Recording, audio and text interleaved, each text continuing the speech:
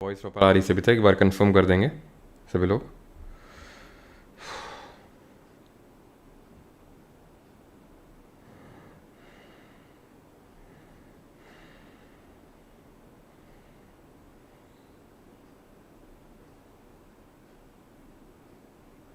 चलो, तो सारी चीज़ें प्रॉपर हैं तो कंफर्म करेंगे एक बार।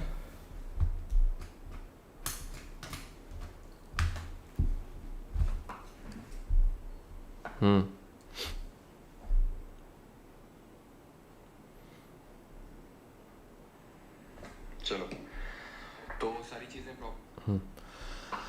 तो ये हम लोगों का रहने वाला है अगला bomb shot. After completing the economics, after completing the polity, अब हम स्टार्ट करने वाले हैं ज्योग्राफी। ठीक है, कुछ चीज़ें मैं पहले बता दूं, जैसे कि किन को करना है किन को नहीं करना है, वो सारी चीज़ें यहाँ पर मैं बता देता हूँ। ठीक है, एंड क्या अलग रहने वाला है इस बम शॉट में। ठीक है, सो दैट कि चलो, तो सबसे पहली चीज़ तो ये है कि जिसने कि अभी रिसेंट में कोई वन शॉट लेक्चर कंप्लीट किया है, ठीक है, ज्योग्राफी का, जैसे मैंने पॉलिटी वाले में बोला था कि अगर आपने कोई रिसेंट में वन शॉट लेक्चर कंप्लीट किया है तो फिर आप मत देखिएगा, आपने जो अभी कंप्लीट किया है उसी को रिवाइज़ करिए अगर आपने रिसेंट में देखा है तो। ठीक है, पहली बात तो ये हो गई। दूसरी बात ये है कि सर यहाँ पे नया क्या होने वाला है।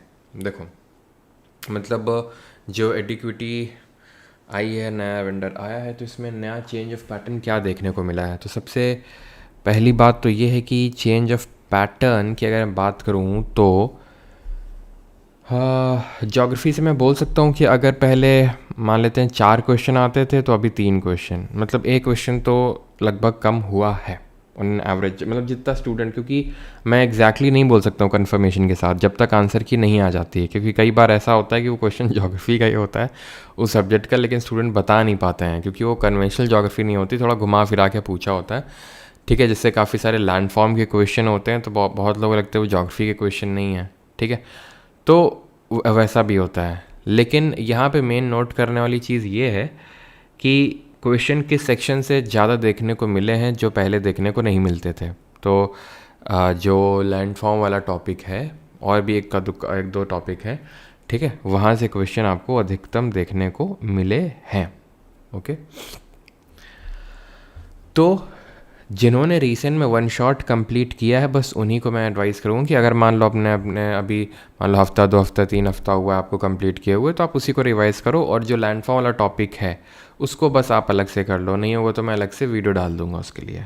ठीक है, बाकी जितने सभी लोग हैं उनके लिए यूज़फुल है, बिकॉज इसमें हम पूरा एक ही लेक्चर में कंप्लीट ज्योग्राफी का रिवीजन करने वाले, और मैं बैक ऑफ द माइंड में ये रख के चल रहा हूँ कि जो नया वेंडर रहा है उसने जिस तरह के चीज़ें पूछी हैं, ठीक है, वो यहाँ पे मैं कैटर करने वाला हूँ। जैसे एग्जांपल मैं एक उदाहरण देता हूँ आपको।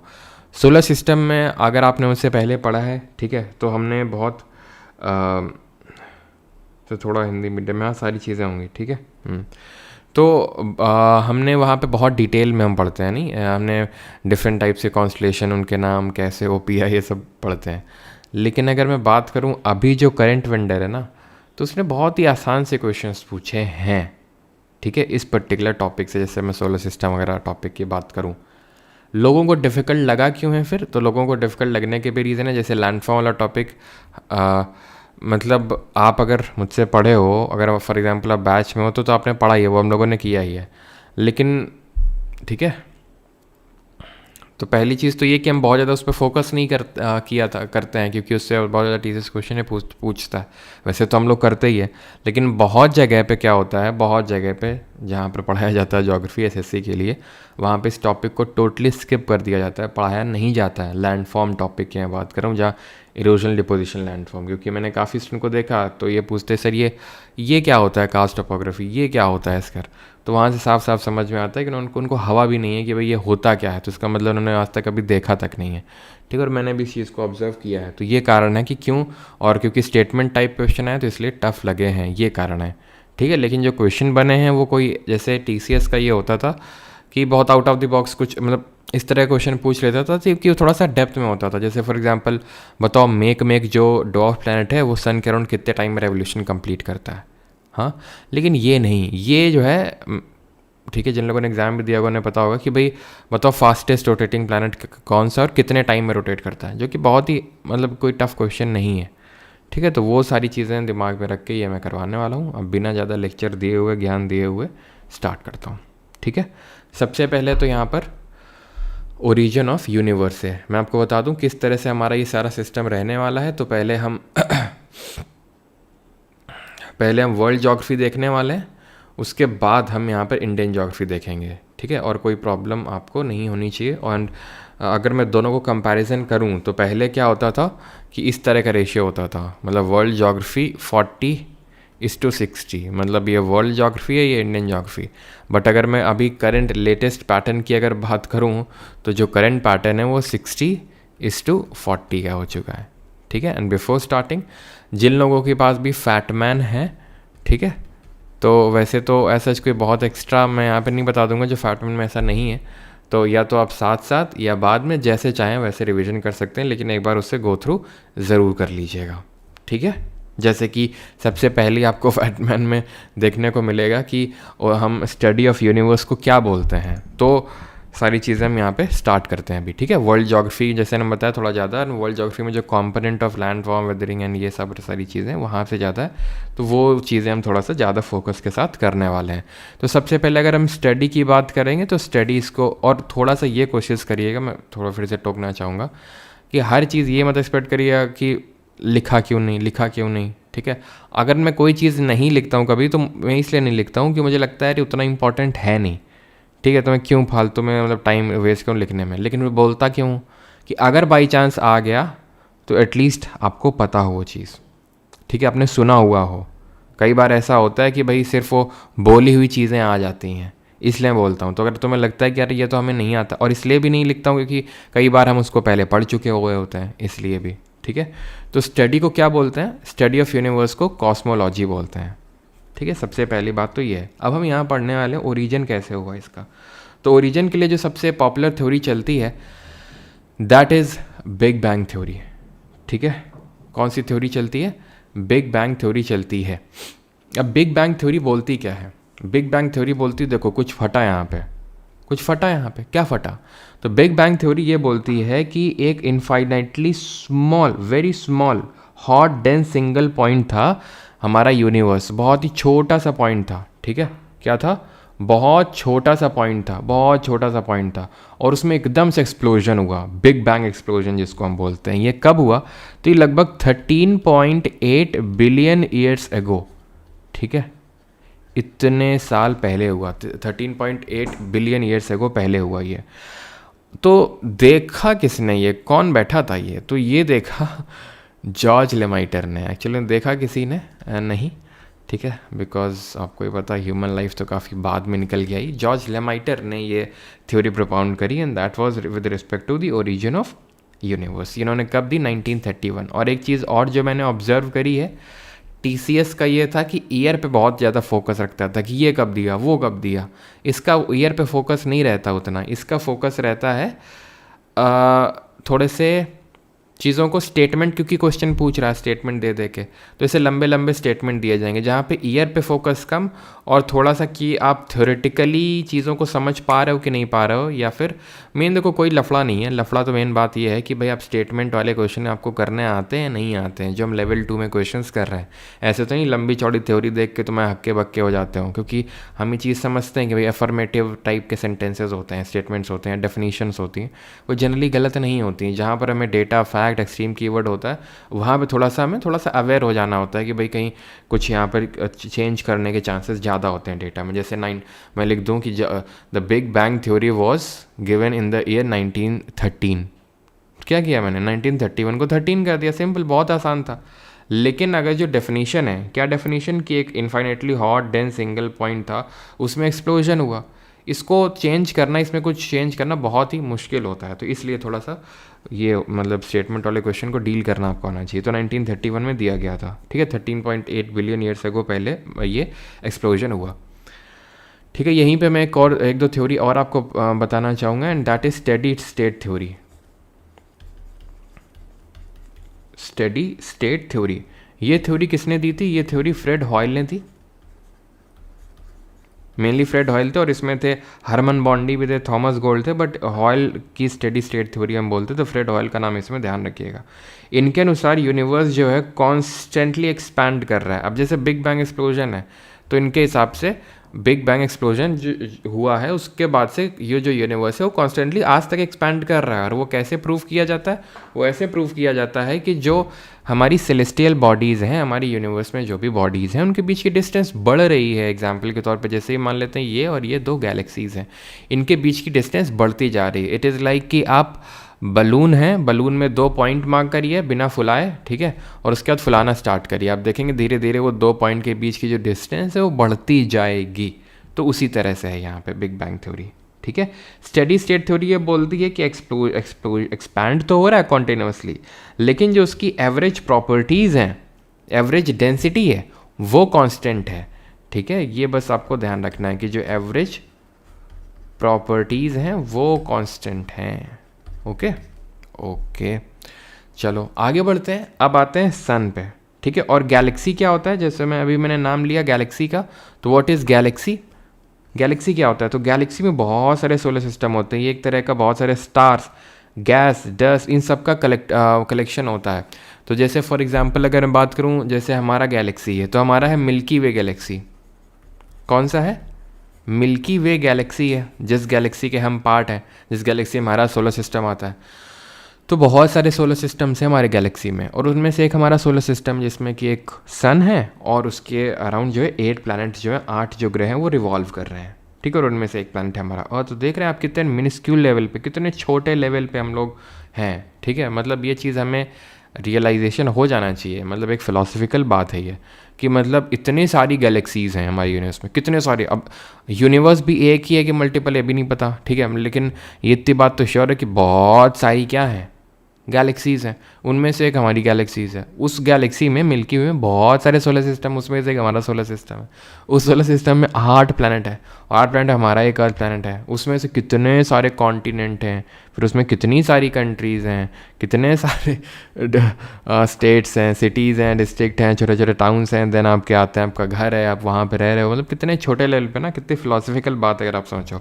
और हम अपने ही दिमाग में चल रहे थॉट से परेशान हैं कि ये हो जाएगा तो वो हो जाएगा, वो हो जाएगा तो ये हो जाएगा। हम अपने दिमाग से ही सारी चीज़ों को फिक्स करना चाहते हैं कि ये कर देंगे, वो कर देंगे, ये कर देंगे। जबकि आप देख सकते हैं कितने छोटे लेवल पे हैं और कितना छोटा हमारा टाइम पीरियड है। मैक्सिमम कितना जिएंगे? अगर हम वैसे एक्सेप्शन आप हटा दीजिए तो हम 90 ईयर्स, ठीक है। वैसे एवरेज अगर हम देखें तो 80 ईयर्स, इससे ज़्यादा तो आप एक्सपेक्ट मत करिए, ठीक है। आगे धीरे धीरे और वो लाइफ एक्सपेक्टेंसी, भले मेडिकल चल रहा है, मेडिकल साइंस है, लाइफ एक्सपेक्टेंसी बढ़ी है, लेकिन ओवर द टाइम वो कम ही होने वाली, ठीक है। तो मान लेते हैं 80 ईयर्स। अब समझिए जो हमारा यूनिवर्स है कब ये बना था? 13.8 बिलियन ईयर्स अगो, ठीक है। अभी हम देखेंगे हमारी अर्थ कब बनी, लगभग 4.6 बिलियन ईयर्स अगो। और हमारा सिर्फ टाइम पीरियड कितना है? 80 ईयर्स मात्र। और उसमें हम इतना परेशान रहते हैं, है कि नहीं? थोड़ा फिलोसफिकल हो गया, लेकिन आगे बढ़ते हैं। और एक चीज़ ध्यान रखिएगा कि हमसे पूछता है कि हमारी जो गैलेक्सी है, मिल्की वे गैलेक्सी, इसके सबसे नियरेस्ट गैलेक्सी कौन सी है? तो इट इज़ एंड्रोमेडा गैलेक्सी। ये मिल्की वे से सबसे नज़दीक है, ठीक है। अब सन क्या है? Sun is the source of energy, but sun क्या है? Sun is the central point of our solar system, central point of our solar system. अब सोलर सिस्टम की अगर हम बात करेंगे तो हमारा जो सोलर सिस्टम है उसका ओरिजिन कब हुआ? तो जो हमारा सोलर सिस्टम है, जो हमारा सौर मंडल है, जिसमें सन सेंटर में बाकी सारे प्लैनेट हैं, इसका ओरिजिन हुआ, अरे सन तो पास आता जा रहा है भाई दूर लिखना पड़ेगा, 4.8 बिलियन ईयर्स एगो, ठीक है। 4.8 बिलियन ईयर्स एगो, है ना, हमारा जो सोलर सिस्टम है वो उसका ओरिजिन होता है। अब इसको लेके भी मल्टीपल थ्योरीज हैं कि हमारा सोलर सिस्टम कैसे इवॉल्व हुआ, ठीक है। तो एक सबसे पहले जो थ्योरी निकल के आती है उसको हम बोलते हैं नेबुलर लैप्लेस थ्योरी, ठीक है। नेबुलर लैप्लेस थ्योरी ये किसने दी? किसने दी है? कमेंट करके बताइए ज़रा, देखते हैं कितने आप होश में हैं। तो एक तो सबसे पहली बात तो ये है कि ये इमैनुअल कांत ने सबसे पहले इसको प्रपोज किया, जहाँ पे नेबुला क्या होता है? नेबुला होता है एक rotating cloud of dust and gases, बहुत भयंकर घूम रहा है cloud of dust and gases, उसको हम नेबुला बोलते हैं, तो उनके अनुसार वहीं से ही बाद में इसको लैपलेस ने वो किया था, मतलब इस पर थोड़ा सा मॉडिफिकेशंस किए थे। तो ध्यान रखना, पहले तो इमैनुअल कांत ने इसको प्रपोज किया था, प्लस बाद में इसको लैपलेस ने इसको थोड़ा सा फर्दर रिवाइज किया था। और उनका मानना था कि नेबुला रोटेट कर रहा, बहुत भयंकर घूम रहा है, जिसकी वजह से सारी जो लो डेंसिटी की कम घनत्व की जो गैसेज हैं वो सेंटर में आ गई हैं, और जो बाकी जो डेंसिटी हाई डेंसिटी वाले वो किनारे आ गई हैं। तो जो सेंटर में आ गया ना, दैट इज़ द सन, जो अभी हम देखेंगे, जो मेनली हाइड्रोजन और हीलियम का कंपोज्ड होता है, मतलब हाइड्रोजन और हीलियम का कॉम्पोजिशन उसका मेन होता है, ठीक है। लगभग 70% हाइड्रोजन होता है, 30% लगभग उसमें हीलियम होता है। देन एक हमारी थ्योरी है जिसको हम बोलते हैं प्लैनेटेसिमल थ्योरी। इसको किसने दिया था? इसको थॉमस चैम्बरलिन और फॉरेस्ट रे मॉल्टन ने दिया था 1905 में, जिस साल बंगाल पार्टीशन हुआ था, ऐसे याद कर लो, उस साल इसको दिया गया था, जिसको हम प्लैनेटेसिमल थ्योरी बोलते हैं। बस इस थ्योरी के बारे में थोड़ा सा ध्यान रखिएगा। प्लैनेटेसिमल थ्योरी वही बोलती है कि किस तरह से हमारे जो सन है वो सेंटर में और बाकी सारे प्लैनेट उसके अराउंड रिवॉल्व कर रहे हैं, ठीक है, ये चीज़ ध्यान रखिएगा। और एक और थ्योरी थी जिसको हम बोलते हैं कॉपरनिकस की थ्योरी, जिसको हम बोलते हैं हीलियोसेंट्रिक थ्योरी, ठीक है। कॉपरनिकस की हीलियोसेंट्रिक थ्योरी। हीलियोसेंट्रिक का मतलब वही होता है कि जैसे कॉन्सेंट्रिक, जैसे हम नहीं कॉन्सेंट्रिक आप सर्कल्स पढ़ते होगे मैथ्स में, जिसके कॉमन सेंटर होता है, तो कुछ उसी तरह से कि सन सेंटर में और बाकी सारे प्लैनेट उसके अराउंड रिवॉल्व कर रहे हैं। तो ये क्योंकि कॉपरनिकस ने दी थी हीलियोसेंट्रिक थ्योरी, तो इसीलिए इसको कॉपरनिकस थ्योरी भी बोल देते हैं, ठीक है। अब आते हैं कॉन्स्टलेशन पे कि ये कॉन्स्टलेशन होता क्या है। कॉन्स्टलेशन होता है ग्रुप ऑफ स्टार्स, यानी कि बहुत सारे तारों का समूह आपस में मिल जाता है, मतलब एक पैटर्न बना देता है। अब आपस में मिलता कैसे है, हम मिला देते हैं उसको, तो उसमें पैटर्न हमें एक देखने को मिलता है, that is called as constellation, ठीक है। जैसे कि ये हमें ये कॉन्स्टलेशन देखने को मिलता है, इसको हम अगर मिला देते हैं तो कुछ इस तरह का देखने को मिलता है, तो इसको ओरियन द हंटर बोल देते हैं, ठीक है। हंटर के शेप का ये हमें देखने को मिलता है, क्लियर। देन आते हैं कैसे हो पिया, लेकिन अभी क्या है ना, TCS तो गुस्सा था, लेकिन ये कैसे हो पिया, कैसे हो साजन, ये सब एडिक्विटी उतना ज़्यादा नहीं पूछता है। तो ये कैसे हो पिया ध्यान रखना, W शेप्ड होता है, बहुत ज़्यादा हम फोकस नहीं करेंगे इस पर। उर्सा माइनर आपको पता होना चाहिए, उर्सा मेजर, ठीक है। तो उर्सा मेजर की अगर हम बात करेंगे तो इसी को ये सप्तऋषि के नाम से जाना जाता है, सप्तऋषि या ग्रेट बियर, ठीक है।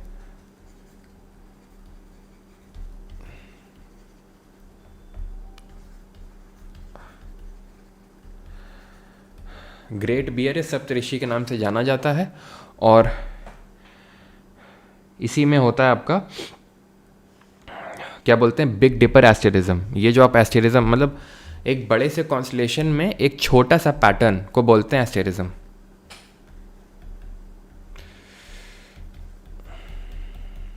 एक सेकंड रुकिएगा।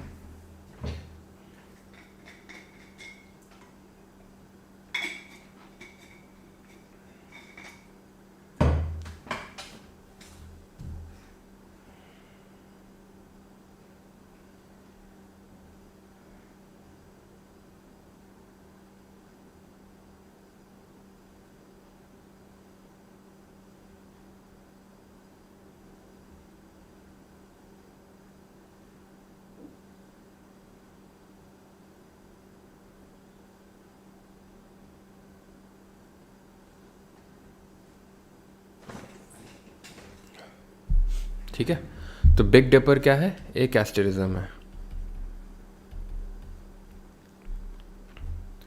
चलिए अभी सोलर सिस्टम में जो हमारे डिफरेंट प्लैनेट्स हैं उनके बारे में पढ़ते हैं सबसे पहले, ठीक है। लेकिन उससे पहले सन के बारे में जानेंगे कि जो सन है उसकी डिफरेंट लेयर्स वगैरह ये सारी चीज़ें क्या होती हैं। तो sun is a type of star, ठीक है। सन स्टार है एक तरह का। स्टार क्या होते हैं, जो अपनी एनर्जी खुद से बनाते हैं, अपनी लाइट खुद से बनाते हैं, तो इनको हम ल्यूमिनस ऑब्जेक्ट्स बोलते हैं।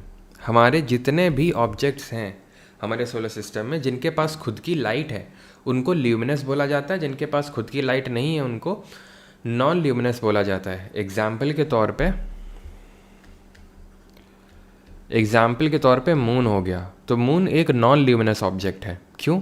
खुद की लाइट नहीं है, ये सन की लाइट को रिफ्लेक्ट करता है, इसलिए बस वो रात में चमकता है, बस इसीलिए।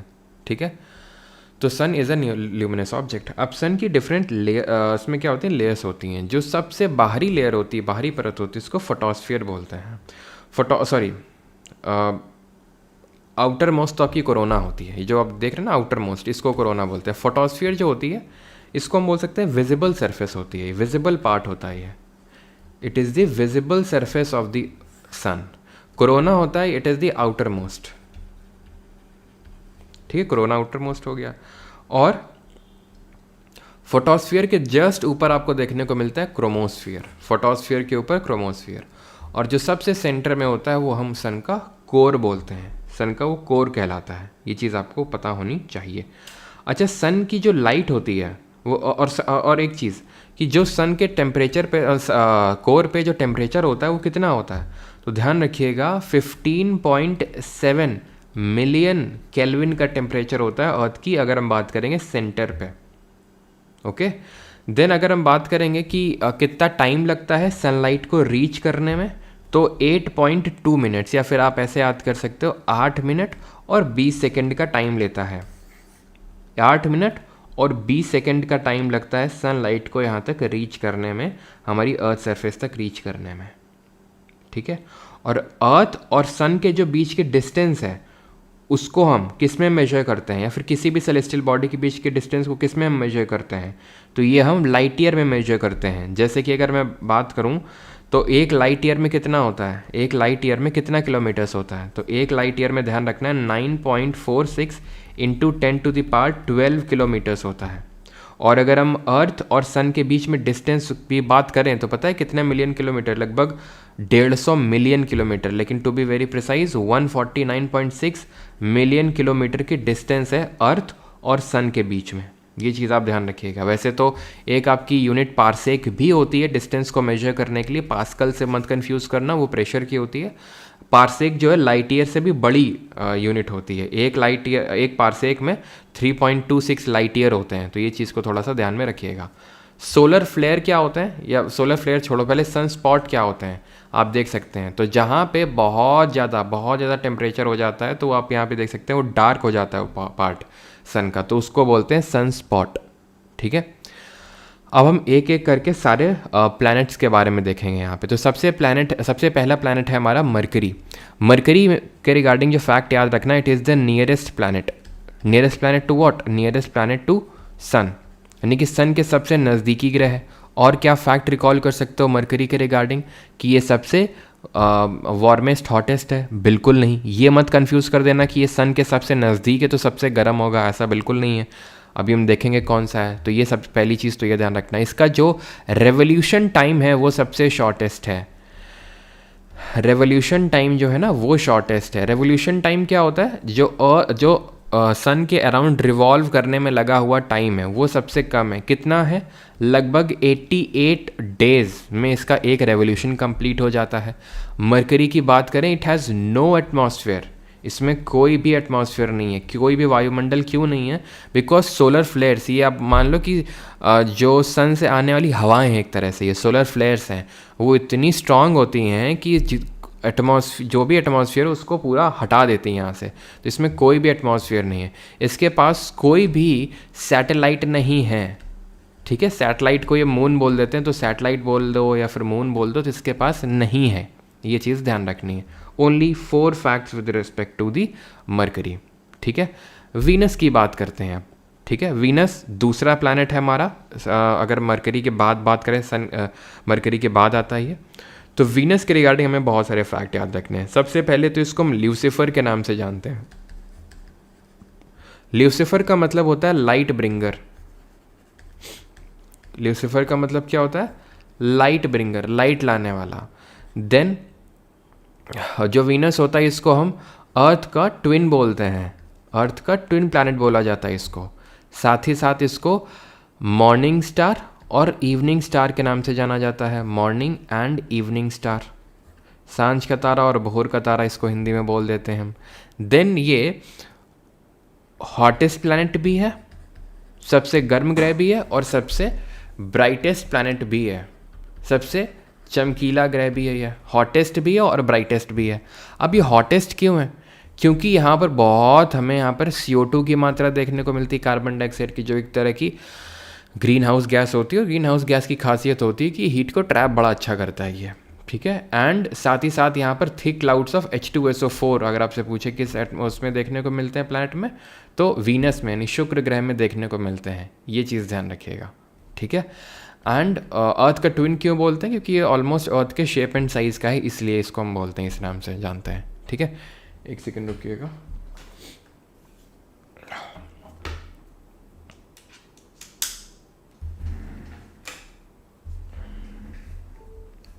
फिर आपको ये चीज़ ध्यान रखनी है कि इसका जो रोटेशन टाइम है, रोटेशन टाइम जो है वो सबसे लॉन्गेस्ट है, यानी कि सबसे ज़्यादा टाइम लगाता है एक रोटेशन कंप्लीट करने में। कितना टाइम लगाता है? तो 243 डेज़, 243 जो अर्थ डेज़ हैं, दिन हैं, उसमें इसका रोटेशन कंप्लीट होता है। रोटेशन का मतलब होता है अपनी एक्सिस पे घूमना, जैसे जो अभी घूम रहा था ये, ठीक है, अपनी एक्सिस पे जैसे आप अभी देख पा रहे हो घूम रहा है, तो इसी को रोटेशन बोलते हैं, ये अपनी एक्सिस पे घूमना। और सन के अराउंड घूमने को हम रेवोल्यूशन बोलते हैं। तो इसका रोटेशन टाइम सबसे लॉन्गेस्ट है। And it is not the only planet but it is one of the 2 planet जो ईस्ट टू वेस्ट रोटेट करते हैं, ठीक है।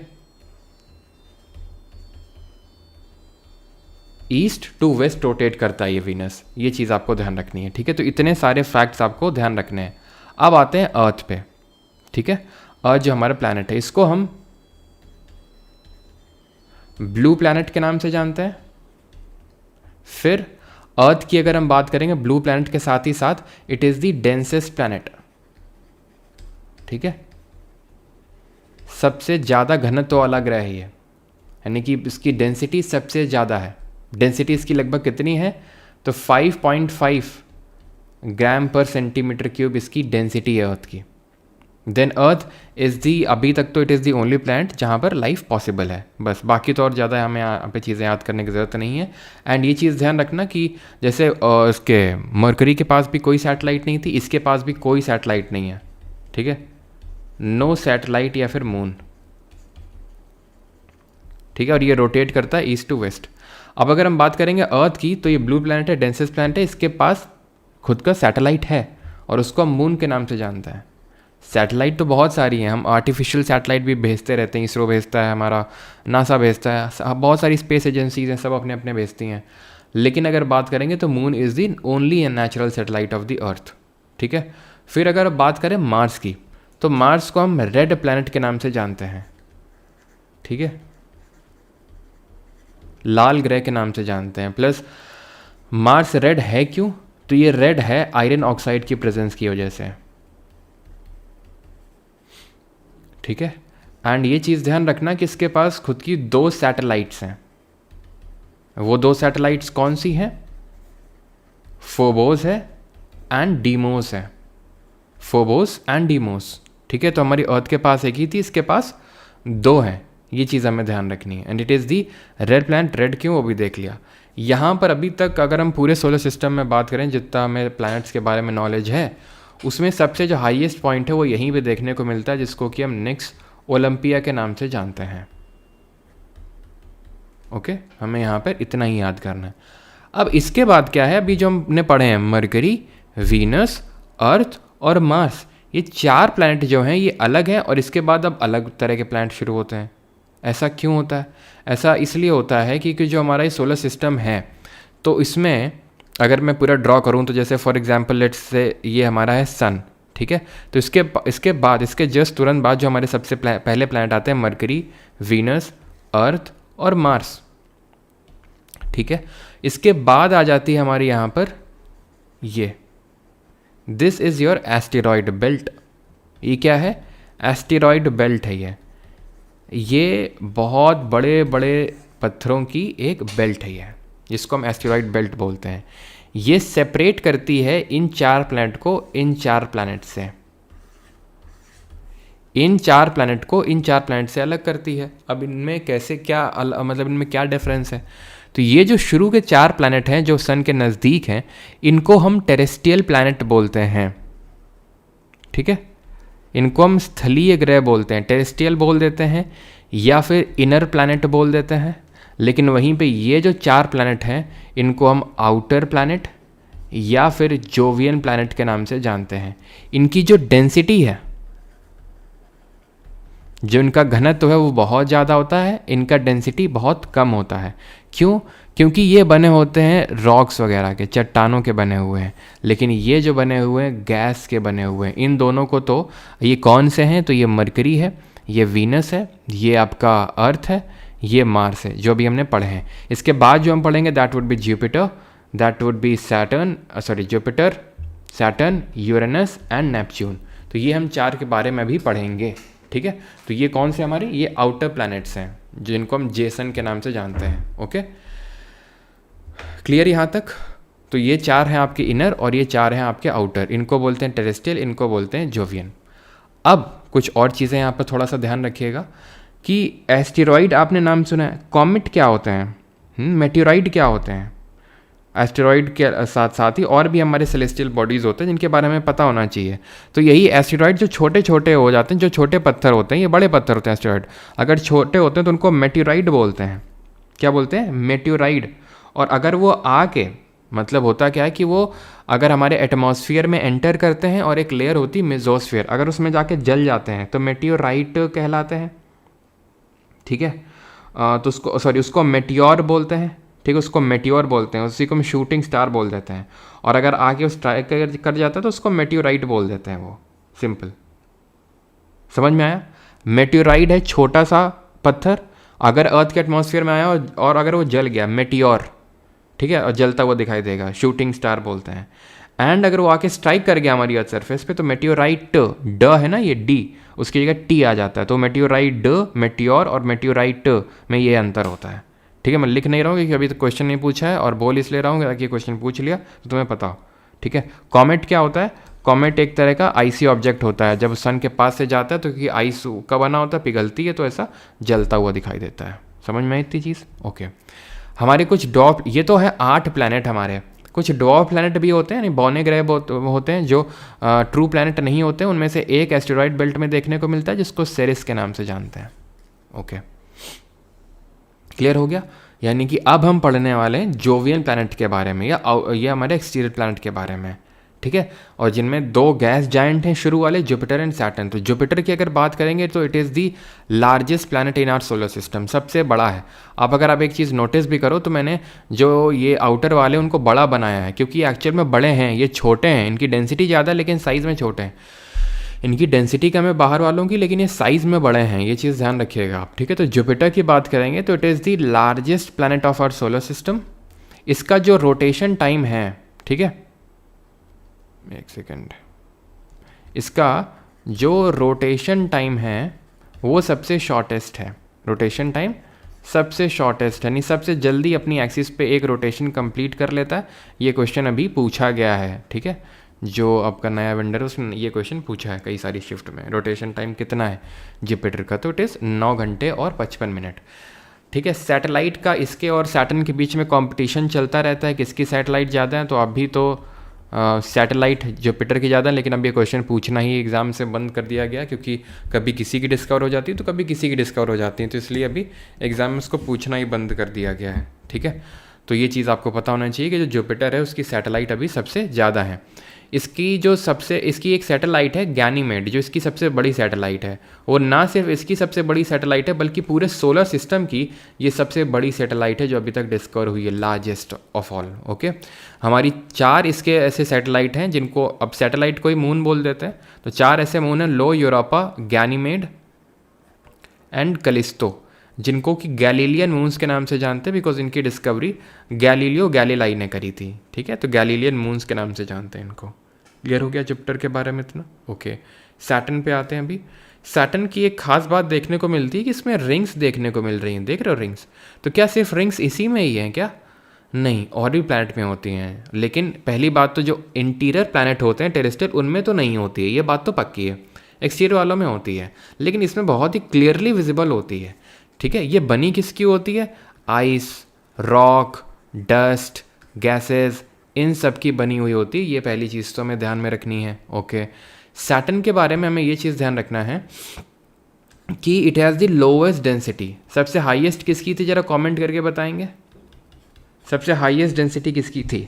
ठीक है, ये आपको बताना है। लोवेस्ट तो आपकी सैटर्न की है। कितनी है, 1 ग्राम पर सेंटीमीटर क्यूब से भी कम है, यानी कि इतनी कम है कि अगर हम हाइपोथेटिकल सिनेरियो लेके चले, सारे प्लांट को अगर पानी में डाल दें तो ये पानी में तैरने लगेगा, मतलब फ्लोट करेगा। ठीक है, तो 0.69 ग्राम पर सेंटीमीटर क्यूब सैटर्न की डेंसिटी है। ठीक है, ये चीज़ आपको पता होना चाहिए। और अगर कभी पूछ ले कि इसकी सबसे बड़ी सैटेलाइट कौन सी है, तो टाइटन इसकी सबसे बड़ी सैटेलाइट है। और इसके और जुपिटर के बीच में ही कंपटीशन चलता रहता है मोस्ट नंबर ऑफ सैटेलाइट का। डिस्कवर किसने करा था इसकी रिंग्स को, हाइजेंस ने करा था। और इसके बीच में आप गैप देख पा रहे होगे, वो गैप को डिस्कवर किसने किया था, कसीनी जी ने इसको डिस्कवर करने का काम किया था। यूरेनस पे आते हैं, तो यूरेनस की अगर बात करेंगे तो इसको हम ग्रीन प्लैनेट के नाम से जानते हैं। ठीक है, इसको हम रोलिंग प्लैनेट के नाम से जानते हैं, इसको हम लॉपसाइडेड प्लैनेट के नाम से जानते हैं। अब रोलिंग लॉपसाइडेड क्यों बोलते हैं, क्योंकि ये अपनी एक्सिस पे इतना ज़्यादा टिल्टेड है, मोर देन 90 डिग्री टिल्टेड है, लगभग 98 डिग्री टिल्टेड अपनी एक्सिस पे, जिसकी वजह से ऐसा रोल होता हुआ प्रतीत होता है, रोल होता हुआ दिखाई देता है हमें। इसकी डिस्कवरी विलियम हर्शल ने करी थी, ये चीज़ पता होनी चाहिए। विलियम हर्शल ने 1781 में इसकी डिस्कवरी करी थी। और बाकी तो और आपको ज़्यादा कुछ याद नहीं रखना है, ग्रीन, रोलिंग, लॉपसाइड, 98 डिग्री, हर्शल, बस। लास्ट प्लैनेट पे आते हैं, अब लास्ट है सन से, तो ये सबसे ठंडा होगा, लेकिन यूरेनस पे सबसे ठंडा सबसे कोल्ड टेम्परेचर को रिकॉर्ड किया गया अभी तक, ध्यान रखना, तो इसलिए इसको हम कोल्डेस्ट बोल देते हैं। ओके, देन नेपच्यून की अगर बात करेंगे तो ये फारदेस्ट है, एंड इसका जो रेवोल्यूशन टाइम है वो सबसे ज़्यादा है। रेवोल्यूशन टाइम का मतलब ये है कि जो सन के अराउंड अपना एक रेवोल्यूशन ये कंप्लीट करता है, अपना एक परिक्रमण का पूरा करता है, उसमें सबसे ज़्यादा समय लगाता है, तो रेवोल्यूशन टाइम इसका सबसे लॉन्गेस्ट है। कितना है रेवोल्यूशन टाइम अगर मैं बात करूँगा तो 165 साल, 165 ईयर्स में इसका एक रेवोल्यूशन कंप्लीट होता है सन के अराउंड। और ठीक है, तो मैं एक समराइज़ कर लें हम, क्योंकि ये क्वेश्चन पूछता है। तो अगर आप आंखें बंद करें अपनी और अगर इमेजिन करें कि रोटेशन टाइम सबसे कम किसका होता है, रोटेशन की बात करते हैं, जुपिटर का होता है 9 घंटे 55 मिनट। रोटेशन टाइम सबसे ज़्यादा किसका होता है, वीनस का 243 अर्थ डेज होते हैं। रेवोल्यूशन टाइम सबसे कम किसका होता है, मरकरी का होता है, जो सबसे क्लोजेस्ट प्लैनेट है सन से, 88 अर्थ डेज। और सबसे ज़्यादा किसका, जो सन से सबसे दूर है, that is Neptune, 165 years. Uranus के बारे में एक चीज़ और फैक्ट नोट करना है, दैट इज़ कि ये भी वीनस की तरह ही ईस्ट टू वेस्ट रोटेट करता है, दैट इज़ क्लॉकवाइज रोटेट करता है। सारे प्लैनेट हमारे सोलर सिस्टम में काउंटर क्लॉकवाइज यानी कि वेस्ट टू ईस्ट रोटेट करते हैं, बट ये वीनस और यूरेनस सिर्फ 2 ऐसे प्लैनेट हैं जो ईस्ट टू वेस्ट रोटेट करते हैं, ओनली दीज 2 प्लैनेट। ओके, ये चीज़ हमें याद होनी चाहिए। ओके, नाउ अब बाकी चीज़ हम आगे बढ़ें, थोड़ा सा मैं आपको ऑर्डर बता देता हूँ कि ऑर्डर क्या होता है, डिक्रीजिंग ऑर्डर जो प्लैनेट है, तो उसको हम याद रखते हैं जेसन, ईवीएम, मरकरी, इस तरह से हम याद रखते हैं इसको। बाकी आप भी कुछ अगर आपका ट्रिक है तो उससे याद कर लो। जुपिटर सबसे बड़ा है, then Saturn, then Uranus, then Neptune, यानी आप देख रहे हो जो हमारे बाहरी वाले प्लैनेट, एक्सटीरियर प्लैनेट हैं, जोवियन, वो बड़े हैं। Then Earth, Venus, Mars and then Mercury. Venus को हम क्लोजेस्ट प्लैनेट टू अर्थ भी बोलते हैं। ठीक है, अब अलग अलग है क्योंकि अगर आप देखो तो अर्थ के एक साइड वीनस है, एक साइड मार्स है, तो वीनस को हम कंसिडर करते हैं, ये चीज़ थोड़ा सा आपको पता होना चाहिए। देन अगर मैं बात करूँ ड्वार्फ प्लैनेट की, तो होता क्या है ना कि ये जो नेपच्यून है इसके बियॉन्ड, जैसे चलो मैं वहीं पे आता हूँ अभी, ये वाला जो फिगर था, ये एस्टेरॉयड बेल्ट है, यहीं पे ही इसके नेपच्यून के बियॉन्ड एक क्यूपर बेल्ट देखने को मिलती है। क्या होती है, इसको बोलते हैं क्यूपर बेल्ट। ये क्यूपर बेल्ट में हमें कुछ डॉर्फ प्लैनेट देखने को मिलते हैं, जैसे एस्टेरॉयड बेल्ट में हमने देखा था सिरिस को, उसी तरह यहाँ पर हमें क्या देखने को मिलते हैं, तो प्लूटो ध्यान रखना, हॉमिया ध्यान रखना, और मेक ध्यान रखना। ठीक है, तो ये चीज़ आपको ध्यान रखनी है। आगे बढ़ते हैं, चलो।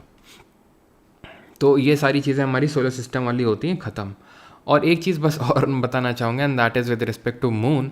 ठीक है, कि मून को बारे में एक चीज़ तो मैंने फैक्ट आपको लिखवा ही दिया था कि नॉन ल्यूमिनस ऑब्जेक्ट होता है, यानी खुद की लाइट नहीं होती इसके पास, ये चीज़ आपको पता होनी चाहिए। प्लस इसका हमें एक साइड ही विजिबल होता है, जैसे कि अभी हमने चंद्रयान भेजा था, चंद्रयान 3, तो उसमें आपने देखा था कि India become the 4th country to do a soft landing on the south pole of the moon. तो साउथ पोल या far side of the moon कौन सा साइड ऑफ द मून होता है जो हमें अर्थ से कभी विजिबल नहीं होता है, क्योंकि हमें अर्थ से सिर्फ मून का एक साइड ही विजिबल होता है। उसके पीछे का रीज़न ये होता है कि मून का रोटेशन टाइम और रेवोल्यूशन टाइम दोनों सेम होता है और वो 27.3 डेज होता है, इसलिए हमें उसका सिर्फ एक ही साइड विजिबल होता है। जो नहीं होता उसको सदर्न पोल या जो है साउथ पोल या फिर फार साइड ऑफ द मून के नाम से जानते हैं। यहाँ पे जो ग्रेविटी होती है, जो मून में जो ग्रेविटी होती है वो 1/6 ऑफ अर्थ की ग्रेविटी होती है, इसीलिए मास चेंज नहीं होता है। जो चेंज होता है वो वेट होता है, because weight is dependent of gravity, ना कि मास।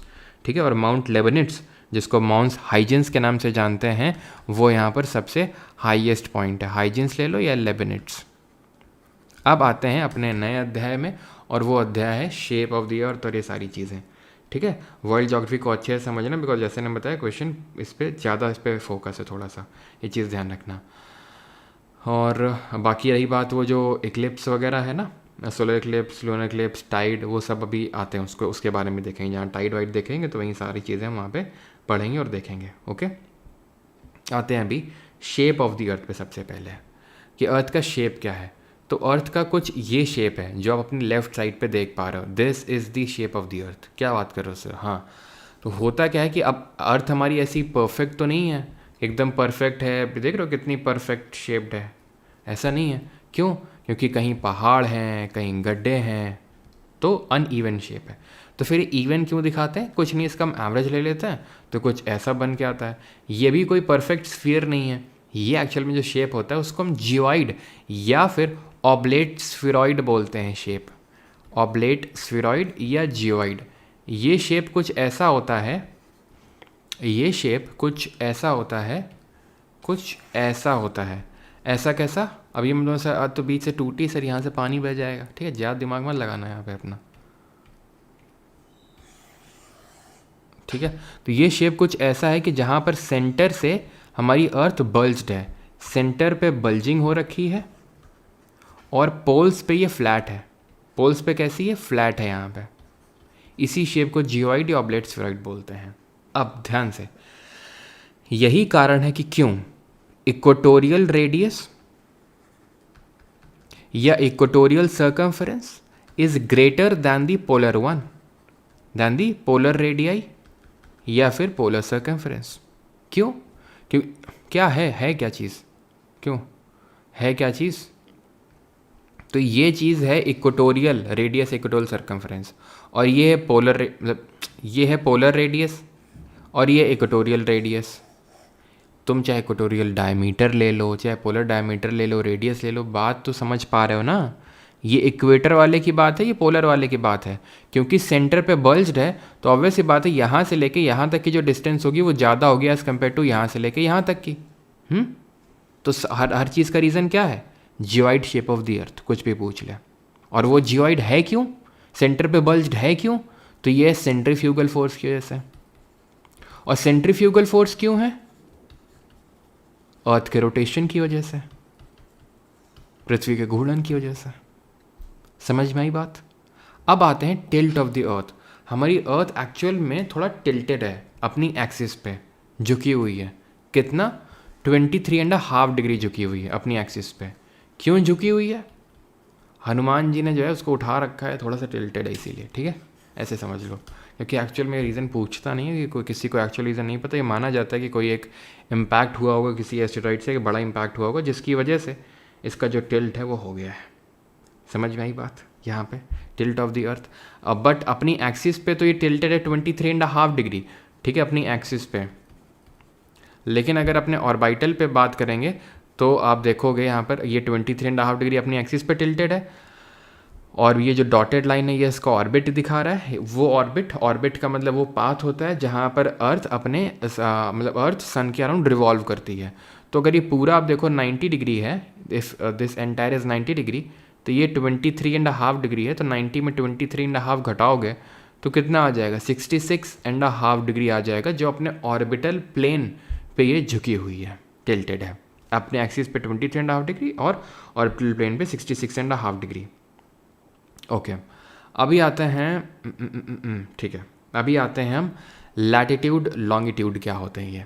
ठीक है, लैटिट्यूड लॉन्गिट्यूड समझते हैं। आई होप यहाँ तक तो सारी सबको चीज़ें समझ में आ गई होंगी। तो लैटिट्यूड क्या होती हैं? लैटिट्यूड हो चाहे लॉन्गिट्यूड हो, दोनों ही इमेजिनरी लाइंस होती हैं जो हम अपने ग्लोब पे ड्रॉ करते हैं। किस लिए ड्रॉ करते हैं? किसी एक स्पेसिफिक जगह का स्पेसिफिक पोजीशन बताने के लिए, ठीक है, हम लैटिट्यूड और लॉन्गिट्यूड को ड्रॉ करते हैं। लैटिट्यूड क्या होती हैं? ये हॉरिजॉन्टल लाइंस होती हैं ये, which run east to west, ठीक है, डेफिनेशन आई थिंक नहीं लिखी, कोई बात नहीं, which run east to west. अब देखो ये ईस्ट वेस्ट ऐसे ऐसे जा रही ना, ईस्ट वेस्ट, तो ईस्ट टू वेस्ट रन करती हैं ये। फिर यहाँ से हम डिफरेंट टाइप्स के क्वेश्चन पूछता है कि total number of latitude lines हैं कितनी, तो कितनी है? तो 0 डिग्री है, ठीक है, ये 10 डिग्री है, 20 डिग्री, 30, 40, 50, 60, 70, 80, 90, तो कितनी हो गई? 1 2 3 4 5 6 7 8 9 10, है ना? क्यों 10 हो गई? तो ध्यान रखना 0 के बाद 1 भी आएगा, 2 भी आएगा, 3 आएगा, 4 5 6 7 8 9 तब 10 आएगा, 11 12, इस तरह से। तो टोटल कितनी हो गई? 90। ऐसे ही नीचे जाओगे तो कितने हो गए? 90। हाँ, 1 2 3 4 90, 1 2 3 4 90, तो 90 + 90 180, और 0 डिग्री को भी जोड़ लो तो टोटल 181 आ जाएंगे लैटिट्यूडनल लाइंस। टोटल लैटिट्यूड कितने हो गए? 181 हो गए। हर लैटिट्यूड के बीच की डिस्टेंस सेम होती है, और हर एक डिग्री ऑफ लैटिट्यूड के बीच की जो डिस्टेंस होती है वो 111 किलोमीटर होती है, 111 किलोमीटर होती है, ये चीज़ ध्यान रखिएगा, ठीक है। तो 181 नंबर ऑफ लैटिट्यूड होते हैं, और एक डिग्री ऑफ लैटिट्यूड के बीच में जो डिस्टेंस होती है दैट इज़ 111 किलोमीटर्स। क्लियर? अब कुछ इंपॉर्टेंट लैटिट्यूड्स के बारे में हमें पता होना चाहिए, ठीक है। कुछ इंपॉर्टेंट लैटिट्यूड हैं, जैसे ये 0 डिग्री इक्वेटर है, ये अर्थ को 2 इक्वल पार्ट में डिवाइड करता है। ऊपर वाले पार्ट को बोलते हैं नदर्न हेमिस्फीयर, उत्तरी गोलार्ध, नीचे वाले को बोलते हैं सदर्न हेमिस्फीयर, दक्षिणी गोलार्ध। फिर यहाँ पर आपको 20 के जस्ट ऊपर यहाँ पर आपको देखने को मिलता है 23.5, थोड़ा सा ज़्यादा ऊपर हो जाएगा, उस पर मत जाना, ठीक है, ज़्यादा दिल पे मत लेना, बस समझ लो कि हाँ यहाँ पे 23.5 डिग्री है, ठीक है, और यहाँ पे 23.5 डिग्री है। ये 23.5 डिग्री नॉर्थ होगा। इतना तो आई थिंक यार पढ़ रहे हो तो इतना तो थोड़ा एक्सपेक्ट कर ही सकता हूँ ना, कि इतना तो पता है कि ये 23.5 डिग्री नॉर्थ है, ये 23.5 डिग्री साउथ है ये, क्योंकि ये पूरा ऊपर वाला नदर्न हेमिस्फीयर, नीचे वाला सदर्न हेमिस्फीयर है। इसको एन से, इसको एस से रिप्रेजेंट करेंगे।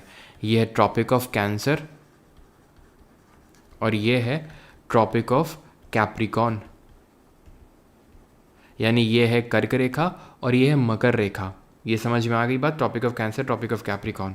एंड देन यहाँ पर 66.5 डिग्री नॉर्थ है, आर्कटिक सर्कल, और यहाँ 66.5 डिग्री साउथ, जिसको एंटार्क्टिक सर्कल बोलेंगे, आर्कटिक वृत्त और एंटार्क्टिक वृत्त, ठीक है।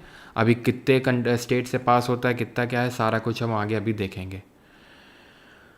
क्लियर है? और यहाँ तक कि ये भी आपको पता होना चाहिए कि एक्चुअल में किन कंट्रीज से पास होता है। जी हाँ, because if I am not wrong question पूछा गया है शायद, या तो मुझे पता नहीं, मैंने लेवल 2 में पूछा है आपसे, या शायद लेवल 2 में ही क्वेश्चन था वो, लेवल 2 में जो मैं आपको मॉक देता हूँ ना, जो मिलते हैं डेली बेसिस पे, तो उसमें था आई थिंक ये। लॉन्गिट्यूड क्या होते हैं? तो लॉन्गिट्यूड आपकी ये वर्टिकल लाइंस होती हैं। कैसी लाइंस होती हैं? वर्टिकल लाइंस होती हैं, वर्टिकल इमेजिनरी लाइंस होती हैं लॉन्गिट्यूड्स। ये कैसे रन करती हैं?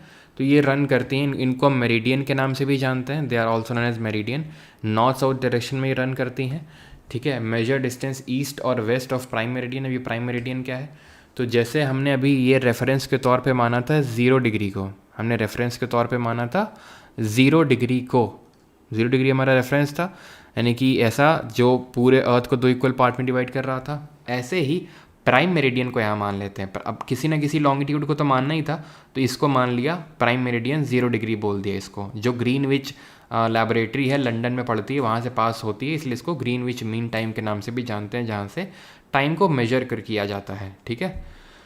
क्लियर? अब लॉन्गिट्यूड की खासियत ये होती है कि हर लैटिट्यूड के बीच में जो डिस्टेंस होती है वो तो सेम होती है हर लैटिट्यूड के बीच में, लेकिन लॉन्गिट्यूड के बीच में डिस्टेंस सेम नहीं होती है। अब देखो यहाँ पर कितनी डिस्टेंस है, फिर यहाँ पर थोड़ी सी कम हुई, और कम हुई, और कम हुई, और कम होती जा रही, और कम होती जा रही, और फाइनली यहाँ पर जाके पोल्स पे जाके, पोल्स पे मतलब ये नॉर्थ पोल है दैट इज़ 90 डिग्री नॉर्थ, ऐसे आप साउथ पोल पे जाओगे तो ऐसे कम होती जाएगी, कम होती जाएगी, एंड साउथ पोल पे आप जाओगे दैट इज़ 90 डिग्री साउथ, तो वहाँ पर भी जो डिस्टेंस होगी बिटवीन दी टू लॉन्गिट्यूड वो 0 हो जाएगी।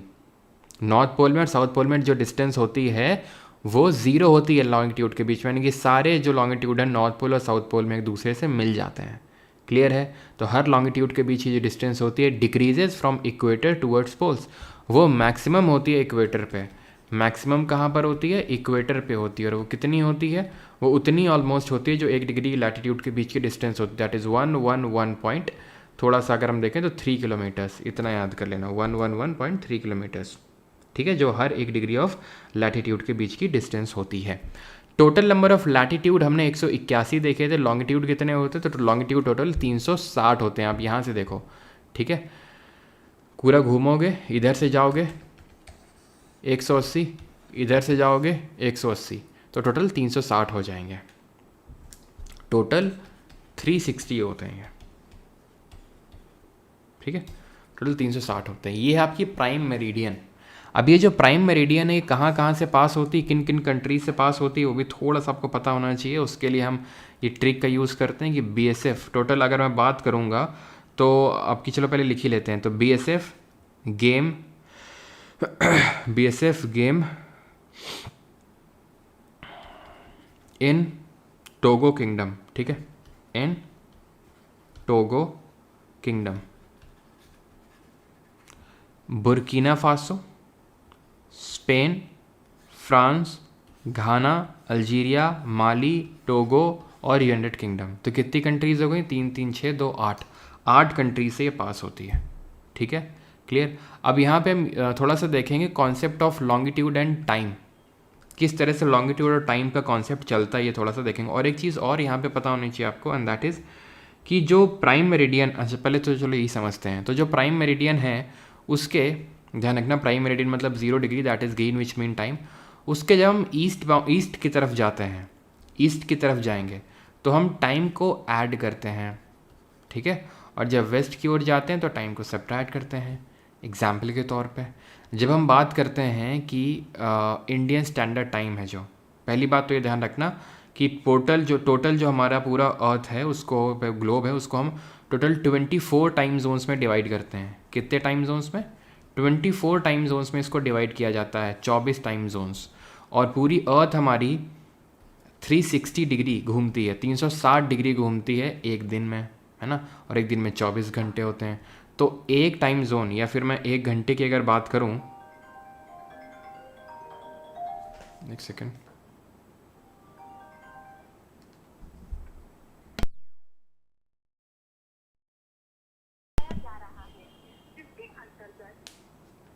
ठीक है, तो 24 टाइम जोन्स होते हैं, टोटल 360, यानी कि एक घंटे में अगर हम बात करेंगे तो हमारी जो अर्थ है वो कितना डिग्री घूमेगी? 15 डिग्री, ठीक है। 1 आवर का मतलब हो गया 15 डिग्री, उस हिसाब से निकालेंगे तो 1 डिग्री में निकल के आएगा आपका 4 मिनट। तो यहाँ से टाइम का कॉन्सेप्ट निकल के आता है। जैसे कि अगर हम इंडियन स्टैंडर्ड टाइम की अगर बात करें, भारतीय समय मानक की, तो हम 82.5 डिग्री ईस्ट लेते हैं। 82.5 डिग्री ईस्ट, ये पूर्वी देशांतर है, 82.5 डिग्री पूर्वी देशांतर से हम मेजर करते हैं। तो ये 0 डिग्री हो गया प्राइम मेरिडियन, और ये हमारा इंडिया का 82.5 डिग्री, ठीक है। तो हम कैसे टाइम को कैलकुलेट करते हैं? तो हमें पता है कि भाई पहले तो हम डिफरेंस निकाल लेते हैं। डिफरेंस कैसे निकालते हैं कि कौन से 2 रेफरेंस लॉन्गिट्यूड है हमारे। अरे तुम्हें समझ नहीं आ रहा है, मैं तुम्हें साफ साफ समझाता हूँ। जैसे फॉर एग्जांपल ये 0 डिग्री है प्राइम मेरिडियन, ठीक है। वैसे तो तुम्हें समझ में आ जाएगा अगर पहले पढ़े हो थोड़ा बहुत, तो नहीं तो नहीं समझ में आ रहा है तो ये देखो 0 डिग्री है, मैं इसके 10 डिग्री ईस्ट 10 डिग्री इधर चलता हूँ, ठीक है। 10 डिग्री इधर चलने का मतलब इसके और इसके बीच में कितने घंटे का अंतर होगा? 2 घंटे का। नहीं भाई, कितने घंटे का अंतर होगा? अगर हम देखें तो 1 घंटे में 15, मतलब 1 घंटे से भी कम, या तो ऐसे मान लो तुम 30 डिग्री है, ये 30 डिग्री, तो अब 2 घंटे का हो गया भाई। 15 डिग्री का मतलब 1 घंटा होता है, तो 30 डिग्री का मतलब 2 घंटे। तो 0 डिग्री और 30 डिग्री अंतर 2 घंटे का, यानी कि इन दोनों पॉइंट के बीच में, इन दोनों प्लेसेस के बीच में कितने का अंतर होगा? 2 घंटे का टाइम डिफरेंस होगा। लेकिन ये आगे होगा कि ये आगे होगा? तो मैंने क्या बताया, अगर ईस्ट में जाओगे रेफरेंस लॉन्गिट्यूड के ईस्ट में जाओगे तो टाइम को ऐड करना है। यानी कि अगर मान लो इधर पे बज रहा है शाम का 6, तो इधर बज रहा है रात के 8, समझ रहे हो? क्यों? क्योंकि ये 2 घंटे आगे होगा। लेकिन अगर तुम यहीं पे ले लोगे, यहाँ पे 30 डिग्री, मान लो यहाँ ले लिया 30 डिग्री, तो ये भी 2 घंटे का अंतर में ही होगा। लेकिन यहाँ अगर बज रहा 6 शाम के, तो यहाँ बज रहा होगा 4 शाम के, क्यों? क्योंकि टाइम घटाना होता है वेस्ट में जाते हैं रेफरेंस लॉन्गिट्यूड के। तो ठीक है, अब इंडिया क्योंकि प्राइम मेरिडियन के इधर पे है, ईस्ट की साइड में है, और उसका रेफरेंस उसका लॉन्गिट्यूड है 82.5 डिग्री, ये भारत की अगर बात कर रहा हूँ। तो फिर हम अगर इनके बीच में डिफरेंस निकालेंगे तो कितने का है? 82.5 और 0 में कितने का डिफरेंस है? 82.5 का डिफरेंस है। तो 15 डिग्री का मतलब 1 घंटा, तो 82.5 डिग्री का मतलब कितना होगा? तो सर 15 डिग्री का मतलब 1 घंटा है, तो 75 डिग्री का मतलब 5 घंटे हो जाएगा। बचा कितना? 7.5 डिग्री। तो 15 डिग्री का मतलब 1 घंटा, तो 7.5 डिग्री का मतलब आधा घंटा, यानी कि 30 मिनट। सिंपल। 7.5 डिग्री का मतलब तो यही हुआ ना, 30 मिनट या आधे घंटे। तो 82.5 डिग्री का मतलब क्या हुआ? 5.5 घंटे। और हम 5.5 घंटे इसीलिए बोलते हैं कि ऐड हैं ग्रीनविच मीन टाइम या जीएमटी के या प्राइम मेरिडियन के, ऐड हैं जीएमटी के। क्यों? क्योंकि हम ईस्ट साइड में लोकेटेड हैं इसलिए। अभी इंटरनेशनल डेट लाइन क्या होती है, आइडियल क्या चीज़ होती है? तो आइडियल जो होती है प्राइम मेरिडियन के जस्ट ऑपोजिट एक लाइन होती है जिसको क्रॉस करने से डेट में चेंज होता है। किस में चेंज होता है? डेट में चेंज होता है। ये एक जिग जैग लाइन है। प्राइम मेरिडियन एक स्ट्रेट लाइन, एक सीधी रेखा है। आप देखो एकदम स्ट्रेट लाइन है, कहीं पर ऐसा कुछ देखने को मिल रहा है जिग जैग टाइप? नहीं है। लेकिन जो आइडियल है international date line which is nothing but 180 degree east और वेस्ट, ये आपकी एक जिग जैग लाइन है जो कहाँ से पास होती है? जो आपकी पास होती है पैसिफिक ओशन से, प्रशांत महासागर से गुजरती है ये। और यहाँ को ये इसको क्रॉस करते ही डेट में चेंज आता है। यहाँ पे टाइम का यूज़ कर रहे थे, प्राइम मेरिडियन में टाइम का यूज़ होता है, बट आइडियल में डेट चेंज होती है, जिग जैग लाइन होती है, और ये पैसिफिक ओशन से गुजरती है। अब अगर हम यहीं पे ग्रेट सर्कल का कॉन्सेप्ट देखें कि महान वृत्त क्या होता है, तो ग्रेट सर्कल वो सर्कल होता है जो अर्थ को 2 इक्वल पार्ट में डिवाइड कर दे।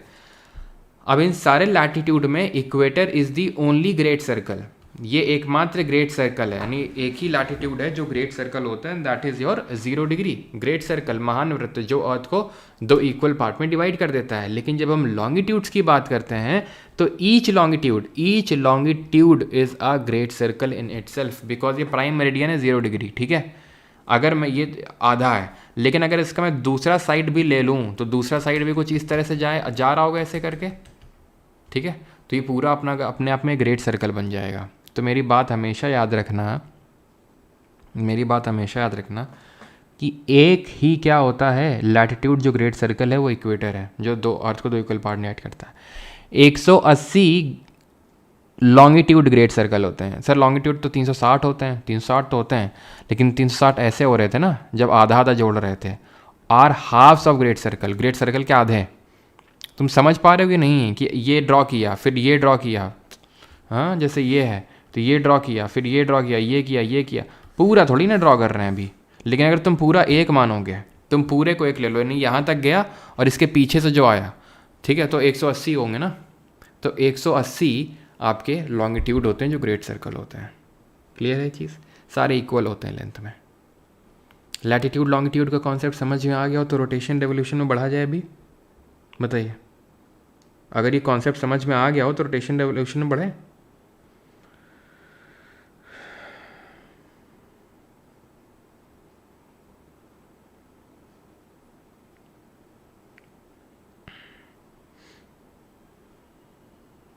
बट लॉन्गिट्यूड 60 नहीं भाई, 360 था।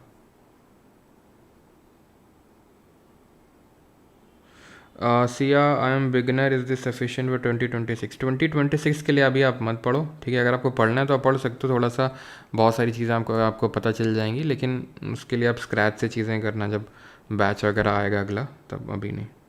ओके ठीक है, आगे बढ़ते हैं। ऑल क्या क्या क्या लिख रखा है ये? शर्मा जी थोड़ा सुधर जाओ। Rotation and revolution of earth पे आते हैं, ठीक है। तो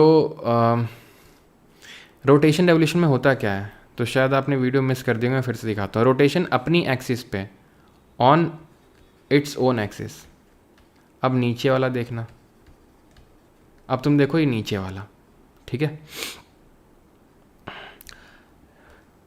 चलो भैया नीचे वाला देखो। अब तुम नीचे वाला क्या है, ये पूरा सन के अराउंड घूम रहा है, ठीक है, देख रहे हैं,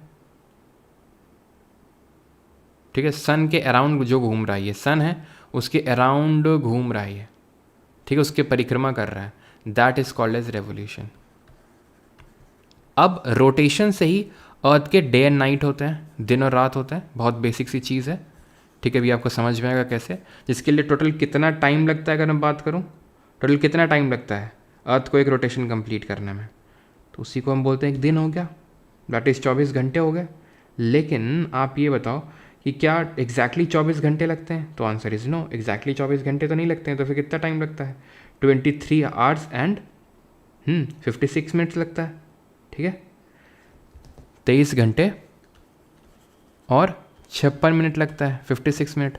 और रेवोल्यूशन की अगर बात करें, इसी से क्या होता है, रेवोल्यूशन प्लस, ध्यान रखना रेवोल्यूशन, अभी के लिए बस इतना समझ लो, एक ईयर होता है, ठीक है। सीज़न वगैरह भी हम देखेंगे, लेकिन अभी के लिए इतना याद कर लो कि ईयर होता है, एक साल होता है बस, ठीक है। हाँ जी, तो एक साल होता है। और एक साल कितना टाइम, कितने टाइम में होता है, तो वही हम बोलते हैं लगभग 365 डेज़ में हम बोल देते हैं, ठीक है। 365 डेज़ बोल देते हैं। बट यहीं से लाइट ईयर का कॉन्सेप्ट निकल के आता है, जहाँ पर वो 6 घंटे एक्स्ट्रा होते हैं, तो 4 साल में हमें वो एक दिन एक्स्ट्रा मिल जाता है, ठीक है। सर इसमें कितना टाइम होता है, तो किस में,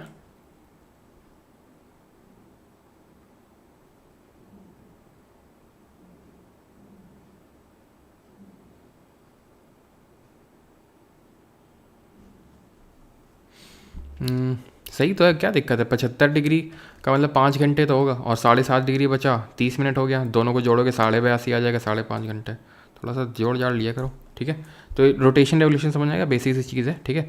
और यहीं पे वो 6 घंटे एक्स्ट्रा निकल आते हैं, जहाँ से आपको लीप ईयर मिल जाता है 4 साल में, ठीक है। 365 दिन 6 घंटे का टाइम होता है, तो वो आपको थोड़ा सा एक्स्ट्रा, मतलब 365 दिन 6 घंटे 9 मिनट अगर मैं एग्जैक्ट बात करूँगा तो, लेकिन उसको आप हटा सकते हो। तो 6 घंटे 4 साल में 24 घंटे बन जाता है, लीप ईयर का कॉन्सेप्ट निकल के आता है, ओके। अब यहाँ पे हम रेवोल्यूशन के बारे में थोड़ा सा चीज़ें समझेंगे, ठीक है। जब कोई भी प्लैनेट है सन के अराउंड इलिप्टिकल ऑर्बिट में घूमता है, ये तो हमारे केपलर जी ने अपना लॉ दिया था। केपलर जी के प्लैनेटरी लॉज जो हम फिजिक्स में भी पढ़ेंगे, फिजिक्स में ही पढ़ेंगे, तो वहाँ पर हम देखेंगे जो उनका पहला लॉ था वो लॉ ऑफ ऑर्बिट है, कि सारे प्लैनेट सन के अराउंड में एक इलिप्टिकल ऑर्बिट में एक दीर्घवृत्ताकार पथ में घूम रहे हैं, ऑर्बिट में घूम रहे हैं।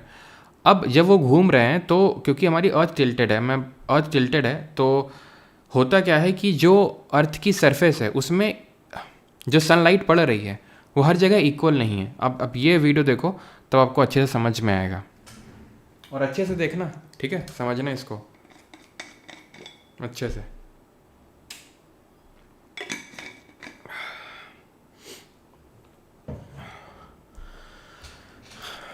अब देखो ये सितंबर का महीना है, सितंबर के महीना में पूरा स्ट्रेट है, ये पूरा स्ट्रेट है, ठीक है। सितंबर का पूरा स्ट्रेट है। अब देखो घूम घूम के अब कौन सा महीना आएगा, ध्यान से मैं फिर से नहीं प्ले करूँगा, ध्यान से इसको देखना। अब ये है दिसंबर का महीना। दिसंबर में देख रहा हो ये सदर्न हेमिस्फीयर, ये दक्षिणी गोलार्ध, इक्वेटर ये दक्षिणी गोलार्ध है, ये सन की तरफ टिल्टेड है, सनलाइट यहाँ ज़्यादा पड़ रही है और यहाँ पर ज़्यादा सनलाइट रिसीव हो रही है दिसंबर में, तो यहाँ गर्मी होगी, यहाँ सर्दी होगी, यहाँ पर सर्दी होगी, यहाँ गर्मी होगी दिसंबर में। यहीं पर इंडिया, ये देखो इंडिया, ये देखो इंडिया, दिख रहा है इंडिया, तो यहाँ पर सर्दी होगी, क्यों, क्योंकि डायरेक्ट रे सन के नहीं पड़ेंगे। अब आ जाओ तुम गर्मियों में, अब गर्मियों में नहीं, पहले मार्च में आओ। अब मार्च में भी देखो, मार्च में पूरी अर्थ फिर से स्ट्रेट हो गई, स्ट्रेट हो गई मतलब स्ट्रेट का मतलब है इक्वेटर पे डायरेक्ट रेस पड़ रही हैं सन की, मतलब ना यहाँ गर्मी ना यहाँ सर्दी ना वहाँ कुछ नहीं, हर जगह इक्वल डेज एंड नाइट होंगे, जैसे सितंबर में हुआ था, सबसे पहले जैसे सितंबर में हुआ था। अब आ जाओ किसमें, अब आ जाओ तुम जब जून में डायरेक्ट रेस सन पड़ेंगे, देखना अभी आ गया इंडिया अपना। इंडिया पे अब ये इंडिया नदर्न हेमिस्फीयर में ही है ना, नदर मतलब इक्वेटर के ऊपर। अब यहाँ पे देख लो कितनी भयंकर सनलाइट पड़ रही है, यहाँ पे स्लैंटिंग रेस पड़ रही है। ये पॉइंट जो है देख लो, ये चाहे कितना भी घूम ले, ये चाहे कितना भी घूम ले, ये इसमें अंधेरा ही रहेगा, क्योंकि यहाँ किल्वेस बैठा हुआ है। ये चाहे कितना ही घूम ले, यहाँ पर उजाला ही रहेगा, ठीक है, चाहे कितना भी घूमे यहाँ उजाला ही रहेगा। तो इसीलिए इन पॉइंट पे 6 महीने दिन होता है और 6 महीने रात होता है। समझ में आई ये चीज़ अभी आपको? हाँ जी, समझ में आई। ये चाहे कितना भी घूम ले, ये पॉइंट यहाँ, ये जो पॉइंट हैं ये कितना भी घूम ले, रहेंगे तो अंधेरे में ही। ये चाहे ये पॉइंट जो हैं कितना भी घूम लें, इधर से घूम के इधर आएगा, फिर इधर से घूम के इधर आएगा, इसमें हमेशा रोशनी पड़ती रहेगी। तो यहाँ पर मैं आपको सर ये समझाना चाहता हूँ, क्या समझाना चाहता हूँ कि ये है 21 मार्च, ये है 23 सितंबर, जहाँ पर इक्वेटर पे डायरेक्ट रेस पड़ रही हैं सन की, और उसको हम इक्विनॉक्स बोलते हैं, where entire earth experiences equal days and night. पूरी पृथ्वी में बराबर दिन और रात होते हैं, that is your equinox. 2 dates होती हैं, 21 मार्च और 23 सितंबर। समझ में आई चीज़? और जब ट्रॉपिक ऑफ कैंसर पे, दैट इज कर्क रेखा पे, अर्थ इस तरह से टिल्टेड है, ये ट्रॉपिक ऑफ कैंसर है आपकी, तो इस पे जब डायरेक्ट रेस पड़ रही है सन की, तो इसको हम बोलते हैं समर सॉलिस्टिस। 21 जून को होता है, और इसी दिन हम इंटरनेशनल योग दिवस भी मनाते हैं। एंड जब ये घूमते घूमते, क्योंकि अर्थ टिल्टेड है हमारी, तो जब इसका सदर्न हेमिस्फीयर टिल्टेड होता है सन की तरफ, यानी ट्रॉपिक ऑफ कैप्रिकॉर्न पे अर्थ की डायरेक्ट रेस पड़ रही हैं, तो उसको हम बोल देते हैं विंटर सॉलिस्टिस। ये है ग्रीष्मकालीन अयनांत और ये है शीतकालीन अयनांत। ये 21 जून को होता है, 21-22 दिसंबर को होता है। 21 जून को हम इंटरनेशनल योगा डे मनाते हैं, और 21 दिसंबर को अभी रिसेंट में ही, बहुत रिसेंट में अनाउंस हुआ है, करंट अफेयर मैंने पढ़ाया था, क्या कौन सा डे अनाउंस हुआ है अभी जो 21 दिसंबर को सेलिब्रेट किया जाएगा अब से। ओके, एंड और क्या है, हाँ, कि आप ये देखो, ये पॉइंट जो है, ये अभी जो मैं आपको दिखा रहा था, ये पॉइंट जो होते हैं आपके एंटायर 6 मंथ्स के लिए डे और नाइट एक्सपीरियंस करते हैं। जैसे कि ये रात है यहाँ पे, ठीक है, तो ये इसकी रात कहाँ से शुरू हुई होगी, कुछ इस तरह से, ठीक है, अंधेरा ही रहेगा वहाँ पर, और यहाँ पर क्या रहेगा, ऊपर वाले पॉइंट पे उजाला ही रहेगा, और फिर नीचे वाले पॉइंट पे उजाला रहेगा जब सदर्न हेमिस्फीयर टिल्टेड होगा, और ऊपर अंधेरा रहेगा। अब अगर तुम्हें नहीं समझ में आ रहा है तो तुम मत समझो, तुम बस रट्टा मार लो, क्योंकि मैंने वीडियो दिखा दिया, उसमें बता दिया, अब मैं समझा नहीं पाऊंगा इससे ज़्यादा, ठीक है। इस दिन हम मेडिटेशन डे, ठीक है, इंटरनेशनल मेडिटेशन डे जो है सेलिब्रेट किया जाएगा 21 दिसंबर को।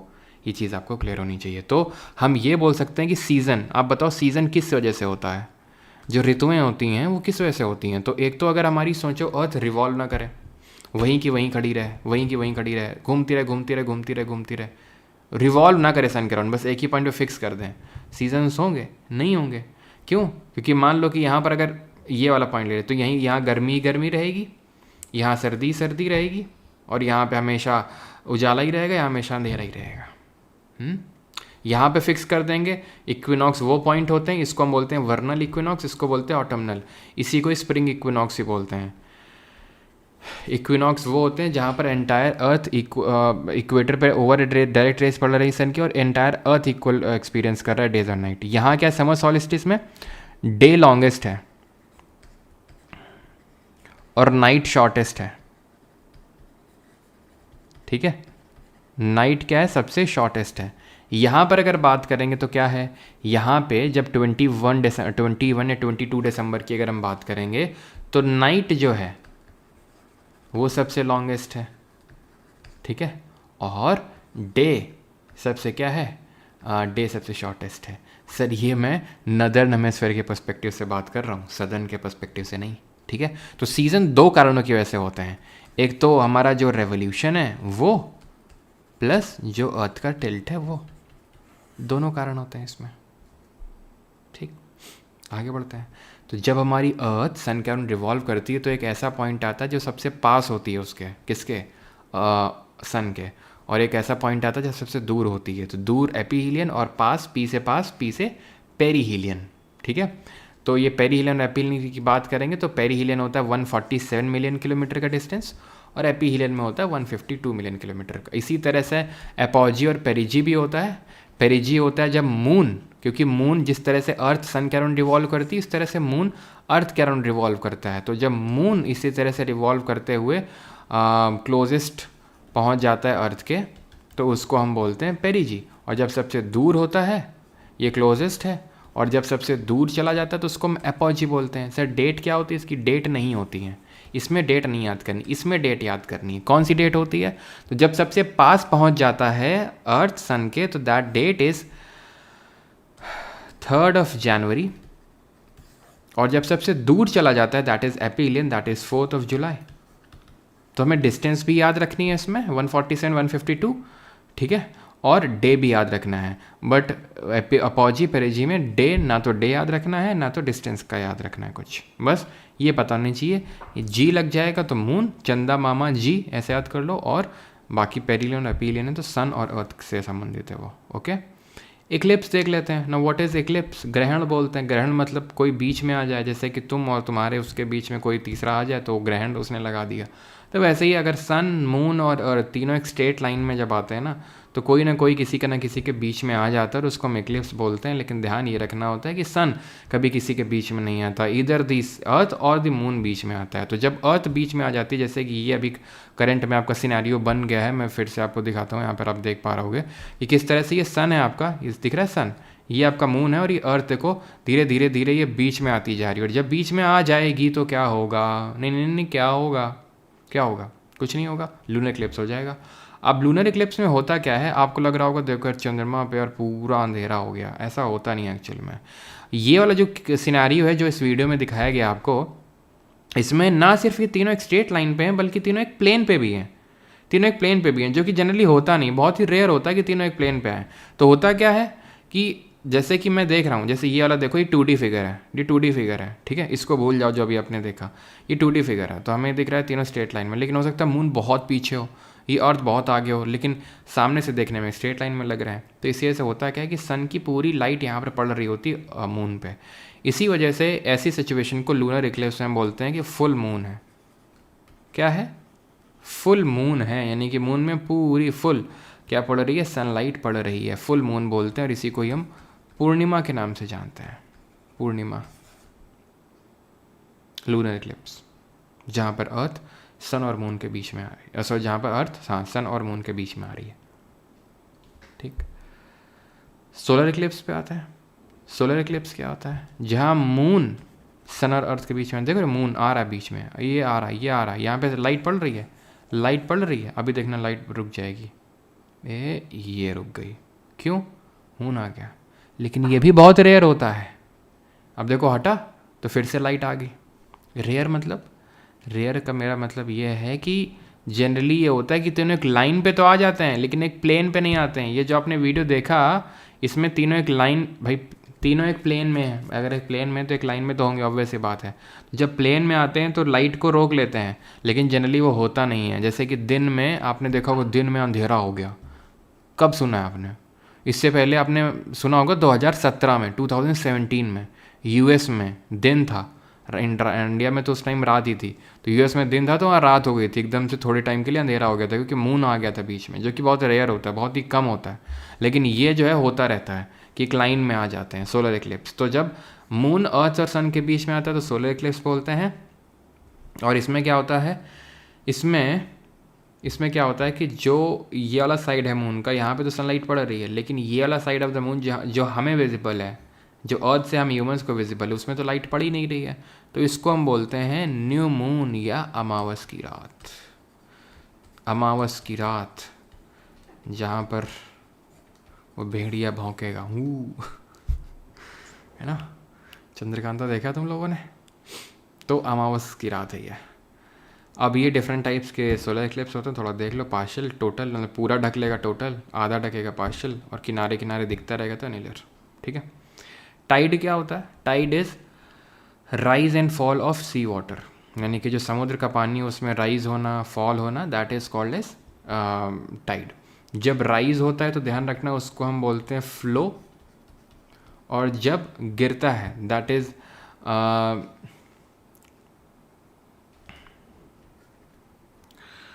रिसाइड करता है, रिसीड, नॉट रिसाइड, रिसीड करता है फ्रॉम द शोर लाइन, उसको बोलते हैं एब। पानी ऊपर आ रहा है, आगे की ओर ऊपर उठ रहा है, फ्लो, पीछे की ओर जाएगा, एब। ये चीज़ ध्यान रखना। होता क्यों है टाइड, होती क्यों है? तो टाइड के पीछे का रीज़न होता है ये,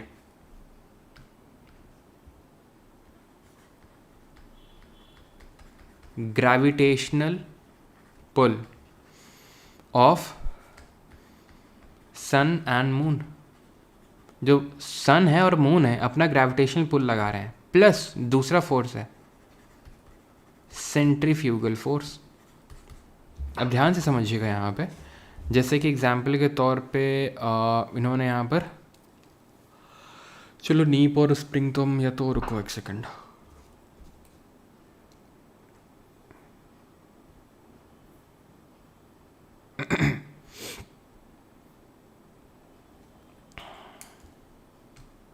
यहाँ पे देखना।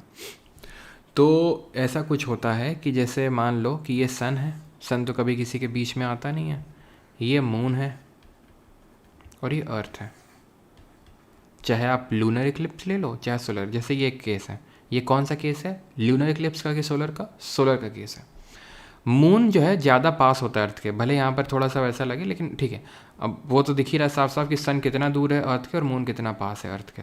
तो मून क्या करेगा, मून ग्रेविटेशनल पुल लगाएगा, सन भी लगाएगा अपना ग्रेविटेशनल पुल, लेकिन किसका ज़्यादा होगा, मून का। क्यों, क्योंकि बहुत पास में है तो मून का ग्रेविटेशनल पुल ज़्यादा होगा। तो जो इधर का पानी है वो ऊपर इधर की ओर उठेगा। अब कहाँ से आएगा, इधर का पानी तो आएगा किनारे का, तो यहाँ पर होगी, यहाँ पे होगी लो टाइड, LT लिख देता हूँ यहाँ पे मैं, और यहाँ होगी हाई टाइड, यहाँ भी हाई टाइड होगी। यहाँ से कौन खींच रहा है, यहाँ कोई खींच नहीं रहा, यहाँ पे लग रहा है सेंट्रीफ्यूगल फोर्स। तो जो यहाँ पर बन रही है that is due to gravitational pull, और यहाँ जो बन रही है सेंट्रीफ्यूगल फोर्स की वजह से। एक और केस लेते हैं, ठीक है। तो चलो मैं ज़्यादा डेप्थ में जा नहीं रहा हूँ क्योंकि ठीक है, आप ये समझ लो कि चाहे वो सोलर इक्लिप्स का केस हो, लूनर इक्लिप्स केस हो, तीनों स्ट्रेट लाइन पे होंगे। आपकी क्या बनेगी, स्प्रिंग टाइड बनेगी। स्प्रिंग टाइड क्या होती है, जब तीनों एक स्ट्रेट लाइन पे होते हैं, ठीक है, तीनों एक स्ट्रेट लाइन पे होते हैं और यहाँ पर हाई टाइड बहुत हाई बनती है और लो टाइड बहुत लो बनती है, ठीक है। हाई टाइड तो हाई बनेगी लो टाइड से, तो ऑब्वियस है, लेकिन हाई टाइड बहुत हाई होती है, लो टाइड बहुत लो होती है। एक इसका उल्टा होता है नीप टाइड। नीप टाइड में आपका क्वाड्रेचर पोजीशन होता है। क्वाड्रेचर का मतलब ये होता है कि जैसे ये सन है, ये मून है और ये अर्थ होगी, समझ रहे हैं आप, मतलब कि तीनों के बीच में 90 डिग्री का एंगल है। यहाँ हाई टाइड बहुत हाई नहीं होती है, लो टाइड बहुत लो नहीं होती है। तो स्प्रिंग टाइड में ध्यान रखना बहुत हाई होगा और नीप टाइड में उतना ज़्यादा देखने को नहीं मिलता है, ठीक है। क्योंकि आप देखो इधर से मून पुल कर रहा होगा और उधर से सन पुल कर रहा होगा, तो उतना ज़्यादा हाई टाइड नहीं बन पाएगा यहाँ पे। अब आते हैं डिफरेंट लेयर्स ऑफ द अर्थ। अगर ये पूरा कॉन्सेप्ट आपको क्लियर है तो अभी तक जो आपको पढ़ा है वो सारी चीज़ें क्लियर हैं।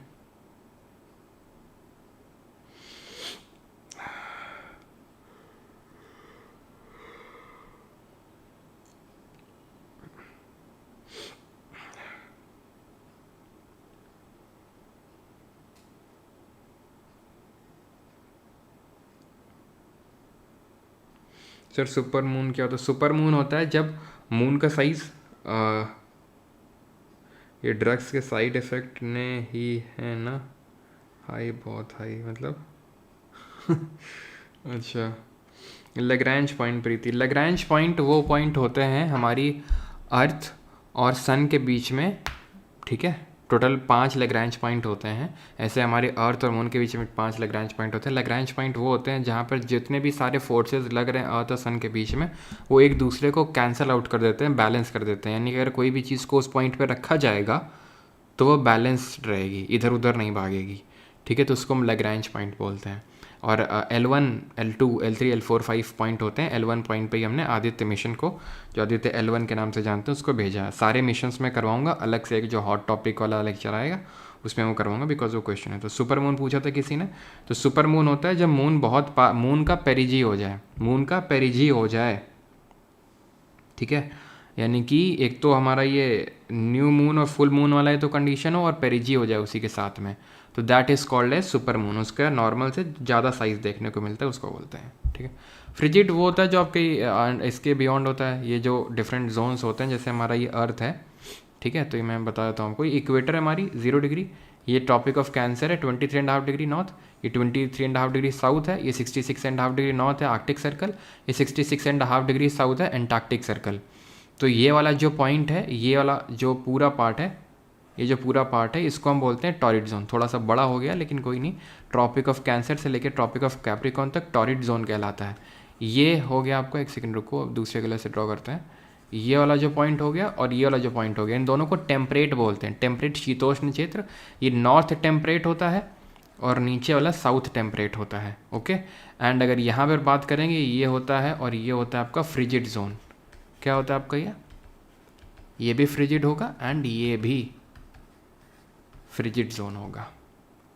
क्लियर है इतनी चीज़? तो टॉरिड, टेम्परेट एंड फ्रिजिड, ये होता है जोन आपका। अब आते हैं sir different layers of the earth. Earth की डिफरेंट लेयर्स के बारे में हम पढ़ेंगे, ठीक है। तो ये है अर्थ और ये इसकी डिफरेंट लेयर्स।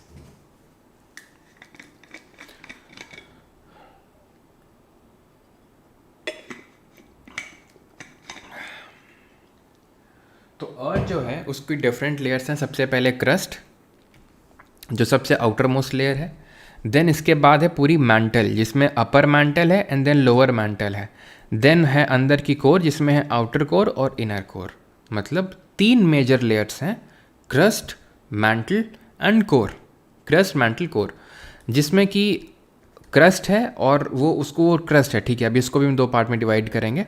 और वो 2 पार्ट क्या हैं? ये है कॉन्टिनेंट, जहाँ पर आपके ये पहाड़ दिख रहे हैं, ऐसे मैदान होंगे, ठीक है, पठार, मैदान, पहाड़, ये सब होंगे। तो क्रस्ट को 2 पार्ट, और ये एक समुद्र है।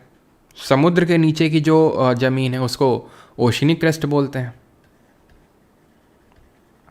और जो पहाड़ और मैदान, जैसे जहाँ पर हम लोग बैठे हुए हैं भी, जहाँ पर हम लोग रहते हैं, घर बनाते हैं, वो सब कॉन्टिनेंटल क्रस्ट का पार्ट होते हैं, कॉन्टिनेंटल। और जहाँ पे समुद्र है, तो समुद्र भी ऐसा तो नहीं पानी पानी पानी हवा में तैर रहा है क्या भाई? ज़मीन के ऊपर ही रखा है, किसी ज़मीन के ऊपर। तो जिस ज़मीन के ऊपर रखा है उसको ओशनिक क्रस्ट बोलते हैं।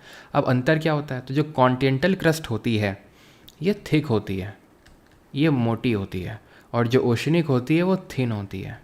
ये जो होती है ये बसाल्टिक होती है, ठीक है, ये बसाल्टिक होती है ओशनिक। और कॉन्टिनेंटल की अगर बात करेंगे तो ग्रेनेटिक होती है। कैसी होती है? ग्रेनेटिक। बसाल्ट, सॉल्ट होता है इसमें, ओशन में सॉल्ट होता है, ऐसे याद रखेंगे। थिक होती है, थिन होती है। ये जो है ज़्यादा डेंसर होती है। ये, अब डेंसर का मतलब इससे ज़्यादा डेंसिटी होती है, सिंपल, ठीक है। तो ये चीज़ थोड़ा सा आपको ध्यान रखना है। तो क्रस्ट के बारे में इतनी चीज़ें हमें ध्यान रखनी है। एंड इसकी एक और जो अगर हम थिकनेस की बात करेंगे तो लगभग ये कहाँ तक जाएगी? लगभग ये 100 किलोमीटर तक जाएगी मैक्सिमम। वैसे ऑन एवरेज तो अगर हम बात करें तो कॉन्टिनेंटल क्रस्ट ज़्यादा थिक होती है, वही लगभग जैसे जैसे हिमालय की बात करेंगे तो हिमालय बहुत ऊंचे तक है। तो जितना कोई पहाड़ ऊंचा होता है ना, उसके नीचे उतना ही ज़्यादा वो डेप्थ होता है। वो एक आइसोस्टेसी वाला कॉन्सेप्ट होता है, जो यहाँ पर मैं जा नहीं रहा हूँ डेप्थ में, वो हम यूपीएससी लेवल में पढ़ते हैं। लेकिन मान लो कि अगर जितना ही कोई हिमालय, जैसे हिमालय 8848 मीटर ऊंचा है, ठीक है, तो आप ये समझ लो कि उतना ही नीचा, लगभग उतना ही नीचे उसका वो बना होगा, मतलब आइसोस्टेसी वाला जो कॉन्सेप्ट होता है, ठीक है। तो वो वहाँ पर कॉन्टिनेंटल क्रस्ट सबसे मोटी है। ओके, मैंटल को 2 पार्ट में डिवाइड कर देते हैं, अपर मैंटल, लोअर मैंटल। अब ध्यान से समझना जो मैं बताने जा रहा हूँ यहाँ पे, ठीक है। इस फिगर में अगर आप देखोगे तो आप एक चीज़ को नोटिस करोगे कि ये तो हो गई क्रस्ट, ओके, ये तो हो गई आपकी क्रस्ट। इसको तो ना ही देखो तो ज़्यादा सही है, यानी कन्फ्यूज़न ज़्यादा होगा। हम एनसीईआरटी के हिसाब से पढ़ेंगे, यहाँ लिख रखा है 200 किलोमीटर तक, 100 किलोमीटर तक लिथोस्फीयर है ना, या फिर 200 तक एस्थेनोस्फीयर है। लेकिन अगर आप एनसीईआरटी में देखोगे तो वहाँ तक 400 तक है, ठीक है। तो यहाँ पर अगर हम आएंगे तो नीचे आओगे मैंटल पे, अपर मैंटल, लोअर मैंटल। अब अपर मैंटल का भी जो अपर मैंटल है, अपर मैंटल ऊपरी वाली, उसके भी 2 पार्ट हैं, 2 या मल्टीपल पार्ट बोल सकते हो। जो इसका सबसे ऊपरी भाग है, जो सबसे ऊपरी भाग है वो बहुत सॉलिड है। वो क्या है? वो बहुत सॉलिड है। जो सबसे ऊपरी भाग हुआ है इसका, उसको हम बोलते हैं अपर सॉलिड पार्ट ऑफ मैंटल। ध्यान समझना, अपर सॉलिड पार्ट ऑफ मैंटल। और इसके जो नीचे है, जस्ट नीचे, यहाँ पर हमें देखने को मिलता है, जो मैं वाइट से ड्रॉ कर रहा हूँ, इसको बोलते हैं एस्थेनोस्फीयर। क्या बोलते हैं इसको? इसको बोलते हैं एस्थेनोस्फीयर। एस्थेनोस का मतलब होता है वीक। ये आपने सभी ने मैग्मा या लावा का नाम सुना होगा। एक्चुअली मैग्मा या लावा यहीं से निकलता है, ठीक है। मैग्मा या लावा यहीं से निकलता है, किससे? आपका एस्थेनोस्फीयर से। ये चीज़ आपको पता होनी चाहिए। अब ये जो पूरी क्रस्ट है and upper solid part of mantle, यानी पूरी क्रस्ट है, और ये जो लाल वाला हिस्सा है that is solid part of mantle का, एस्थेनोस्फीयर नहीं है उसमें, ना ना, एस्थेनोस्फीयर नहीं है उसमें, प्लीज नोट दैट। क्रस्ट है और upper solid part of mantle, this both collectively are called as lithosphere. Hindi में स्थल मंडल बोलते हैं, और इनकी डेप्थ 200 किलोमीटर तक जाती है। मैं आपको एनसीईआरटी का डेटा कोट कर रहा हूँ, अलग अलग जगहों में अलग अलग तुमको देखने को मिलेगा। जो मैं बता रहा हूँ बस तुमको वही याद करना है, ठीक है। 200 किलोमीटर तक है लिथोस्फीयर, और एस्थेनोस्फीयर कहाँ है? ये अप टू 400 किलोमीटर्स तक है। प्रथम बात, ठीक। अब लोअर मैंटल के बारे में कुछ नहीं पढ़ना है सच। कोर में आ जाओ। कोर को हम 2 पार्ट में डिवाइड करते हैं, आउटर कोर और इनर कोर। आउटर कोर जो होती है वो लिक्विड होती है, और इनर कोर जो होती है सॉलिड होती है। वो सॉलिड क्यों होती है? क्योंकि वो बहुत अंदर है, तो बहुत ज़्यादा प्रेशर लग रहा होगा उसमें, और उस बहुत ज़्यादा प्रेशर की वजह से एकदम सॉलिडिफाई हो गई है। आउटर कोर कैसी है? वो लिक्विड है। और ये इसी जो आउटर कोर है, इसी की वजह से अर्थ को उसकी मैग्नेटिक फील्ड मिलती है। अर्थ को क्या मिलती है? अर्थ को उसकी मैग्नेटिक फील्ड मिलती है। ठीक है, ओके, समझ में आई बात। अब हम यहाँ पर आगे बढ़ें उससे पहले हम डिसकॉन्टिन्यूटीज़ देख लेते हैं। डिसकॉन्टिन्यूटीज़ क्या होती हैं? डिसकॉन्टिन्यूटी होती है असमानता, जहाँ से एक लेयर ख़त्म और दूसरी से शुरू होती है। इसको हम ऐसे याद रखते हैं, कोई मुझे रेड गुलाब ला दो, कोई मुझे रेड गुलाब ला दो। तो जो कोई है मतलब कोनराड डिसकॉन्टिन्यूटी है, ये upper and lower crust, upper and जो लोअर क्रस्ट है उसको अलग करती है। मोहो अगर डिसकॉन्टिन्यूटी की बात करेंगे तो पूरा क्रस्ट को पूरे मैंटल से अलग करता है ये मोहो। ठीक है, पूरे क्रस्ट को पूरे मैंटल से अलग करता है। रेपेट्टी की अगर बात करेंगे तो ये मोहो समझ में आ गया। रेपेट्टी की अगर बात करेंगे तो अपर एंड लोअर मैंटल को,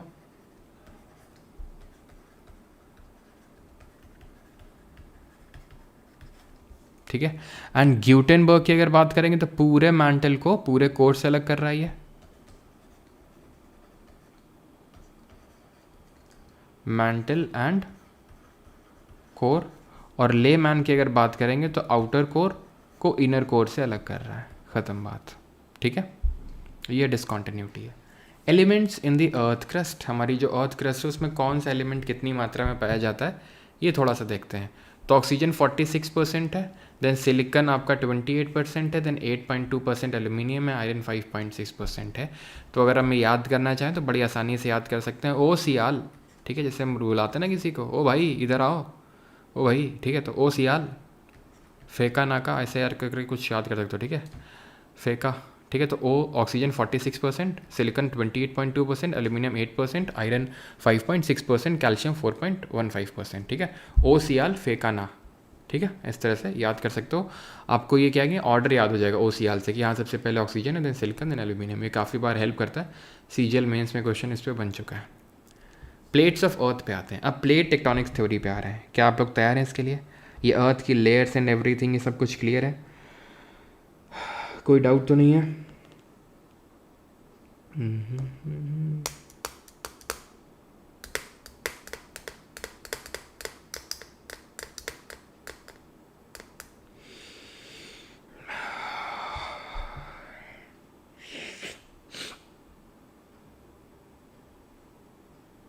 किसी कोई डाउट यहाँ तक?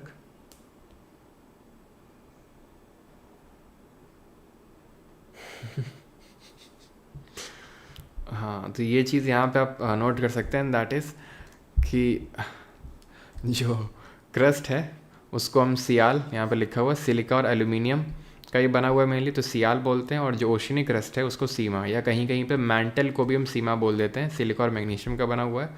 और जो कोर है वो नीफे, दैट इज़ निकल और आयरन का बना हुआ है। ठीक है, निकल और iron. Okay, no sir, sir class कब तक चलेगी? ये बहुत अच्छा सवाल पूछा आपने, क्लास कब तक चलेगी? बॉम्ब शॉट में बॉम्ब का आवाज़, क्या बॉम्ब का आवाज़ आ रही है? अच्छा सर, मेरी पहली आईडी अनब्लॉक कर दो यार। अच्छा तेजस, बेटा दूसरी भी तुम ब्लॉक करवाने के लक्षण कर रहे हो, ऐसा और कुछ नहीं। चलो, तो अभी आते हैं प्लेट्स ऑफ अर्थ पे। ये प्लेट्स क्या होती हैं? तो अभी तो बताया, क्या लिथोस्फीयर, क्या? हाँ, तो लिथोस्फीयर ही प्लेट होती है क्या? हाँ, वही तो प्लेट होती है, वही प्लेट होती है। कितनी? तो दो कैटेगरी में डिवाइड करते हैं, मेजर और माइनर। ठीक है, मेजर हमें याद रखनी है कितनी होती हैं, नंबर उनका 7। कौन कौन सी? बड़ा आसान है। एक या तो महासागर यानी ओशन के नाम पे होंगे, या किसी कॉन्टिनेंट के नाम पे होंगे, जैसे पैसिफिक, प्रशांत महासागर, पैसिफिक प्लेट है ना। देन आप यहाँ पे देखोगे तो African plate, Eurasian plate, north American plate, south American plate, Antarctic plate, और ठीक है ऑस्ट्रेलियन प्लेट। ये सारी जितनी आपको यहाँ पर दिख रही हैं, 1 2 3, ठीक है, 1 1 2 3 4 5 6 एंड 7। ठीक है, तो ये जितनी भी हमारी प्लेट होती हैं, ये सारी प्लेट कौन सी हैं? मेजर प्लेट्स हैं। एक सेकेंड,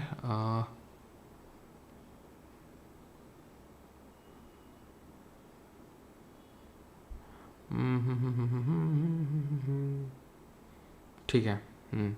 तो ये हमारी 7 मेजर प्लेट आपको यहाँ पर देखने को मिल रही है।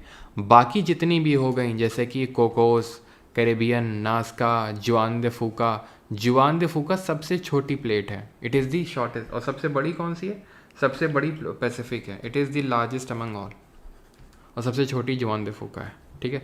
सोमाली, अरेबियन, फिलिपीन, इंडियन, ये सब माइनर प्लेट्स में आती हैं, ठीक, क्लियर। अभी हम पढ़ क्यों रहे हैं, अभी आपको समझ में आएगा क्यों पढ़ रहे हैं, धीरे धीरे चीज़ें बिल्ड होंगी। Continental drift theory, continental drift theory ये दी थी एल्फ्रेड वेगनर ने 1912 में। एल्फ्रेड वेगनर ने दिया था 1912 में। उनका ये कहना था कि पूरा लैंड मास, पूरी पृथ्वी एक साथ थी पहले एक टाइम पे, पैंजिया उसका नाम रखा उन्होंने, और पूरा पानी एक साथ था जिसका नाम रखा उन्होंने पैंथालासा। फिर धीरे धीरे ये अलग होना शुरू हुआ और अलग होते होते होते आज के प्रेजेंट फॉर्म में ये इवॉल्व हुआ पहुंचा। अच्छा, तो किसी ने पूछा वेगनर से, तुम बैठे देख रहे थे क्या जब ये हो रहा था? तो वेगनर ने पूछा, पहली बात तो तमीज़ से बात करना देखो, ठीक है, हाँ, नौकर नहीं लगे किसी के। और फिर रही बात जो तुम सवाल पूछ रहे हो उसका भी जवाब देते हैं। तो उन्होंने ये चीज़ बोला वेगनर ने, जिग्स ऑफ इट, मतलब अगर आप इनको करोगे, जैसे ये साउथ अमेरिका और ये अफ्रीका है, ठीक है, तो ये आपस में फिट हो जाएंगे। जैसे इसको अगर आप यहाँ पे लेके जाओगे तो आप देख सकते हो, अगर इसको यहाँ पे लेके जाओगे तो फिट नहीं हो जाएगा ये देखो ये, और इसको यहाँ पे लेके आओगे तो फिट नहीं हो जाएगा, ठीक है। तो जिग्स ऑफ इट की थ्योरी दी। प्लस फिर उन्होंने फॉजिल्स के बारे में बताया कि जो फॉजिल जीवाश्म यहाँ देखने को मिल रहे हैं वो इसी चीज़ के जीवाश्म यहाँ देखने को मिल रहे हैं। जीवाश्म क्या होते हैं, फॉजिल क्या होते हैं? जब कोई चीज़ मर और जाती है, पेड़ पौधे जीव जंतु सब, तो उनको फॉजिल्स बोलते हैं, उनके रिमेन्स को।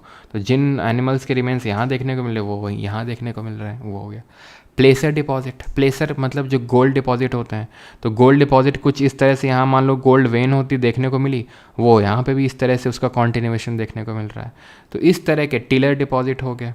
तो इस तरह के कुछ उन्होंने चीज़ें बताई जिससे कि ये बात तो प्रूव हो गई कि हाँ यार वेगनर जो है सही बोल रहे, तो कोई बदतमीजी से बात नहीं करेगा वेगनर से, भी औकात से तमीज़ से बात होगी वेगनर से, ठीक है। फिर वेगनर से पूछा गया, वेगनर जी ये बोल रहे थे कि ये भी बताए थे कि अच्छा ये चल क्यों रहे हैं, ये अच्छा चल क्यों रहे हैं, अब हम देखो तमीज़ से पूछ रहे हैं, बता दो अच्छा चल क्यों रहे हैं। तो वेगनर ने पूछा इधर चल क्यों रहे हैं ना, तो पोलर फ्लीइंग फोर्स है एक, ठीक है, अच्छा, और एक टाइडल फोर्स है। तो वेगनर बोला देखो वेगनर जी वो बात तो वहीं मानेंगे, ठीक है, तमीज़ से पेश आ रहे हैं इसका मतलब ये नहीं कि तुम कुछ भी फेंकोगे, मतलब ठीक है, तुम ऐसा नहीं कुछ भी फेंकते चले जाओगे, हम लपेटते चले जाएंगे तुम्हारा कुछ भी है, मतलब क्या, मतलब जो जिसकी वजह से टाइड आ रही है उसकी वजह से ही कंटेंट मूव कर जाएगा, पोलर फ्लीइंग फोर्स और टाइडल फोर्स। तो वेगनर जी की थ्योरीज को रिजेक्ट कर दिया गया। फिर आर्थर होम्स है, बोलते हैं रुको मैं ठीक करके देता हूँ इसको अभी। आर्थर होम्स का कहना था कि ये जो एस्थेनोस्फीयर लेयर है ना, जो मैग्मा लावा अभी दिखाया तुमको जहाँ से निकलता है, वहाँ पे कन्वेक्शन करंट, अब कन्वेक्शन क्या होता है, संवहन होता है, जब चीज़ ऊपर की ओर उठती है और इस तरह से मूव करने लगती है। तो जो हमारी एस्थेनोस्फीयर है, रुक जाओ तुम घबराओ नहीं, ठीक है, तो जैसे मान लो ये हमारा है क्रस्ट, ठीक है, ये मैंटल और ये अंदर कोर है। तो मैंटल का जो ये एस्थेनोस्फीयर वाला पार्ट है, ये वाला जो पार्ट है एस्थेनोस्फीयर, यहाँ पे क्या भरा हुआ है, मैग्मा लावा भरा हुआ है। अभी इसमें कन्वेक्शन करंट डेवलप होते हैं, ऊपर की ओर उठेगा और इधर की ओर मूव करने लगेगा, लेफ्ट राइट की ओर। इसी की वजह से कॉन्टिनेंट मूव करते हैं, and this theory is called as convection current theory, ठीक है, कन्वेक्शन करंट थ्योरी। किसने दी? आर्थर होम्स ने दी, 1930 में दी, 1930 में दी। फिर इनसे पूछा गया, अच्छा होम्स ये बताओ, क्योंकि लोग क्या होते हैं ना, लोगों को सेटिस्फैक्शन मिलती नहीं, चाहे तुम कुछ भी करके दे दो, कुछ भी तुम कर दो, सवाल तैयार रहेगा, ठीक है। तो आर्थर होम्स से सवाल पूछा गया कि जो है, ठीक है, तो पूछा गया जो है आर्थर होम्स से कि ये चल क्यों रहा है, मतलब कन्वेक्शन करंट थ्योरी तो मान रहे हैं, ठीक है, कि कन्वेक्शन ये करंट डेवलप क्यों हो रहा है। तो उन्होंने पूछा मुझे पता था तुम आओगे इस क्वेश्चन के साथ, रेडी हूँ मैं। तो यहाँ पे एक तो है प्रीमॉर्डियल हीट, यानी अर्थ के पास जो खुद की पहले से हीट मौजूद है, प्रीमॉर्डियल हीट, वो प्लस जो रेडियो एक्टिव डीके हो रहा है, वो रेडियो एक्टिव डीके हो रहा है, वो दोनों ही रिस्पॉन्सिबल हैं कि क्यों कन्वेक्शन करंट डेवलप हो रहा है, क्यों मूव कर रहा है।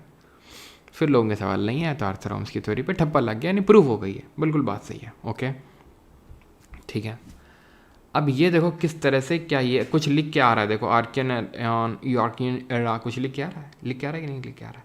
और तुमको लग रहा है क्या क्या क्या चल क्या रहा है, ये अंदर क्या चल रहा है, ये क्या उड़ रहा है, ये किसकी पन्नी उड़ गई है, ये किसकी किसका अंडरवेयर उड़ रहा है भाई आंधी में, ये भाई वो पन्नी अंडरवेयर नहीं है वो।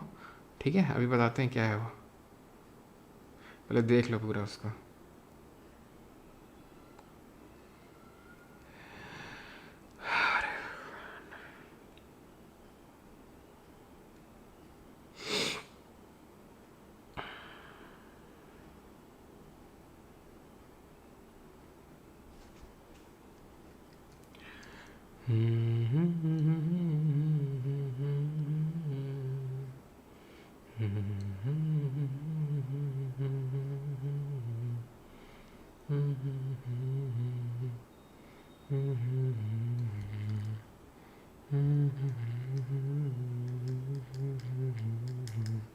बन गया देखो सब फिट फाट खत्म।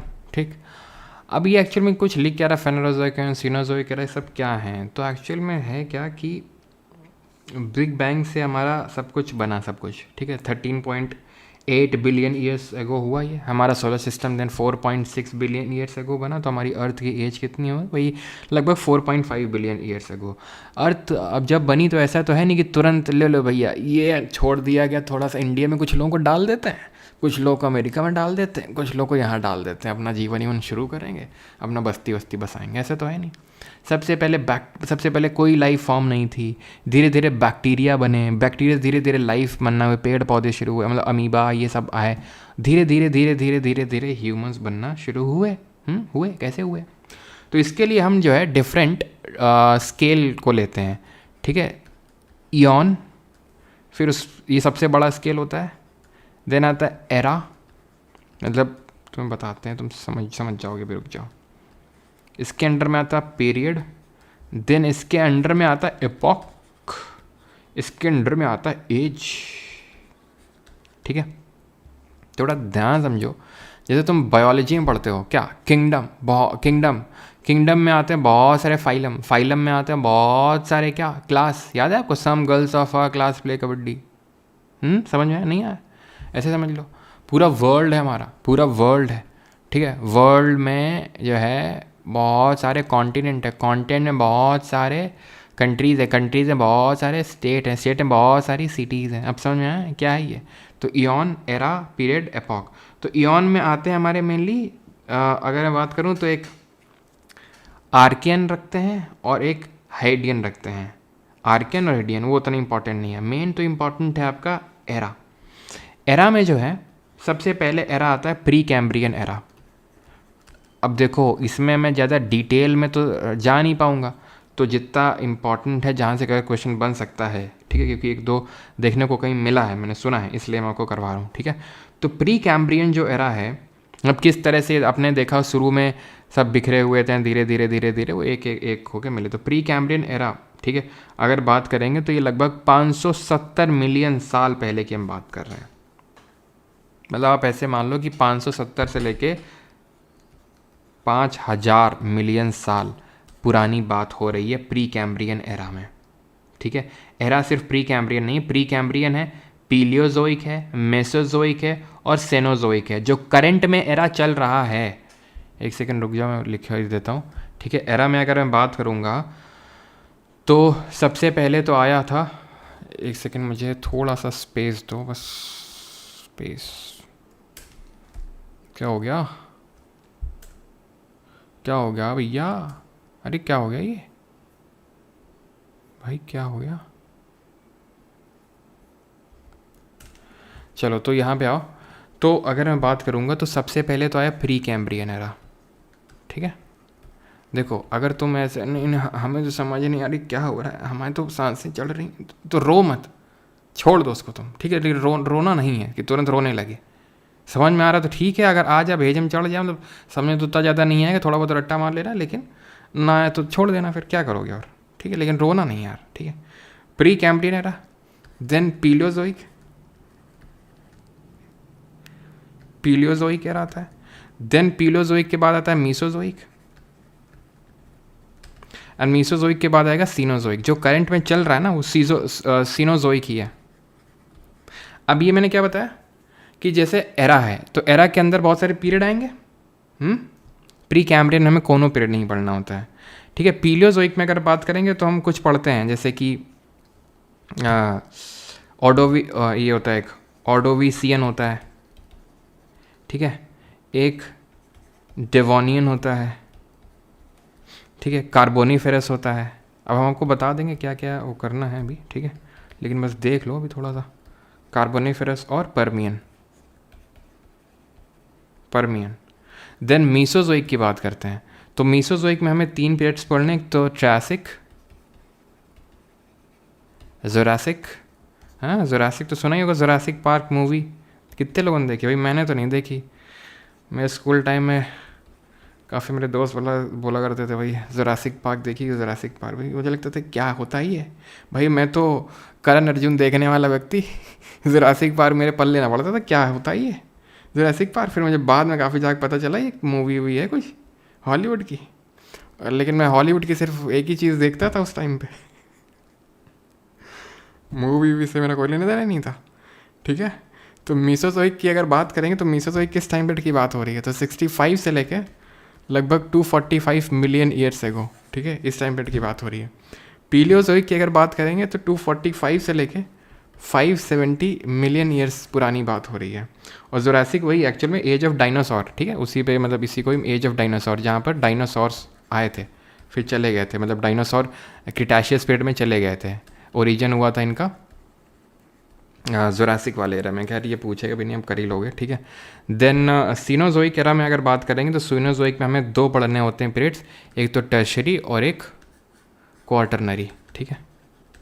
तो जो करंट में चल रहा है वो है क्वार्टरनरी, ठीक है, quaternary.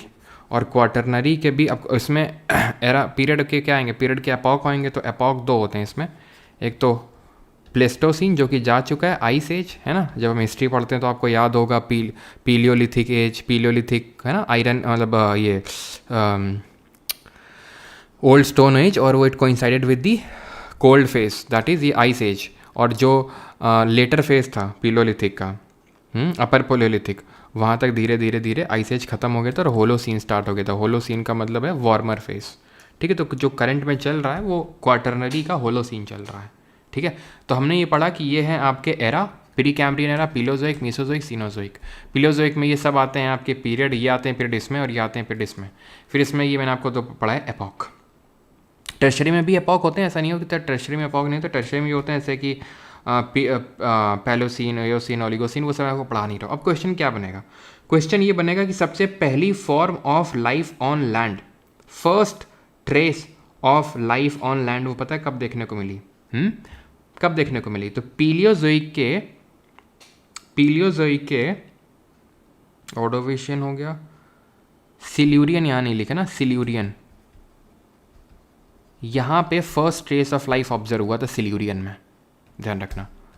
First trace of life on land कहाँ पर? सिल्यूरियन। सिल्यूरियन क्या है? पीरियड है। Silurian is a period in the Paleozoic era. यहाँ पे पहली बार लाइफ देखने को मिली थी। पहले बार अगर रेप्टाइल्स देखने को मिलेंगे, पहले फर्स्ट रेप्टाइल्स सरीसृप कार्बोनीफेरस में, ठीक है। फर्स्ट फिश अगर बात करेंगे तो ऑर्डोविशियन में, ये थोड़ा सा ध्यान रखना है, ठीक है। और जो मॉडर्न मैन, जो होमोसेपियन है, वो यहाँ पर आया पीलियोलिथिक वाली एज में, और यहाँ पर आया मॉडर्न मैन होलोसीन में। समझ में आई बात? थोड़े से ऊंचे लेवल की थी ना, चलो कोई नहीं, थोड़ा सा डाइजेस्ट करने की कोशिश करना होगा। अभी ये सी फ्लोर स्प्रेडिंग थ्योरी, किस तरह से सी फ्लोर स्प्रेड होता है। अभी सी फ्लोर स्प्रेडिंग क्या होता है, तो एक्चुअल में क्या होता है अभी बताते हैं तुमको हम। तो होता ये है ना, क्या होता है, जो प्लेट होती है अंदर, अब जो हमारा समुद्र का पानी है हवा में तो तैर नहीं रहा है, ज़मीन है कोई उसके नीचे, तो क्या होता है, और उसके नीचे क्या है, वो भरा हुआ है, एस्थिनोस्फीयर है, मतलब मैग्मा या लावा है, ओ भाई लग रहा है एंथ्रोपोलॉजी पढ़ रहे हैं। हाँ हाँ कोई नहीं, हम तुम्हारी प्रिपरेशन तुम्हारा वार्म अप करवा रहे हैं फॉर दी सिविल सर्विसेज, ठीक है। कल को बेटा याद करोगे कि सर ने जो है थोड़ी थोड़ी जो है हिंट दे दी थी, इतना इतना पढ़ा दिया था कि आज जो है दिक्कत नहीं हो रही। बेटा ये तो मैं तुमसे बोल सकता हूँ, जब तुम पढ़ने जाओगे ना अगर सिविल सर्विसेज के लिए, धन्यवाद तो बोलने ज़रूर आओगे। वो बात अलग है कि तुम सिलेक्शन के बाद नाम लो ना लो, लेकिन धन्यवाद तो ज़रूर करोगे मन मन कि हाँ यार इतना तो बेस बना दिया था सर ने कि जो है दिक्कत तो नहीं हो रही है ना। क्या तेजस कौन है भाई यहाँ पे? तेजस भेजे मैं गया नहीं था। बेटा तुम हमसे बात करो इधर पे, ठीक है। तो यहाँ पर क्या है, ये है आपका मैग्मा लावा। अब होता क्या है कि ये इरप्ट करेगा, ये निकलना चाहेगा, ठीक है। अब जब ये निकलेगा तो इधर को पुश करेगा, इधर को पुश करेगा कि नहीं करेगा चट्टान को, क्योंकि ये निकलेगा तो इसको भी तो जगह चाहिए बैठने के लिए, तो इधर उधर पुश करेगा। इसी को बोलते हैं सी फ्लोर स्प्रेडिंग। क्या बोलते हैं? Sea floor spreading. कहाँ देखने को मिल रही है? डाइवर्जेंट प्लेट बाउंड्री में। डाइवर्जेंट का मतलब है जहाँ पर दो प्लेट्स डाइवर्ज कर रही हैं, एक दूसरे के दूर जा रही हैं, डाइवर्ज कर रही हैं, that is divergent plate boundary. ये थ्योरी किसने दी थी? ये थ्योरी दी थी हैरी ओ हेस ने 1962 में, 1962 में, जब उन्होंने ये चीज़ ऑब्ज़र्व किया कि कॉन्टिनेंट से ज़्यादा हम जहाँ रहते हैं, जैसे स्थल से ज़्यादा तो डाइवर्स हमारा ओशन है भैया। ओशन में जाओगे तो इतना डाइवर्स है, इतना सारा कुछ वहाँ पे देखने को मिलता है। डाइवर्सिटी भी क्या क्या देखने को मिलता है वो बताते हैं अभी, लेकिन ये चीज़ तो आपको समझनी पड़ेगी कि बहुत ज़्यादा वो डाइवर्स है, कॉन्टिनेंट से भी ज़्यादा डाइवर्स है ओशन, ठीक है। तो ये इस तरह से ये हुआ। अब इनकी थ्योरी के कुछ पॉस्टुलेट्स हैं जो पता होने चाहिए। पहला पॉस्टुलेट, पहली बात तो डाइवर्जेंट प्लेट बाउंड्री में देखने को मिलेगा। और ये चीज़ ये है, पहली चीज़ ये है कि ध्यान समझना, जो ओशनिक क्रस्ट की रॉक होगी, ये वाली जो रॉक होगी, वो कॉन्टिनेंटल से यंगर होगी, नई होगी, क्योंकि नया नया मैग्मा निकल रहा है, नई नई बन रही है, नई नई बन रही तो यंगर होगी, पहला। दूसरा, rock equidistant from the centre have the same age. हाँ कैसे? जैसे मान लो ये रॉक है, मान लो यहाँ से इतनी दूर में गए ये रॉक, यहाँ से इतनी दूर में सेम डिस्टेंस में जाओगे ये रॉक, दोनों की सेम मिले। क्यों? क्योंकि जब फैलेगा तो ऐसे ऐसे करके फैलेगा, तो जो यहाँ पहुँचेगा वही उतना वो भी पहुँचेगा, तो सेम। और जितना दूर जाओगे, इसको क्या बोलते हैं? Mid oceanic ridge. Mid oceanic ridge, जो ओशन मध्य ओशन के बीच में एकदम रिज है, अड्डी टाइप है, खड़ी हुई अड्डी। तो जैसे तुम अटलांटिक ओशन में जाओ, अटलांटिक ओशन के बीच में मिड अटलांटिक रिज देखने को मिलती है ऐसे, जो पूरे वर्ल्ड का सबसे लॉन्गेस्ट लैंडफॉर्म है। तो जितना तुम दूर जाओगे उस मिड ओशन रिज से, उतना ही रॉक की एज भी इंक्रीज़ होती रहेगी। ये ज़्यादा पास में है क्योंकि अभी अभी निकली होगी, ठीक है। फिर जो निकलेगा इसको और पुश करेगा, फिर जो नहीं निकलेगा और पुश करेगा, और भी करेगा, तो बढ़ती जाएगी, ठीक है। अब ये हैं ओशन फ्लोर के हमारे अब फीचर डाइवर्सिटी, ओके, ठीक है। तो इसको भी दो पार्ट में डिवाइड करते हैं, मेजर और माइनर। मेजर में कौन कौन आता है बताओ भैया? मेजर में कौन कौन आएगा? नहीं आज बताइए तो तुम, कौन कौन आएगा मेजर में? तो मेजर में एक तो कॉन्टिनेंटल शेल्फ आएगा आपका। सर पहले इसमें फोकस कर लें जरा।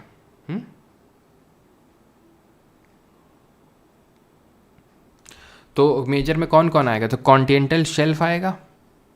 कॉन्टिनेंटल शेल्फ क्या होता है? कॉन्टिनेंटल शेल्फ वो होता है जिसका जो ग्रेडियंट होता है, जो स्लोप होता है, वो 1 डिग्री और उससे कम होता है।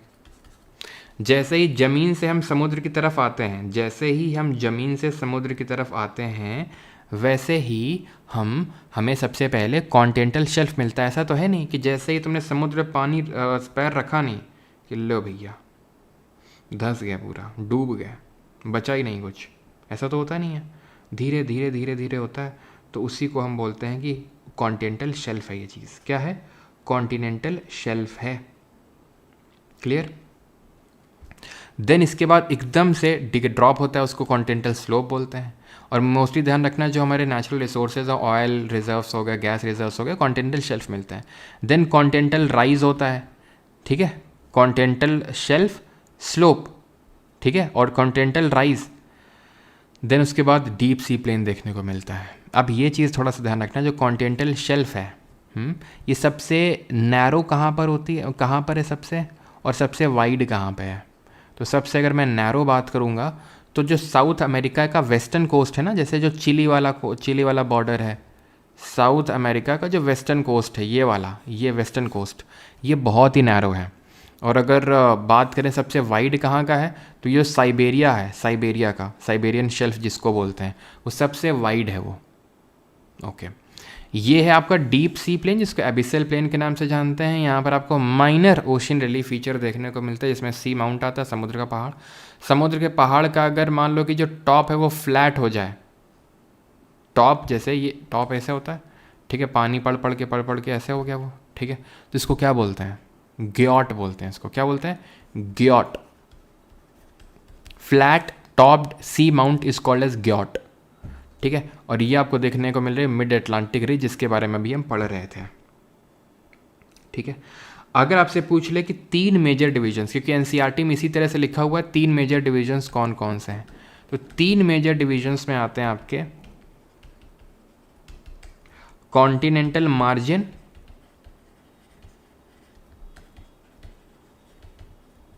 डीप सी प्लेन या एबिसल प्लेन, जहाँ पर ये सी माउंट और ये सब देखने को मिल रहे हैं उस प्लेन में, वो सब माइनर ओशन रिलीफ फीचर है, और मिड ओशनिक रिज, ठीक है, मिड ओशनिक रिज, ठीक है, क्लियर। अब हम आगे बढ़ते हैं, देखते हैं आपका ये रिंग ऑफ फायर क्या होता है, लेकिन इसको बाद में देखेंगे। रिंग ऑफ फायर देखने से पहले हम समझेंगे किसके बारे में, हम समझेंगे पहले प्लेट टेक्टोनिक्स के बारे में, ठीक है। प्लेट टेक्टोनिक्स क्या होता है सर, तो प्लेट टेक्टोनिक्स थ्योरी जो है किसने दी थी, मैकेंजी और पार्कर ने दी थी। किसने दी थी, मैकेंजी और पार्कर ने दी थी। ये चीज़ समझ में आनी चाहिए आपने, मैकेंजी एंड पार्कर ने दी थी इस थ्योरी को, और इस थ्योरी के अनुसार उन्होंने ये बोला था कि जो हमारी प्लेट होती हैं, प्लेट कौन सी, किचन वाली नहीं, जो भी मैंने बताया था लिथोस्फीयर प्लेट, जो 7 मेजर प्लेट है और कुछ माइनर प्लेट है, ये आपस में 3 तरीके से मूवमेंट कर सकती हैं, या तो एक दूसरे के पास आ सकती हैं, या दूर जा सकती हैं, या स्लाइड कर सकते हैं एक दूसरे से। अगर पास आएंगी तो कॉन्वर्जेंट, दूर जाएंगी तो डाइवर्जेंट, एंड अगर स्लाइड करेंगे एक दूसरे से तो that would be transform plate boundary. Okay, अब ध्यान से समझना, इसी में सारी चीज़ें जो है नीथ हैं, इम्प्लिसिट हैं, बहुत सारी चीज़ें, जैसे अर्थक्वेक हो गया, वोल्केनिज्म हो गया, यहीं से समझ में आएंगी आपको चीज़ें।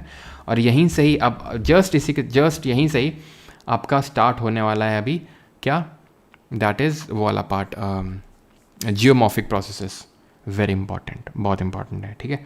तो अपना जो है धैर्य को धारण रखें अभी अगले आधे घंटे तक, क्योंकि काफ़ी इंपॉर्टेंट है, ठीक है। तो कॉन्वर्जेंट प्लेट बाउंड्री में क्या है कि दोनों प्लेट एक दूसरे के पास आ रही हैं, जब पास आती है ना तो जो भारी वाली है वो धंस जाती है हल्की वाली के नीचे, तो धंस जाती है, उसको हम सबडक्शन जोन बोलते हैं, अंग्रेजी में सबडक्शन जोन बोलते हैं। ये सबडक्शन जोन क्रिएट हो गया। अब इससे होता क्या है, प्लेट किसके ऊपर मूव कर रही है, एस्थेनोस्फीयर के ऊपर। जब नीचे धंसेंगी तो ये पिघल जाएगा बिल्कुल, ये क्या होगा, पिघल जाएगा बिल्कुल, पिघल के क्या होगा, एक्स्ट्रा और ज़्यादा एस्थेनोस्फीयर बन जाएगा। तो जैसे प्रेशर कुकर में एक्स्ट्रा गैस बनती है तो वो सीटी बजती है, एक्स्ट्रा गैस निकलती है वो, उसी तरह जो एक्स्ट्रा बना तो कहीं से निकलेगा ये। तो वॉल्केनो आसपास जहाँ भी कॉन्वर्जेंट प्लेट बाउंड्री होगी उसके आसपास लगभग 100-150 किलोमीटर के दूर तुमको कोई ना कोई वॉल्केनो देखने को मिलता ही है, जहाँ पर एक प्लेट जो जहाँ सबडक्शन जोन क्रिएट हुआ होता है, ठीक है। तो क्योंकि यहाँ पे क्रस्ट डिस्ट्रॉय हुआ है इसलिए इसको हम डिस्ट्रक्टिव प्लेट बाउंड्री बोलते हैं। अब डाइवर्जेंट में क्या होता है, दोनों एक दूसरे के दूर जाती हैं, और जब दूर जाती हैं तो जिसके ऊपर स्लाइड कर रही हैं एस्थेनोस्फीयर वो बाहर निकलेगा और जम जाएगा और मिड ओशनिक रिज क्रिएट कर देगा, जो अभी हम देख के आए हैं, जो मैंने आपको बताया था हमें डाइवर्जेंट प्लेट बाउंड्री में देखने को मिल रहा है। समझिए क्या है, तो जब दूर जाएंगी तो अंदर का जो मैग्मा वो बाहर निकलेगा और ऊपर आके जम जाएगा और ये क्रिएट हो जाएगी ridge, mid oceanic ridge. Clear इतनी चीज़। तो डाइवर्जेंट प्लेट बाउंड्री कैसी होती, कंस्ट्रक्टिव नेचर की होती है, कन्वर्जेंट होती डिस्ट्रक्टिव और डाइवर्जेंट होती कंस्ट्रक्टिव। ओके,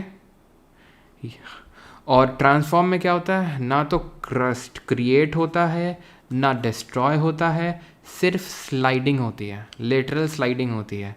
और होता क्या है कि यहाँ पर फ्रिक्शन डेवलप हो जाता है, फ्रिक्शन पॉइंट्स डेवलप हो जाते हैं, एंड फ्रिक्शन को वो जब ओवरकम जब करता है, मतलब फ्रिक्शन कैसे ना, लॉक है, जब लॉक खुलेगा, जब फ्रिक्शन को ओवरकम करेगा तो ये फ्रिक्शन जो खुलेगा, मतलब फ्रिक्शन को ओवरकम करेगा, ये जो लॉक है वो खुलेगा, वो एनर्जी रिलीज करके खुलेगा, बस आ गया भूकंप। तो ट्रांसफॉर्म प्लेट बाउंड्री में क्या आता है, भूकंप आ जाता है, भूकंप पड़ते हैं अभी, ठीक है। तो भूकंप क्या होता है कि जब प्लेट जब स्लाइड करती हैं, सर ये अच्छा ये प्लेट है स्लाइड कर रही है, प्लेट नहीं है, मतलब प्लेट नीचे है जैसे, ठीक है।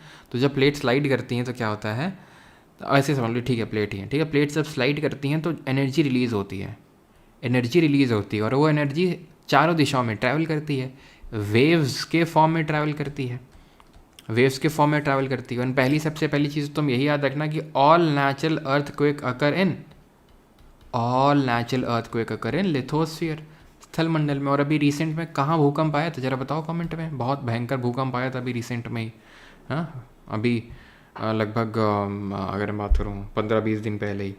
तो लिथोस्फीयर में सारे नेचुरल अर्थक्वेक आते हैं, ये चीज़ ध्यान रखना, ठीक है। मतलब क्या आर्टिफिशियल भी अर्थक्वेक हो सकता है क्या, बिल्कुल हो सकता है, बिल्कुल मैन मेड अर्थक्वेक्स भी होते हैं। जैसे जब कोयना डैम बना था तो ये कृष्णा रिवर की ट्रिब्यूटरी पे, तो वहाँ भूकंप आया था महाराष्ट्र, मतलब ठीक है, रिजर्वायर इंड्यूस्ड अर्थक्वेक उसको बोलते हैं।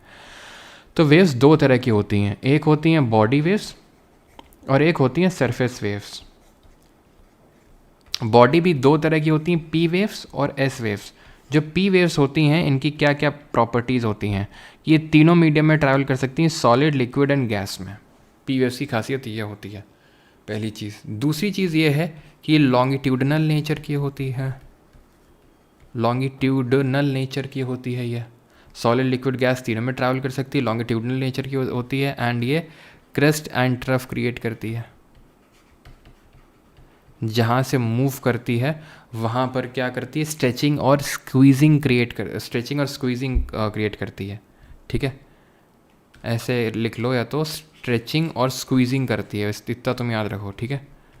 स्ट्रेचिंग एंड स्क्वीजिंग, स्ट्रेचिंग और स्क्वीजिंग करती है पी वेव। एस वेव की बात करेंगे, ठीक है, अगर हम एस वेव की बात करेंगे तो ये सिर्फ ओनली सॉलिड में ट्रैवल करती हैं, सिर्फ सॉलिड में ट्रैवल करती हैं, okay. And they are like transverse wave, okay. And P wave जो होती है साउंड वेव की तरह होती हैं, they resemble the sound waves. Sound wave की भी सॉलिड में स्पीड सबसे ज़्यादा होती है, गैस में सबसे कम। सरफेस वेव जो होती हैं, एंड ये भी ध्यान रखना, पी वेव जो होती हैं they are first to be recorded on the seismograph. Why? Because they are the fastest, सबसे तेज होती हैं, तो जल्दी से जो है ना, हाथ में चप्पल पकड़ के भागती हैं एकदम। तो first to be recorded on seismograph. Seismograph क्या होता है, तो सीस्मोग्राफ ये होता है आपका, कहाँ गया सीस्मोग्राफ, कहाँ भैया सीस्मोग्राफ, ये देखो, ये सीस्मोग्राफ है। तो ये सीस्मोग्राफ है जो वेव्स बना रहा है, ठीक है। तो सबसे पहले कौन सी रिकॉर्ड होंगी, पी वेव्स रिकॉर्ड होंगी यहाँ पे, ये चीज़ ध्यान रखना, ठीक है। एंड सरफेस वेव्स जो होती हैं सबसे, इनको हम रैले वेव्स के नाम से जानते हैं, रैले या L waves, and these are the most destructive होती हैं ये, क्लियर है। बॉडी वेव्स ही जब वो सरफेस के कांटेक्ट में आती हैं, सरफेस रॉक के कांटेक्ट में आती हैं, चट्टान के, तो वो बॉडी वेव्स ही सरफेस वेव्स बन जाती हैं। इज़ इट क्लियर और नॉट? क्लियर है ये। अर्थक्वेक जो वेव्स होते हैं उन्हीं को हम सीस्मिक वेव्स बोलते हैं, और उसकी स्टडी को हम सीस्मोलॉजी के नाम से जानते हैं। अर्थक्वेक वेव्स की स्टडी को हम सीस्मोलॉजी बोलते हैं, ठीक है, क्लियर। अब पी वेव्स जो है सब में ट्रैवल कर सकती है, तीनों में। सॉलिड वेव्स सॉलिड में ही सिर्फ ट्रैवल कर सकती हैं, एस वेव। इसीलिए जो एस वेव्स होती हैं इनका जो शैडो जोन होता है, जो छाया क्षेत्र होता है, वो बहुत बड़ा होता है। कितना होता है? रफली ग्रेटर देन 40% होता है, फिर ऑलमोस्ट 40% ऑफ अर्थ सरफेस होता है। ये 40% ऑफ अर्थ का सरफेस होता है shadow zone of S waves. P wave की अगर बात करेंगे तो उनका कितना होता है? इनका होता है, यहाँ पे मैं लिखता हूँ 103 या फिर 104 डिग्री, आप समझ सकते हो, 104 डिग्री लिख लो, 104 डिग्री से लेकर 143 डिग्री तक, ओके। लेकिन एस वेव की अगर बात करेंगे तो 104 से लेकर पूरा 104 तक ये मौजूद नहीं होती हैं, क्लियर। जहाँ से भूकंप आता है उस पॉइंट को क्या बोलते हैं? उस पॉइंट को बोलते हैं हाइपोसेंटर या फिर फोकस। और जहाँ सबसे ऊपर पॉइंट होता है ना, जहाँ सबसे पहले स्ट्राइक करती हैं, दैट इज कॉल्ड एज भूकंप का एपिसेंटर, जहाँ पे डिस्ट्रक्शन होता है सबसे ज़्यादा। ठीक है कि नहीं है? बताओ जल्दी से। ये देखो कॉन्वर्जन प्लेट बाउंड्री है, कॉन्वर्जन में 2 मिली, नीचे धंसी, जैसे कॉन्टिनेंट और ओशन मिलेगा तो कौन नीचे जाएगा जरा बताओ जल्दी से। और फिर यहाँ से एक्स्ट्रा जो मैग्मा है वो ऐसे भल्ले से निकलेगा एकदम। ये ट्रांसफॉर्म प्लेट बाउंड्री। क्यों भैया समझ में आया कि नहीं आया? देख रहे हो बेटा, ये हम ही हैं। ये वहाँ जाके वीडियो रिकॉर्ड किए थे तुम्हारे लिए, लेकिन तुम इस बात को अभी अप्रिशिएट नहीं करोगे कि सर इतनी मेहनत करते हैं हमारे लिए हैं। लेकिन ठीक है, कोई नहीं, सह लेंगे। चलो भाई, तो आगे बढ़ा जाए अभी टाइप ऑफ माउंटेन्स में। यस, रशिया में भी आया था कामचाटका प्लेट्यू में, काफ़ी भयंकर भूकंप। आगे बढ़ें। बिल्कुल ओशनिक जाएगी, क्यों जाएगी? क्योंकि वो ज़्यादा डेंसर होती है। बिल्कुल सह लेंगे, हाँ। और एक चीज़ यहाँ पर, and that is with respect to the scales. कौन सी स्केल, कौन सी 2 स्केल हम पढ़ते हैं?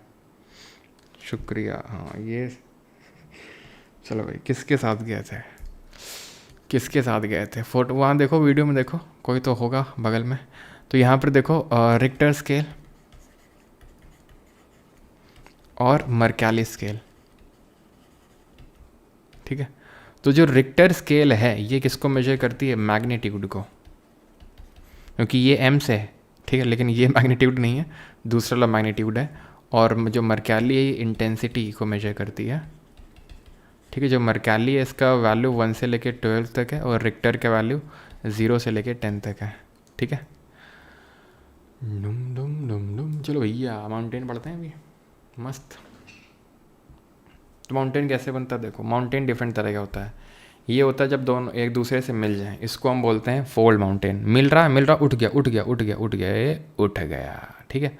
ये है ब्लॉक माउंटेन, ये क्रैक पड़ा, ये धंस गया, ले भैया, ले धंस गया। तो ये जो धंस गया ना, जो धंस गया, इसको बोलते हैं, पता है क्या? इसको बोलते हैं अपने गिरेबान में झांक के देखो, क्योंकि धंस गया ना तो नीचे से खड़े हो तो झांक के नहीं देखना पड़ेगा तुमको, तो इसको बोलते हैं गिरेबान। तो अपने गिरेबान में झांक के देखो, किसको? ये जो धंस गया। और जो खड़ा हो गया वो हॉर्स्ट है, हॉर्स्ट। अब जैसे कि तुम सभी छात्र छात्राओं ने ये ज़रूर पढ़ा होगा अपने बचपन के दिनों में कि ये विंध्या, ये सतपुरा, इसके बीच में एक नदी बहती है। इस नदी का नाम बताओ क्या है? क्या नाम है इसका? नर्मदा है। और नर्मदा ये तुमने ज़रूर पढ़ा होगा बचपन में ही, कक्षा 1 में पढ़ा होगा इसको, कि जो है ये रिफ्ट वैली में फ्लो होती है। नहीं, फ्लो होती ही नहीं होती, तो रिफ्ट वैली भ्रंश घाटी में, ठीक, ध्यान समझना। तो ये विंध्या और ये सतपुरा और ये रिफ्ट वैली में फ्लो हो रही है, बस वही है। ये है विंध्या, ये है सतपुरा और ये रिफ्ट वैली। तो भैया जो धंस गया वो रिफ्ट बना देता है, और जो खड़े हो गए वो माउंटेन बन जाते हैं। तो जो विंध्या सतपुरा इंडिया में है वो एग्जाम्पल्स हैं ब्लॉक माउंटेन के। देखो समझ में आ गया तुमको? नहीं आया नहीं कि नहीं समझ में आया? एग्जाम्पल भी मैंने तुम्हें बता दिया, विंध्या और Satpura are the block mountains. और सर बता दो, और बता दो सर, मन नहीं भर रहा है हमारा। तो हर्ष माउंटेन ले लो तुम, कोई बात का हर्ष नहीं है, ठीक है, जर्मनी में। हर्ष माउंटेन ले लो, जर्मनी में आपको ये भी ब्लॉक माउंटेन देखने को मिलेंगे, ठीक है। वॉसजेस माउंटेन ले लो। वॉसजेस माउंटेन कहाँ पर है? तो वॉसजेस माउंटेन फ्रांस में, ये भी हैं आपके ब्लॉक,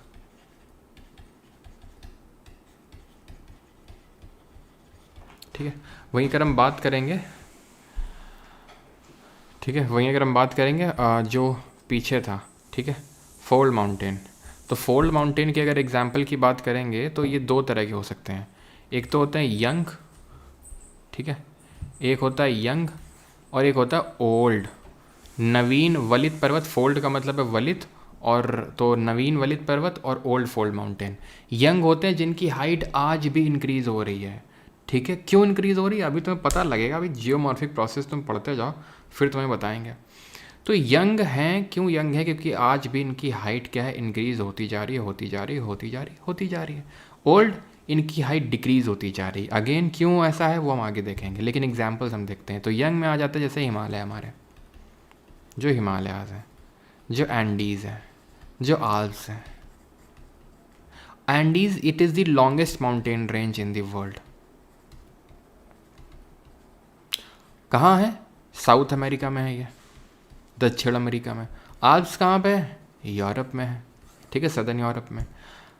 ओल्ड फोल्ड माउंटेन की अगर बात करेंगे तो इसमें हमारे इंडिया में जैसे बात करेंगे अरावलीज, ये इंडिया में नहीं पूरे वर्ल्ड में वन ऑफ द ओल्डेस्ट हैं, ओल्ड फोल्ड माउंटेन है।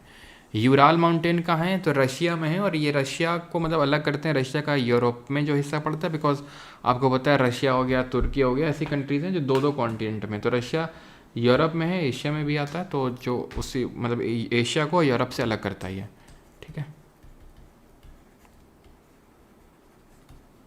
ठीक है, यूएस में आप देखोगे अपलेशियंस देखने को मिलेंगे, अपलेशियंस, ठीक है। रॉकीज़ देखने को मिलेंगे यूएस में ही, लेकिन वो कहाँ पर हैं? वो यंग में आते हैं। तो जैसे ये आपका नॉर्थ अमेरिका है, तो यहाँ पर अपलेशियंस आते हैं ईस्ट साइड में, और रॉकीज़ यहाँ पे आता है आपका, ठीक है।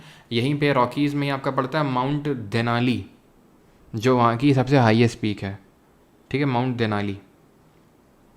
क्लियर है फोल्ड माउंटेन के बारे में कि किस तरह से फोल्ड माउंटेन, जैसे एक पेज लो A4 साइज़ का, उसको दोनों साइड से पुश करो तो बीच का हिस्सा उठ जाएगा, उसी तरह से फोल्ड माउंटेन क्रिएट होते हैं। हमारा घर अलावली के पास है, अच्छा ऐसा है। वॉल्केनिक माउंटेन पे आते हैं। वॉल्केनिक माउंटेन कैसे बनते हैं भाई? जब वॉल्केनो निकलता है, अब जब वॉल्केनो निकलता है, वॉल्केनो से क्या निकलता है? वॉल्केनो से बहुत कुछ निकलता है। तो एक जो मेन चीज़ निकलती है वो मैग्मा निकलता है, या लावा जिसको बोलते हैं। तो जब इकट्ठा होता है तो वॉल्केनिक माउंटेन बन जाता है। एग्जाम्पल के तौर पर अगर हम बात करना चाहें तो रुक जाओ जरा, बंद कर दें। तो वॉल्केनिक माउंटेन में जैसे हम बात करें, माउंट किलीमंजारो, किलीमंजारो ये कहाँ पर है? ये पता है आपको? ये हाईएस्ट पीक है अफ्रीका की। It is the highest peak of Africa, located in Tanzania. Tanzania में लोकेटेड है, ये हाईएस्ट पीक है, ठीक है। ये चीज़ ध्यान रखेंगे। जैसे कि माउंट स्ट्रॉम्बोली,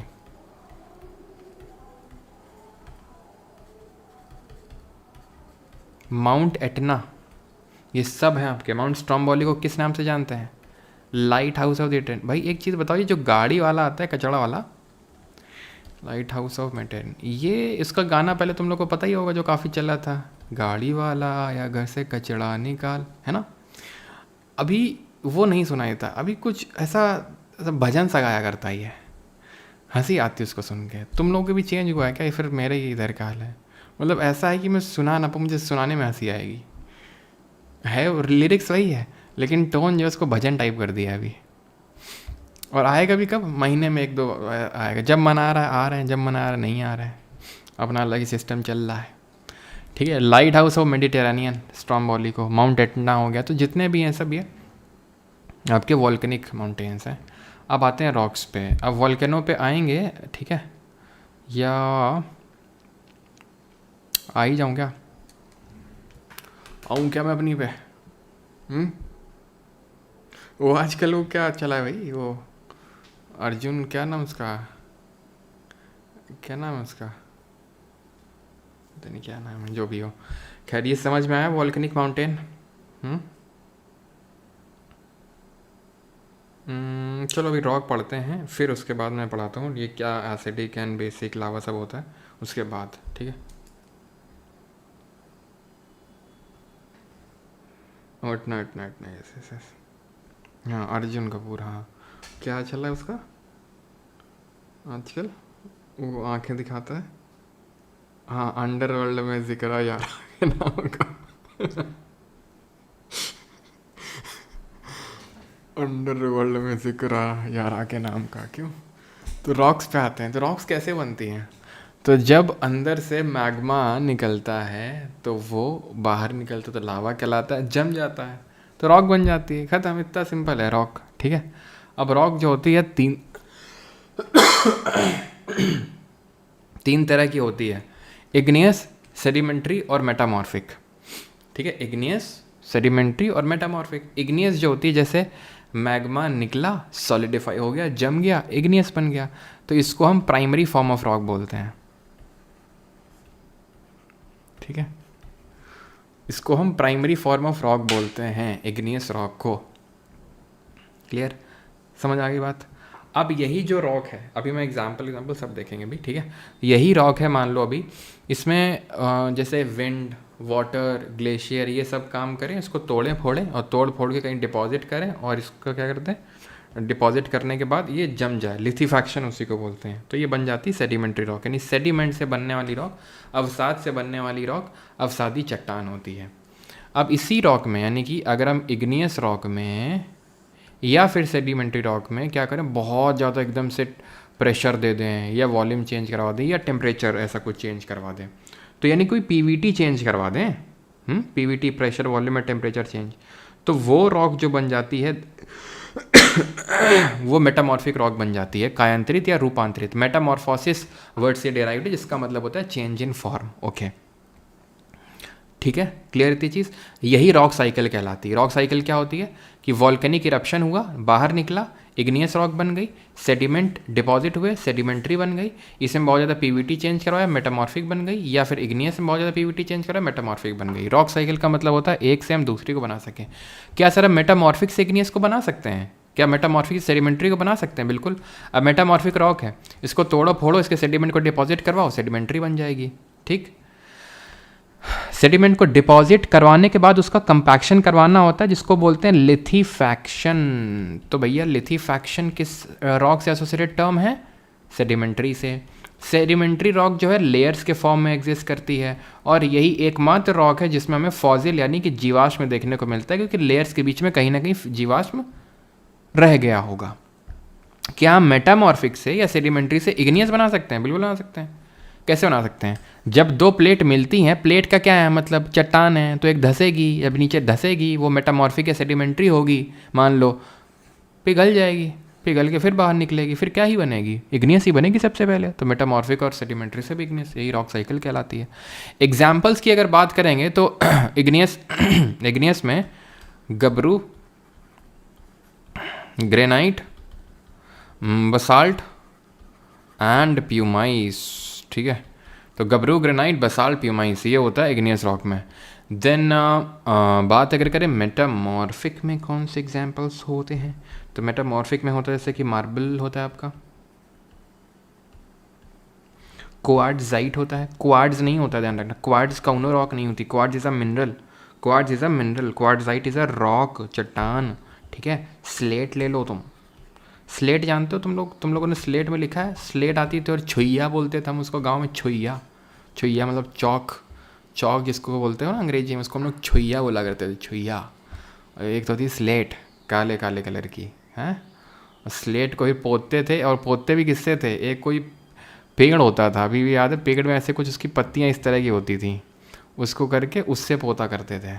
अभी छुइया चला, छुइया भी दो तरह की आती थी, एक ऐसी आती थी खड़ी हुई, और एक आती थी गोल गोल, याद है गोल गोल, जिसको खाने में भी अलग ही टेस्ट आता था, मज़ा आता था। इसमें टेस्ट नहीं आता था, टेस्ट जो आता था ना वो इसमें आता था भाई, क्या मज़ेदार टेस्ट होता था उसका, और लिखो तो एकदम मज़ा आ जाती थी। खैर, तो वो स्लेट है, वो नहीं है ये। ठीक है, स्लेट हो गया, चिस्ट हो गया, ये सारी जो होती हैं आपकी होती, और ग्न्यूसाइड, ग्नीसॉइड, ये सब होती है मेटामॉर्फिक रॉक। एंड सेडिमेंट्री के बारे में ध्यान रखना कि ये 3 फॉर्म में एग्जिस्ट करती है। कितने फॉर्म में एग्जिस्ट करती है? ये ग्नीस देख सकते हो, ये सेडिमेंट से लिखी तो है यार, फालतू मेहनत कर रहे थे। बसाल्ट, प्यूमाइस, लेकिन सब नहीं याद करनी, जो मैंने लिखी है ना, ये जो मैंने लिखी है इग्नियस में, ये जो मैंने लिखी है मेटामॉर्फिक में, इसके अलावा तुम्हें एक और एक्स्ट्रा भी याद नहीं रखनी है। सेडिमेंट्री में हम भी तुम्हें बता देते हैं। सेडिमेंट्री जो है 3 फॉर्म में एग्जिस्ट करती हैं। मैकेनिकली फॉर्म, ठीक है, ऑर्गेनिकली फॉर्म्ड और केमिकली फॉर्म्ड। ठीक है, केमिकली फॉर्म्ड 3 फॉर्म में एग्जिस्ट करती हैं। कौन सी? Sedimentary rock. और उसमें भी कौन कौन सी होती है? मैकेनिकली को ही हम क्लास्टिकली फॉर्म्ड भी बोल देते हैं, इसी को हम क्लास्टिक रॉक भी बोल देते हैं। तो मैकेनिकल में कौन कौन सी आती हैं? तो सैंडस्टोन आती है, ठीक है, कॉन्ग्लोमेरेट आती है, कॉन्ग्लोमेरेट आती है, लाइमस्टोन आती है। लाइमस्टोन सब में कॉमन है, जैसे कि राजीव शुक्ला है, राजीव शुक्ला बीसीसीआई में, पता है आपको ना राजीव शुक्ला, इतना तो पता ही होगा। वो परमानेंट है, मतलब जब दुनिया बनी थी तब से वो एग्जिस्ट कर रहे हैं, राजीव शुक्ला। ठीक है, पार्टी आएंगी जाएंगी, बीसीसीआई के अध्यक्ष बदलेंगे, सब कुछ होता रहेगा, लेकिन राजीव शुक्ला कॉमन रहेंगे। हैं, पहला आईपीएल से लेकर आज तक आईपीएल में अगर कोई एक चीज़ कॉमन है तो वह है राजीव शुक्ला। तो उसी तरह है, लाइमस्टोन सब में कॉमन है, limestone is the Rajiv Shukla of rock family. तो ये मैकेनिकली सेडिमेंट्री में भी होगी, ऑर्गेनिकली में भी होगी, केमिकली में, तो लिखने की ज़रूरत होनी नहीं चाहिए। ठीक है, इसमें लाइमस्टोन कॉमन है। शेल ले लो, लोइस ले लो, नहीं ले लो, ठीक है। और ऑर्गेनिकली में अगर बात करेंगे तो लाइमस्टोन तो होगा ही, गेसेराइट ले लो, ठीक है, गेसेराइट, चौक ले लो, ठीक है। स्लेट ध्यान रखना, स्लेट है लाइमस्टोन, चौक है आपकी ये organically formed sedimentary rock. Then और गेसेराइट टाइम, ठीक है, और लाइमस्टोन तो आपको पता ही है। केमिकली में अगर बात करेंगे तो अगेन लाइमस्टोन तो कॉमन हो गई, चर्ट ले लो, हेलाइट ले लो, पोटाश ले लो, ये सब आएंगे। ओके चलो भैया आगे बढ़ते हैं। चलो लीनिएशन क्या होता है, तो जो लाइन देखने को मिलती है मेटामॉर्फिक रॉक में वो होती हैं, ठीक है। जो मेटामॉर्फिक रॉक में, और तुम्हें पता है राजीव शुक्ला कानपुर से ही है, हाँ, हल्के मत लिया करो कानपुर के लोगों को, बता रहे हैं तुम लोगों को, क्योंकि तुम लोगों ने देखा है हल्के में लेते हुए, तो हल्के मत लिया करो कानपुर के लोगों को। मेटामॉर्फिक लीनिएशन, ठीक है। मेटामॉर्फिक में बैंडिंग क्या होता है, ऑल्टरनेट जो लाइट एंड डार्क शेड्स होती है ना, लाइट एंड डार्क शेड्स, उसको बोलते हैं बैंडिंग, और जो लाइन होती हैं वो होती है लीनिएशन या फोलिएशन। और ये सिर्फ और सिर्फ आपको देखने को मिलेगा मेटामॉर्फिक में। और एक चीज़ और, यही नहीं, अभी और सुनिए क्या, कि जो मेटामॉर्फिक रॉक होती है वो दो तरह की होती है, ठीक है। दे आर मतलब मतलब मैं ये बोल सकता हूँ कि पहले तो तुम ये समझो कि व्हाट इज़ डायनेमिक मेटामॉर्फिज्म, इसका डेफिनेशन लिखो। What is dynamic metamorphism. अब मैं थोड़ा इस पर ज़्यादा फोकस इसलिए कर रहा हूँ बिकॉज इसके इर्द गिर्द से क्वेश्चन बनने के चांसेस मुझे लग रहे हैं, इसलिए, ठीक है। डायनेमिक मेटामॉर्फिज्म होता है जब मेटामॉर्फिक रॉक बनती है विदाउट एनी केमिकल चेंज, मतलब ऐसा नहीं कि बिल्कुल ही नहीं, लेकिन बहुत थोड़ा होगा भी तो बहुत जरा सा केमिकल चेंज होता है, उसको हम बोलते हैं डायनेमिक मेटामॉर्फिज्म, ठीक है। और एक चीज़ ध्यान रखना कि जो मेटामॉर्फिक रॉक होती हैं उसमें रीऑर्गेनाइजेशन होता है क्रिस्टल्स का, रीऑर्गेनाइजेशन होता है क्रिस्टल्स का, ठीक। अब अगर उनमें केमिकली चेंज नहीं होगा तो डायनेमिक है, और अगर होगा तो थर्मल है। वो नहीं होगा तो डायनेमिक है, और अगर केमिकल चेंज होगा, केमिकली कॉम्पोजिशन चेंज होगा तो थर्मल मेटामॉर्फिज्म है, विच इज फर्दर सब divided into two parts, and that is contact and regional metamorphism. Contact and regional metamorphism.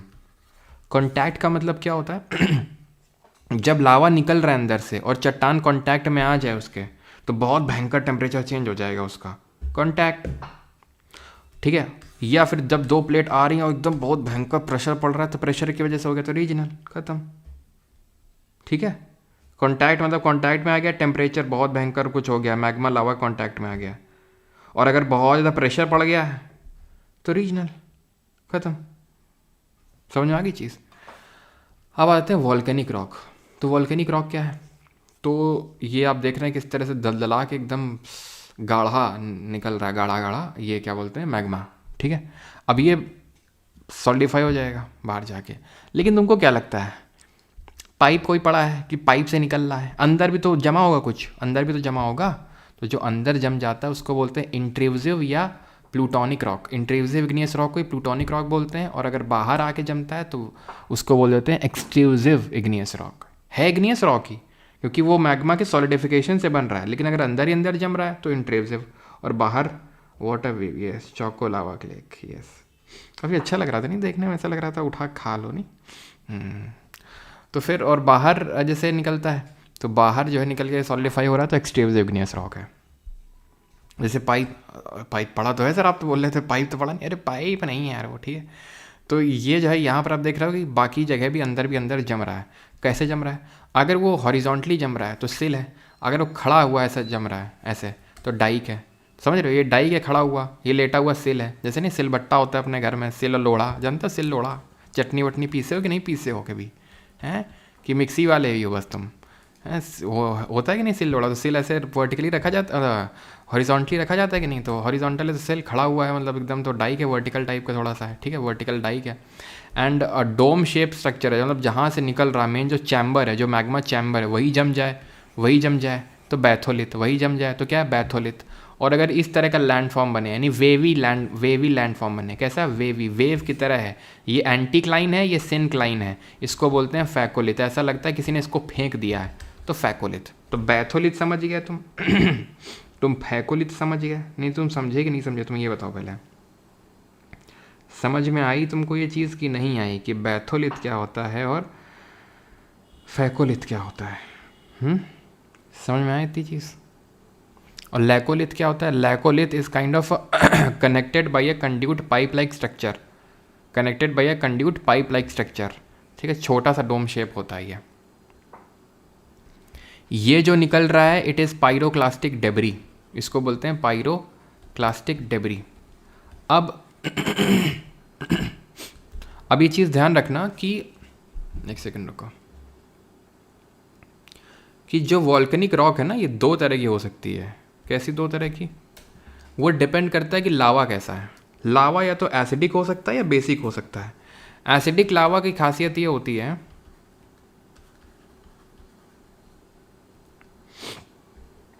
एक सेकंड रुको,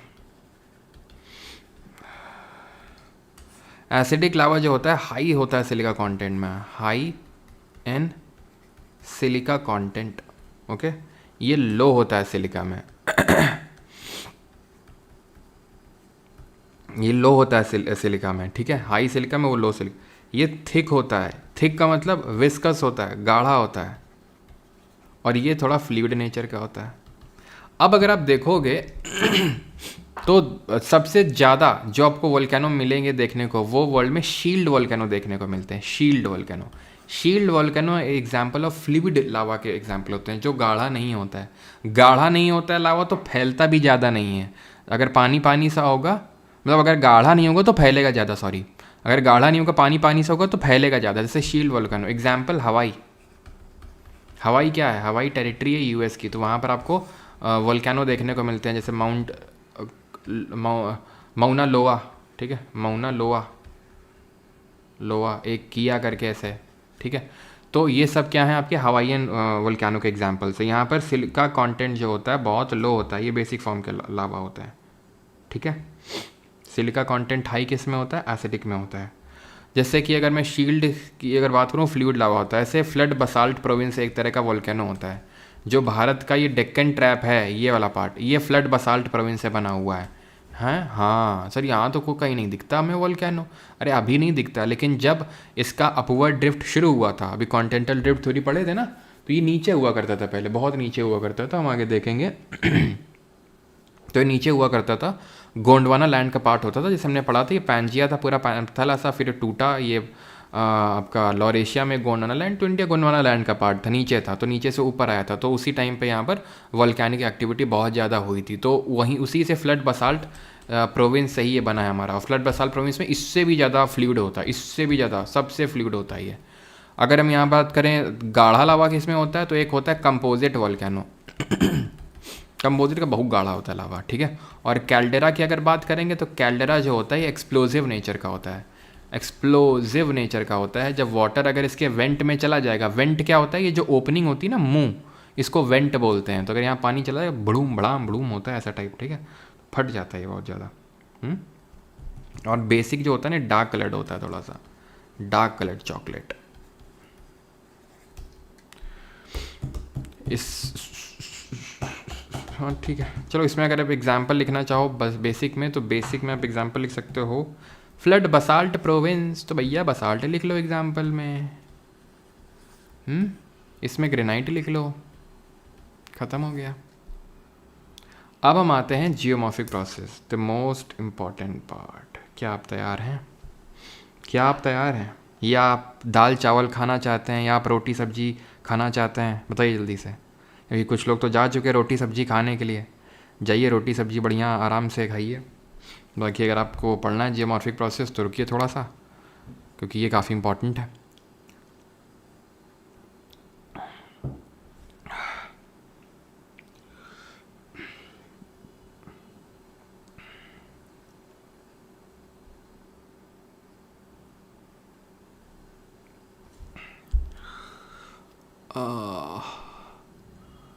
आँखें हैं गरम गरम सी और तुम पढ़ाने की बात करते हो चलो भाई, पढ़ना तो पड़ेगा ही, क्योंकि पेपर लगा हुआ है।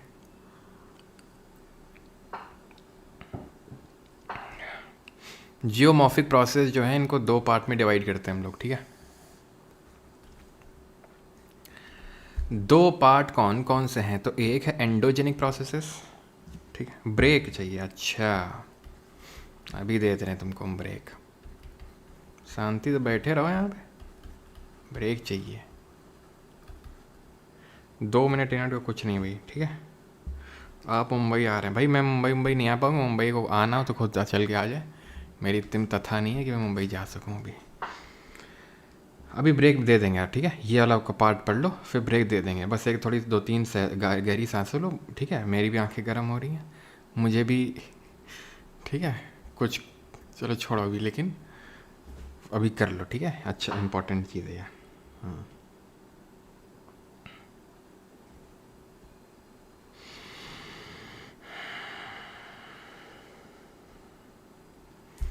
Endogenic and exogenic.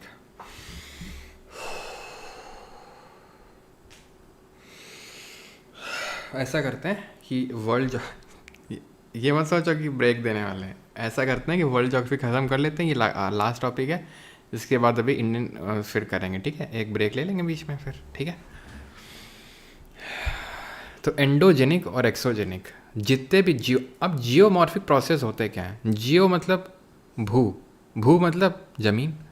तो ज़मीन को बनाने और बिगाड़ने वाले जो प्रोसेसेस हैं वो हैं जियोमॉर्फिक प्रोसेस।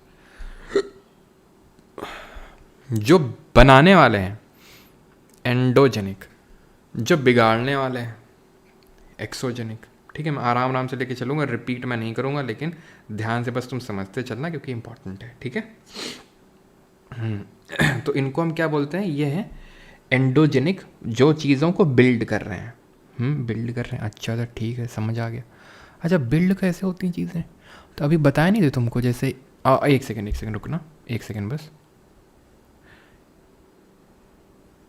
ये हमने बीच में पैसिफिक रिंग ऑफ फायर छोड़ा था। ये क्या चीज़ होती है? तो ये प्लेट बाउंड्री होती है। ये वो प्लेट बाउंड्री होती है, अगेन रिपीट, ये वो प्लेट बाउंड्री होती है। प्लेट बाउंड्री है। अब प्लेट बाउंड्री में पता है भूकंप आने के चांस ज़्यादा होते हैं। भूकंप हो गया, वोल्केनिक एक्टिविटी हो गई, सब ज़्यादा चांस होते हैं। तो ये वो रिंग है पैसिफिक ओशन में जहाँ पर बहुत ज़्यादा भूकंप और वोल्केनिक एक्टिविटी होती है। इसको पैसिफिक रिंग ऑफ फायर बोलते हैं। और जहाँ बीच बीच में जो वोल्केनिक एक्टिविटी होती है जो पैसिफिक रिंग ऑफ फायर में नहीं लोकेटेड है, उसको वोल्केनिक हॉटस्पॉट बोल देते हैं, ठीक है।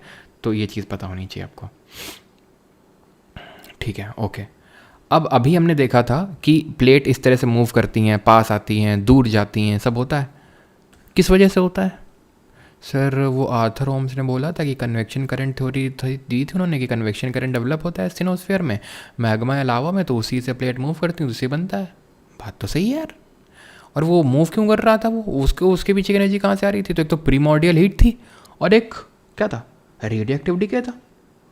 यही था ना, प्रीमॉर्डियल हीट था और रेडियो एक्टिविटी थी, जहाँ से मेजरली आ रहा था फोर्स। बस वहीं से एनर्जी आ रही है, वहीं से एनर्जी आ रही है एंडोजेनिक प्रोसेसेस के लिए। और इसी को हम कलेक्टिवली क्या बोल देते हैं? डाइस्ट्रोफिज्म। डाइस्ट्रोफिज्म बोल देते हैं इसी को ही हम, एंडोजेनिक प्रोसेसेस को। जो प्रोसेसेस क्या करते हैं? चीज़ों को बिल्ड कर रहे हैं। जब दोनों मिले तो पहाड़ बन गया। पहाड़ क्या हुआ? बिल्ड हुआ, तो वो क्या हुआ? डाइस्ट्रोफिज्म, ठीक है। अब ये डिफरेंट तरह के हो सकते हैं, या तो पहाड़ बन सकता है तो ओरोजेनिक, या पहाड़ के अलावा कोई और पार्ट मान लो बन गया, अपलिफ्ट हो गया, उठ गया कोई हिस्सा, पहाड़ नहीं बना, कुछ और बन गया बट अपलिफ्ट हुआ, बना है, एपिरोजेनिक, ठीक। और मान लेते हैं कि अब प्लेट मूव करती हैं तो भूकंप भी तो आता है, हाँ आता तो है। और वोल्केनिक एक्टिविटी भी तो होती है, हाँ होती तो है, लेकिन उसको अलग से नहीं लिखेंगे, ठीक है, लिख लेंगे, लेकिन ठीक है।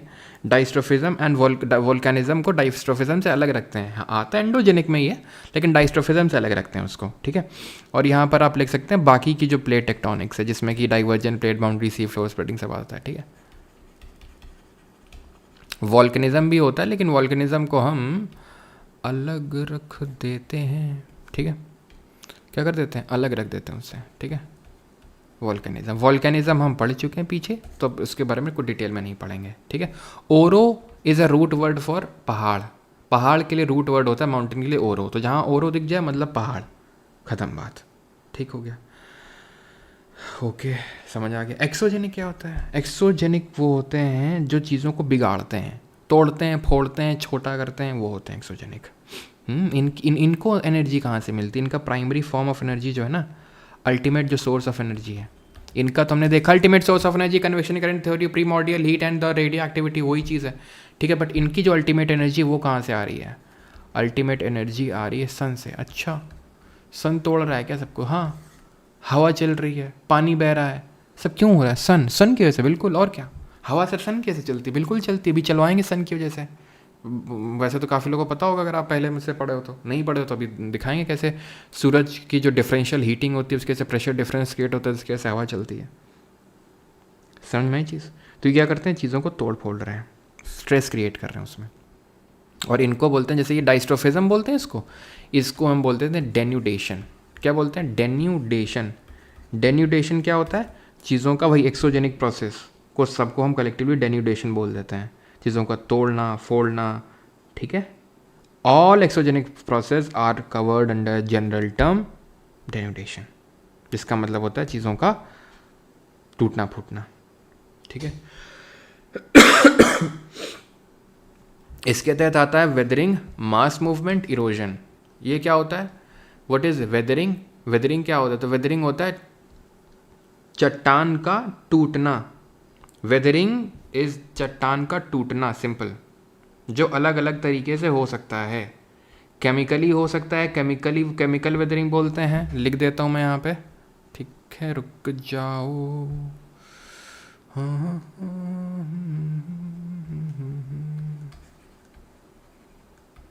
ये केमिकल वेदरिंग है। केमिकल वेदरिंग के डिफरेंट टाइप्स होते हैं। अब अगेन अगर मैं लिख रहा हूँ तो उतना ही बस तुम याद कर लो, रट्टा मान लो, उतने में हो जाएगा। बाकी डेप्थ में अभी उतना टाइम नहीं कि मैं डेप्थ में वन शॉट में डेप्थ में मैं जाऊँ उसमें, ठीक है। तो केमिकल वेदरिंग में भाई सिंपल वेदरिंग होता है। वेदरिंग एक इन सितु प्रोसेस होता है।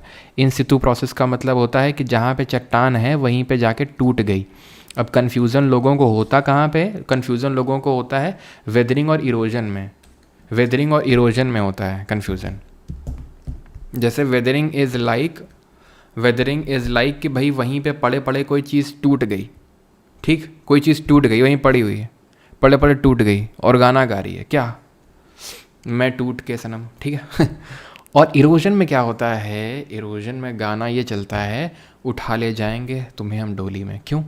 क्योंकि यहाँ पे कौन उठा ले जाएगा डोली में, और किसको उठा ले जाएगा? जो चीज़ वेदरिंग हुई है, जो चीज़ टूटी है या फिर नहीं भी टूटी है, तो उसको विंड, हवा या पानी या ग्लेशियर उठा के ले जाएगा कहीं पे। मतलब there is a certain movement involved, there is a certain form of kinetic energy involved which is the driving force or energy behind this erosion or transportation.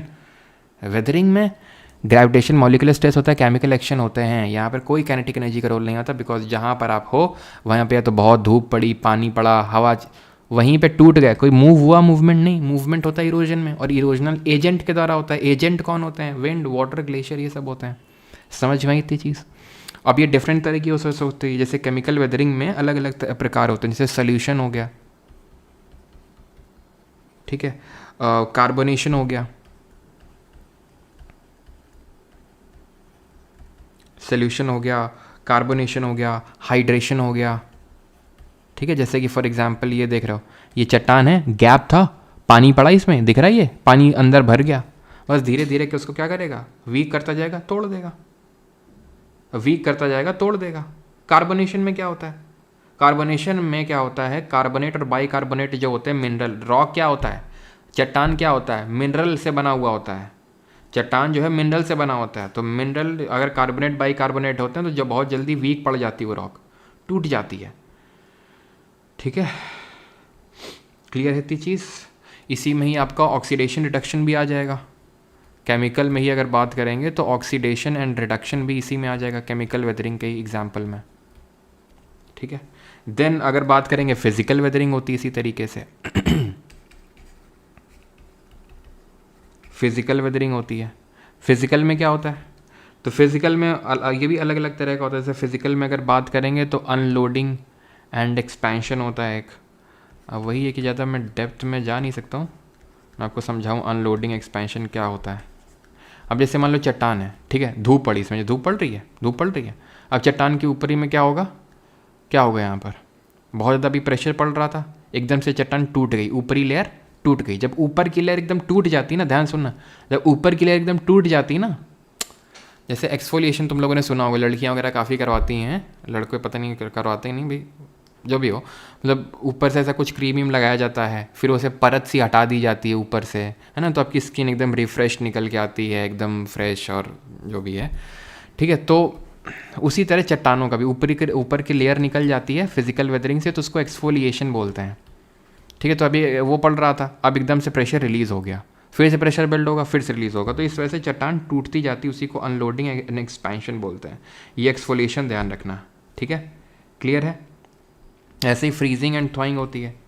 Freezing and थॉइंग, freezing and थॉइंग का मतलब होता है कि भाई इसमें मान लो ये पानी पड़ा, बर्फ़ जम गई, बर्फ़ जमेगी तो इसको और पुश करेगी, फिर पिघलेगी तो फिर सिकुड़ जाएगी, फिर जमेगी, फिर रात में जब सर्दी पड़ेगी तो फिर वो जमेगी, फिर तो ऐसे क्या ना, पास आएगी दूर जाएगी, पास आएगी दूर जाएगी, टूट जाएगी, ठीक है। तो ये फिजिकल वेदरिंग हो गया। इसी तरह से आपकी एक बायोलॉजिकल वेदरिंग होती है। तो अगर हमारे जो बायोलॉजिकल एजेंट हैं, जैसे कि चूहे वगैरह हो गए, केचुए हो गए, पेड़ हो गया, पेड़ मान लो यहाँ पर ये है, पेड़ ग्रो कर गया, पेड़ की जड़ें आएंगी, जड़ें इसको क्या कर देंगी, तोड़ देंगे इसको, तो उसको हम बायोलॉजिकल वेदरिंग बोलते हैं। तो ये चीज़ आपको आई होप समझ में आ गई होगी, ठीक है, क्लियर इतनी चीज़, डेनिटेशनल एजेंट सब कुछ। मास मूवमेंट जो बीच में लिखा हुआ उसको भी समझ लेते हैं। एकदम से बहुत ही बड़े मास का जो मूवमेंट होता है उसको मास मूवमेंट बोलते हैं। जो मास मूवमेंट होता है ये दो तरह का होता है, एक तो धीरे धीरे धीरे होता है तो स्लो मास मूवमेंट, और एक होता है फास्ट मास मूवमेंट, ठीक है।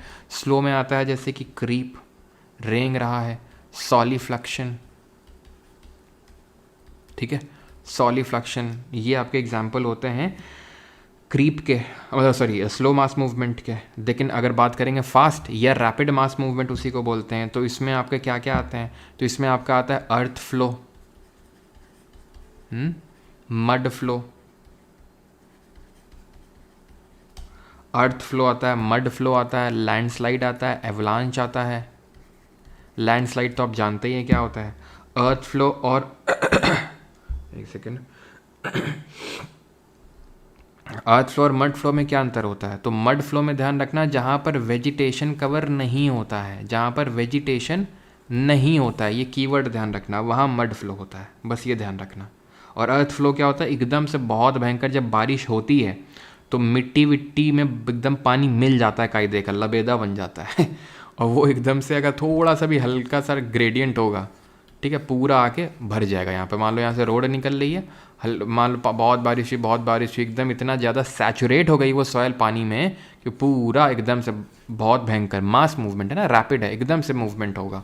और आप स्लो क्या होता है, क्रीप, जैसे आपने देखा होगा कि आपके पोल जो हैं टेढ़े हो गए। क्यों टेढ़े हो गए, आपने देखा टेढ़े होते? नहीं, पता नहीं, धीरे धीरे हो गए, धीरे धीरे हुए ना, आपने देखा नहीं, लेकिन ये एकदम से होता है, ठीक है, तो उसको रैपिड बोलते हैं।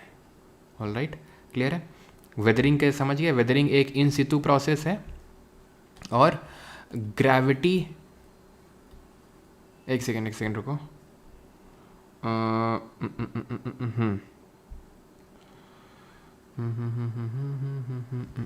इसमें मास मूवमेंट में ध्यान रखना,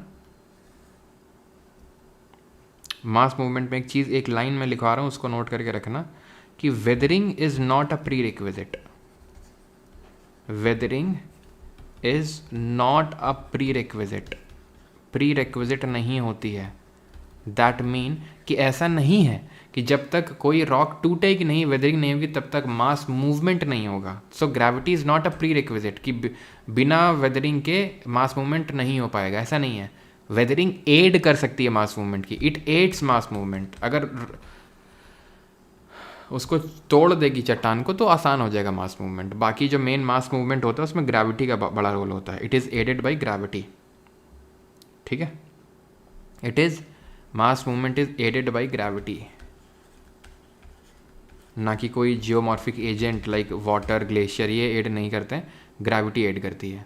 अब आते हैं लैंड फॉर्म से, जहाँ से इस बार क्वेश्चन बने हैं, ठीक है। काफ़ी इंपॉर्टेंट है ये। एक सितु इन सितु एक्सप्लेन बताया, तो इन सितु का मतलब है जहाँ पे वहीं पे, जैसे तुम लोग इन सितु स्टडी कर रहे हो, अगर तुम अपने घर में जहाँ पे हो वहीं पे स्टडी कर रहे हो, इन सितु स्टडी कर रहे हो। तुम बाहर जाके कहीं पे रूम ले रहे हो और दिल्ली में, मुखर्जी नगर में और कहीं पे, तो तुम एक सितु स्टडी कर रहे हो, मतलब अपने होम लोकेशन से बाहर। जेई का पोस्टपोन हो सकता है कि बाकी सारे एग्ज़ाम पोस्टपोन होंगे, बिकॉज सब बैक टू बैक लगे थे, तो सभी पोस्टपोन होंगे शायद मेरे हिसाब से।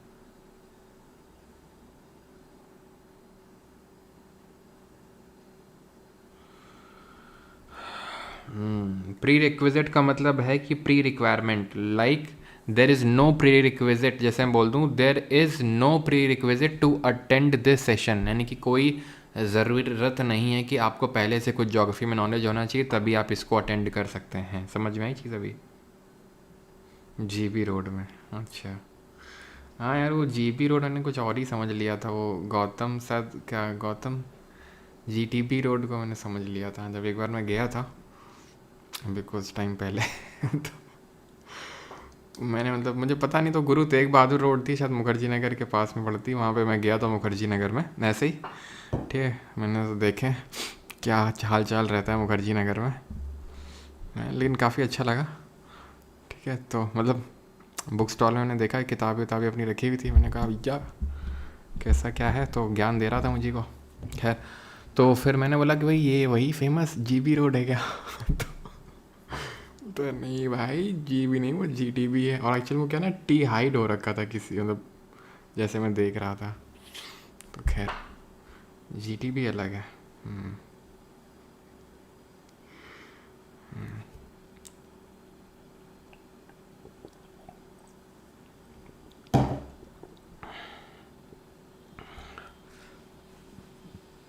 क्या जीबी रोड? कुछ नहीं, मतलब मेन नहीं होता, वहाँ पे बुक स्टॉल बहुत बड़े बड़े हैं, तो बुक्स बहुत मिलती है वहाँ पे, बस वही है, ठीक है। अरे भैया जीटीबी की बात कर रहे हैं, जीटीबी रोड की, जीटीबी गुरु तेग बहादुर रोड, मुखर्जी नगर गए थे।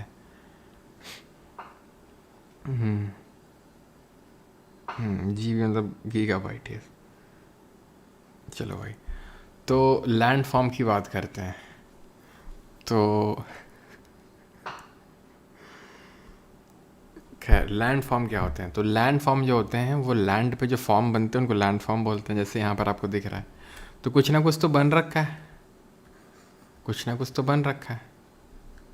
मतलब जीटीबी रोड है, गुरु तेग बहादुर रोड, काफ़ी सही है, मुखर्जी नगर पास बुक स्टॉल वगैरह काफ़ी है, तो वहाँ पे मतलब काफ़ी सही बुक्स मिल जाती हैं, ठीक है। तो ये है आपकी क्या लैंड फॉर्म है, ठीक है, लैंड फॉर्म इस तरह से। तो ये लैंड फॉर्म्स हैं, ओके।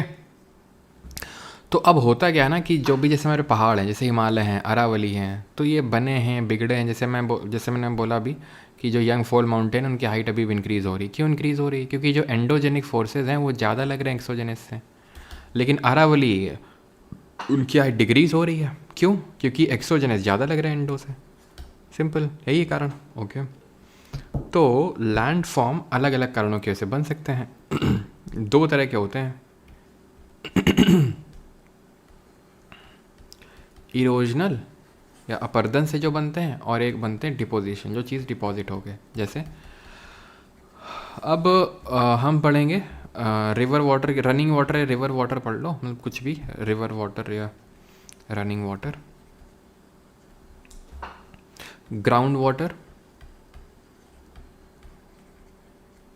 ग्लेशियर, ठीक है। River water, ground water, glacier and wind, ठीक है। तो ये सारे हमारे कुछ एजेंट होते हैं जो चीज़ों को तोड़ते फोड़ते हैं। ये कुछ एजेंट होते हैं जो तोड़ते फोड़ते हैं। अब जो भी चीज़ को तोड़ेंगे फोड़ेंगे उसको कहीं जाके डिपॉजिट करेंगे, बात सही है, डिपॉजिट करेंगे उसको कहीं जाके, है कि नहीं? कहीं ना कहीं तो जाके डिपॉजिट करेंगे ही, तो वहाँ से डिपोजिशन बन जाएंगे जो टूट के बनेगा। जैसे मान लो ये कुछ खड़ा हुआ है, ठीक है, चट्टान है, टूट गया ये, ठीक है, टूट गया और अंदर खोखला हो गया, ऐसे बन गया ये, ऐसे हो गया, खोखला हो गया, तो कुछ एक फीचर शेप बन जाएगा, उसको नाम दे देंगे। अब जो चीज़ टूटी हो कहीं जाके डिपॉजिट हो जाएगी, तो उसको भी कुछ नाम दे देंगे। ठीक है, सबसे पहले हम पढ़ेंगे रिवर के लैंडफॉर्म्स। ध्यान से समझेंगे, फोकस रखेंगे, 15 मिनट के लिए सारी चीज़ें क्लियर हो जाएंगी। और आपका एक नंबर, जो लोग, मैं बता रहा हूँ कि लोग ना पढ़ते हैं ना पढ़ाते हैं इसको, ठीक है, तो अगर आप इसको पढ़ लेंगे, जो कि मैं तो 3.2 बैच मैंने पढ़ा ही रखा है, लेकिन वो ये कि जिनको, आप में से काफ़ी लोग, तो बहुत लोग नहीं होंगे 3.2 बैच में, तो एटलीस्ट यहाँ पर आप इसको अच्छे से देख लो, ठीक है, क्योंकि इम्पॉर्टेंट है और क्वेश्चन यहाँ पर पूछेगा, क्वेश्चन यहाँ पर बनेगा। ठीक है, चलो तो रनिंग वाटर पे आते हैं। सबसे पहली बात तो ये है कि हम रिवर की स्टेजेस के बारे में जानेंगे। रिवर की 3 स्टेजेस होती हैं, यूथ, मैच्योर एंड ओल्ड। जब वो उसका ओरिजिन होता है, जब उसका ओरिजिन होता है ग्लेशियर से, तो बहुत भयंकर स्पीड में चलती है, वो बहुत भयंकर स्पीड होती है। और जब बहुत भयंकर स्पीड होती है तो उसको बोलते हैं यूथ स्टेज। अब स्पीड बहुत ज़्यादा तो इरोजनल फीचर डोमिनेट करेंगे कि डिपोजिशनल? ऑब्वियस सी बात है इरोजनल। और एक स्टेटमेंट तरह के क्वेश्चंस बन के आ रहे हैं, इसलिए ध्यान से सुनना, ऐसा नहीं कि बस हाँ ठीक ठीक ठीक ठीक ठीक नहीं हो पाएगा, वहाँ पे स्टेटमेंट वाला क्वेश्चन बनेगा। तो क्योंकि बहुत ज़्यादा स्पीड है तो इरोजनल फीचर्स डोमिनेट करेंगे यहाँ पर डिपोजिशनल के कंपैरिजन में, तो यहाँ पर इरोजनल वाले बनेंगे। जैसे एग्जाम्पल के तौर पे इसमें यहाँ पर बनेंगे V shaped valley, V shape की वैली बनेगी ऐसी, ठीक है, यहाँ पर मैंने फिगर नहीं लगा रखा, लेकिन इस तरह की वैली बनेगी, वी शेप्ड की वैली। देन यहाँ पर बनेगा आपका गॉर्जियस, ठीक है, यहाँ पर आपका बनेगा कैनियन। गॉर्जियस क्या होते हैं? इस तरह से वी शेप, इस तरह से गॉर्जियस ये होता है, और कैनियन ये होता है। कैनियन मतलब होता है टॉप पे थोड़ा नैरो होता है, बॉटम में थोड़ा वाइड होता है। गॉर्जियस में क्या होता है? गॉर्जियस में पैरेलल होता है, ठीक है, वी शेप में क्या होता है? ऊपर चौड़ा होता है। और कैनियन में ध्यान रखना स्टेप लाइक होती हैं, इसकी जो वॉल होती हैं वो स्टेप लाइक होती हैं, थोड़ा सीढ़ी की तरह लगती हैं, ठीक। तो ये आपको देखने को मिलेंगे यूथ स्टेज में। प्लस साथ ही साथ वाटरफॉल, रैपिड, छोटे वाटरफॉल उनको रैपिड बोल देते हैं, रैपिड, ठीक है, ध्यान से लिखते जाना। ये सब यूथफुल स्टेज में होंगे और सब इरोजनल है, क्योंकि यूथफुल स्टेज में इरोजनल फीचर ज़्यादा डोमिनेट करेंगे, rapid. Then pothole, plunge pools,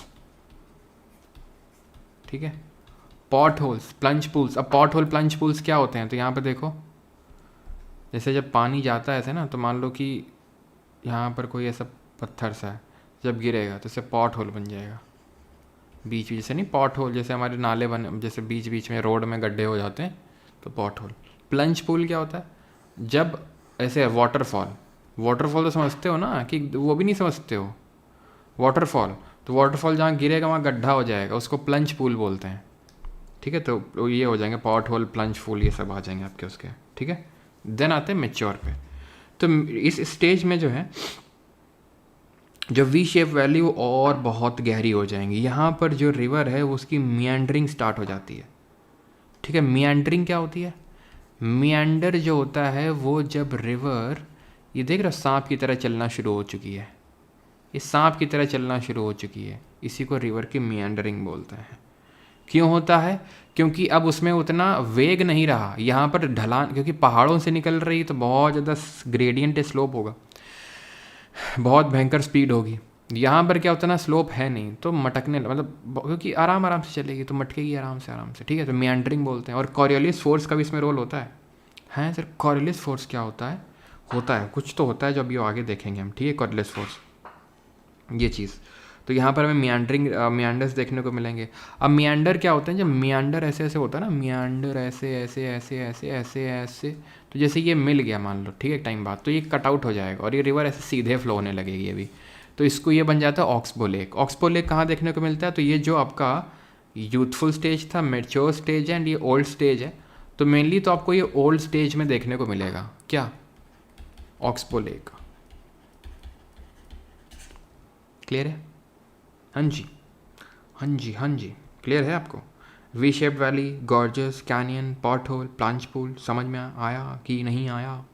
river terraces भी नोट कर सकते हो इरोजनल में, रिवर टेरेसेस रिवर की सीढ़ियाँ तुमने देखा होगा। अब हम ज़्यादा डेप्थ में नहीं जाऊँगा, बस रट्टा मारो जिंदाबाद, ठीक है। रिवर टेरेसेस, ठीक है। ये तो हो गए सब वो। अब आ जाते हैं डिपोजिशनल पे। जैसे डिपोजिशनल यहाँ पे मैं लिख देता हूँ। डिपोजिशनल क्या सर, मियांडर भी इरोजनल है क्या?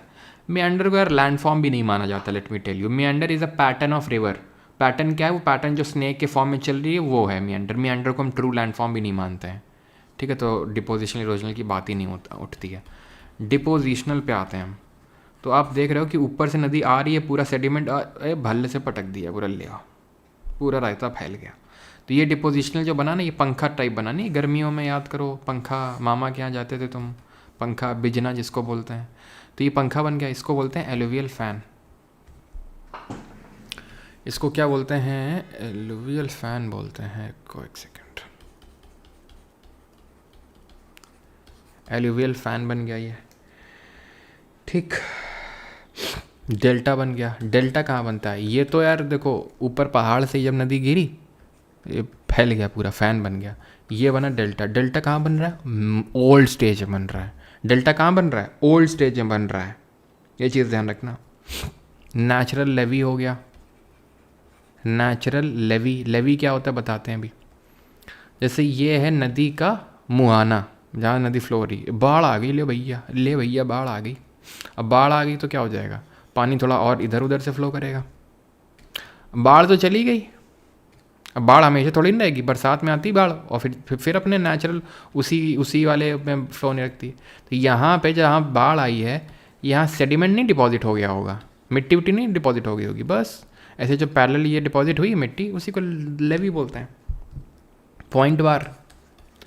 अब ये पॉइंट बार का होता है, तो पॉइंट बार ये जो इस तरह से रिवर मियांडर कर रही है, ध्यान से देखना, जैसे रिवर मियांडर कर रही है, ठीक है, ऐसे ऐसे ऐसे ऐसे। अब जब उधर जाएगी तो कटिंग करेगी, इधर के साइड काटेगी, और जो चीज़ काटेगी उसको यहाँ करेगी डिपॉजिट, क्योंकि यहाँ उतना ज़्यादा वेलोसिटी होगी नहीं, तो यहाँ अंडर कटिंग होगी, ठीक है। और यहाँ क्या होगा? डिपोजिशन होगा। तो ये जो डिपोजिशन हो के यहाँ पर बनता है ना मियांडर के अंदर अंदर, इसी को बोलते हैं पॉइंट बार। क्या समझे? नहीं, क्या समझे तुम ये बताओ पहले। तुम कुछ समझे कि नहीं समझे? ये सब ऐसे ही चल रहा है बस बस, और मज़े आ रहे हैं बस। समझ तो ज़्यादा कुछ आ नहीं रहा, लेकिन बस सुन के अच्छा लग रहा है। तो ध्यान रखना, जो कॉन्वेक्स बैंक है ये, कॉन्वेक्स इसको बोलते हैं, कॉन्वेक्स बैंक, कॉन्वेक्स साइड है, वहाँ पर डिपोजिशन होता है, कॉनकेव साइड में कटिंग होती है, ठीक है। एक और नोट कर लो, फिर आगे की तरफ बढ़ते हैं। Braided channel. क्या? अब ब्रेडेड चैनल्स क्या समझे दोस्त? हो गया ख़त्म, ठीक। आगे बढ़ते हैं। अब आ जाओ इसमें, ग्लेशियर में। समझ में आ गया कि नहीं आ गया? बताओ जल्दी से। समझ गए? आपके घर के बाहर खड़े, आइए बाहर। अच्छा,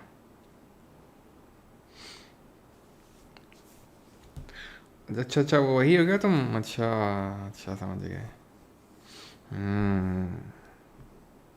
वही हो ना जिसको किसी ने कल कुत्ते ने दौड़ा लिया था, और फिर भागते भागते जो है, खैर छोड़ो, तुम क्यों अपनी बेइज्जती कराओगे। ग्लेशियर पे आते हैं अभी, ठीक है। ग्लेशियर, तो ग्लेशियर क्या करता है? ग्लेशियर धीरे धीरे इरोजन करता है, लेकिन बड़ा तगड़ा करता है। अब इसमें भी हमें दो तरह के पढ़ने हैं, इरोजन और डिपोजिशन। हम ज़्यादा आपका टाइम वेस्ट ना करते हुए सीधे पॉइंट के मुद्दे की बात पे आता हूँ। ग्लेशियर भी या तो इरोजन करेगा और या डिपोजिशन करेगा, दोनों में से एक ही काम करेगा, ठीक है। या क्या करेगा? डिपोजिशन करेगा। एक सेकंड, कहाँ गया? ठीक है, तो या तो इरोजन करेगा या डिपोजिशन करेगा। इरोजन का मतलब है कि अपरदन करना, और डिपोजिशन का मतलब है कि डिपॉजिट करना।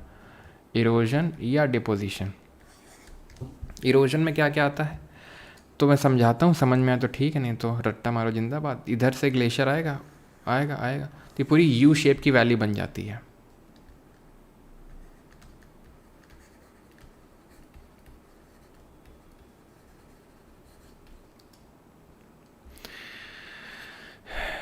ग्लेशियर है, सरक सरक के सरक सरक के सरक सरक के सर्क बना देगा। ये जो इस तरह से दिख रहा है तुमको, ये वाला पैटर्न, इधर पे ये वाला जो पैटर्न है, इधर पे ये वाला जो पैटर्न है,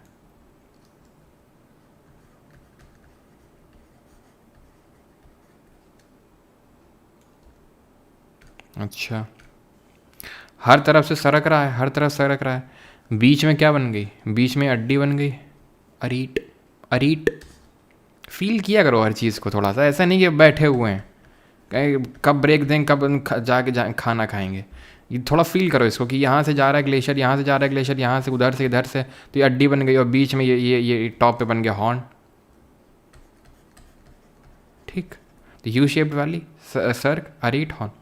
अब ये जब सरक सरक के आएगा, तो सरक सरक के आएगा, ऐसे गिर जाएगा, गिर जाएगा, गिर जाएगा, तो ऐसे लटकती हुई घाटी बन गई है। तो ये तो ऐसा लग रहा है लटकती हुई घाटी है, ये लटकती हुई घाटी लग रही है, तो हैंगिंग वैली। बस खत्म। ठीक है, और यही जो सड़क में, ये जो सड़क में बन जाएगा, अगर मान लो गड्ढा, गड्ढे में भर जाएगा पानी, क्योंकि ग्लेशियर पिघलेगा तो पानी पानी बनेगा, और वो उसको बोलते थे टार्न लेक। क्या बोलते हैं? टार्न लेक बोल देते हैं उसको। ठीक है, डिपोजिशनल पे आते हैं। डिपोजिशनल में क्या क्या होता है? तो डिपोजिशनल में आते हैं आपके इश्क में, किसमें? इश्क में मुरैना के लोग ड्रम बजा रहे हैं प्लेन्स में।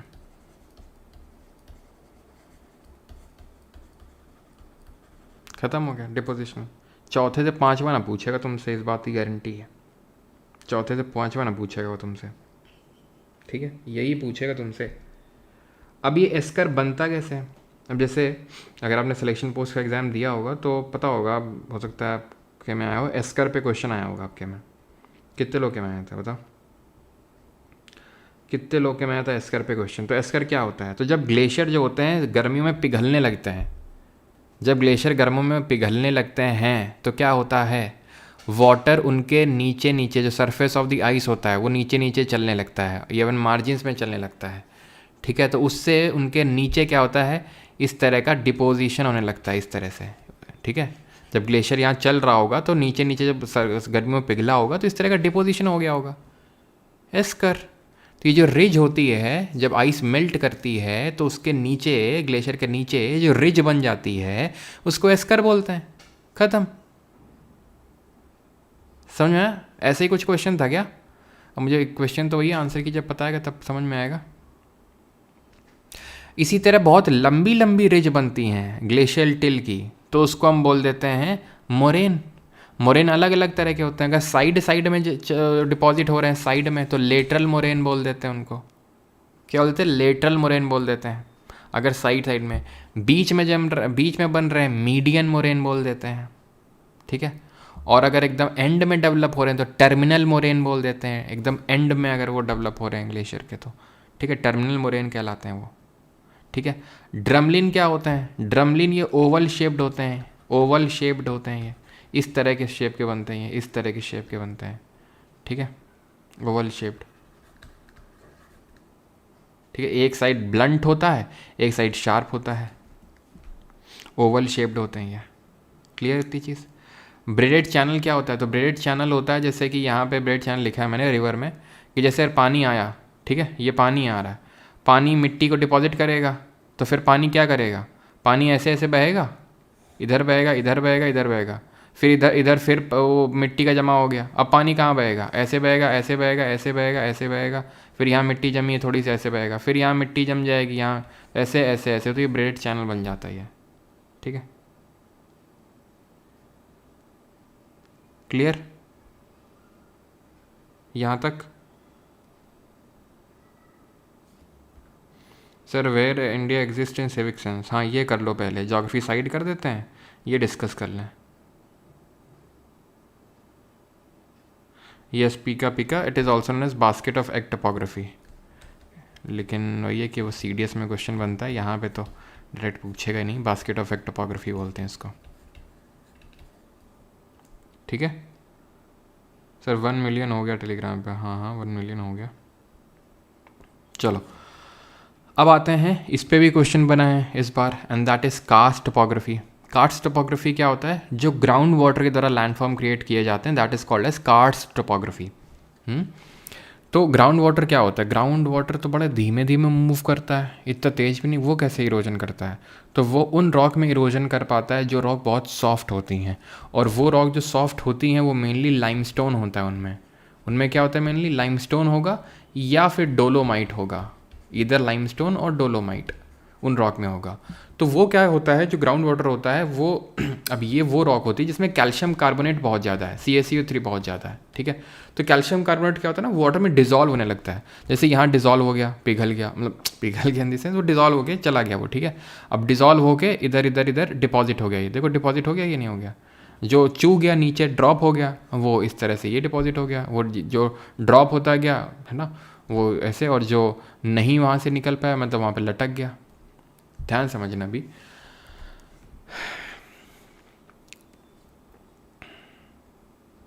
तो इसकी वजह से जो बनते हैं वो, जैसे ये सिंक होल बनता है, ठीक है, सिंक होल बनता है, इरोजनल है। सिंक होल अलग अलग तरह के होते हैं, जैसे कि अगर एकदम कोलैप्स कर जाए, जैसे सिंक बना, नीचे पहले से ये गड्ढा बना हुआ है, तो धीरे धीरे जब सिंक नीचे जाएगा जाएगा जाएगा, इस गड्ढे से मिलेगा, तो क्या हो जाएगा? पूरा कोलैप्स हो जाएगा। ये पूरा क्या हो जाएगा? कोलैप्स हो जाएगा। और क्या बन जाएगा? कोलैप्स सिंक बन जाएगा। समझ में आई चीज़ की कोलैप्स सिंक कैसे बना? कोलैप्स सिंक बना कि जब सिंक होल धीरे धीरे धीरे धीरे वो नीचे की ओर जाता गया तो वहाँ से बना। देन ऐसे ही आपका ये बनते हैं डोलाइन, ठीक है। क्या होते हैं ये? डोलाइन। और जब बहुत सारी ये मिल जाते हैं आपस में तो बहुत लंबी इस तरह से वैली बन जाती है, वैली सिंक जिसको बोलते हैं, ऊ वाला। तो सिंक होल, डोलाइन, ऊ वाला, सिंक होल, डोलाइन एंड ऊ वाला, ये होते हैं आपके क्या? Erosional feature of ground water, ठीक है। फिर इन्हीं को डिपॉजिट करेंगे, तो डिपॉजिट जो सीलिंग से लटका हुआ है उसको स्टैलेक्टाइट बोलेंगे, जो नीचे ड्रॉप हो गया है फिर जम गया स्टैलेग्माइट बोलेंगे। फिर ये आपस में अगर मिल जाएंगे तो इस तरह का खंभा बन जाएगा, पिलर बोलेंगे, क्योंकि इसको टाइटली पकड़ना पड़ेगा क्योंकि ग्रेविटी के अगेंस्ट लटका हुआ है। तो स्टैलेक्टाइट और माइट। और इसको कास्ट टोपोग्राफी क्यों बोलते हैं ग्राउंड वाटर लैंडफॉर्म को? क्योंकि कास्ट एक रीजन है मेडिटेरेनियन सी के पास में, और वहाँ पर लाइमस्टोन और डोलोमाइट रॉक देखने को मिलती है, जहाँ पर एक्सटेंसिवली हमें ग्राउंड वाटर लैंडफॉर्म देखने को मिलते हैं। इसीलिए हम ग्राउंड वाटर लैंडफॉर्म्स को कास्ट टोपोग्राफी भी बोल देते हैं, ठीक है, क्लियर। और एक केव भी नोट कर सकते हो, sinkhole, doline, uvala, collapsing and caves भी नोट कर सकते हो आप यहाँ पे। देन आते हैं विंड। विंड के द्वारा जो लैंडफॉर्म क्रिएट किया जाता है उनको हम एओलियन लैंडफॉर्म भी बोल देते हैं, ठीक है, एओलियन लैंडफॉर्म भी बोल देते हैं। और इनकी खासियत ये होती है एओलियन लैंडफॉर्म की अगर बात करेंगे तो इनमें बहुत ज़्यादा हमें इरोजनल डिपोजिशनल नहीं पढ़ने होते हैं अगर मैं बात करूँ तो, ठीक है, इसमें बहुत ज़्यादा नहीं पढ़ने होते हैं, और जितने पढ़ने होते हैं मैं आपको लिखवाता हूँ। जैसे इरोजनल में अगर बात करूँगा मैं तो यहाँ पे जगह नहीं है, एक सेकंड रुको। पहली बात तो जैसे ये रॉक देख रहे हो, मशरूम रॉक है, ठीक है। अब होता क्या है कि हवा का जहाँ पर स्पीड बहुत तेज़ होगा, कहाँ पे होगा हवा का स्पीड बहुत तेज़? डेजर्ट्स वगैरह में होता है, क्योंकि वहाँ पे ज़्यादा लोग रहते नहीं, घर वर ज़्यादा नहीं होता है, तो डेजर्ट में हमें ज़्यादा लैंडफॉर्म देखने को मिलता है। जैसे ये आप रॉक देख पा रहे हैं, दिस इज़ मशरूम रॉक, जिसका नीचे का पूरा उड़ गया है, ठीक है, हवा की वजह से इतना ज़्यादा अब्रेजन हुआ है। अब्रेजन मतलब कि वो जो सैंड पार्टिकल वगैरह इतना ज़्यादा कोलाइड हुआ है कि पूरा वो नीचे का पार्ट जो है वो काफ़ी छिल टाइप गया है वो, तो ये मशरूम रॉक बन गया। ये ज़्यूगन है, ये आप देख सकते हैं, ये इस तरह का ज़्यूगन है। समझ में आ रही चीज़, ठीक है। इसी तरह आपकी बनती है पेडेस्टल रॉक, पेडेस्टल रॉक, ठीक है। मान लो जैसे यहाँ पे हवा चलेगी, हवा चलेगी, यहाँ पर मान लो गड्ढा बन गया, हॉलो बन गया, तो उसको बोलते हैं डिफ्लेशन हॉलो, डिफ्लेशन हॉलो, या केव बन गई, ठीक है। पेडीमेंट ये क्या, हाँ, पेडी प्लेन हो गया। पेनी प्लेन नहीं, पेनी प्लेन रिवर की वजह से क्रिएट होता है, पेडी प्लेन विंड की वजह से क्रिएट होता है। पलाया हो गया। पलाया क्या होते हैं? What are playa? तो पलाया होते हैं हल्का सा डेजर्ट में हल्का सा, आप देख रहे हो कि हल्का सा झुकाव है सेंटर की ओर, तो जो भी थोड़ा बहुत पानी आता है यहाँ पे मिलता है वो यहाँ पे सेंटर में कलेक्ट हो जाता है, और वहाँ पर हल्का सा क्या होता है, हल्का सा यहाँ पर वेजिटेशन वगैरह ग्रो, मतलब हल्का सा एक शैलो वाटर बॉडी बन जाता है, उसी को पलाया बोलते हैं। पलाया समझ गए कि पलाया क्या होता है? पलाया मतलब एक छोटी सी वाटर बॉडी आपको जो देखने को मिल रही है कि यहाँ पर गड्ढा सा हल्का सा क्रिएट हो गया है, पलाया बोलते हैं उसको, ओएसिस अलग होता है, ओएसिस डेजर्ट में वो हिस्सा जहाँ पेड़ पौधे देखने को मिलते हैं, that is called as oasis. ये हो गया आपकी इरोजनल। डिपोजिशनल की अगर बात करेंगे तो डिपोजिशनल में आते हैं आपके बरखन, सीफ, ठीक है, ट्रांसवर्स ड्यून्स, पैराबोलिक ड्यून्स, ठीक है। ट्रांसवर्स मतलब इस तरह से जो हवा की डायरेक्शन होती है इससे परपेंडिकुलरली खड़े हुए होते हैं, मतलब परपेंडिकुलर। अब ये क्या होते हैं, बरखन, सीफ, सैंड ड्यून, ये सब क्या होते हैं, सैंड ड्यून। हाँ, सैंड ड्यून क्या होते हैं, तो सैंड जो डिपॉजिट होती है उसको सैंड ड्यून बोलते हैं। अगर वो इस तरह होती है, इस तरह से, तो उसको बरखन बोलते हैं। उसमें सिर्फ एक ही हाथ, जैसे नहीं ठाकुर तेरा एक हाथ था ना, तो मुझे दे दे, तो एक हाथ इसने किसी को दे दिया अपना, तो उसको सीफ बोलते हैं। पैराबोलिक ड्यून्स क्या होते हैं, पैराबोलिक जहाँ पर वेजिटेशन कवर आपको देखने को मिलता है, वहाँ पे जो ड्यून्स होते हैं that are called as parabolic dunes, ठीक है। ये चीज़ आपको ध्यान रखना है। ट्रांसवर्स ड्यून्स क्या होते हैं, परपेंडिकुलर होते हैं विंड डायरेक्शन के। विंड ऐसे मूव कर रही है, वो ऐसे हैं, ठीक है। बरखन की विंग्स आप देख सकते हैं विंड के डायरेक्शन में, विंड ऐसे मूव कर रही है, बरखन की विंग्स उसी साइड में। पैराबोलिक के ऑपोजिट है, पैराबोलिक में वेजिटेशन एक इंपॉर्टेंट रोल प्ले करता है, ध्यान रखना। ये वहाँ देखने को मिलते हैं जहाँ पर surface is partially covered with vegetation, ये चीज़ ध्यान रखना है आपको, ठीक है। तो बरखन, सीफ, मतलब सैंड ड्यून के प्रकार होते हैं ये, barchan, seif, parabolic dunes and transverse dunes, ये चार बस ध्यान रखना है इसमें आपको डिपोजिशनल लैंडफॉर्म में। And we are done with the topic. बस एक चीज़ थोड़ा सा और देख लो, एक लैंडफॉर्म और होता है आपका जो क्रिएट होता है, and that is due to sea, समुद्र की जो वो होती हैं वेव्स होती हैं, सी वेव्स। या फिर ऐसा करो कि तुम लोगों को ब्रेक चाहिए तुम ले लो, तब तक यहाँ पर मैं वो पिक्चर लगा लेता हूँ, ठीक है, सी वेव्स की। और सी वेव्स फिर वहाँ से समझा दूंगा, नहीं तो फिर बिना पिक्चर के उतना मज़ा नहीं आएगा समझने में, ठीक है। तो तब तक अगर आपको ब्रेक वगैरह लेना है तो ले सकते हो, तब तक मैं पिक्चर वगैरह लगा लेता हूँ यहाँ पे, ठीक है। और यहाँ पे एक नोट करना लोएस, ठीक है, लोएस भी नोट करना, लोएस। लोएस इस तरह से जब विंड धीरे धीरे डिपॉजिट कर देती है इस तरह से, उसको लोएस बोल देते हैं।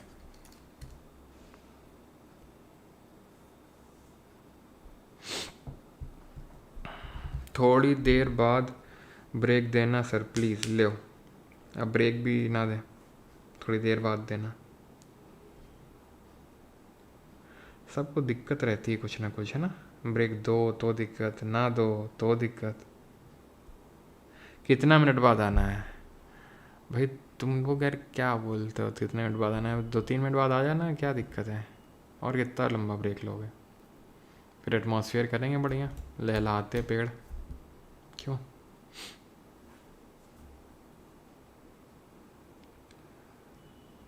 एक क्वेश्चन है सर, बेटा वो तुम क्वेश्चन लिख दिए होते तुम आंसर कर दिए होते, अब तो हम इंतज़ार तो करेंगे नहीं कि तुम जब लिखोगे।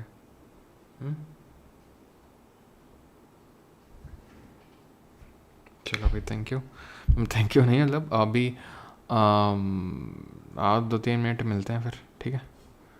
तुरंत आओ, तब तक मैं इसको थोड़ा सा हाइड करके वो लगा लेता हूँ, क्या बोलते हैं, क्या बोलते हैं उसको, क्या बोलते हैं,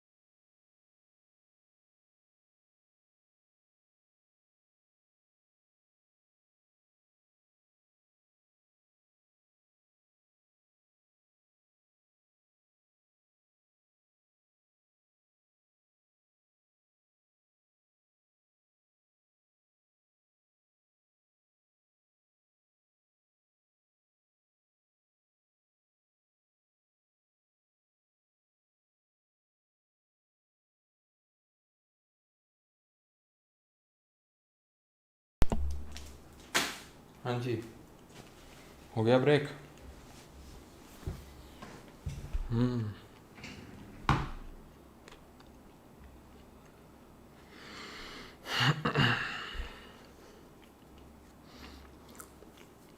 स्नेहा जी, अच्छा बेटा, हार्दिक गुप्ता, सही इस्तेमाल कर रहे हो ब्रेक का।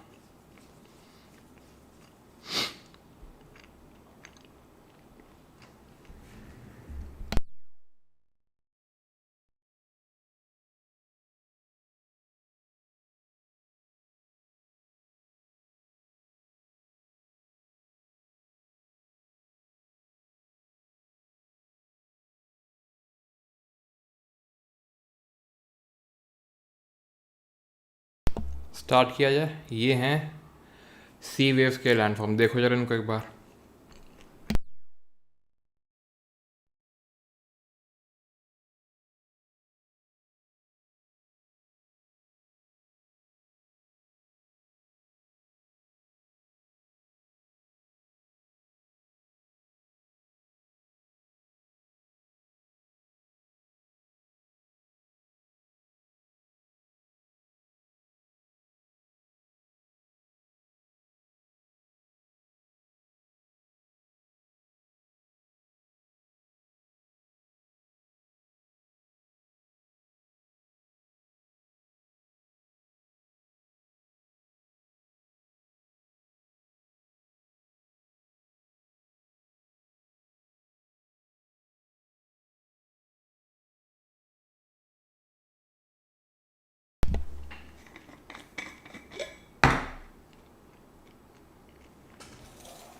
अच्छा, देख लिया।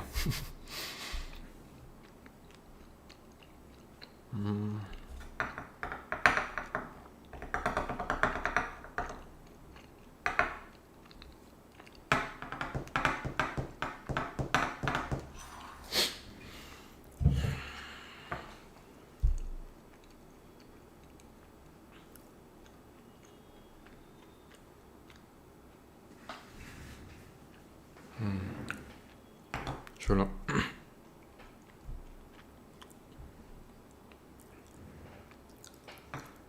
ये तो छेद लग रहा है, कुछ घुसा है कि इसमें। अभी सी वेव्स के द्वारा लैंडफॉर्म क्रिएट किए गए हैं, जो समुद्री वेव्स होती हैं। तो क्या करती हैं, जैसे एक चट्टान वगैरह होती हैं, ठीक है, तो उसमें समुद्र वेव ने क्या किया, खोखला कर दिया इसको, तो सी आर क्रिएट हो गया। ठीक है, ये सी स्टैक ऐसे खड़ा हुआ पत्थर है, ठीक है, सी स्टैक खड़ा है, सी स्टैक, इसमें आर्च क्रिएट हो गया है ना, आर पार जा सकते हो। ये क्या है कि गुफा टाइप क्रिएट हो गई है, आर पार नहीं मतलब ऐसे, ये गुफा है, गुफा के अंदर जाके पढ़ाई लिखाई कर सकते हो आराम से बिना डिस्टर्बेंस के साथ, है ना। एंड अब जो भी चीज़ ये इरोजन हुआ है उसका डिपोजिशन होगा, तो जैसे बीच होता है ना, गोवा वाले बीच पे, तो जो बीच होता है ना, तो वो बीच हो गया, सैंड ड्यून हो गया, सैंड स्पिट हो गया, सैंड बार हो गया, ठीक है, टोम्बोलो, ये टोम्बोलो हो गया। टोम्बोलो क्या होता है, नैरो स्ट्रिप ऑफ लैंड जिससे कि मेन जो कोस्ट लाइन है उससे आप कनेक्टेड हो। टोम्बोलो वो कनेक्ट कर रहा है, it is a kind of की लॉक सिस्टम, मतलब उसने कनेक्ट करके रखा हुआ है मेन शोर लाइन से, टोम्बोलो है।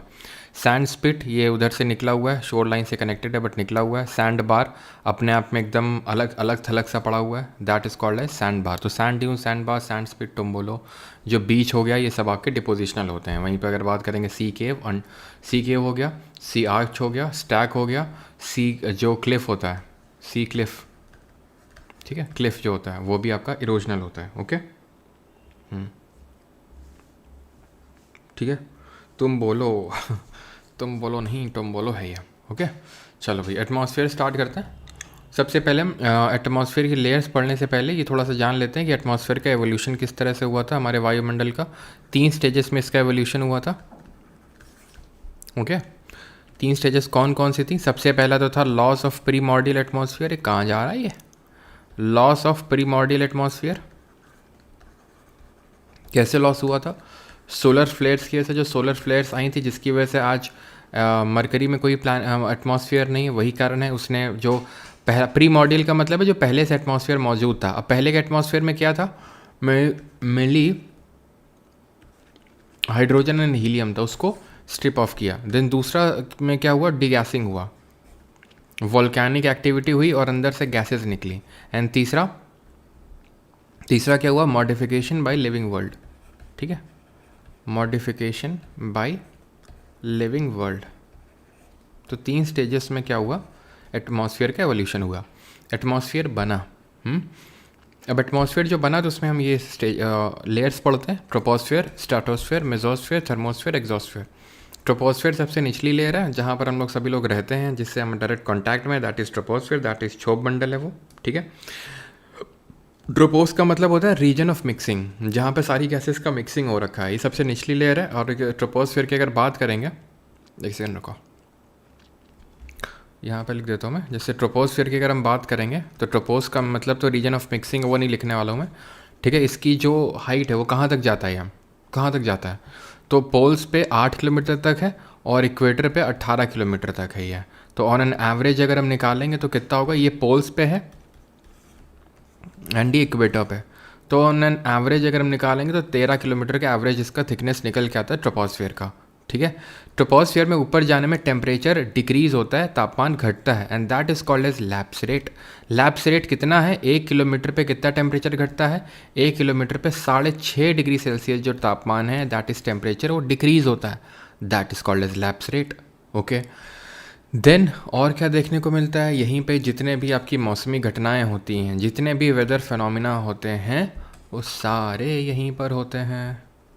ठीक है, जितने भी वेदर फिनोमिना होते हैं वो ट्रोपोस्फियर में ही होते हैं। क्लियर इतनी चीज़, तो ये हमें यहाँ पर याद रखना है। ऊपर जाने में टेम्परेचर घटता है, उसको हम लैप्स रेट बोलते हैं। ऊपर आते हैं तो स्ट्रेटोस्फियर आती है। स्ट्रेटोस्फियर ये 50 किलोमीटर तक जाती है, कहाँ तक, अप टू 50 किलोमीटर तक जाती है। और स्ट्रेटोस्फियर की जब हम बात करेंगे तो इसकी कुछ इंपॉर्टेंट चीज़ें ये हैं कि यहाँ पर ओजोन लेयर देखने को मिलती है, जो हमें हार्मफुल अल्ट्रावायलेट रेस से प्रोटेक्ट करती है, यूवी रेस से प्रोटेक्ट करती है। यूवी रेस भी 3 तरह की होती हैं, UV A, B, C, but हमें उतने डेप्थ में जाना की ज़रूरत नहीं है अपने इस एग्ज़ाम के लिए। तो ओजोन लेयर की जो थिकनेस है उसको हम किससे मेजर करते हैं, उसके थिकनेस को हम डॉप्सन यूनिट में, डॉप्सन इकाई में उसको मेजर किया जाता है। एंड ओजोन डे हम कब सेलिब्रेट करते हैं ये आप कमेंट बताएंगे। ऊपर जाने में टेम्परेचर, यहाँ पर जो तापमान है वो इंक्रीज़ होता है, temperature increases on moving up. ठीक है, ऊपर जाएंगे तो टेम्परेचर, तापमान इंक्रीज़ होता है स्ट्रेटोस्फियर में, ये चीज़ हमें क्लियर होनी चाहिए। एंड हम कब ओजोन डे सेलिब्रेट करते हैं, 16 सितंबर को, बिकॉज इसी दिन मॉन्ट्रियल प्रोटोकॉल हुआ था 1987 में। प्रोटोकॉल, कन्वेंशन, ये सब एनवायरनमेंट का एक अलग से मैं लेक्चर अपलोड करूँगा, उसमें मोस्ट प्रॉब्ली वो रिकॉर्डेड ही होगा, उसमें वो सारे कन्वेंशन प्रोटोकॉल वो सब कुछ होंगे आपके। वैसे तो मैंने इसका फैटमैन का PDF भी अपलोड कर रखा है परमार SSC टेलीग्राम में, तो वहाँ से भी आप देख सकते हो। ठीक है, तो ओजोन लेयर है और टेम्परेचर यहाँ पर बढ़ता है, प्लस साथ ही साथ जो भी जेट प्लेन है वो फ्लाई करते हैं यहाँ पर क्लाउडीनेस लेवल उतना नहीं रहता है, तो इसीलिए जेट प्लेन्स यहाँ पर फ्लाई करते हैं, बिकॉज मेनली तो मौसमी घटनाएं सब ट्रोपोस्फियर में होती हैं। 50 किलोमीटर तक है। मेसोस्फियर में आता है। मेसोस्फियर में क्या होता है, मेसोस्फियर में वो टेम्परेचर फिर घटता है, ट्रोपोस्फियर में घटा था, स्ट्रेटोस्फियर में बढ़ा था, यहाँ पर फिर से घटेगा, टेम्परेचर डिक्रीज होता है, and that is why it is the coldest layer, सबसे ठंडी लेयर है। और यहाँ पे जो M से मेसोस्फियर और M से मेटियोराइट्स, तो जो मेटियोराइट्स हैं, जो उल्का पिंड है, वो आके यहाँ पर ख़त्म हो जाते हैं, मेटियोराइट्स। ठीक है, M से मेसोस्फियर, M से मेटियोराइट यहाँ पर ख़त्म हो जाते हैं, बर्न हो जाते हैं। थर्मोस्फियर, इसी को हम आयनोस्फियर के नाम से जानते हैं, आयनोस्फीयर के नाम से जानते हैं। और बिकॉज यहाँ पर आयंस देखने को मिलते हैं, और ये क्या करते हैं, ये रेडियो वेव्स को रिफ्लेक्ट करते हैं। ठीक है, ये चल क्यों नहीं रहा है भाई इसमें, ये रेडियो वेव्स को रिफ्लेक्ट करते हैं, ये चीज़ आपको ध्यान में रखनी है, थर्मोस्फियर। और यहाँ भी टेम्परेचर जो है वो बढ़ता है, इंक्रीज़ होता है temperature on moving upward, and it is the hottest layer. Exosphere, इसके पूरा जो बाह्यमंडल है इसके बाहर का, वो सब एक्सोस्फियर में आ जाता है आपका। ठीक है, ये मेसोस्फियर कहाँ तक जाता है, 85 किलोमीटर तक जाता है रफली। क्लियर है, तो 1 2 3 4 5 5 लेयर्स होती हैं आपके एटमॉस्फेयर में, जिनके बारे में हमने चीज़ें पढ़ ली हैं, जो हमें पढ़ने की आवश्यकता थी। अब जो हमारा ये होता है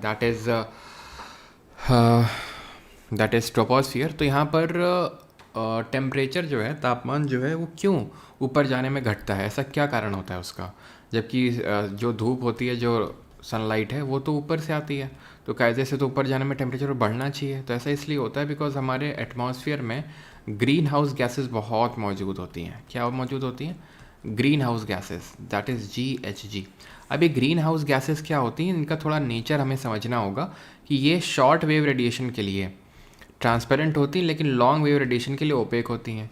अब जो शॉर्ट वेव रेडिएशन होता है, जो हमारा इंसोलेशन होता है, इंसोलेशन का मतलब है कि जो इनकमिंग सोलर रेडिएशन है, इंसोलेशन, इनकमिंग सोलर रेडिएशन, वो शॉर्ट वेव के फॉर्म में होता है, शॉर्ट वेव लेंथ होती है उसकी। लेकिन जो टेरेस्ट्रियल रेडिएशन है, टेरेस्ट्रियल रेडिएशन का मतलब है स्ट्राइक करने के बाद जो रेडिएट होता है उसको टेरेस्ट्रियल रेडिएशन बोलते हैं। वो लॉन्ग वेव रेडिएशन होता है, वो लॉन्ग वेव के फॉर्म में होता है, ठीक है। That is called as terrestrial radiation.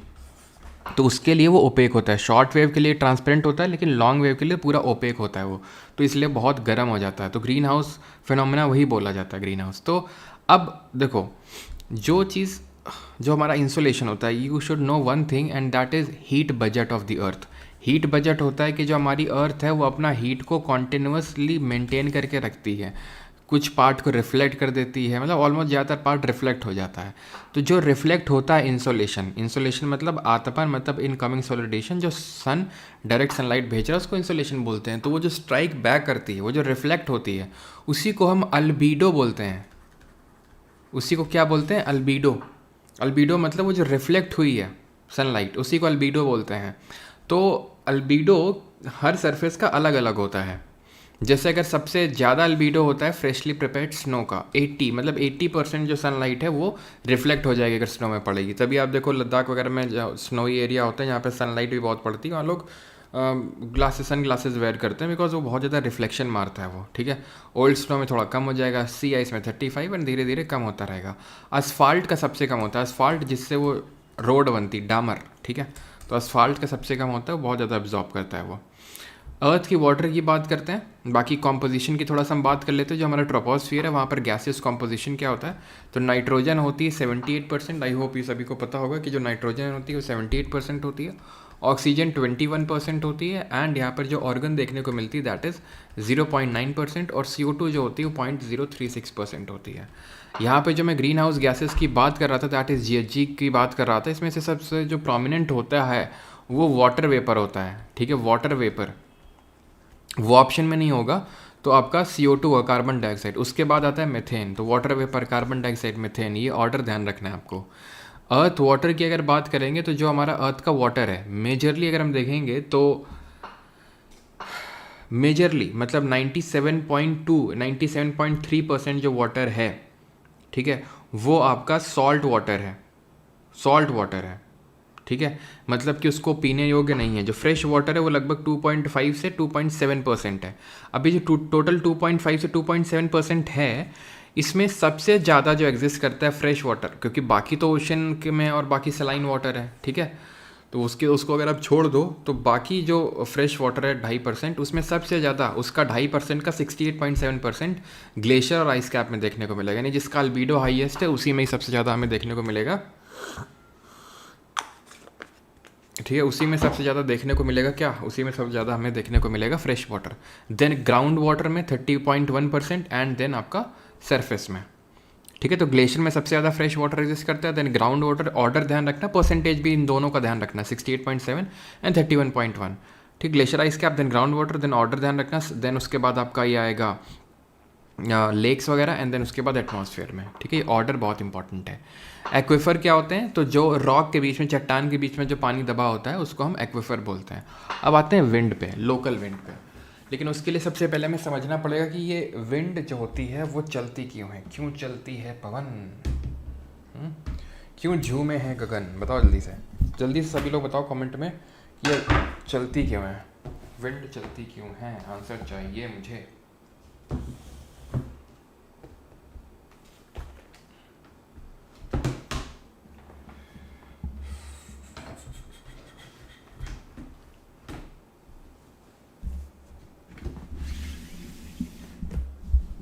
आवाज़ आ रही है भी प्रॉपर? ऐसा तो नहीं कि थोड़ा अजीब टाइप आ रही हो? क्यों? आवाज़ आ रही है ना? तो यहाँ पर अभी हम देखेंगे लोकल विंड के बारे में। ये तो एक सेकंड रुको।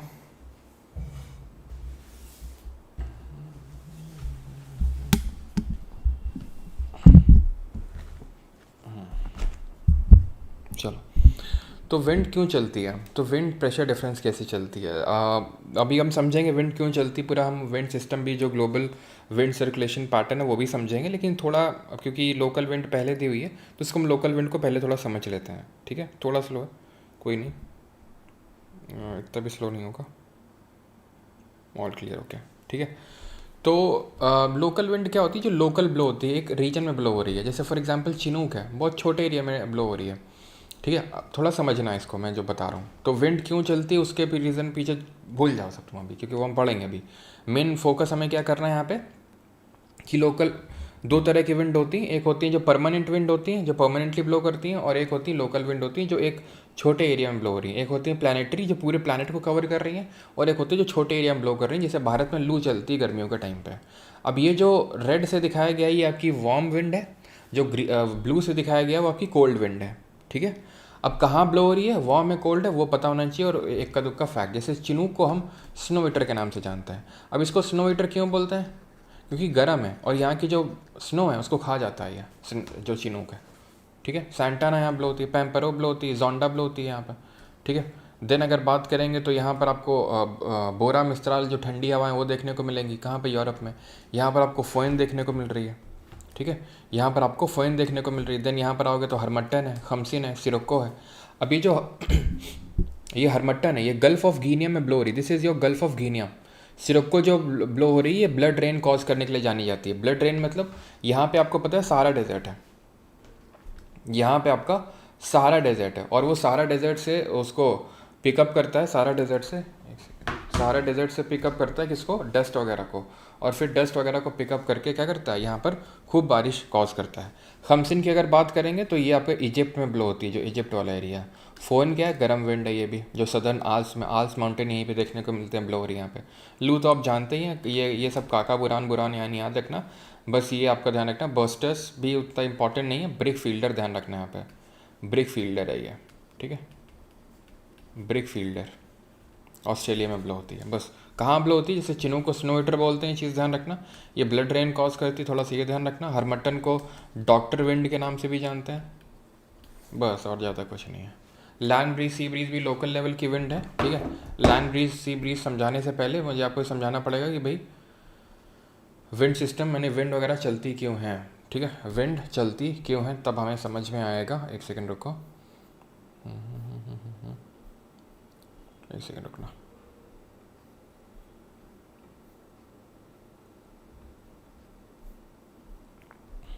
ठीक है, विंड सिस्टम, तो विंड चलती क्यों है, प्रेशर डिफरेंस की वजह से चलती है। सिंपल, प्रेशर डिफरेंस मतलब दाब में अंतर। प्रेशर डिफरेंस क्रिएट क्यों होता है, प्रेशर डिफरेंस सिंपल क्रिएट होता है क्योंकि डिफरेंशियल हीटिंग होती है सन की। जैसे मान लो ये सन है, ठीक है, सन ये सरफेस है, अब यहाँ पर इसके ऊपर है तो बहुत ज़्यादा हीटिंग करेगा, यहाँ पर तो ज़्यादा हीटिंग होगी नहीं, तो यहाँ पर ज़्यादा गर्मी होगी तो यहाँ की हवा उठेगी, जब हवा उठेगी तो यहाँ पर कोई प्रेशर लगाने वाला रहेगा नहीं, तो यहाँ पर लो प्रेशर। याद रखना, जहाँ पे ज़्यादा गर्मी वहाँ पे कम प्रेशर, जहाँ ज़्यादा गर्मी वहाँ कम प्रेशर। अब यहाँ पे मान लेते हैं उतनी गर्मी नहीं जितनी यहाँ पे है, तो यहाँ पर जो है ठंडी हवा जो होती है, जो वार्म एयर होती है, हमेशा ध्यान रखना, जो गर्म हवा होती है वो हमेशा राइज करती है, उठती है, और जो कोल्ड एयर होती है, जो ठंडी हवा होती है वो हमेशा क्या करती है, सिंक करती है, मतलब बैठती है, तो प्रेशर क्रिएट करेगी। तो हाई प्रेशर हमेशा जहाँ भी ठंडी कंडीशंस होगी वहाँ पे हाई प्रेशर क्रिएट होगा। और जो जब भी, अब ये क्या हो गया, प्रेशर डिफरेंस क्रिएट हो गया। अब जब प्रेशर डिफरेंस क्रिएट हो गया तो हवा चल जाएगी, कैसे, हाई प्रेशर से लो प्रेशर की ओर। हमेशा मूवमेंट हाई से लो की ओर होता है, तो हाई प्रेशर से लो प्रेशर की ओर भी विंड का मूवमेंट होगा। चल गई विंड, सिंपल, ठीक है। अब जैसे ने बताया विंड चल गई, अब ये समझ जाओगे आप, लैंड ब्रीज सी ब्रीज, ठीक है। तो लैंड ब्रीज, अब सी ब्रीज समझाते हैं। तो लैंड से सी एंड सी से लैंड, ये जो हवा का मूवमेंट होता है इसको हम बोलते हैं क्या, लैंड ब्रीज सी ब्रीज। अब यहाँ पर आप देखो, ये रात का समय है, रात के समय क्या होगा, चलो पहले दिन का समय को देखते हैं हम, ठीक है। दिन है, अब दिन में यहाँ भी गर्मी पड़ रही है, यहाँ भी गर्मी पड़ रही है, लेकिन लैंड जो होती है, जो ज़मीन होती है वो जल्दी गर्म होती है, जल्दी ठंडी होती है। अगेन मैं रिपीट कर रहा हूँ, जो ज़मीन होती है वो जल्दी गर्म होती है, जल्दी ठंडी होती है, समझिए। तो दिन का समय हम लेते हैं। अब दिन के समय क्या होगा, जैसे फिर से हमारा ये, फिर से दिन का समय आ गया, बहुत गर्म होगा लो प्रेशर, उतना गर्म नहीं होगा हाई प्रेशर, तो हाई से लो यानी कि सी टू लैंड, तो सी ब्रीज हो गई, सी ब्रीज हो गई। अब ये जल्दी ठंडी हो जाएगी लैंड, तो यहाँ हाई प्रेशर आ जाएगा, यहाँ लो प्रेशर आ जाएगा, तो क्या हो जाएगा, हाई से लो यानी लैंड से सी, तो लैंड ब्रीज। तो दिन में आप देखो, तो दिन में क्या चल रहा है, दिन में क्या हो रहा है, दिन में बहुत ज़्यादा ये गर्म हो रहा है। खुद अभी बताया ना, लैंड की जो स्पेसिफिक हीट होती है, जो वो स्पेसिफिक हीट कैपेसिटी होती है लैंड की, वो बस तुम स्पेसिफिक हीट कैपेसिटी कहीं तेल लेना, बस तुम इतना याद रखो, लैंड जो होती है वो वार्म अर्ली, ठीक है, एंड कूल्स अर्ली, बस इतना तो याद रख लोगे ना। तो गर्मी, अब दिन का समय है तो जल्दी ये हीट हो जाएगी तो लो प्रेशर, और उतना नहीं हो पाएगी तो हाई प्रेशर। तो हाई से लो में मूवमेंट होता है, हो जाएगा। तो इसको हम सी ब्रीज ही क्यों बोल रहे हैं, लैंड ब्रीज क्यों नहीं बोल रहे हैं, क्योंकि जहाँ से विंड चलना स्टार्ट होती है वहाँ से उसका नाम पड़ता है, ठीक है। रात में क्या होगा, जल्दी से कूल डाउन हो जाएगा, तो ये हाई प्रेशर हो जाएगा, ये लो प्रेशर हो जाएगा। और ये लैंड से सी चल रही तो लैंड ब्रीज, ये दिन के टाइम पे, और सॉरी रात के टाइम पे होगा, ठीक है। ये चीज़ क्लियर हो गई। विंड क्यों चलती है, land breeze, sea breeze, local wind समझ ली। विंड जो है, अब यहाँ पर विंड सिस्टम थोड़ा समझते हैं। देखो ये समझा रहा हूँ, एक ही बार समझाऊंगा, रिपीट करूँगा नहीं, समझ में आए तो ठीक है, नहीं तो रट्टा मारो जिंदाबाद, क्योंकि ये थोड़ा सा डीप होता है, जल्दी समझ आता नहीं है। अगर आप पहले पढ़ रखे हो तो समझ में आ जाएगा, नहीं पढ़ रखे हो तो नहीं आएगा, नहीं आएगा तो फिर क्या रटना है, जो एग्ज़ाम में पूछा जाएगा मैं बता दूंगा आपको, ठीक है। एक ही बार बताऊंगा, ध्यान से सुनना। तो यहाँ पे आपको पता है कि इक्वेटर से ज़्यादा गर्मी तो पड़ेगी नहीं कहीं पे, तो लो प्रेशर लिख दूँ, तो ये गर्म मतलब लो प्रेशर। और पोल से ज़्यादा ठंडी कहीं नहीं पड़ेगी, कि पड़ेगी पोल से ज़्यादा ठंडी कहीं पे, ठीक है। अब गर्म हवा ऊपर उठती है, ऊपर उठी गर्म हवा, ऊपर उठी गर्म हवा, ऊपर उठेगी, उठती चली जाए क्या, कोई लिमिट तो होगी। तो ट्रोपोपॉज, ट्रोपोपॉज क्या होता है, जहाँ से ट्रोपोस्फियर खत्म होती है स्ट्रेटोस्फियर शुरू होती है, वहाँ तक जाएगा, और देन जब ठंडी हो जाएगी, ऊपर जाते जाते जाते ठंडी हो जाएगी, तो ठंडी होगी तो ऐसे जाएगी, और ठंडी होगी और ये सिंक डाउन कर जाएगी ऐसे। ऐसे यहाँ पे भी ऐसे होगा, ऐसे यहाँ पे भी होगा, ठीक है। तो सिंक डाउन कर दिया। अब ध्यान से देखना, सिंक डाउन किया तो सिंक कर रही ठंडी हवा, ठंडी हवा मतलब हाई प्रेशर, ठंडी हवा मतलब हाई प्रेशर, यही तो हुआ। यहाँ पे भी हाई प्रेशर ऐसे बनेगा, समझ आई चीज़। विंड कैसे चलती है, हैं, हाई से लो, हाई से लो, चला दी विंड, अब बस रुको, ठीक। अब ये हाई प्रेशर है, हाई प्रेशर है मतलब विंड उठेगी नहीं, चलेगी चलेगी चलेगी चलेगी, देखना भी ऐसा, ठीक है। विंड चलेगी चलेगी चलेगी, ऐसे ऐसे चलते चलते नीचे नीचे गर्म हो जाएगी और उठ जाएगी। तो यहाँ पे ऐसे ही, यहाँ पे उठ चलेगी चलेगी चलेगी, उठ जाएगी ऐसे, तो यहाँ पे लो प्रेशर क्रिएट हो जाएगा। विंड कैसे चलेगी, हाई से लो, विंड कैसे चलेगी, हाई से लो, ठीक। ये क्या बन गया, low pressure, low pressure, low pressure, ये क्या बन गया, low pressure, low pressure, low pressure, ठीक। बन गया, बन गया कि नहीं बन गया लो प्रेशर।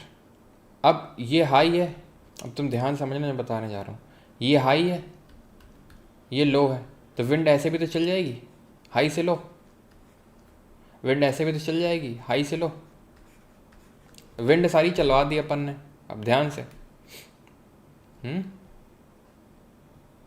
ये एक सर्कुलेशन पैटर्न बना, ये एक सर्कुलेशन पैटर्न बना, भाई दिख रहा है कि नहीं हैं, ये हाइलाइटर का इस्तेमाल करें, ये बना, ये कुछ ये डब्बा, ऐसे यहाँ एक डब्बा बना, एक ही हेमिस्फीयर में फोकस करो, जो ऊपर होगा वही नीचे सदर्न हेमिस्फीयर में होगा, और ये बीच में एक डब्बा बन गया, बना नहीं, हमने बना दिया, ज़बरदस्ती बना दिया, समझ रहे हो, ये ज़बरदस्ती बना दिया इसको हमने।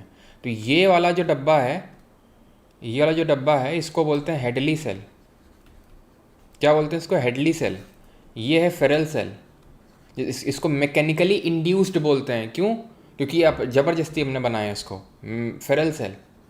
और ये पोलर सेल, हेडली, इसी तरह यहाँ हेडली, ये फेरल और ये पोलर, ठीक। अब हवा तुम अगर देखोगे तो हवा से घूम रही है, सीधा सीधा नहीं चल रही है, क्यों घूम रही है। अब यहीं आएगा कॉरियोलिस फोर्स, यहीं आएगा कॉरियोलिस फोर्स, कॉरियोलिस ने ये बोला था कि अर्थ के रोटेशन की वजह से, क्योंकि पृथ्वी घूर्णन करती है, अर्थ घूमती है अपनी एक्सिस पे, उसकी वजह से वो चीज़ों को भी घुमाती है। और चीज़ों को कैसे घुमाती है कि नदर्न हेमेस्फेयर में वो राइट की ओर को डिफ्लेक्ट कर देता है चीज़ों को, और सदर्न हेमेस्फेयर में वो लेफ्ट की ओर डिफ्लेक्ट कर देता है चीज़ों को। And it is directly proportional to the degree of latitude, मतलब 0 डिग्री लैटिट्यूड पे 0 होगा और 90 डिग्री लैटिट्यूड पे मैक्सिमम होगा। तो ये 90 डिग्री से ऊपर तो कोई लैटिट्यूड एग्जिस्ट ही नहीं करता है। यानी कि इक्वेटर पे कर्लिस फोर्स 0 है एंड पोल्स पे कर्लिस फोर्स मैक्सिमम है। कर्लिस फोर्स सिर्फ हवा को डिफ्लेक्ट नहीं करता है, बहुत चीज़ों को डिफ्लेक्ट करता है वो, जैसे कि ओशन करंट को डिफ्लेक्ट करता है वो। ठीक है, तो ये नदर्न हेमिस्फीयर में चीज़ों को राइट को डिफ्लेक्ट करता है। तो ये जो है सिस्टम, इसको मैं कुछ ऐसे बना सकता हूँ, ऐसे ये राइट को डिफ्लेक्ट करता है ना। और जो सदर्न हेमिस्फीयर में आप देख पा रहे हैं ये वाला पार्ट जिसको भी मैंने इरेज किया, ठीक है, इसको मैं कुछ इस तरह से ड्रॉ कर सकता हूँ।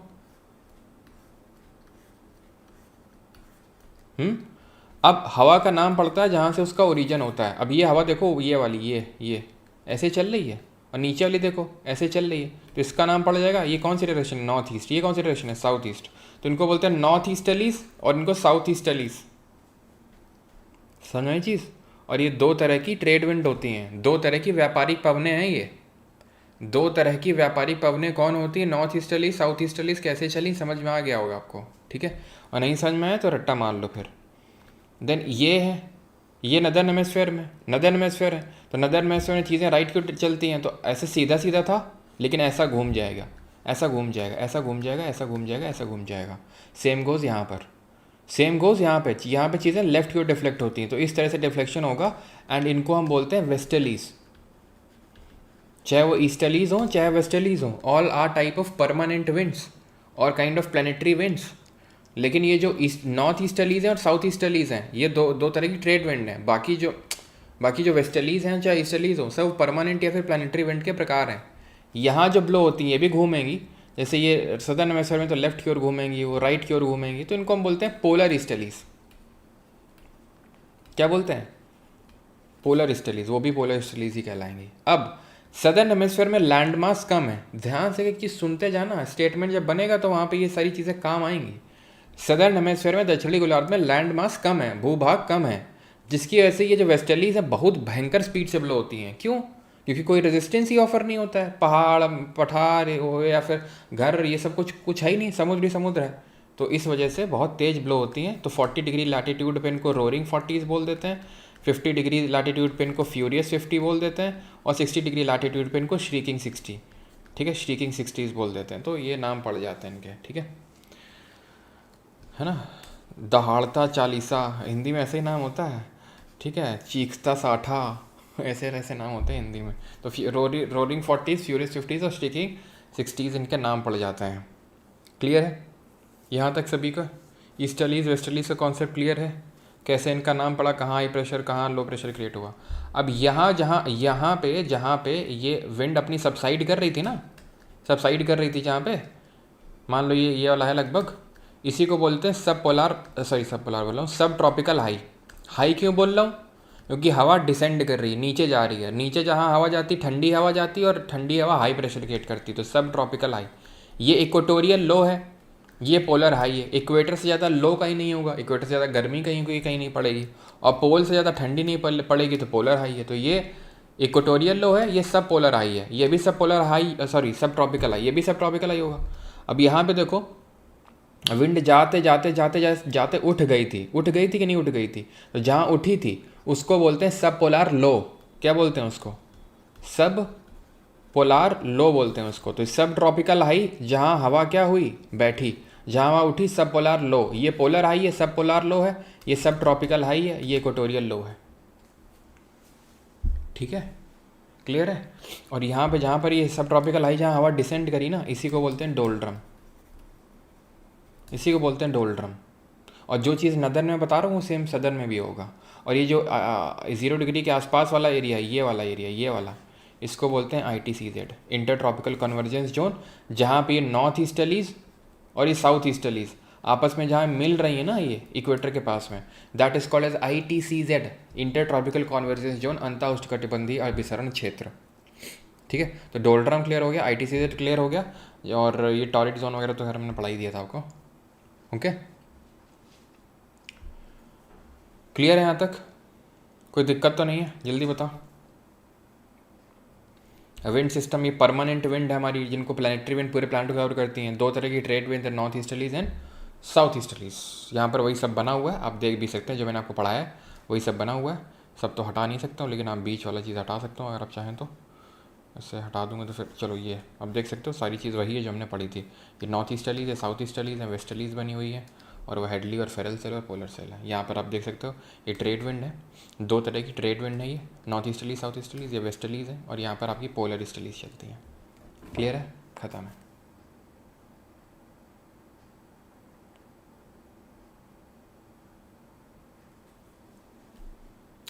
क्रिश राजपूत, ये सब क्या लिख रहे हो कमेंट में तुम? हैं, ये चाह क्या रहे हो तुम, ये बताओ तुम।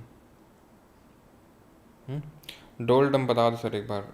डोलड्रम होता है, जैसे अभी मैंने बताया, यहाँ से हवा उठी और हवा गिर गई, सब ट्रॉपिकल है, ये डोलड्रम होता है।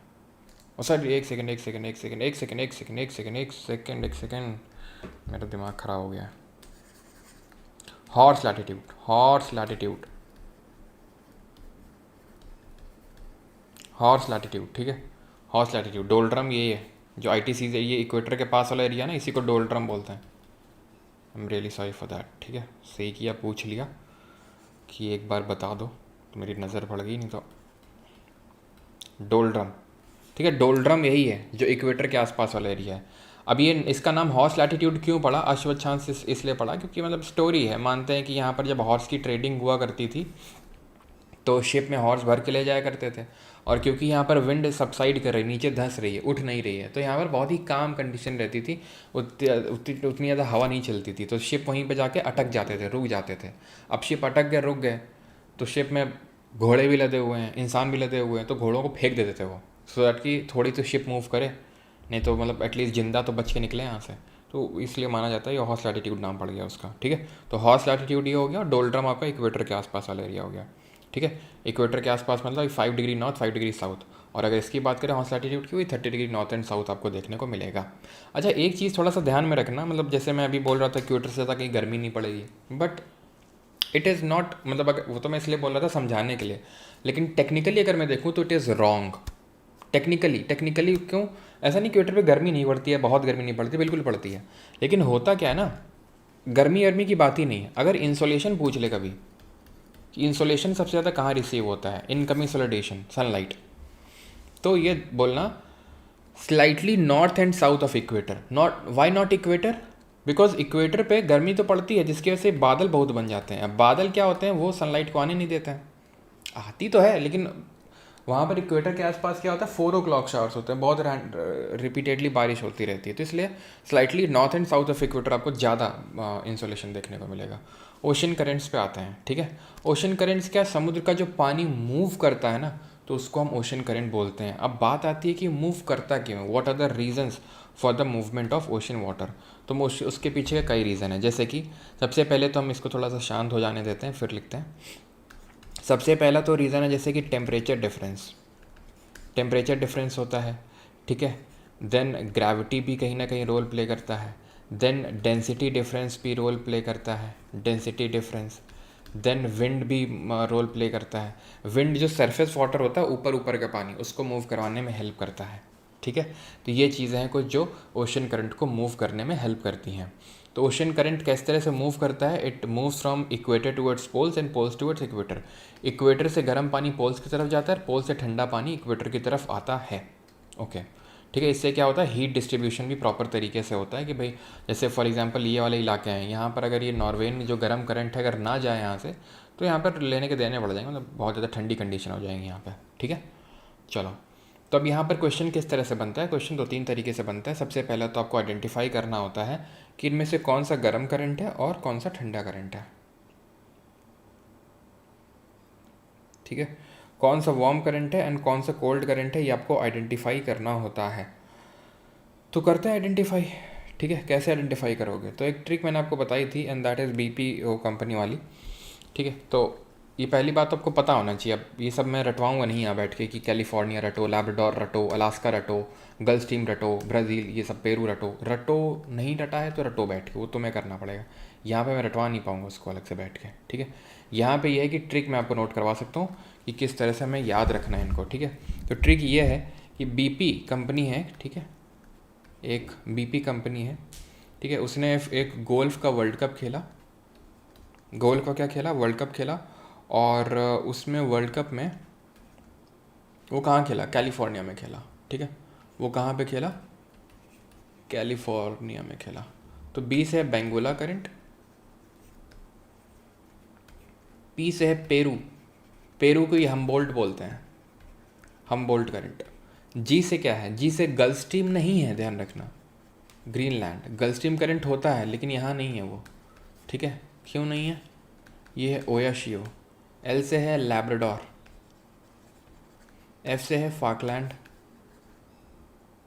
Yes Falkland, okay. Then W से West Australian drift, West Australian drift.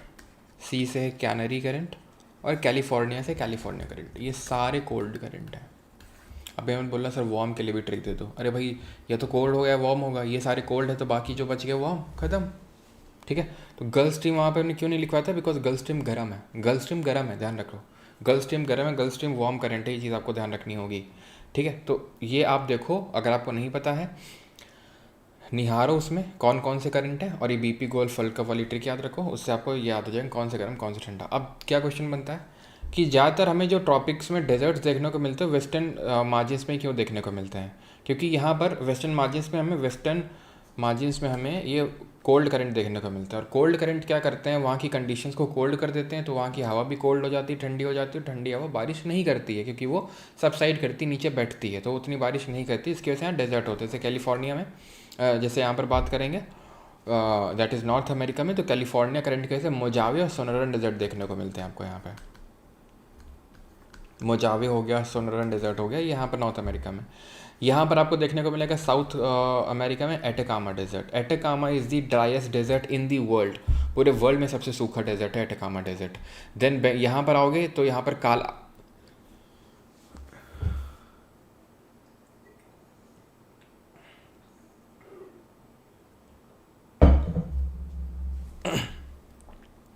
तो यहाँ पर कालाहारी और नामीब डेजर्ट यहाँ पर देखने को मिलेंगे, ठीक है। कैनरी में अगर बात करेंगे तो यहाँ पर सहारा डेजर्ट देखने को मिलेगा। बेंगोला की अगर बात करेंगे कालाहारी और नामीब, और यहाँ पर आपको ग्रेट ऑस्ट्रेलियन डेजर्ट देखने को मिलेगा, जिसमें कि एक यहाँ पर फेमस गिब्सन डेजर्ट भी है, यहाँ पे गिब्सन, ठीक है, ये चीज़। तो ये चीज़ हो गया। देन जो लास्ट चीज़ पूछेगा आपसे कि जहाँ पर कोल्ड ओशन करंट और वार्म ओशन करंट का मीटअप होता है, जहाँ मिलन होता है, तो वहाँ क्या होता है, तो वहाँ पर बेस्ट फिशिंग जोन्स क्रिएट होते हैं, जैसे ओयाशियो है, किरोशियो। ये जापान का कोस्ट है, वहाँ पर दोनों मिलेंगे, ओयाशियो एंड किरोशियो।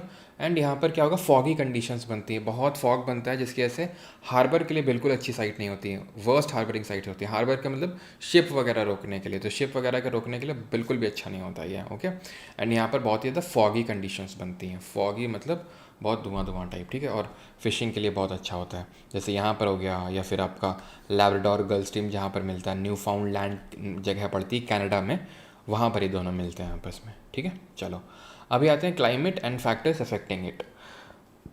पहली बात तो वेदर क्लाइमेट में डिफरेंस क्या होता है। Weather short term atmospheric changes को दिखाता है, क्लाइमेट लॉन्ग टर्म मतलब 30 साल के लगभग डेटा को लिया जाता है क्लाइमेट को कैलकुलेट करने के लिए। यहाँ पर ये 6 फैक्टर्स होते हैं जो क्लाइमेट को अफेक्ट करते हैं, latitude, altitude, insolation, continentality, ocean currents and pressure and wind system. तो ये 6 फैक्टर्स होते हैं जो क्लाइमेट को अफेक्ट करते हैं। लैटिट्यूड किस तरह से अफेक्ट करता है, अब हमें पता है कि भाई यहाँ पर आप चले जाओगे पोल्स पे, तो क्या यहाँ पर आपको बहुत गर्मी देखने को मिलेगी, नहीं, ठंडी। इक्वेटर के आसपास चले जाओ, यहाँ पर अलग ही तरह का क्लाइमेट होगा, आपको बहुत ही वार्म और ह्यूमिड देखने को मिलेगा यहाँ पर क्लाइमेट। ऑल्टीट्यूड, हाइट, अब मान लो एक ही लैटिट्यूड पे 2 प्लेस लोकेटेड हैं, ठीक है, लेकिन ऑल्टीट्यूड का भी तो फ़र्क पड़ता है। कैसे, फॉर एग्जांपल यहाँ पर हम बोल सकते हैं कि जैसे राजस्थान एंड मान लेते हैं सिक्किम एक ही लैटिट्यूड पे लोकेटेड है, लेकिन राजस्थान कितना गर्म है और सिक्किम अगर आप देखो तो कितना ठंडा है वहाँ पे। क्यों? क्योंकि वो पहाड़ी एरिया, बहुत पहाड़ पे, बहुत ऊंचाई पे लोकेटेड है। तो जैसे वो ऊंचाई पे जाते हो तो वहाँ का एटमॉस्फेयर थिन होता जाता है, पतला होता जाता है। तो थिन होता जाएगा, पतला होता जाएगा, तो उसकी वजह से क्या होता जाएगा, वहाँ का जो ठंडा है माहौल भी वो ठंडा होता रहेगा। ठीक है, सिक्किम में साथ में चलेंगे अपन लोग सिक्किम, चिंता मत करो। ठीक है, सिलेक्शन हो जाएगा आप लोगों का। फिर जो है जो भी टॉप 10 रैंक करोगे सिक्किम में चलेंगे अगली बार, तुम चिंता मत करो। ठीक है, इंसोलेशन, तो अमाउंट ऑफ सनलाइट जो रिसीव होती है उसको हम इंसोलेशन बोलते हैं। Okay, enable auto dubbing option, भाई ऑटो डबिंग लाइव क्लास में नहीं इनेबल होता है वो। ठीक है, इंसोलेशन, कितनी धूप पड़ रही है वो भी क्लाइमेट को अफेक्ट करेगा। कॉन्टिनेंटैलिटी क्या होता है, महाद्वीपीयता बोलते हैं, ध्यान समझना इसको, अभी नहीं समझाएंगे इसको। अच्छा, इसको समझाएंगे आपको जब ये पढ़ाएंगे ना आपको, क्या जब आपको ये पढ़ाएंगे क्या बोलते हैं मॉनसून, तो वहाँ बताएंगे कॉन्टिनेंटैलिटी। तो कॉन्टिनेंटैलिटी काफ़ी एक इंपॉर्टेंट चीज़ होती है और मतलब काफ़ी इंपॉर्टेंट है ये, मैं आपको पढ़ाऊंगा भी जब मॉनसून पढ़ाऊंगा। ठीक है, इंपॉर्टेंट है ये। ओशन करंट पढ़ चुके हैं, ओशन करंट भी इन्फ्लुएंस करता है टेम्परेचर को, टेम्परेचर डिफरेंस को रेगुलेट करता है। अभी हमने देखा किस तरह से इक्वेटर से गर्म पानी लेके जाता है कहाँ पर, पोल्स की तरफ, और पोल से ठंडा पानी लेके आता है। इन प्रेशर विंड सिस्टम वो तो अभी हम देख ही चुके हैं सब। तो कोयपन जी एक हुए जिन्होंने अपना एक क्लाइमेटिक क्लासिफिकेशन दिया है। क्लाइमेट को अलग अलग उसमें क्लासीफाई कर सकते हैं। अगर हम टेम्परेचर और इन सब के बेसिस पे कर रहे हैं तो उसको एम्पेरिकल क्लाइमेटिक क्लासिफिकेशन बोलते हैं। और जो कोयपन ने करके दिया वो एम्पेरिकल क्लाइमेटिक क्लासिफिकेशन ही था।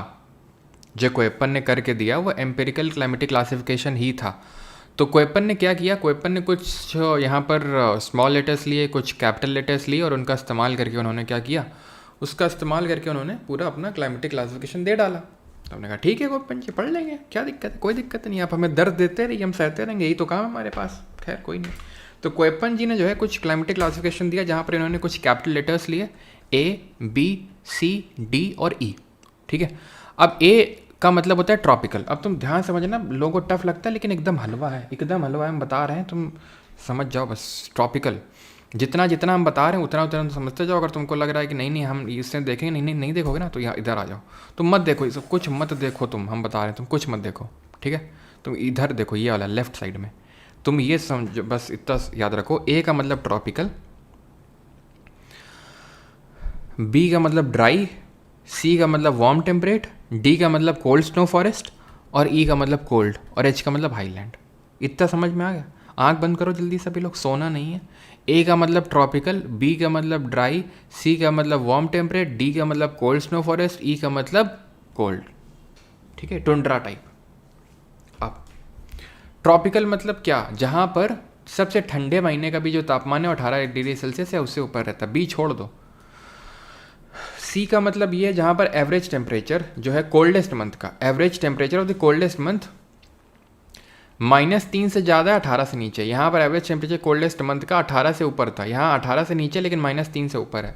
कोल्ड स्नो फॉरेस्ट में यहाँ पर average temperature of the coldest month -3 से भी नीचे है, और यहाँ average temperature of the coldest नहीं, फॉर ऑल मंथ ये बिलो 10 डिग्री सेल्सियस है। आंखें बंद करो।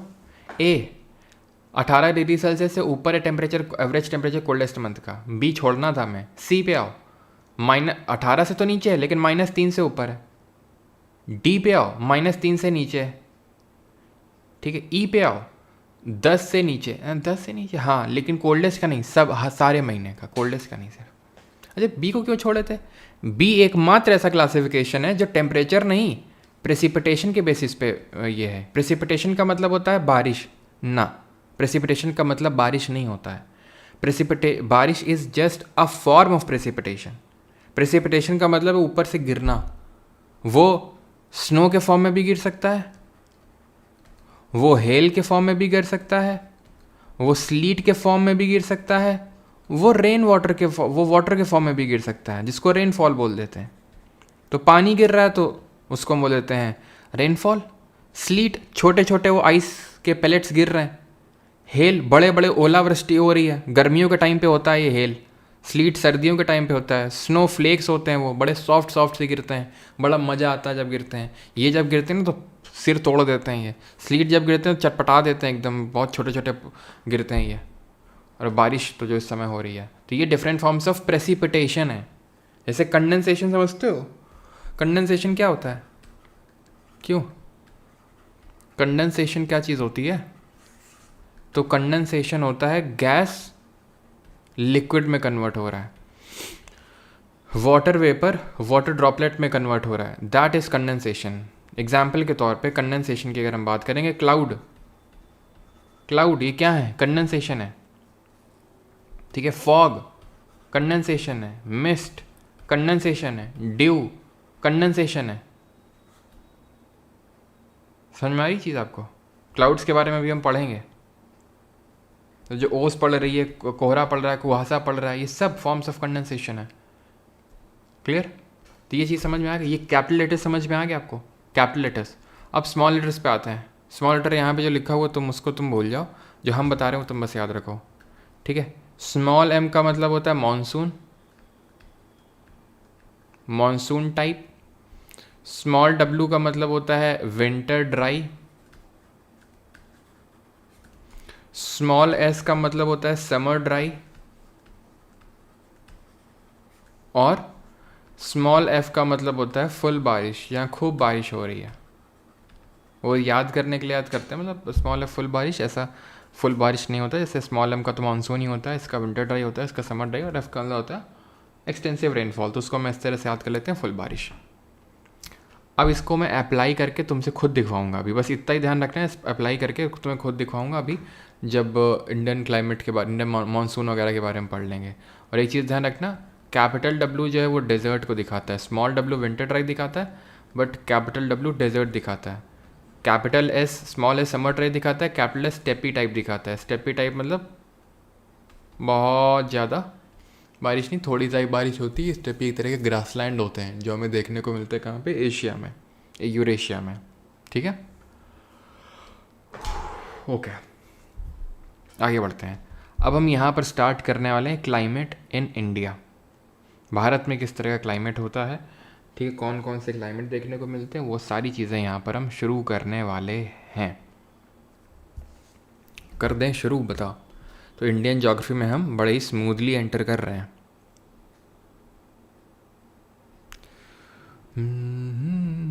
एक सेकंड, थोड़ा टाइम दो जरा, वो क्लाउड की पिक्चर लगा लें।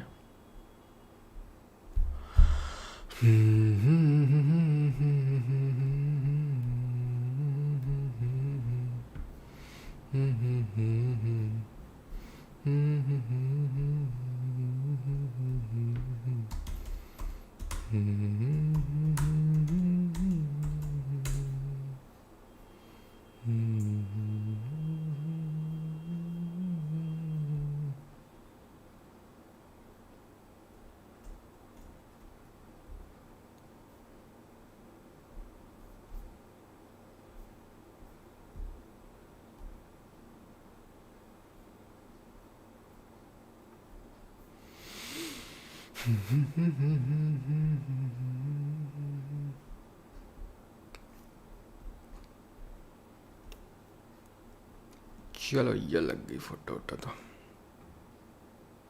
ये अजीब सी ब्लड सी आ रही फोटो, रुको जरा, कोई बढ़िया सी देखते हैं, चमचमाती हुई टाइप है कि नहीं।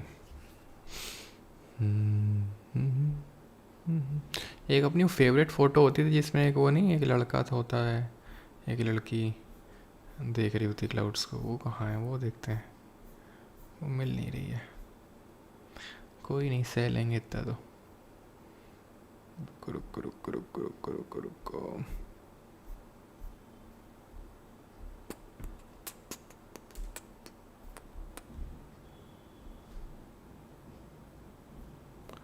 चलो चलो चलो चलो, अभी दिख रहा है कुछ कि नहीं दिख रहा है? दिख रहा होगा ना। तो ये डिफरेंट फॉर्म्स ऑफ क्लाउड्स हैं, ठीक है, डिफरेंट टाइप्स ऑफ क्लाउड्स हैं। तो यहाँ पे क्या होता है, आपको बस जितना पढ़ा रहा हूँ उतना ध्यान रखना है कि जो सबसे लो लेवल क्लाउड होते हैं, सबसे लो लेवल क्लाउड, उसमें दो आते हैं। एक तो आता है निम्बस और दूसरा आता है स्ट्रेटस। निम्बस एंड स्ट्रेटस, याद रहेगा इतनी चीज़? हाँ हाँ हाँ हाँ, दिख रहा, ठीक है, दिख रहा है ना, तो अब देख लो। बट निम्बस और स्टेटस लो लेवल क्लाउड होते हैं, ठीक है, लो लेवल क्लाउड होते हैं। कहाँ तक देखने को मिलेंगे? 4 किलोमीटर के अंदर ही अंदर, 4 किलोमीटर के अंदर ही अंदर देखने को मिलते हैं निम्बस एंड स्ट्रेटस। निम्बस की खासियत ये होती है कि ये निम्बो वर्ड से डिराइव्ड होते हैं, जिनका मतलब होता है रेन बियरिंग, जिनका मतलब होता है रेन बियरिंग। निम्बो मतलब रेन बियरिंग।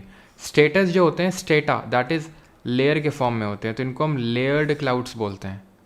दोनों ही लो लेवल क्लाउड हैं, 4 किलोमीटर के अंदर देखने को मिलेंगे। देन क्यूमुलस पे आते हैं।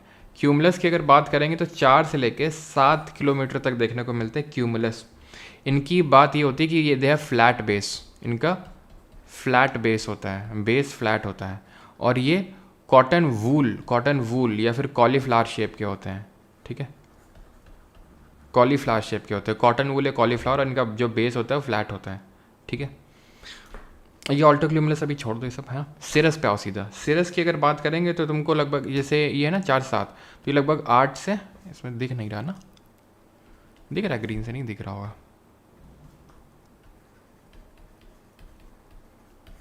8 से 12 किलोमीटर देखने को मिलते हैं। ये फेदर शेप्ड होते हैं, फेदर शेप्ड होते हैं, आइस क्रिस्टल्स के बने हुए होते हैं। कभी बारिश नहीं करते हैं, कभी बारिश नहीं करेंगे, कभी बारिश कर पाएंगे, ये बहुत ऊपर होते हैं, सबसे ऊपर।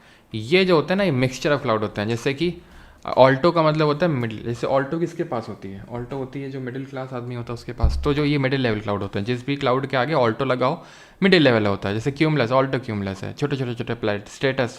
स्टेटस नीचे रहता है, लेकिन ऑल्टो लग गया तो वो मिडिल लेवल क्लाउड हो गया, ठीक है, मतलब मिक्सचर ऑफ क्लाउड बन जाता है। जैसे कि अभी साइक्लोन पढ़ेंगे तो साइक्लोन में देखेंगे कि कौन सी तरह का क्लाउड बनता है, वहाँ क्यूमुलो निम्बस बनता है, यानी क्यूमुलस और निम्बस मिल जाता है और बहुत भयंकर थंडर स्टॉर्म और बिजली वगैरह कड़कती है, ठीक है, उसमें बहुत ज़्यादा वर्टिकली डेवलपमेंट होता है।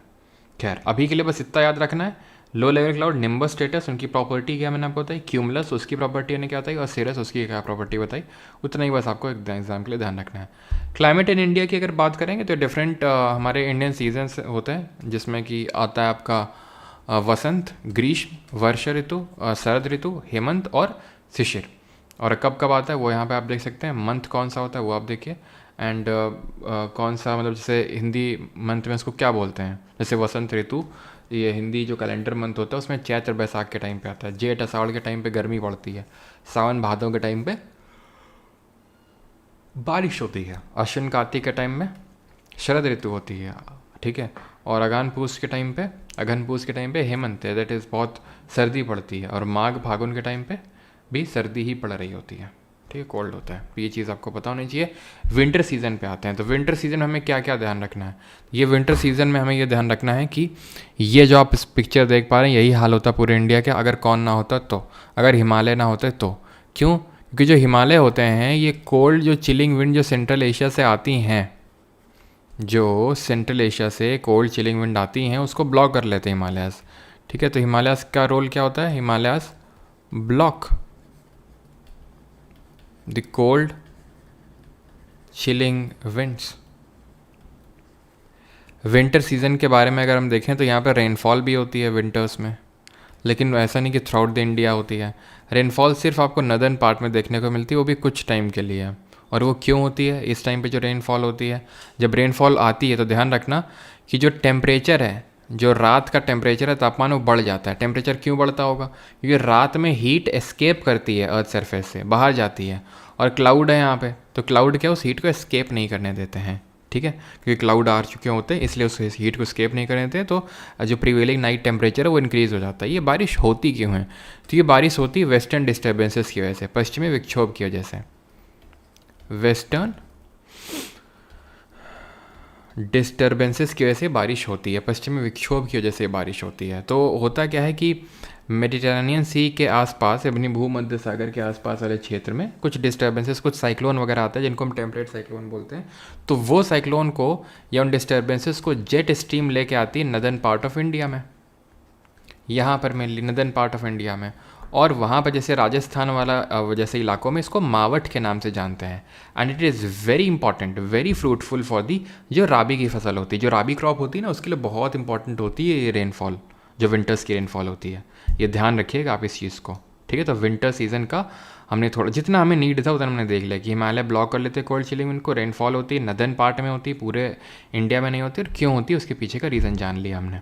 अब वेस्टर्न डिस्टर्बेंसेज वही यहाँ पर आप देख सकते हैं, ये वेस्टर्न डिस्टर्बेंसेज यहाँ पर ओरिजिनेट होते हैं एंड धीरे धीरे जेट स्ट्रीम क्या होती हैं, तो जेट स्ट्रीम एक तरह की जियोस्ट्रॉफिक विंड्स होती हैं। जियोस्ट्रॉफिक विंड्स क्या होती हैं ये समझ लो, व्हाट आर जियोस्ट्रॉफिक विंड्स।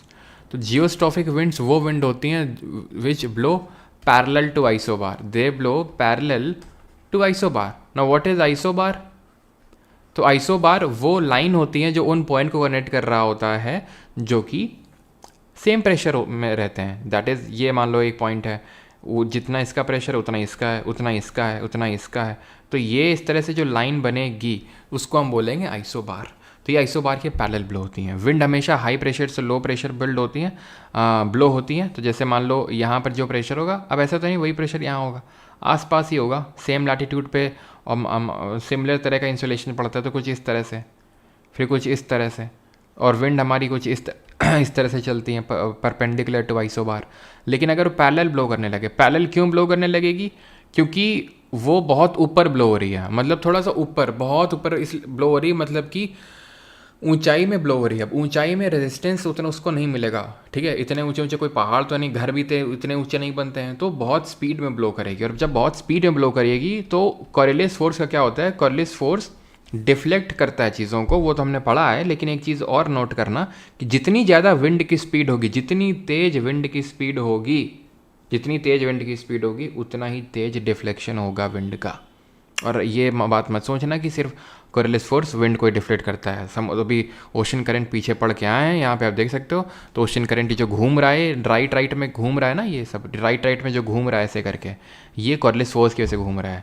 यहाँ पे देखो लेफ्ट की ओर घूम रहा है, लेफ्ट की ओर घूम रहा है, तो क्यों घूम रहा है, कॉरियलिस फोर्स की वजह से घूम रहा है। और घूम घूम के जो पूरा ये सर्कल बनाता है ना, इसको जायर बोलते हैं, ध्यान रखना, इसको जायर बोलते हैं, जो पूरा ये इस तरह से सिस्टम बन जाता है। और ये नाम रटे हुए होने चाहिए, मैंने याद नहीं करवाया, लेकिन अगर आपको नहीं याद है तो वो रटना बैठ के, ठीक है।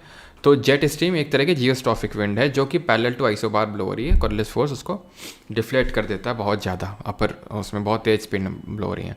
तो ये आती हैं जेट स्ट्रीम से इस तरह से, और इसको यहाँ पर जो नदर्न पार्ट में बारिश करके जाती हैं, जो राबी की जो फसल होती है उसके लिए बहुत ही हेल्पफुल होती है ये सर्दियों की बारिश कुछ टाइम की। अब आते हैं मानसून के बारे में। मानसून का टाइम भी चल रहा है, एकदम बारिश होती, तुमको फील भी आने लगा होगा, अरे यार क्या मज़ा आ रहा है, देख के बाहर बारिश हो रही कि नहीं हो रही, क्यों हो सकता है काफ़ी लोगों के यहाँ हो भी रही हो भी बारिश। तो मानसून में हम सबसे पहले पढ़ेंगे pre monsoon shower. Pre monsoon shower का मतलब मानसून आने से पहले जो गर्मियों के टाइम पे, जून के टाइम पे, शाम के टाइम पे जो एकदम से तेज़ आंधी तूफान वाली बारिश आ जाती है, तो उसको हम प्री मानसून शावर बोलते हैं। और ये हमें पढ़ने होते हैं दो तरह के, एक तो जो साउथ इंडिया में पढ़ते हैं, और एक जो नॉर्थ ईस्ट में पढ़ते हैं। तो जो नॉर्थ ईस्ट में जो पढ़ते हैं ना, उनको हम बोलते हैं क्या, उनको हम बोलते हैं नॉरवेस्टर्स। क्या बोलते हैं, नॉरवेस्टर्स। इनको भी हम ना डिवाइड कर देते हैं, जैसे कि काल बैसाखी बोलते हैं, काल बैसाखी बोलते हैं, एंड बरदौली चीरहा या बरदौई सिला बोलते हैं। काल बैसाखी कहाँ बोलते हैं, गेस करो कहाँ बोलते हैं Kal Baisakhi. Calamity in the month of Baisakh, Hindi में अगर बोलें तो वेस्ट बंगाल में, ठीक है, पश्चिम बंगाल में बोलते हैं, ध्यान रखना है, ठीक ठीक है। और बरदौई सिला या बरदौई चीरहा कहाँ बोलेंगे, तो ये हम बोलेंगे असम में, ठीक है, असम में बोलेंगे ये, और बांग्लादेश वाले एरिया में, असम एंड बांग्लादेश वाले एरिया में। क्लियर है यहाँ तक।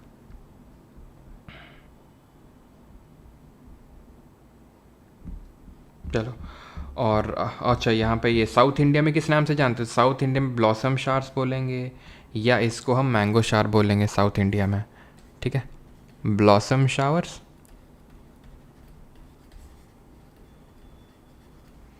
या मैंगो शावर्स। अब ब्लॉसम शावर्स कहाँ पे बोलते हैं, तो जो केरला एंड कर्नाटक वाला एरिया है वहाँ पे, Kerala and near by areas जो है वहाँ ब्लॉसम शावर्स के नाम से जानते हैं। एंड मैंगो शावर्स कहाँ बोलते हैं, तो केरला एंड, ध्यान रखना, कोस्टल कर्नाटका। कन्फ्यूज़न होता है, दोनों ऑप्शन में होता है, लेकिन अगर कोस्टल कर्नाटक ऑप्शन में होगा तो मैंगो शावर टिक करोगे, ध्यान रखना, कोस्टल है तो mango, okay. On blossom Kerala. Blossom किसकी ब्लॉसमिंग में हेल्प करती है? जो कॉफ़ी का फ्लावर होता है ना उसकी ब्लॉसमिंग में हेल्प करती हैं, एंड मैंगो की राइपनिंग में हेल्प करते हैं, इसलिए इनको मैंगो शार्स बोलते हैं। प्री मानसून शार हो क्लियर हो गया आपको। अब मानसून के बारे में जानते हैं कि किस तरह से मानसून इंडिया में आता वगैरह है।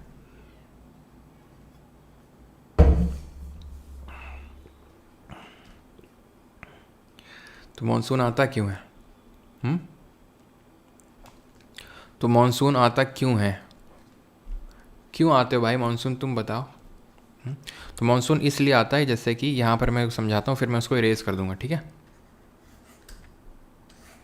यहाँ से कौन सी विंड आती है? South east trade wind.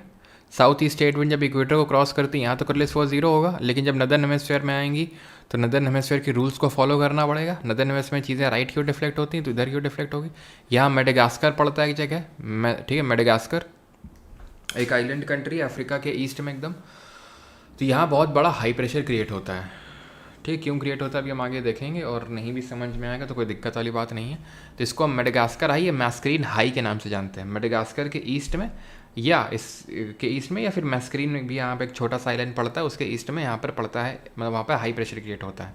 और क्योंकि ये चल रहा है गर्मियों का टाइम इंडिया में, मई जून, ITCZ ऊपर शिफ्ट हो चुका है, इंटर ट्रॉपिकल कन्वर्जेंस जोन, जिसके बारे में भी पढ़ रहे थे, जहाँ पर नॉर्थ ईस्ट और साउथ ईस्ट ट्रेड विंड मिलती है, वो ऊपर शिफ्ट हो चुका है। तो यहाँ पर बहुत भयंकर जो है गर्मी पड़ेगी, बहुत भयंकर गर्मी पड़ती है। प्लस साथ ही साथ यहाँ पर तिब्बतन प्लेट्यू है, वो एकदम तवे की तरह चमकता है, तवे की तरह हीट होता है। तिब्बतन जो प्लेट्यू है उसको हम रूफ ऑफ द वर्ल्ड बोलते हैं, और इंटेंस हीटिंग होती है, जिसकी वजह से क्या होता है, यहाँ पर इंटेंस लो प्रेशर, यहाँ इंटेंस लो प्रेशर। इसकी वजह से कुछ ईस्टर्ली जो जेट स्ट्रीम होती है उनका भी रोल होता है। मैं ज़्यादा डेप्थ में नहीं जा रहा हूँ किसी चीज़ का, लेकिन एक एक चीज़ को नोट करते चलना कि किसका रोल हो रहा है यहाँ पे। तो मेडागास्कर के ईस्ट में हाई प्रेशर बना, पेनिनसुला यहाँ पर लो प्रेशर बना इंटेंस। इसकी तिब्बतन जो तिब्बतन प्लेट्यू, इसने बहुत ज़्यादा लो प्रेशर क्रिएट किया, जिसकी वजह से यहाँ पर ईस्टर्ली जेट स्ट्रीम चलती है, जिसकी वजह से यहाँ पर एक तरह का वैक्यूम क्रिएट होता है। तो हाई प्रेशर से लो प्रेशर में ही विंड चलती है, तो विंड जो है अट्रैक्ट हो जाएगी टूवर्ड्स द इंडियन सब कॉन्टिनेंट। विंड जो है अट्रैक्ट हो जाएगी टूवर्ड्स द इंडियन सब कॉन्टिनेंट, और वो दो पार्ट में डिवाइड हो जाएगी, अरेबियन सी ब्रांच और बे ऑफ बंगाल ब्रांच। क्लियर है? अब ये जो अरेबियन सी ब्रांच है ये फर्दर 3 पार्ट में डिवाइड होती है। एक तो यहाँ पर हिट करेगी, ध्यान समझना, ये नर्मदा, मान लो ये नर्मदा रिवर है, नर्मदा वैली है ये, ठीक है। तो एक तो यहाँ पर हिट करेगी, ये वेस्टर्न घाट है, इतना तो आपको पता होगा, नहीं पता तो अभी आगे देखेंगे। ये पश्चिमी घाट है, ध्यान समझना। अरेबियन सी की एक ब्रांच तो पहले यहाँ पर आके हिट करेगी और ओरोग्राफिक रेनफॉल करेगी, पर्वतीय वर्षा करेगी, ठीक है। ओरोग्राफिक रेनफॉल होगी कहाँ पर? ओरोग्राफिक रेनफॉल होगी वेस्टर्न साइड ऑफ वेस्टर्न घाट में, वेस्टर्न साइड ऑफ वेस्टर्न घाट में क्या होगी? ओरोग्राफिक रेनफॉल होगी। अब ओरोग्राफिक रेनफॉल होती क्या चीज़ है? एक सेकेंड, यहाँ पे कहीं लिखा नहीं है, लेकिन मैं आपको बता देता हूँ क्या होती है। जैसे कि जब पहाड़ होता है, तो पहाड़ किसी भी हवा को, अब पहाड़ को हवा चीर के तो निकल नहीं जाएगी, उठा देगी उस हवा को, ठीक है। उस हवा को जब उठा देगी तो उसका जो ड्यू पॉइंट है वो रीच कर जाएगा। ड्यू पॉइंट वो पॉइंट होता है जब कोई हवा उससे ज़्यादा मॉइस्चर को होल्ड नहीं कर सकती, वो गिरा देगी वो। तो जो हवा उठती है उसको एनाबैटिक बोलते हैं। और यहाँ हो जाएगी बारिश इस साइड, और ऐसी साइड को बोल देते हैं विंडवर्ड साइड, विंडवर्ड साइड, ठीक। और यहाँ पर जब ये विंड सबसाइड करेगी, जिसको हम कैटाबैटिक विंड बोलेंगे, इसको बोलेंगे लीवर्ड साइड, या फिर ऑफ शोर। ये है ऑन शोर, वो है ऑफ शोर। तो बारिश कहाँ हो रही है? वेस्टर्न साइड ऑफ वेस्टर्न घाट में, ये वाले साइड में बारिश हो रही है। तो जो भी यहाँ पर प्लेसेस लोकेटेड है वहाँ खूब बारिश होती है। जो ईस्टर्न साइड में वहाँ पर बारिश नहीं होती। कई बार ये क्वेश्चन बनता है आपको कि क्यों मुंबई में तो बारिश होती है, लेकिन विदर्भ में जो महाराष्ट्र में पड़ता है वहाँ बारिश नहीं होती है, क्योंकि विदर्भ ईस्टर्न साइड में है और जो मुंबई है वो वेस्टर्न साइड में। तो वही सेम ही रीज़न है। तो समझ गए कि यहाँ पर ओरोग्राफिक रेनफॉल होती है, इस वजह से बारिश होती है। एक जो इसकी अरेबियन सी ब्रांच है वो नर्मदा वैली के पैरेलल निकल जाएगी, और एक जो है अरावली जो हिल्स हैं उनके पैरेलल निकल जाएगी। जो मानसून स्ट्राइक करता है वो फर्स्ट वीक ऑफ जून में इंडिया में स्ट्राइक करता है, फर्स्ट वीक ऑफ जून। जब ये आता है, जब भी मानसून आता है, जहाँ भी आता है, उसके बाद एकदम से बारिश रुक जाती है कुछ दिनों के लिए, हफ्तों के लिए। उसको बोलते हैं ब्रेक इन मानसून। बारिश आई और बारिश हफ्ते भर 2 हफ्ते के लिए रुक गई, एकदम हो ही नहीं रही। फिर लोग नहीं कहते उमस हो रखी है फालतू में, इससे अच्छा तो बारिश ना ही होती तो ज़्यादा ठीक रहता। That is break in monsoon. First week of June में आ गया, ये अरेबियन सी ब्रांच है। Then Bay of Bengal branch आएगी, बे ऑफ बंगाल ब्रांच यहाँ पर है आपकी क्या, गारो खासी जयंती है, सबसे पहले यहाँ पर स्ट्राइक करती है, अंडमान निकोबार में भी जाती है और यहाँ पे खूब बारिश करती है इन हिल्स के स्ट्रक्चर की वजह से। खासी हिल्स में ही आपका मौसिन राम पड़ता है, मौसिन राम मेघालय में, जहाँ पर सबसे ज़्यादा बारिश रिकॉर्ड करी जाती है पूरे वर्ल्ड में। देन ये डिफ्लेक्ट कर देंगे इसको थोड़ा सा इस साइड में, दैट इज़ नॉर्थ वेस्ट की ओर, और यहाँ पे दोनों का मिलन हो जाता है। पंजाब प्लेन्स में अरेबियन सी ब्रांच और बे ऑफ बंगाल ब्रांच दोनों का कॉम्बिनेशन हो जाता है, मिलन हो जाता है। कब पूरे इंडिया में ये मानसून फैल जाता है, तो ध्यान रखना मिड जुलाई तक, ठीक है, मिड जुलाई तक, ठीक है, 15 जुलाई तक पूरे इंडिया में मानसून फैल चुका होता है। यहाँ पर ये नॉर्थ ईस्टर्न पार्ट है, नॉर्थ वेस्टर्न पार्ट में दोनों का मिलन होगा, ठीक है, यहाँ पर पंजाब प्लेन्स में। इसके बाद रिट्रीवल होगा, इसके बाद क्या होगा, रिट्रीवल होगा। रिट्रीवल कहाँ से होगा, सबसे पहले कहाँ से बारिश निकलेगी, नॉर्थ वेस्टर्न पार्ट से ही निकलेगी, रिट्रीवल होगा, ध्यान रखना। फिर जब ये निकलेगी तो क्योंकि लैंड से ब्लो हो रही है, मतलब ज़मीन से चल रही है, ये हवा आ रही थी पानी से। मॉनसून एक तरह की हवा है, इसको हम seasonal reversal of wind, monsoon is derived from an Arabic word जिसका मतलब होता है मौसम, मौसम सबसे डिराइव्ड है जिसका मतलब होता है सीजनल रिवर्सल ऑफ विंड। अब किन विंड्स का रिवर्सल, तो वही जो साउथ ईस्ट स्टेट विंड तुमको पढ़ा रहे थे, ये है इंडिया, ये है आपका इक्वेटर, इस तरह से क्रॉस किया और फिर जब नदर्न हेमिस्फीयर में आ गया तो इसका रिवर्सल हो गया इस तरह से, तो इन्हीं विंड्स का रिवर्सल की बात हो रही है। और क्योंकि ये साउथ वेस्ट डायरेक्शन से आ रहा है तो इसको हम साउथ वेस्ट मानसून भी बोल देते हैं। अब देखो साउथ वेस्ट डायरेक्शन ही तो है ये तो जहाँ से विंड चलना स्टार्ट होती है वहाँ से उसका नाम पड़ता है, तो क्योंकि साउथ वेस्टर्न डायरेक्शन से चल रही तो इसका नाम साउथ वेस्ट मानसून पड़ेगा, सिंपल। अब जब ये विंड निकलेगी नॉर्थ वेस्टर्न पार्ट से, क्योंकि लैंड से ब्लो हो रही है तो पानी इसके पास है नहीं तो कोई बारिश नहीं करेगी, लेकिन जब यहाँ उतरेगी तो कुछ इस तरह से चलना शुरू होगी ड्यू टू सर्टेन रीजंस। और क्योंकि अब ये समुद्र में है तो समुद्र से पानी उठाएगी और यहाँ पर दैट इज़ कोरोमंडल कोस्ट में खूब बारिश करेगी अक्टूबर के टाइम पे। अक्टूबर के टाइम पे बारिश होगी और ये जो बारिश होगी ये इसको भी मानसून, इसको बोलते हैं रिट्रीटिंग मानसून या लौटता हुआ मानसून या north east monsoon. North west monsoon मत बोल देना, नॉर्थ वेस्ट से पानी निकला है, नॉर्थ वेस्ट से मानसून निकलना शुरू हुआ, बारिश तो नहीं हुई लेकिन कुछ हवाओं के कारण इसका डायरेक्शन नॉर्थ ईस्ट हो गया, तो रिट्रीटिंग मानसून को नॉर्थ ईस्ट मानसून बोलते हैं, जिसकी वजह से कोरोमंडल कोस्ट में बारिश होती है। कब, सर्दियों के टाइम पे। तो कोरोमंडल कोस्ट में बारिश कब हो रही है, सर्दियों के टाइम पे, गर्मियों में नहीं हुई थी। गर्मियों में क्यों नहीं हुई थी वो ध्यान से समझना है यहाँ पे। अब यहाँ पे मैं पॉइंटर का यूज़ कर रहा हूँ, तो यहाँ पर आपको पता है ईस्टर्न घाट है, ठीक। ये जब आया अरेबियन सी ब्रांच तो इसके लिए लीवर्ड साइड था, ये वाला चीज़ लीवर्ड साइड था, क्योंकि बारिश तो वेस्टर्न साइड वेस्टर्न घाट में हो गई, तो थोड़ी बची भी तो ईस्टर्न घाट ने रोक ली, तो यहाँ अरेबियन सी ब्रांच से बिल्कुल नहीं। बे ऑफ बंगाल ब्रांच जो आई वो इसके पैरेलल निकल गई, ऐसे निकल गई, ऐसे देखा तक नहीं कि यार ये भी तो है, इसको भी तो दे दे बारिश ना, ऐसे सीधे निकल गई पैरेलल। फिर जब ये लौटा तब इसने बारिश करी कि अरे यार भाई सॉरी यार, सॉरी आपको बारिश देना भूल गए थे, तो फिर ये बारिश देता है इसको, ठीक है। इसी वजह से ये जो नॉर्थ वेस्टर्न पार्ट है, ये जो मेरा लेज़र देखो, मतलब ठीक है लैपटॉप इसे देखो स्क्रीन पे, ठीक है, तो यहाँ पर ये जो नॉर्थ वेस्टर्न पार्ट है ये अरावली है ना, अरावली, इसके नॉर्थ वेस्टर्न पार्ट में पूरा डेजर्ट है, ग्रेट रन ऑफ कच्छ। क्यों, क्योंकि ये पैरेलल निकल जाता है अरेबियन सी ब्रांच, और ये जो आता है बे ऑफ बंगाल ब्रांच, एक तो पूरा बारिश यहाँ करता है, थोड़ा बचा भी यहाँ तक, तो ये जो है लीवर्ड साइड हो जाता है उसके लिए, यहाँ पर जा ही नहीं पाता है बारिश, तो इसी वजह से एकदम डेजर्ट है वो आपका। रिट्रीटिंग मानसून बता दिया आपको, ये लौटता हुआ मानसून है जो यहाँ पर कोरोमंडल कोस्ट में बारिश करके जाएगा, also known as north east monsoon. El Nino La Nina phenomena क्या होता है वो थोड़ा सा समझ लो। अल नीनो का मतलब होता है चाइल्ड क्राइस्ट, ठीक है। लिटिल बॉय इसका मतलब होता है लिटिल बॉय, स्पेनिश वर्ड है ये अल नीनो। एल नीनो में क्या होता है, एक तो डिलेड मानसून आता है और वीक मानसून आता है। डिलेड तो होता ही होता है, वीक मानसून होता है ये, ठीक।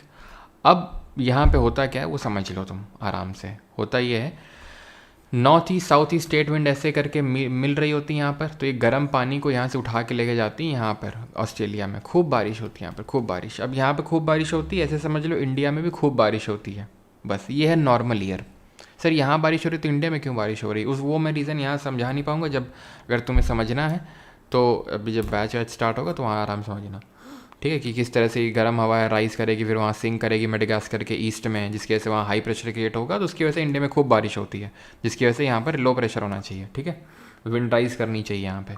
देन इसके बाद अल्नीनो में क्या होता है कि ये नॉर्थ ईस्ट स्टेट और साउथ ईस्ट स्टेट विंड है, किसी कारणवश वीक पड़ जाती हैं, तो ये बैक मार जाता है पानी। अब पानी बैक मार गया तो यहाँ पानी कुछ बचा नहीं, यहाँ नहीं होगी बारिश, तो वहाँ मेडागास्कर के ईस्ट में कोई हाई प्रेशर क्रिएट नहीं होगा, और भारत में भी बारिश बहुत कम होगी, डिलेड मानसून होगा, भी सारी गलत चीज़ें देखने को मिलेंगी। अल नीनो का कोई फिक्स ईयर नहीं होता, 3 से 7 साल में देखने को मिलता है। इसी का उल्टा होता है ला नीना, जिसमें कि बहुत ज़्यादा बारिश होती है और बहुत जल्दी मानसून आता है नॉर्मल से, और इसका मतलब होता है स्मॉल गर्ल। ठीक है, इसका एक और कॉन्सिक्वेंस होता है, जब गर्म पानी इधर से गया तो नीचे से ठंडा पानी Peru, that is south America की वेस्टर्न कोस्ट में पेरू ये ऊपर आए, जिसको हम अपवेलिंग जोन बोलते हैं। जब ये गर्म पानी इधर से चला गया तो नीचे से ठंडा पानी निकलता है, जिसको बोलते हैं अपवेलिंग जोन, अपवेलिंग बोलते हैं उसको। अपवेलिंग से क्या होता है कि जो फाइटोप्लैंक्टन है, जो मछलियों को खाना है, वो ऊपर आता है, तो मछलियाँ भी उसी के पीछे पीछे आती हैं, उसकी वजह से यहाँ पर फिशिंग इंडस्ट्री डेवलप करती है नॉर्मल ईयर में। लेकिन अलीनो में क्या होता है, क्योंकि यहाँ पर डिस्प्लेस किया ही नहीं वाटर, अपवेलिंग क्रिएट नहीं होती, और यहाँ पर फिशिंग इंडस्ट्री भी एकदम खत्म हो जाती है। पेरू करंट को हम बोल्ट करंट बोलते हैं। ठीक है, क्लियर इतनी चीज़ यहाँ तक कि किस तरह से यहाँ पर फिशिंग इंडस्ट्री भी एकदम पूरी हैम्पर हो गई यहाँ पर अपवेलिंग ना बनने की वजह से। कोईपन क्लाइमेटिक क्लासिफिकेशन आप समझ चुके हो, अब इंडिया कोईपन क्लाइमेटिक क्लासिफिकेशन आप कर सकते हो। अभी बताओ कैसे होगा। अब जैसे ये है आपका कोरोमंडल कोस्ट, यहाँ पर समर में बारिश नहीं हो रही थी, समर में ड्राई मौसम पड़ा हुआ था, तो यहाँ पर हमने क्या यूज़ किया, क्योंकि ये ट्रॉपिकल एरिया है तो कैपिटल ए का यूज़ किया, एंड समर ड्राई थी तो स्मॉल एस का यूज़ किया, सिंपल। ठीक है। देन यहाँ पर अगर हम बात करेंगे वेस्टर्न में, तो ये ट्रॉपिकल है, मानसून है और विंटर ड्राई है।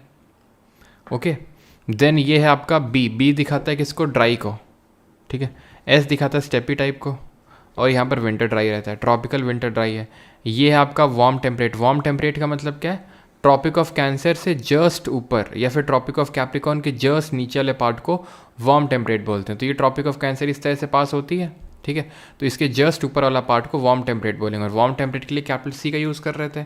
विंटर तो ड्राई होती है, सर्दियों में तो बारिश नहीं होती यहाँ पर, और गंगा वैली है ये। ठीक है, वहीं अगर बात करेंगे राजस्थान का जो वेस्टर्न साइड है, वहाँ पर ड्राई एकदम रहता है, एकदम डेजर्ट रहता है। कैपिटल डब्ल्यू का मतलब डेजर्ट होता है, स्मॉल डब्ल्यू का मतलब विंटर ड्राई, कैपिटल डब्ल्यू का मतलब डेजर्ट होता है। ठीक है, वो सब हम पहले देख चुके हैं। ये कोल्ड, डी का मतलब होता है कोल्ड स्नो फॉरेस्ट, ठंडी भी पड़ रही है, और फॉरेस्ट भी। अरुणाचल प्रदेश सेकंड नंबर पे आता है फॉरेस्ट कवर में, आपको पता ही है, और नॉर्थ ईस्ट का सबसे बड़ा फॉरेस्ट कवर वाला स्टेट है ये। देन बस इतना याद करना है आपको। ठीक है, ए एम डब्ल्यू मतलब मानसून की सबसे पहले बारिश आती है, यहाँ पर विंटर ड्राई होता है। ई का मतलब है आपका पोलर टाइप। क्लियर है यहाँ तक सभी को। आप इंडिया नेट्स लोकेशन पे आए, रुकिए थोड़ा सा। कि सर आफ्टर लेक्चर जी की लेवल 2 सीरीज पीडीएफ अपलोड कीजिए ना with answers last minute revision. हाँ सब अपलोड होंगे भाई, अपलोड होती तो है। ठीक है, एक सेकेंड करते हैं स्टार्ट।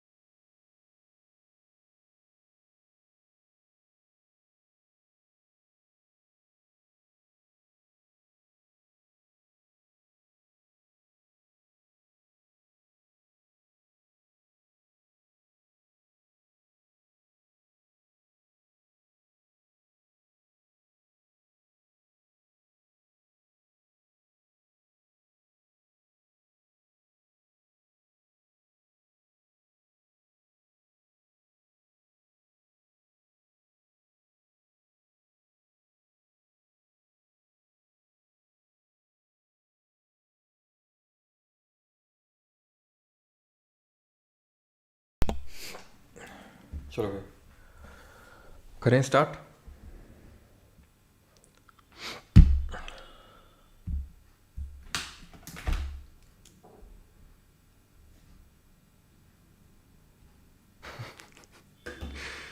हार्दिक पांड्या अगर हम बोल देते ऐसा, तुम भाग नहीं जाते क्यों?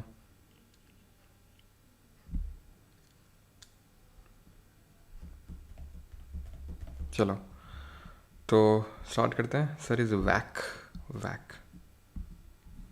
संकेत हम तुम ब्लॉक हो जाओगे। साहब से हम्बल रिक्वेस्ट है कि sir after lecture GK level 2 से पीडीएफ अपलोड कीजिए ना विद आंसर्स। भाई विद आंसर्स वाली क्यों चाहिए? जब आंसर्स के साथ देते तो तुम बोलते थे कि आंसर्स के साथ नहीं चाहिए, वैसे दो। और जब वैसे मिल रहा है तो सर आंसर के साथ दो, क्यों?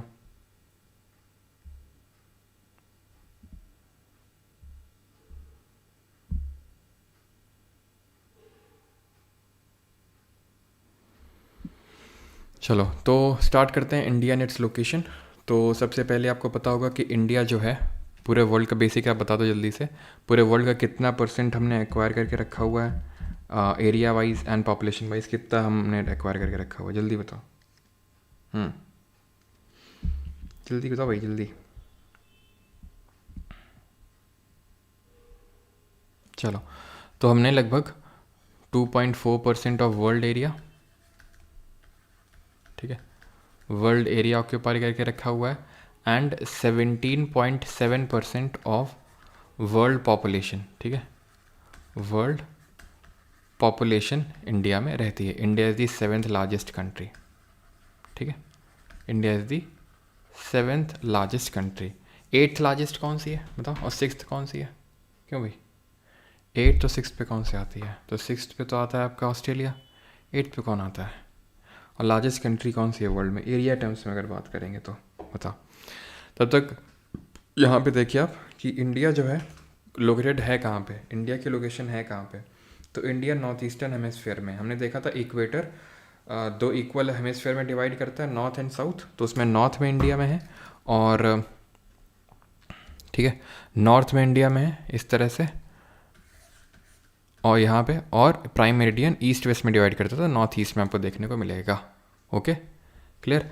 अब इंडिया का जो ये है that is north south extension है, ठीक है, इसको देखेंगे और हम देखेंगे ईस्ट वेस्ट एक्सटेंशन ये कितना है। तो नॉर्थ साउथ एक्सटेंशन पता है कितना है? कितना है? 3214 किलोमीटर, 3214। और अगर हम ईस्ट वेस्ट बात करेंगे तो 2933 किलोमीटर है। ये आपको पता होना चाहिए, ठीक है। वैसे यहाँ पे वो लिखा हुआ है 2933 और 3214।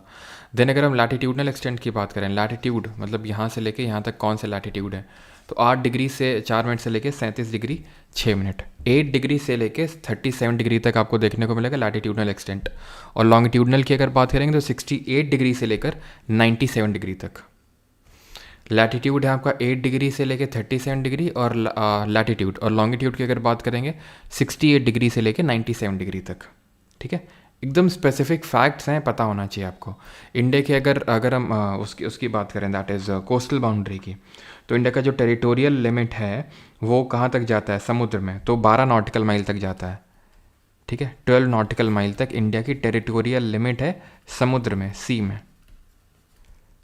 टेरिटोरियल लिमिट है 12 nautical mile. 12 nautical mile is equal to रफली 22 किलोमीटर्स, 22 किलोमीटर के समथिंग इक्वल है आपका ये, ठीक है। देन ये आप देख सकते हैं 82 ये डॉटेड लाइन दिख रही है, दिस इज 82.5 डिग्री ईस्ट। लेकिन उससे पहले हम 23.5 degree north that is topic of cancer को देखेंगे, यानी कर्क रेखा। तो कर्क रेखा इंडिया के बीचों बीच से होकर गुजर के जाती है एकदम, जहाँ पर सबसे पहले Gujarat, then Rajasthan, then Madhya Pradesh, then Chhattisgarh, then आपका कौन सा स्टेट है ये, Jharkhand, then West Bengal, then Tripura, then Mizoram, जिसको कि हम इस तरह से याद रखते हैं, गुजराती राजा made chief justice win the meeting, ठीक है। आई थिंक सभी को पता होगा, मैं जल्दी से लिख देता हूँ, गुजराती राजा made chief justice win the meeting. Okay, तो गुजरात, राजस्थान, मध्य प्रदेश, छत्तीसगढ़, झारखंड, वेस्ट बंगाल, त्रिपुरा, मिजोरम, ये स्टेट्स हैं जहाँ से ये पास होती टॉपिक ऑफ कैंसर। तो टोटल कितने हो गए? 8 राज्य हो गए, 8 स्टेट्स हो गए, जिसमें कि अगर हम कैपिटल सिटीज़ की बात करेंगे तो कैपिटल सिटीज़ सिर्फ 3 ही राज्य हैं जिनकी ट्रॉपिक ऑफ कैंसर से ऊपर है। जिन राज्यों से ट्रॉपिक ऑफ कैंसर पास होती है उनकी बात कर रहा हूँ। जैसे राजस्थान की जो कैपिटल है वो ऊपर है ट्रॉपिक ऑफ कैंसर से, त्रिपुरा की और मिज़ोरम की, इन दोनों के ऊपर है। बाकी सब की, जैसे गुजरात की गांधीनगर, MP की भोपाल, ठीक है, छत्तीसगढ़ की रायपुर, झारखंड की रांची, वेस्ट बंगाल की, तो सारी नीचे ही है ट्रॉपिक ऑफ कैंसर से। ये थोड़ा सा कभी क्वेश्चन पूछा नहीं है, मैंने मतलब जाने कब से पढ़ा रहा हूँ इस चीज़ को, ठीक है। मैं कोई भी बैच पढ़ाता हूँ तो इस चीज़ को बताता हूँ, लेकिन आज तक कभी क्वेश्चन बना नहीं इस चीज़ पे, खैर, ठीक है। तो ट्रॉपिक ऑफ कैंसर यहाँ पे आप देख सकते हैं। प्लस ये जो डॉटेड लाइन आपको दिख रही है ना, ये वाली डॉटेड लाइन, ये 5 स्टेट से पास होती है। और ये आपकी इंपॉर्टेंट क्यों है? क्योंकि ये इंडियन स्टैंडर्ड टाइम है, भारतीय समय मानक है। अगर आप एक चीज़ को ऑब्जर्व करो यहाँ पे, तो 68 डिग्री और 97 डिग्री के बीच में अंतर रफली 30 डिग्री का है, 30 डिग्री, वैसे तो 29 डिग्री और कुछ मिनट आएगा, लेकिन रफली 30 डिग्री हम बोल सकते हैं। और हमने स्टार्टिंग ऑफ द लेक्चर में पढ़ा था कि 30 डिग्री का मतलब कितना होता है? 2 घंटे होता है, ठीक है। भोपाल से ही देख रही हूँ सर, अच्छा भोपाल से, ओके। वो ब्रिज टूटा कि नहीं 90 डिग्री वाला?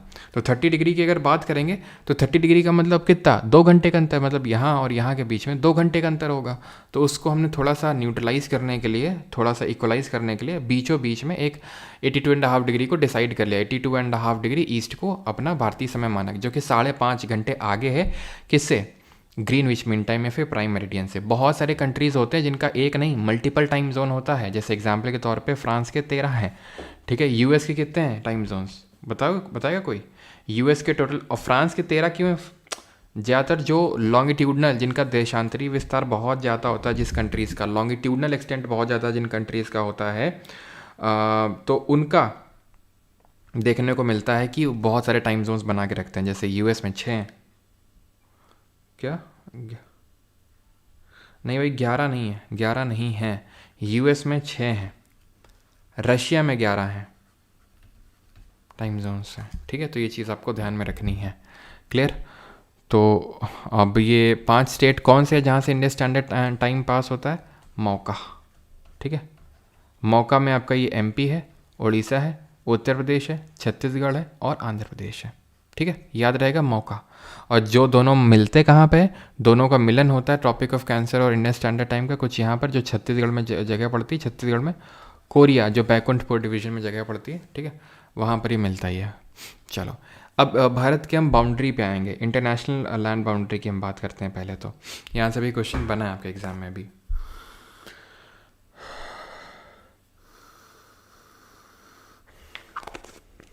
ठीक है। तो यहाँ पर अगर हम बात करें तो आप देख सकते हो टोटल इंडिया की लैंड बाउंड्री कितनी है? कितनी है इंडिया की टोटल लैंड बाउंड्री की मैं बात कर रहा हूँ, कितनी, जल्दी बताओ। तो हम कितने के साथ बाउंड्री शेयर करते हैं? तो उसको हम याद इस तरह से करते हैं, बचपन में MB है,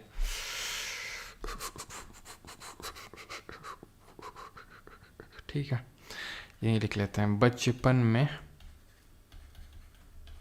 MBA। Bangladesh, China, Pakistan, Nepal, Myanmar, Bhutan, Afghanistan. ये हम इसलिए याद करते हैं कि तो हमें वो जो 7 देश हैं जिनके साथ हम लैंड बाउंड्री शेयर करते हैं, तो वो देश के नाम याद हो जाते हैं, प्लस डिक्रीजिंग ऑर्डर में याद होते हैं। बांग्लादेश के साथ सबसे लॉन्गेस्ट बाउंड्री होती है, अफ़गानिस्तान के साथ सबसे शॉर्टेस्ट होती है। टोटल अगर बात करूंगा तो 15,106 किलोमीटर की लैंड बाउंड्री है, जिसमें कि बांग्लादेश के साथ अगर बात करूंगा तो यहाँ पर 4,096, कहाँ लिखा है ये नीचे, 4,096 किलोमीटर है, ठीक है। देन आप देखोगे चाइना के साथ थोड़ी कम है, पाकिस्तान के साथ और थोड़ी कम, तो इस तरह से वो डिक्रीजिंग ऑर्डर में ही है। अब हमसे यहाँ सवाल क्या पूछता है? हमसे सवाल यहाँ पे ये पूछता है कि बांग्लादेश के साथ कौन कौन से हमारी स्टेट्स हैं जो लैंड बाउंड्री शेयर करते हैं। तो उसको यहाँ पर मैं अलग से एक स्लाइड क्रिएट करके लिख देता हूँ, ठीक है। तो यहाँ पर आप देखोगे तो एक सेकेंड, बांग्लादेश के साथ कौन कौन से स्टेट हमारे बाउंड्री शेयर करते हैं, तो उसको याद करने के लिए हम इस तरह से याद करते हैं, मैम टेक वाटर, ठीक है। इससे क्वेश्चन बना है तो थोड़ा सा अच्छे से ध्यान से देख लीजिएगा, ठीक है। यहाँ पर मैं लिखूँ, चलो लिख देता हूँ, मेघालय, असम, मिज़ोरम, त्रिपुरा, वेस्ट बंगाल, ठीक, क्लियर। अब बांग्लादेश देख लिया, म्यांमार भी देख लेते हैं, मतलब ऑर्डर में नहीं चल रहे हैं, बांग्लादेश फिर चाइना फिर पाकिस्तान नेपाल, मतलब जहाँ से क्वेश्चन ज़्यादा पूछते हैं वो थोड़ा सा पहले देख लेते हैं, मतलब नॉर्थ ईस्ट वाला पहले समझ लेते हैं, ठीक है, फिर चाइना वाइना तो देख ही लेंगे। तो थोड़ा सा म्यांमार देख लेते हैं, मतलब अगेन मैं डिक्रीजिंग ऑर्डर में नहीं चल रहा हूँ, ऐसे रैंडम पहले हम नॉर्थ ईस्ट का ले रहे हैं। ऑर्डर तो हमें याद हो ही गया बचपन में MBA से पूरा, ठीक है, इसलिए बड़ा आसान है, अरुणा मामी, ठीक है, और ये नॉर्थ साउथ के ऑर्डर में याद होना चाहिए, मैं ऐसे अरुणा मामी ऐसे याद होना चाहिए हमें, कैसे, अरुणा मामी ऊपर से नीचे, ये अरुणाचल है, ठीक है, ये नागालैंड है, ये मणिपुर है, ये मिज़ोरम है, ठीक है, आप देख सकते हो यहाँ पे अरुणामामी, ऊपर से नीचे के ऑर्डर में चारों स्टेट हमें याद हो गया अरुणामामी। अब नेपाल भूटान समझते हैं थोड़ा सा, ठीक है, नेपाल और भूटान समझते हैं थोड़ा, तो यहाँ पे लिख दूँ मैं नेपाल, ठीक है, नेपाल पे आते हैं। तो नेपाल में कैसे याद करते हैं, नेपाल में याद करना है सुब्बू, सुब्बू, ठीक है, सुब्बू करके याद करना है नेपाल में, जिसमें एस से सिक्किम, यू से उत्तर प्रदेश, बी से बिहार, बी से बंगाल, और यू से है उत्तराखंड, ठीक है, यूपी तो ऊपर हो ही गया है। देन आके अगर भूटान पे आते हैं, भूटान पे आते हैं, तो भूटान में हमें देखने को मिलेगा, इसमें हम याद करते हैं बासा करके, बासा, ठीक है, बी से आपका याद हो जाएगा बंगाल, ए से हो जाएगा असम, एस से हो जाएगा सिक्किम, और ए से हो जाएगा अरुणाचल, ठीक है, तो बासा करके याद हो गया हमें, ठीक है।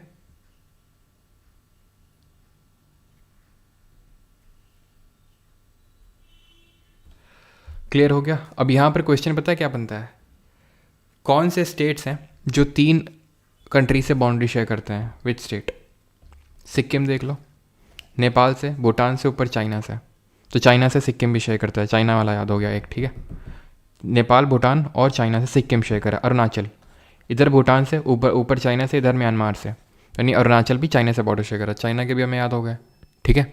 तो सिक्किम अरुणाचल हमें 2 समझ में आया, जो 3 के, वेस्ट बंगाल भी देख लो, इधर नेपाल, इधर भूटान, इधर बांग्लादेश, तो ये भी 3 कंट्रीज़ के साथ बाउंड्री शेयर कर रहा है बांग्लादेश, तो 3 वेस्ट बंगाल, तो 3 राज्य हैं भारत में जो 3 देशों के साथ बाउंड्री शेयर करते हैं, और एक यूटी भी है, लद्दाख, लद्दाख यहाँ चाइना के साथ शेयर करती है, यहाँ पाकिस्तान के साथ, और ये पीओके वाला क्षेत्र है जहाँ वो अफगानिस्तान के साथ शेयर करती है।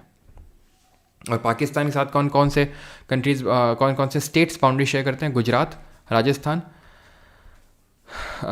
गुजरात, राजस्थान, देन यहाँ पर आएगा आपका पंजाब, ठीक है, गुजरात, राजस्थान, पंजाब, JNK और लद्दाख, ये बाउंड्री शेयर करते हैं किसके साथ, पाकिस्तान के साथ, ठीक है, याद रहेगा यहाँ तक।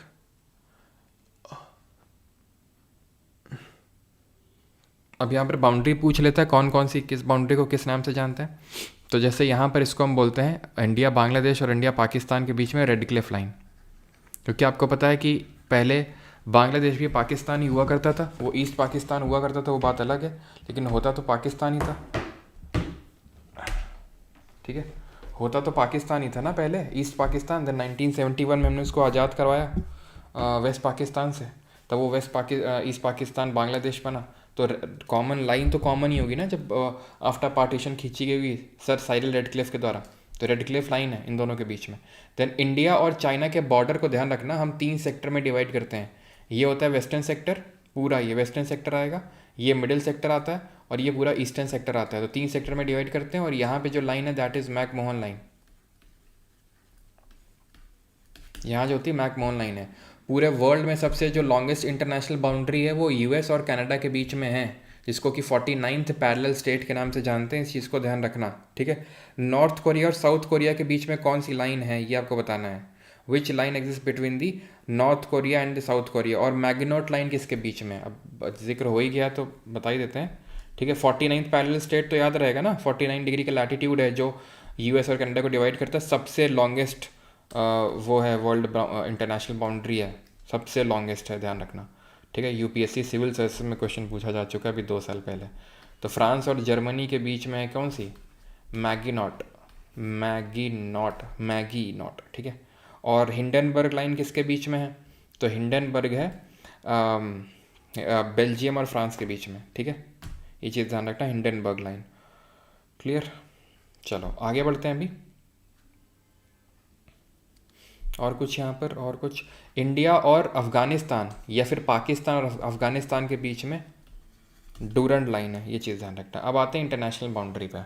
और यूपी इज़ दी स्टेट जो सबसे ज़्यादा स्टेट या यूटीज़ के साथ बाउंड्री शेयर करता है। उत्तर प्रदेश सबसे ज़्यादा राज्यों या केंद्र शासित प्रदेश के साथ बाउंड्री शेयर करता है। तो बताइए कितने के साथ शेयर करता है, यूपी कितने के साथ शेयर करता है? तो ध्यान रखना 9 राज्य और एक यूटी, 9 राज्य और एक यूटी जो कि दिल्ली है, उसके साथ अपनी बाउंड्री को शेयर करता है। अब हम यहाँ पर आते हैं लैंड बाउंड्री, दैट इज़ जो सॉरी कोस्टल बाउंड्री। तो टोटल कोस्ट लाइन की लेंथ कितनी है, ये अभी रिसेंट में रिवाइज हुई है। तो पुरानी वाली मत याद रखना, फैटमैन भी जिन लोगों के पास होगी तो वहाँ पर मैंने चार्ट अपलोड करवाया था उसका अलग से। तो ध्यान रखना ये अभी रिसेंट में 29 अप्रैल को, नॉट रॉन्ग, ऐसे ही लास्ट अप्रैल में था, डेट तो मुझे एग्जैक्टली याद नहीं, लेकिन 29 के आसपास ही था, लास्ट ऑफ अप्रैल में या स्टार्टिंग ऑफ मई में 2025 में रिवाइज कोस्ट लाइन लेंथ जो है गवर्नमेंट ऑफ इंडिया की वेबसाइट पे पब्लिश हुई थी, जहाँ पे टोटल 11,098 किलोमीटर की बताई गई है। पहले जो होती थी, पहले 7516 किलोमीटर हुआ करती थी, पहले 7516 किलोमीटर पहले हुआ करती थी। लेकिन फिर क्या किया गया है, अभी नई जो है वो निकल के आई है, जो कि आपको पता होनी चाहिए।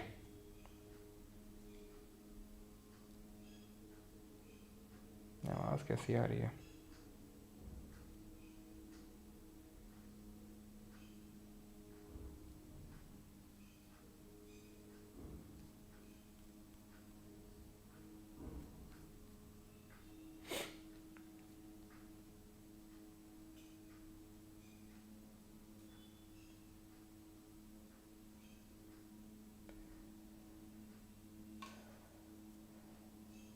चलो भाई ठीक है। तो पहले 7516 किलोमीटर हुआ करती थी, लेकिन अभी वो रिवाइज करके 11,098 किलोमीटर कर दी है। सबसे लॉन्गेस्ट जो कोस्ट लाइन है वो अभी भी गुजरात की ही है, ठीक है।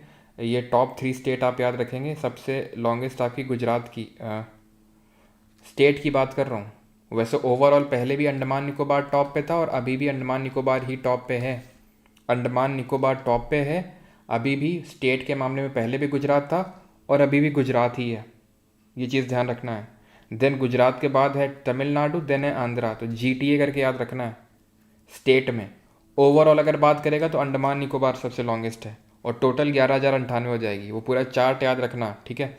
अब मुझे एग्जैक्टली तो डेटा याद नहीं है, एक शायद अंडमान निकोबार का if I am not wrong 3,000 के आसपास है कुछ, ठीक है। 3,050 किलोमीटर ऐसा कुछ, एग्जैक्ट शायद ही आपसे पूछे, लेकिन ठीक है। ये ध्यान रखना अंडमान निकोबार का 3,050 किलोमीटर रफली है और गुजरात का ध्यान रखना कुछ ऐसा 2,300 किलोमीटर टाइप है कुछ, ठीक है। तो ये गुजरात का ध्यान रखना, अंडमान निकोबार का कितना है वो ध्यान रखना, टोटल कितना है 11,098 किलोमीटर वो ध्यान रखना। सबसे शॉर्टेस्ट किसका है, गोवा का। सबसे शॉर्टेस्ट किसका है, गोवा का, ख़त्म बात, ठीक है। डेटा हो सक मतलब चांसेस यही कि यही वाला पूछेगा, लेकिन अगर पुराना वाला भी पूछता तो पुराना वाला भी आपको पता होना चाहिए। 7516 किलोमीटर था पहले, और पहले भी यही सेम डेटा था, मतलब गुजरात का सबसे ज़्यादा था, अंडमान निकोबार का ओवरऑल सबसे ज़्यादा था, ठीक है। अब भारत में कितने कोस्टल स्टेट हैं, 9 राज्य हैं जो कोस्टल हैं एंड 4 यूटीज़ हैं। 4 यूटीज़ हैं, कौन कौन सी? दादर नगर हवेली दमन और दीव यहाँ पे, दादर नगर हवेली दमन और दीव यहाँ पे है। पुडुचेरी, पुडुचेरी तो 3 राज्यों में फैला हुआ है, आपको पता है ना, पुडुचेरी आपका 3 राज्यों में फैला हुआ है। यहाँ पे यनम पड़ता है, यनम, यहाँ पड़ता है माहे, यहाँ पड़ता है आपका पुडुचेरी, और यहाँ पड़ता है कराईकाल। कराईकाल 3 राज्यों में फैला हुआ पुडुचेरी। तो 2 ये हो गए, तीसरा ये, चौथा ये, ठीक है। चलो अभी आते हैं फिजियोग्राफिक डिविजन्स ऑफ इंडिया में। तो ये हमने इंडिया एंड इट्स लोकेशन, इसके बेसिक फीचर, इंडिया के बारे में सारी चीज़ें हमने समझ ली हैं। अब हम आएंगे किस पे, अब हम आएंगे फिजियोग्राफिक डिवीजन ऑफ इंडिया। ये मेन टॉपिक है, ठीक है, इंडियन ज्योग्राफी का, भारत के भौगोलिक क्षेत्र। और इसके बाद आपका पूरा ऑलमोस्ट वर्ल्ड ज्योग्राफी तो ख़त्म ही हो चुका है, इंडियन ज्योग्राफी भी ख़त्म ही मानो, क्योंकि इंडिया का हमने क्लाइमेट भी पढ़ ही लिया है। अब इसके बाद हाँ ये और एक रिवर सिस्टम, बस और कुछ नहीं है, इसके बाद ख़त्म है उसके बाद सब। और बाकी मैं बता दूं, नेशनल पार्क बायोस्फीयर रिजर्व वो यहाँ नहीं पढ़ाऊंगा मैं, वो एनवायरनमेंट इकोलॉजी वाले लेक्चर में करवाऊंगा मैं वो, ठीक है। सर यूपी पीसीएस का भी कुछ करवा दीजिए, यूपी पीसीएस का भी रिवीजन ही हो रहा है, आप ये मान लो, ठीक है।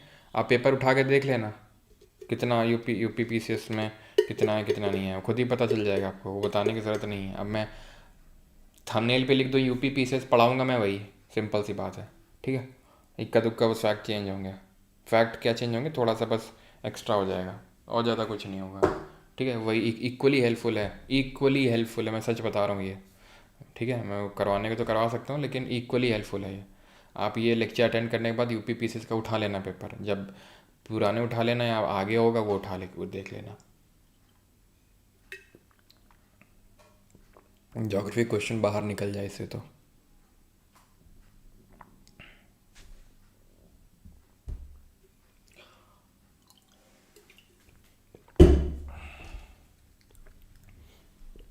छः हैं फिजियोग्राफिक डिवीजन। पहला, उत्तर के मैदान जिनमें हिमालय पड़ेंगे। फिर उत्तर के मैदान, नदर्न प्लेन्स। फिर थार डेजर्ट है तीसरा। चौथा है पेनिनसुलर प्लेटू, जो सबसे बड़ा फिजियोग्राफिक डिवीजन है, भौगोलिक क्षेत्र है। पांचवा कोस्टल प्लेन, ये तटीय मैदान ये। और छठवां ये ग्रुप ऑफ आइलैंड। ठीक है, तो 6 फिजियोग्राफिक डिवीजन है। सबसे पहले बोलेंगे हिमालयाज़ के बारे में। ठीक है, तो हिमालय के सबसे पहले तो फॉर्मेशन कैसे हुआ वो समझते हैं।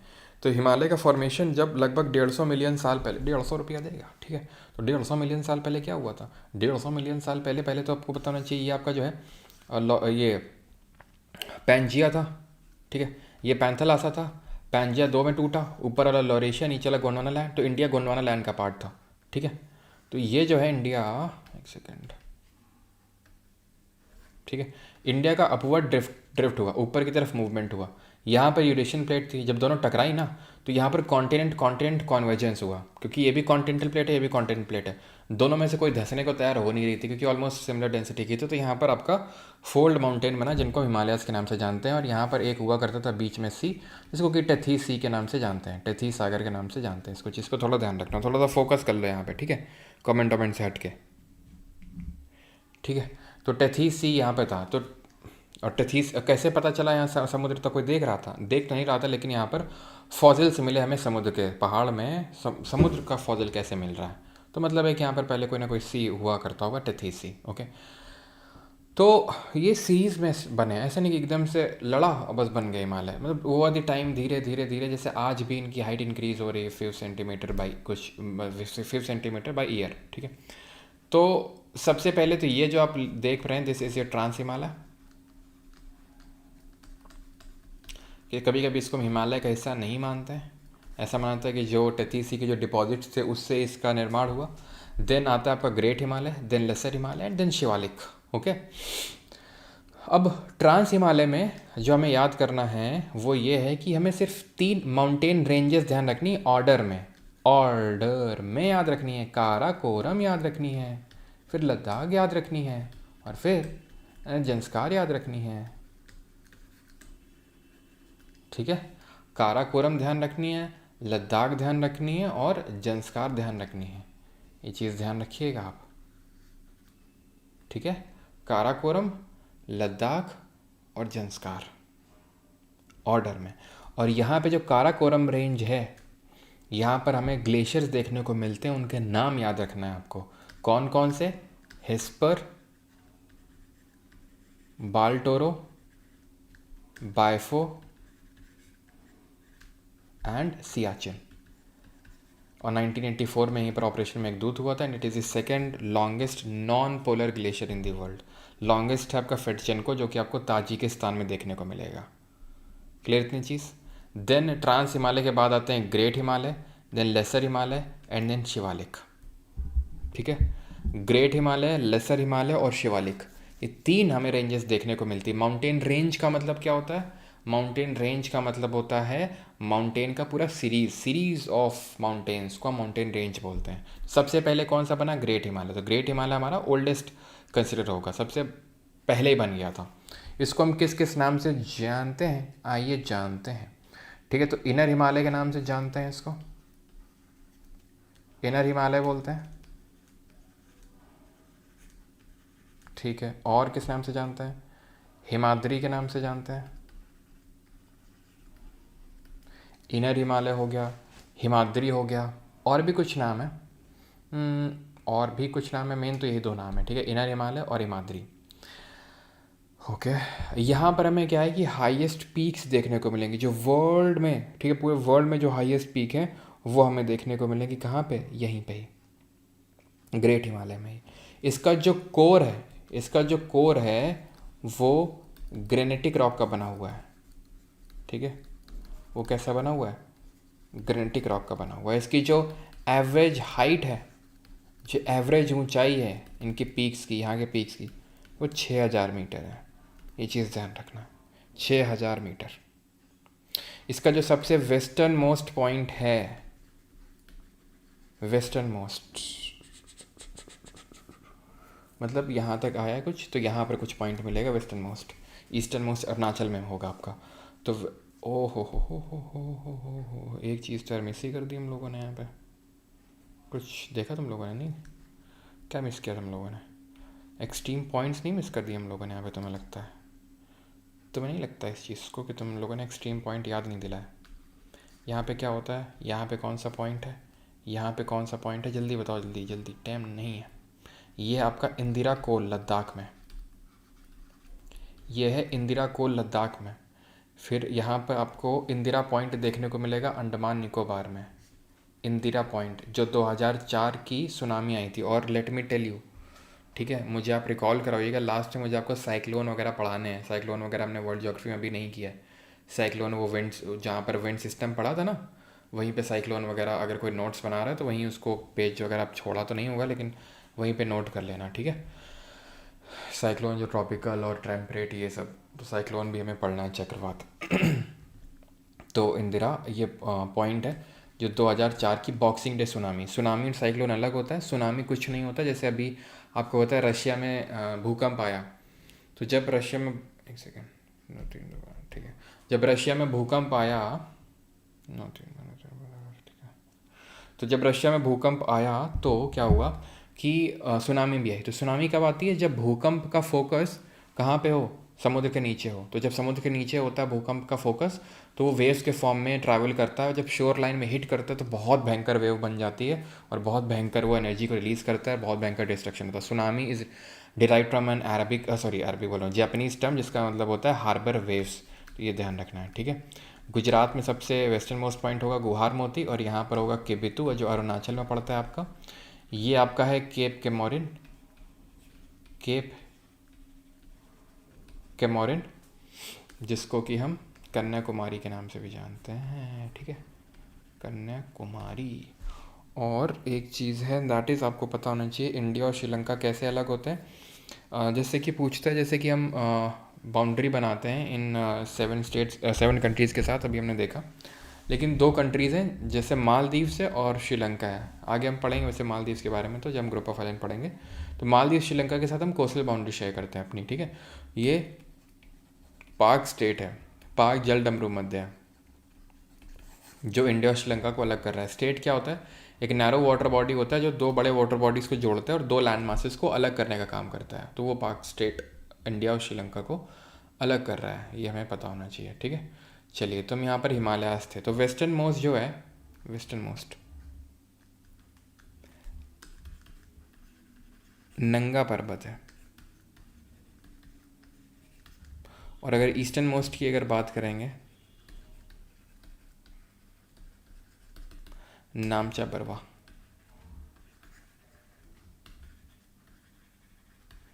यहाँ पर जो आपको कुछ एकदम हाईएस्ट पीक्स देखने को मिलेंगे, जैसे वर्ल्ड की सबसे जो टॉप 4 हाईएस्ट पीक हैं वो आपको यहीं देखने को मिलेंगी, मतलब माउंट ग्रेट हिमालय में। कौन कौन सी हैं, कौन कौन सी हैं? तो पहली, दूसरी, तीसरी, चौथी। तो पहली आपकी माउंट एवरेस्ट,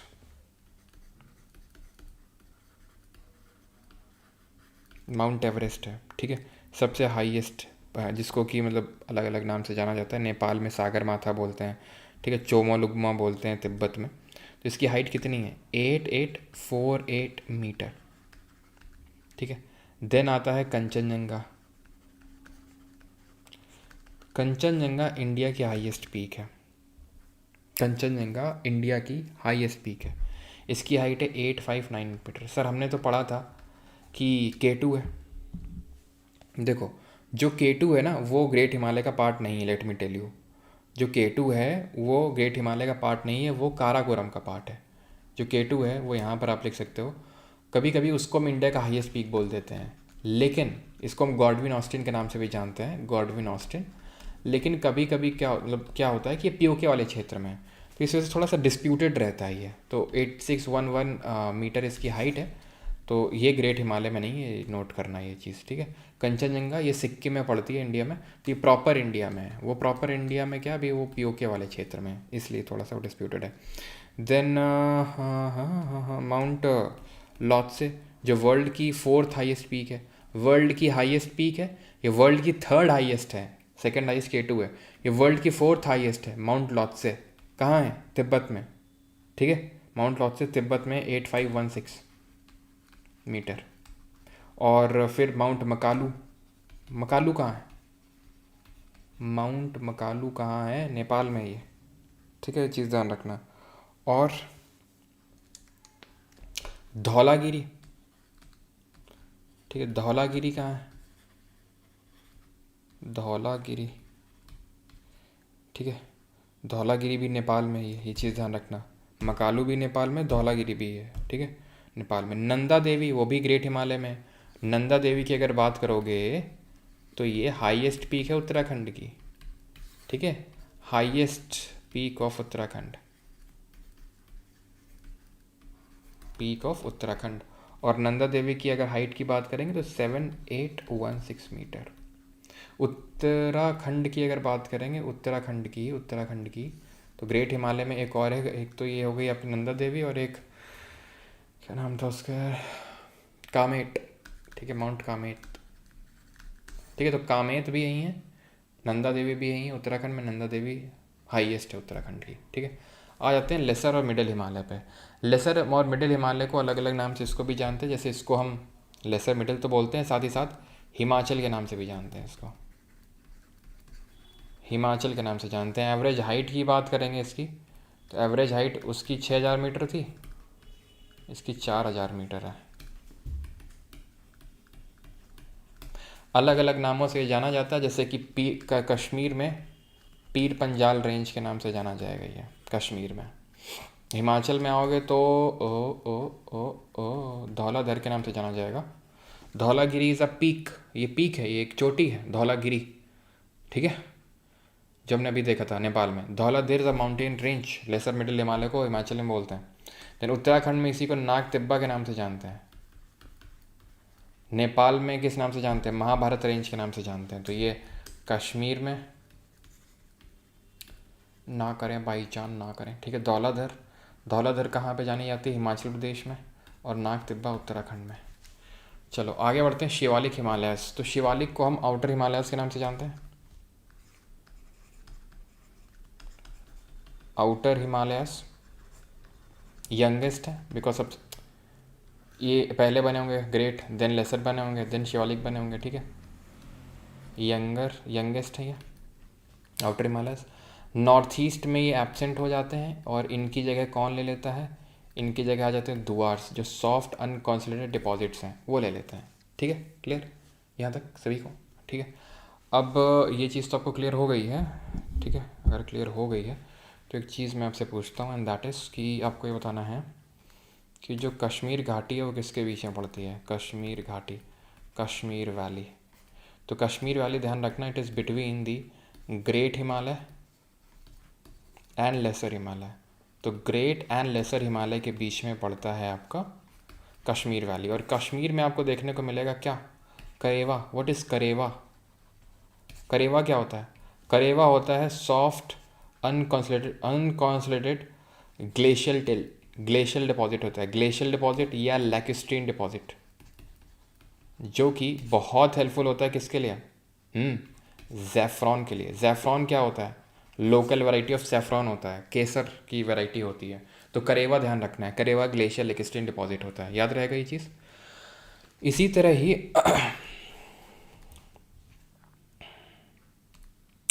चलो यार, ठीक, इसी तरह ही lesser Himalaya, lesser Himalaya and Shivalik के बीच में मिलता है क्या, दून्स। दून्स क्या होते हैं, दून होते हैं लॉन्गिट्यूडिनल वैलीज़, ठीक है, लॉन्गिट्यूडिनल वैलीज़ होते हैं ये, ठीक है। तो लॉन्गिट्यूडिनल वैलीज़ होते हैं, लेसर हिमालय और शिवालिक के बीच में देखने को मिलते हैं, और इनको ही हम जानते हैं दून्स के नाम से। और सबसे बड़ा जो दून है वो देहरादून है, बाकी दून होते हैं जैसे कोटली दून, पाटली दून, ये सब, ठीक है। उत्तराखंड में थोड़ा ध्यान रखना, उत्तराखंड में समर ग्रासलैंड्स देखने को मिलते हैं, और उन ग्रासलैंड्स को हम जानते हैं बोग्याल के नाम से। जहाँ पे ट्राइब मिलती है भोटिया, ठीक है, गुज्जर, बकरवाल, ये ट्राइब देखने को मिलेगी उत्तराखंड में, ठीक है। अच्छा, जगह थी यहाँ पे, ओ जगह तो थी यहाँ पे, फालतू में वहाँ पर हम लोग लिख रहे थे, चलो कोई नहीं। रीजनल डिवीजन ऑफ हिमालयस देख लेते हैं, ठीक है। अरे यार,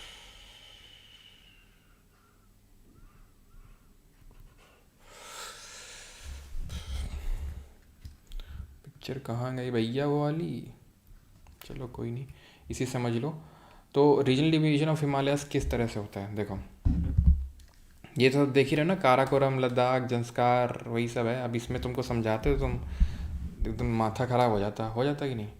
देखो यहाँ पे ना पंजाब हिमालय, कैसा तुम, हम खुद ही बना देते, नहीं तुम दिमाग ख़राब हो जाएगा यार। एक अच्छा सा डायग्राम लगा हुआ था लेकिन पता नहीं कहाँ चला गया।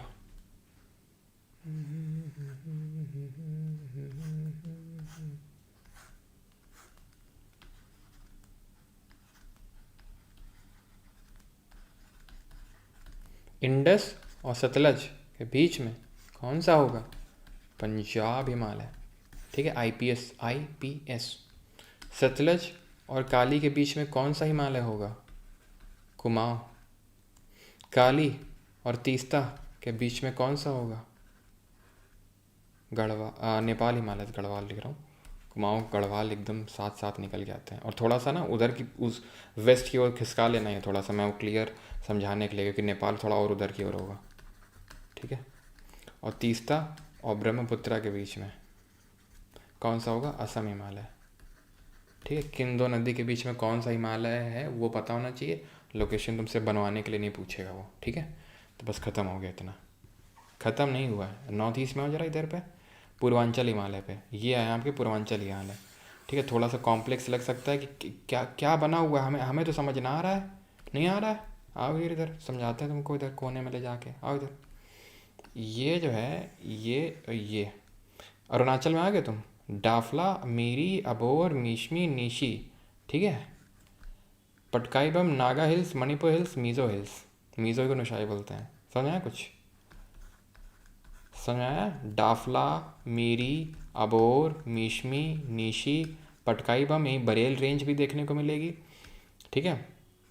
नागा हिल, मणिपुर हिल, मीज़ो हिल, वही तो लिखा हुआ है, देख लो वही लिखा हुआ है, डाफला, मीरी, अबोर, मीशमी, पटकाई बम, नागा, मणि, लुशाई, लुशाई, मीज़ो हिल, लुशाई हिल वही है, ठीक है, ठीक है। मीज़ो हिल, लुशाई हिल वही है, ख़त्म। यही होता है पूर्वांचल हिमालय, यही होता है पूर्वांचल हिमालय, ठीक है, यही है पूर्वांचल हिमालय, यही है पूर्वांचल हिमालय।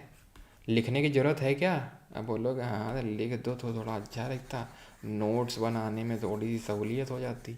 नोट्स तुम लोग को बहुत बनाने होते कैसे। तो डाफला, मीरी, अबोर, मीशमी, पटकाई बम, बरेल रेंज भी यहीं होती, बरेल रेंज, ठीक है।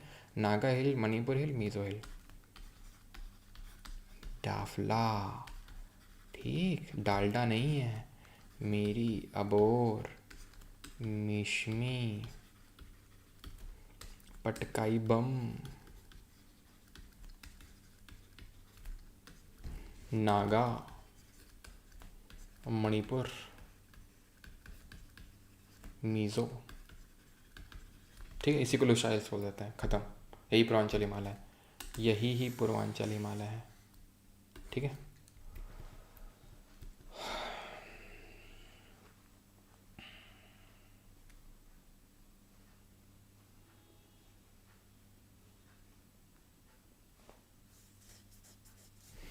गारो खासी जयंती है, इसका पार्ट नहीं हिमालय का, ध्यान रखना, ठीक है। अभी पढ़ाएंगे इसको। हिंदू कुश यहाँ पे मिलेगा आपको, हिंदू कुश है, सुलेमान रेंज है, ठीक है, जहाँ पर ये सब आपस में मिल जाते हैं ना ये सब, इसको पामीर नॉट बोल देते हैं, पामीर का पठार भी बोलते हैं, तो उसको पामीर नॉट को रूफ ऑफ द वर्ल्ड के नाम से जानते हैं। कहीं कहीं पे roof of the world Tibet plateau को बताया जाता है, तो कहीं कहीं पे पामीर नॉट को। अब माउंटेन पासेस पे आते हैं, जल्दी देख लेते हैं दर्रे कौन से हैं, दरदरा देते हैं इनको भी थोड़ा जल्दी जल्दी, ठीक है। तो पास होता क्या है, जहाँ से भाई रास्ता होता है, ठीक है, दो मतलब पहाड़ को क्रॉस करने के लिए, दैट इज़ कॉल्ड एज पास। सबसे पहले जम्मू एंड कश्मीर में हो, मतलब ये आप देख सकते हो, this is Jammu and Kashmir वाला हिस्सा, ठीक है, ये जम्मू एंड कश्मीर वाला हिस्सा है। देन लद्दाख वाला हिस्सा है उधर पे, जो दिखा रहे हो ध्यान से देखना, ठीक है। ये बनिहाल है, ये पीर पंजाल है। बनिहाल हो चाहे पीर पंजाल हो, बस तुम्हें याद करना है ये कहाँ से, जम्मू से तुमको श्रीनगर पहुँचने में हेल्प करेंगे, ठीक है। जम्मू से तुम श्रीनगर पहुँच गए यहाँ पर, तो उसके बाद तुमको ये पीओके वाले क्षेत्र में जाना है, गिलगिट बाल्टिस्तान बोलते हैं, ठीक है। बाल्टी उठा के तुमको जाना है, तो बुरजिल, बी से बाल्टी, बी से बुरजिल, ठीक है, बुरजिल पास का यूज़ करोगे। तुम श्रीनगर पहुँचे नहीं यार, वहाँ कहाँ जाएंगे, फालतू में गोली वोली चलती रहती है, लेह लद्दाख घूमने जाते हैं, झंडा वंडा लेते हैं थोड़ा सा, तो ये तुम जोजिला का यूज़ करोगे, किसका, जोजिला का, और तुम पहुँच जाओगे लेह, ठीक है। तुमको नहीं नहीं नहीं नहीं नहीं, हम तो कश्मीर से फिर से आना चाहते जम्मू में, फिर से वापस हाँ, तो ले लो पेंसिल, ले लो पेंसिल, पेंसिला, ठीक है, पेंसिला, पेंसिला से वापस तुम आ जाओगे कश्मीर से, कश्मीर में तुम वापस आ जाओगे, ठीक है। देन ये है खरदुंगला। खरदुंगला, खरदुंगला क्या है, खरदुंगला अगर आपको ऊपर जाना है, मतलब और ये वाला जो एरिया है, ठीक है, ये जो आपका ये सक्शगाम वैली वाला क्षेत्र पड़ता है, सक्शगाम वैली वाला, तो वहाँ जाना है तो खरदुंगला का यूज़ करोगे तुम, ठीक है। याद हो गया। यहाँ है मिंटिका ऊपर, यहीं पर अघिल है, ठीक है, मिंटिका है अघिल एकदम ऊपर आपको देखने को मिलेंगे। किस कहाँ कहाँ जाना है, किसको ज्वाइन करते हैं वो नहीं, सब में याद नहीं रखना है, जितना बताएं उसमें याद करना है। बनिहाल और पीर पंजाल, इनमें ध्यान रखना है। जम्मू से श्रीनगर जाना है तो जोजिला, अगर श्रीनगर से लेह जाना है तो बुरजिल, श्रीनगर से अगर गिलगित बाल्टिस्तान जाना है तो, और अगर वापस कश्मीर वैली में आना है तो पेंसिल ले लो, बस सिंपल पेंसिल्ला, ठीक है, पेंसिला। समझ में आई चीज़। यहीं पे है एक उमलिंगला, यहाँ दिख नहीं रहा है लेकिन मन की नज़रों से देखो, यहाँ पे उमलिंगला, उमलिंगला में हाईएस्ट मोटरेबल पास है। हाईएस्ट मोटरेबल पास कहाँ है, उमलिंगला पास है, ठीक है। यहीं पे दो लेक पड़ते हैं, पंगोंग त्सो एंड सो मोरिरी,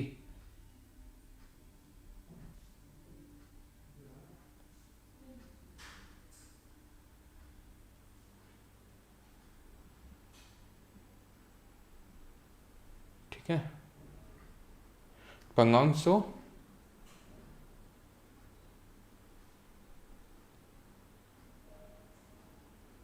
पंगोंग त्सो और सो मोरिरी, यहीं पे आपको लेक्स देखने को मिलेंगे।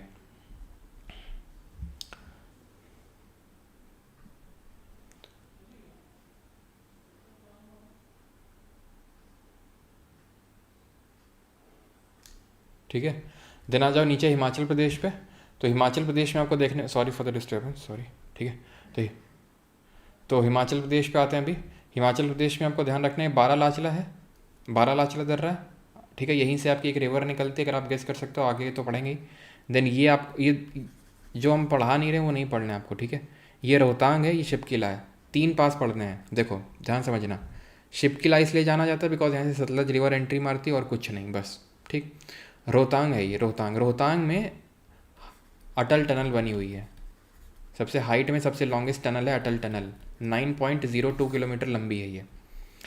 तो रोहतांग पास किसको कनेक्ट करती है, तो आपको कुल्लू, ये जो है मनाली से लाहौल स्पीति वैली जाना है, मनाली से लाहौल स्पीति जाना है रोहतांग, लाहौल स्पीति से ले जाना है बारालाचला, समझ में आई चीज़। मनाली से लाहौल स्पीति जाना है रोहतांग, और लाहौल स्पीति से लद्दाख, लेह लद्दाख जाना है बारालाचला, ठीक है। और रोहतांग से भी दो नदियाँ निकलती हूँ, आगे देखेंगे, और शिप किला से वो।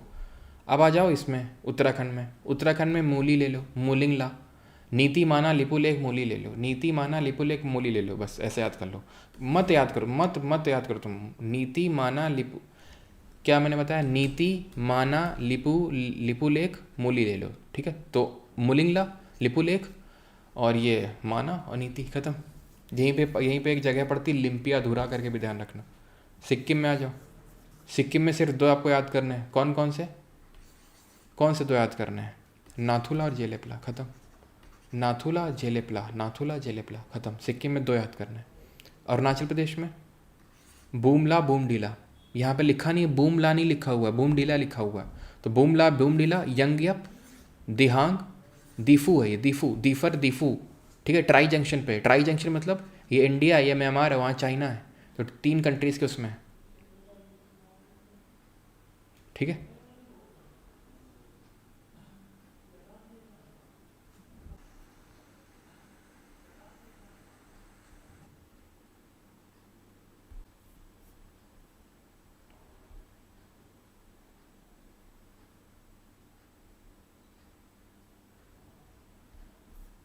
अभी ठीक होगा, ओके सही है ना। अभी एक बार कंफर्म करो जल्दी सभी लोग।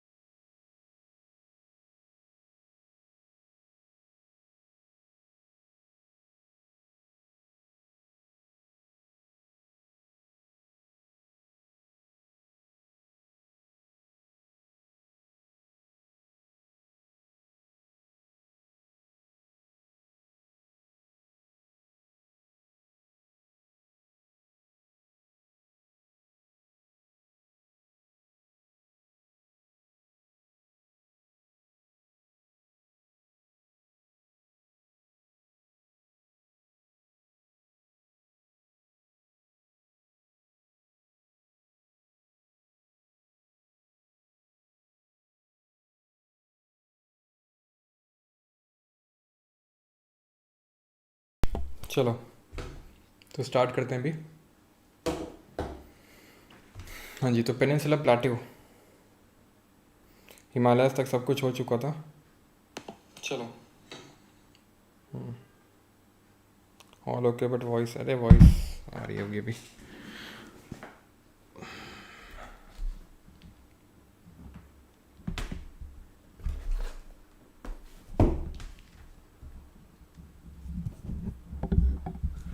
चलो भाई स्टार्ट करते हैं अभी। वॉइस ग्लिच, अच्छा अभी ठीक होगा सब कुछ,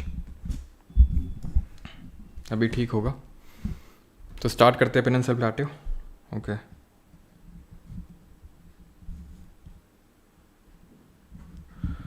चलो भाई, और देख लेना, लाइक वाइक कर देना। तो उससे होता ही है कि आई थिंक जो लोग चले गए तो उनको रिकमेंड कर देता है शायद, ऐसा। बाकी तो मैंने कभी बोला नहीं है। खैर एक्चुअल में कोई टेक्निकल ग्लिच नहीं था, वो ह्यूमन एरर था कुछ, ठीक है। चलो तो पेनिनसुला प्लेट्यू पे आते हैं, प्रायद्वीपीय पठार पे, ओके। तो पेनिनसुला प्लेट्यू, सबसे पहली बात तो ये कि सबसे बड़ा लैंडफॉर्म है। ये पूरे लैंडफॉर्म को हम 2 पार्ट में डिवाइड करते हैं। कैसे? यहाँ पे जो नर्मदा रिवर है, ठीक है, ये जो नर्मदा रिवर है, इसके ऊपर वाला जो पार्ट है, ऊपर वाला, इसको बोलते हैं सेंट्रल हाईलैंड, ठीक है, केंद्रीय उच्च भूमि। और जो नीचे वाला पार्ट है, इसको हम बोलते हैं Deccan plateau. That is Narmada valley से ऊपर वाला पार्ट सेंट्रल हाईलैंड है, और नीचे वाला पार्ट है Deccan plateau, that is Deccan का पठार, ठीक। क्लियर थी चीज़? अब ये जो ऊपर वाला पार्ट है सेंट्रल हाईलैंड, उसमें हमें उतना ज़्यादा जोर देना पड़ता नहीं है, क्योंकि बस छोटे छोटे प्लेट्यू हैं, उनके बारे में बस देखना होता है। जैसे यहाँ पे मेवाड़ या मारवाड़ प्लेट्यू है, देन मालवा प्लेट्यू है, देन बुंदेलखंड है, देन बघेलखंड है, देन छोटा नागपुर प्लेट्यू है। बस ऑर्डर में याद रखना, और कुछ याद नहीं रखना, ठीक है। मेवाड़, जिसको मारवाड़ बोलते हैं, मालवा प्लेट्यू, बुंदेलखंड, बघेलखंड, छोटा नागपुर प्लेट्यू। क्लियर थी चीज़? यहाँ पर इसका जो नॉर्थ वेस्ट एक्सटेंट है वो अरावली रेंजेस से है। अरावली रेंजेस क्या है? अरावली एक हमारी फोल्ड माउंटेन है। और कैसे माउंटेन है? ओल्ड फोल्ड माउंटेन है। 2 तरह के माउंटेन होते हैं हमारे फोल्ड माउंटेन में, यंग फोल्ड होते हैं और ओल्ड फोल्ड माउंटेन होते हैं। तो ये आपके कैसे हैं? ओल्ड फोल्ड माउंटेन्स हैं अरावली। इन्हीं को ही हम रेजिडुअल माउंटेन्स के नाम से भी जानते हैं, अवशिष्ट पर्वत के नाम से भी जानते हैं। इनकी अगर बात करेंगे, अभी क्वेश्चन इस पर बना है रिसेंट में, आपका जो एग्ज़ाम हुआ सिलेक्शन पोस्ट का, कि अरावली किस स्टेट से किस स्टेट तक है। तो ध्यान रखना, ये आपका यहाँ पे स्टार्ट होगा फ्रॉम गुजरात, ठीक है, and it goes on till यहाँ तक आपका क्या बोलते हैं, हरियाणा तक, ठीक है। दिल्ली गुजरात में है आपका, गुजरात से देन राजस्थान जाएगा, राजस्थान से देन आपका हरियाणा, दिल्ली, ये पूरे स्टेट एंड यूटीज़ को कवर करता है। अरावली की हाईएस्ट पीक की अगर बात करेंगे, इट इज़ गुरु शिखर, ठीक है, गुरु शिखर यहाँ की हाईएस्ट पीक है और हाइट कितनी है, 1722 मीटर इसकी हाइट है। और ये कहाँ पर लोकेटेड है, माउंट अबू हिल्स पे। ठीक है, माउंट अबू हिल्स पे लोकेटेड है ये। गुरु शिखर है 1722 मीटर, माउंट अबू हिल्स पे सिचुएटेड है and it is the highest peak, 1722 metre height है इसकी। देन ये जो छोटा नागपुर प्लेट्यू है इसको रूर स्टेट के नाम से जानते हैं बिकॉज ये काफ़ी ज़्यादा मिनरल रिच रीजन है, बहुत ज़्यादा मिनरल्स यहाँ पे देखने को मिलते हैं। बाकी बुंदेलखंड बघेलखंड इनके बारे में कुछ भी पढ़ने की ज़रूरत नहीं है। ठीक है, इनके बारे में ज़्यादा कुछ पढ़ने की ज़रूरत नहीं है हमें। ओके, अब यहाँ पर हम थोड़ा सा, एक सेकेंड, यहाँ पर आ पाओ तो यहाँ पर आप एक चीज़ ऑब्जर्व करोगे, ऊपर वाला पार्ट हमने पढ़ लिया, अरावली हमने पढ़ लिया, माउंट अबू के बारे, गुरु शिखर के बारे में हमने देख लिया। यहाँ पे ये आपको दिख रहा है विंध्या, ये है विंध्या। ठीक है, और ये नीचे है आपका सतपुरा। इसी के पार्ट हैं आपका ये जो महादेव और जो मैकाल हैं, ये सतपुरा रेंज का ही पार्ट है। नीचे आपको देखने को मिलेगी महाराष्ट्र में Satmala hills, Harishchandra range, Balaghat range, ये सब कहाँ है, महाराष्ट्र में। सतमोला नहीं, वो सतमाला है। सतमाला, हरिश्चंद्र और बालाघाट, ये तीनों महाराष्ट्र में रेंजेस पड़ती हैं। अब ये विंध्या सतपुरा याद करो, ब्लॉक माउंटेन के टाइप्स थे अगर आपको याद आ रहा हो। ठीक है, ये सीरीज ऑफ माउंटेन, मतलब माउंटेन रेंज है, उसी में ही महादेव मैकाल ये सब पढ़ते हैं आपके। ठीक है, महादेव मैकाल। कैमूर जो है ये विंध्या का पार्ट है। कैमूर, विंध्या ऊपर है, सतपुरा नीचे है। याद कैसे रखेंगे, ऐसे साउथ और ऐसे सतपुरा, इन्हीं के बीच में नर्मदा रिवर जो है वो फ्लो करती है, ये चीज़ ठीक है। ओके, अब ये ऊपर वाला पार्ट तो हमने देख लिया सेंट्रल हाईलैंड का, उसके नर्मदा के नीचे वाला पार्ट है डेक्कन प्लेट्यू, दक्कन का पठार। अभी जो दक्कन का पठार है इसका वेस्टर्न बाउंड्री बनाता है वेस्टर्न घाट, और इसका जो ईस्टर्न बाउंड्री बनाता है ईस्टर्न घाट, पश्चिमी घाट और पूर्वी घाट। ये जो पूरा पेनिनसुलर प्लेट्यू, या फिर अगर हम स्पेसिफिकली डेक्कन प्लेट्यू की अगर बात करेंगे तो टिल्ट इसका है from west to east, west to east की तरफ इसका टिल्ट है।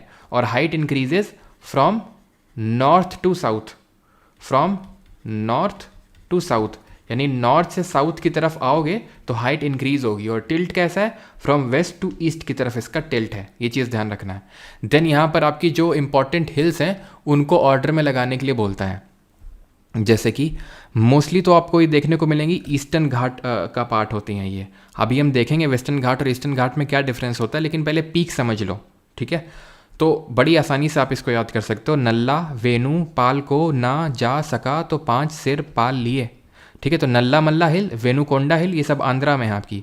पालकोंडा, नागरी, जावड़ी, शेवरॉय, पंचमलाई, श्रुमलाई, पलनी और वैष्णोनाथ हिल, ये सब कहाँ हैं आपकी, ईस्टर्न घाट का पार्ट है ये। ठीक है, वेस्टर्न घाट में आ जाओगे तो नीलगिरी हिल है, अनामलाई हिल है और कार्डमम, 3 याद रखनी, नीलगिरी, अनामलाई और कार्डमम।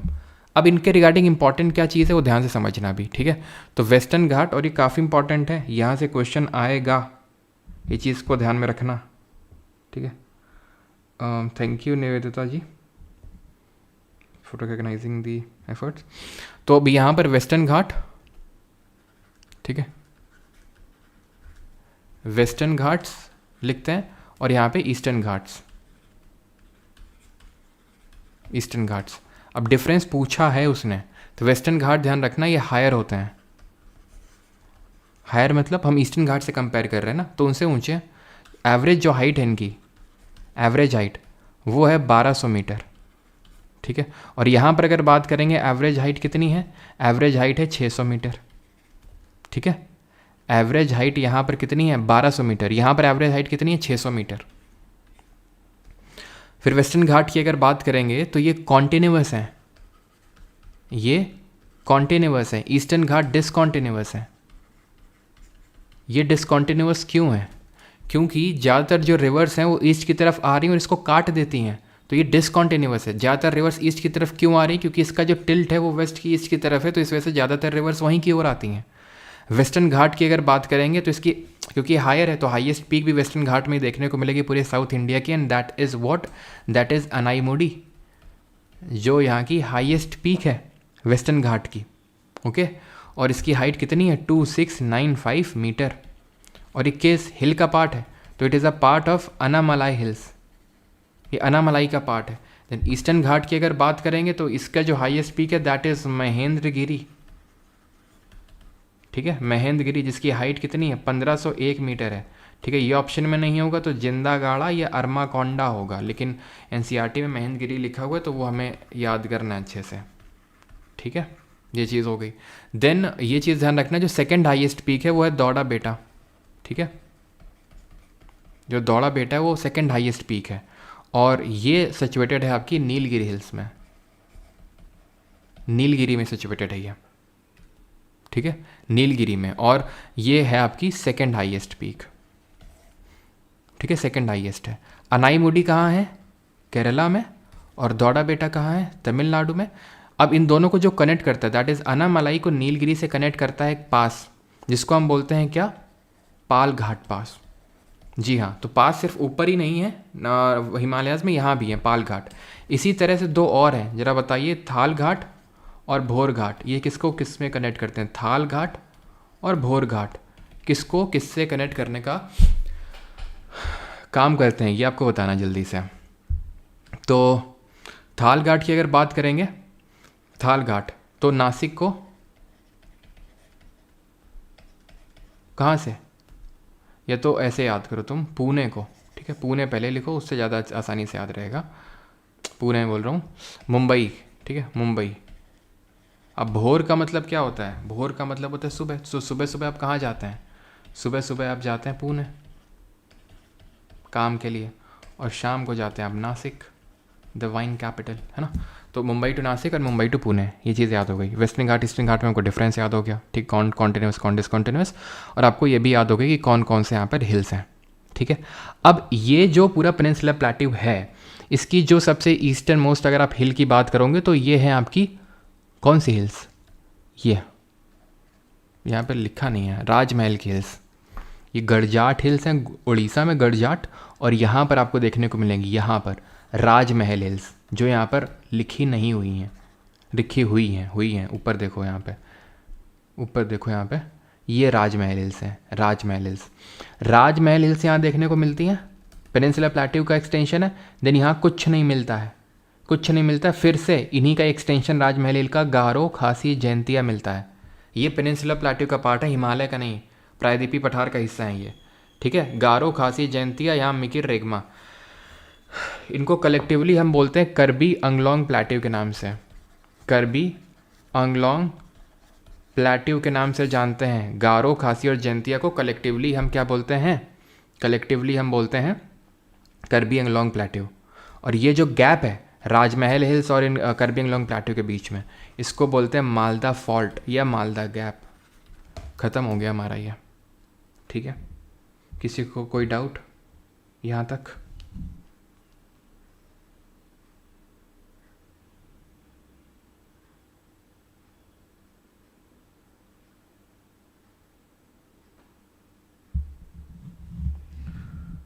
सर मार्केट में और भी लोग आए हैं शॉर्ट्स नाम से। हाँ हाँ भेजा था आप में से कुछ लोगों ने। देखो सर, ये पूरा तो थंबनेल ही कॉपी कर रहे हैं, तो अब थंबनेल पे लिखवाना पड़ेगा असली वाला कौन सा है, नकली वाला कौन सा है।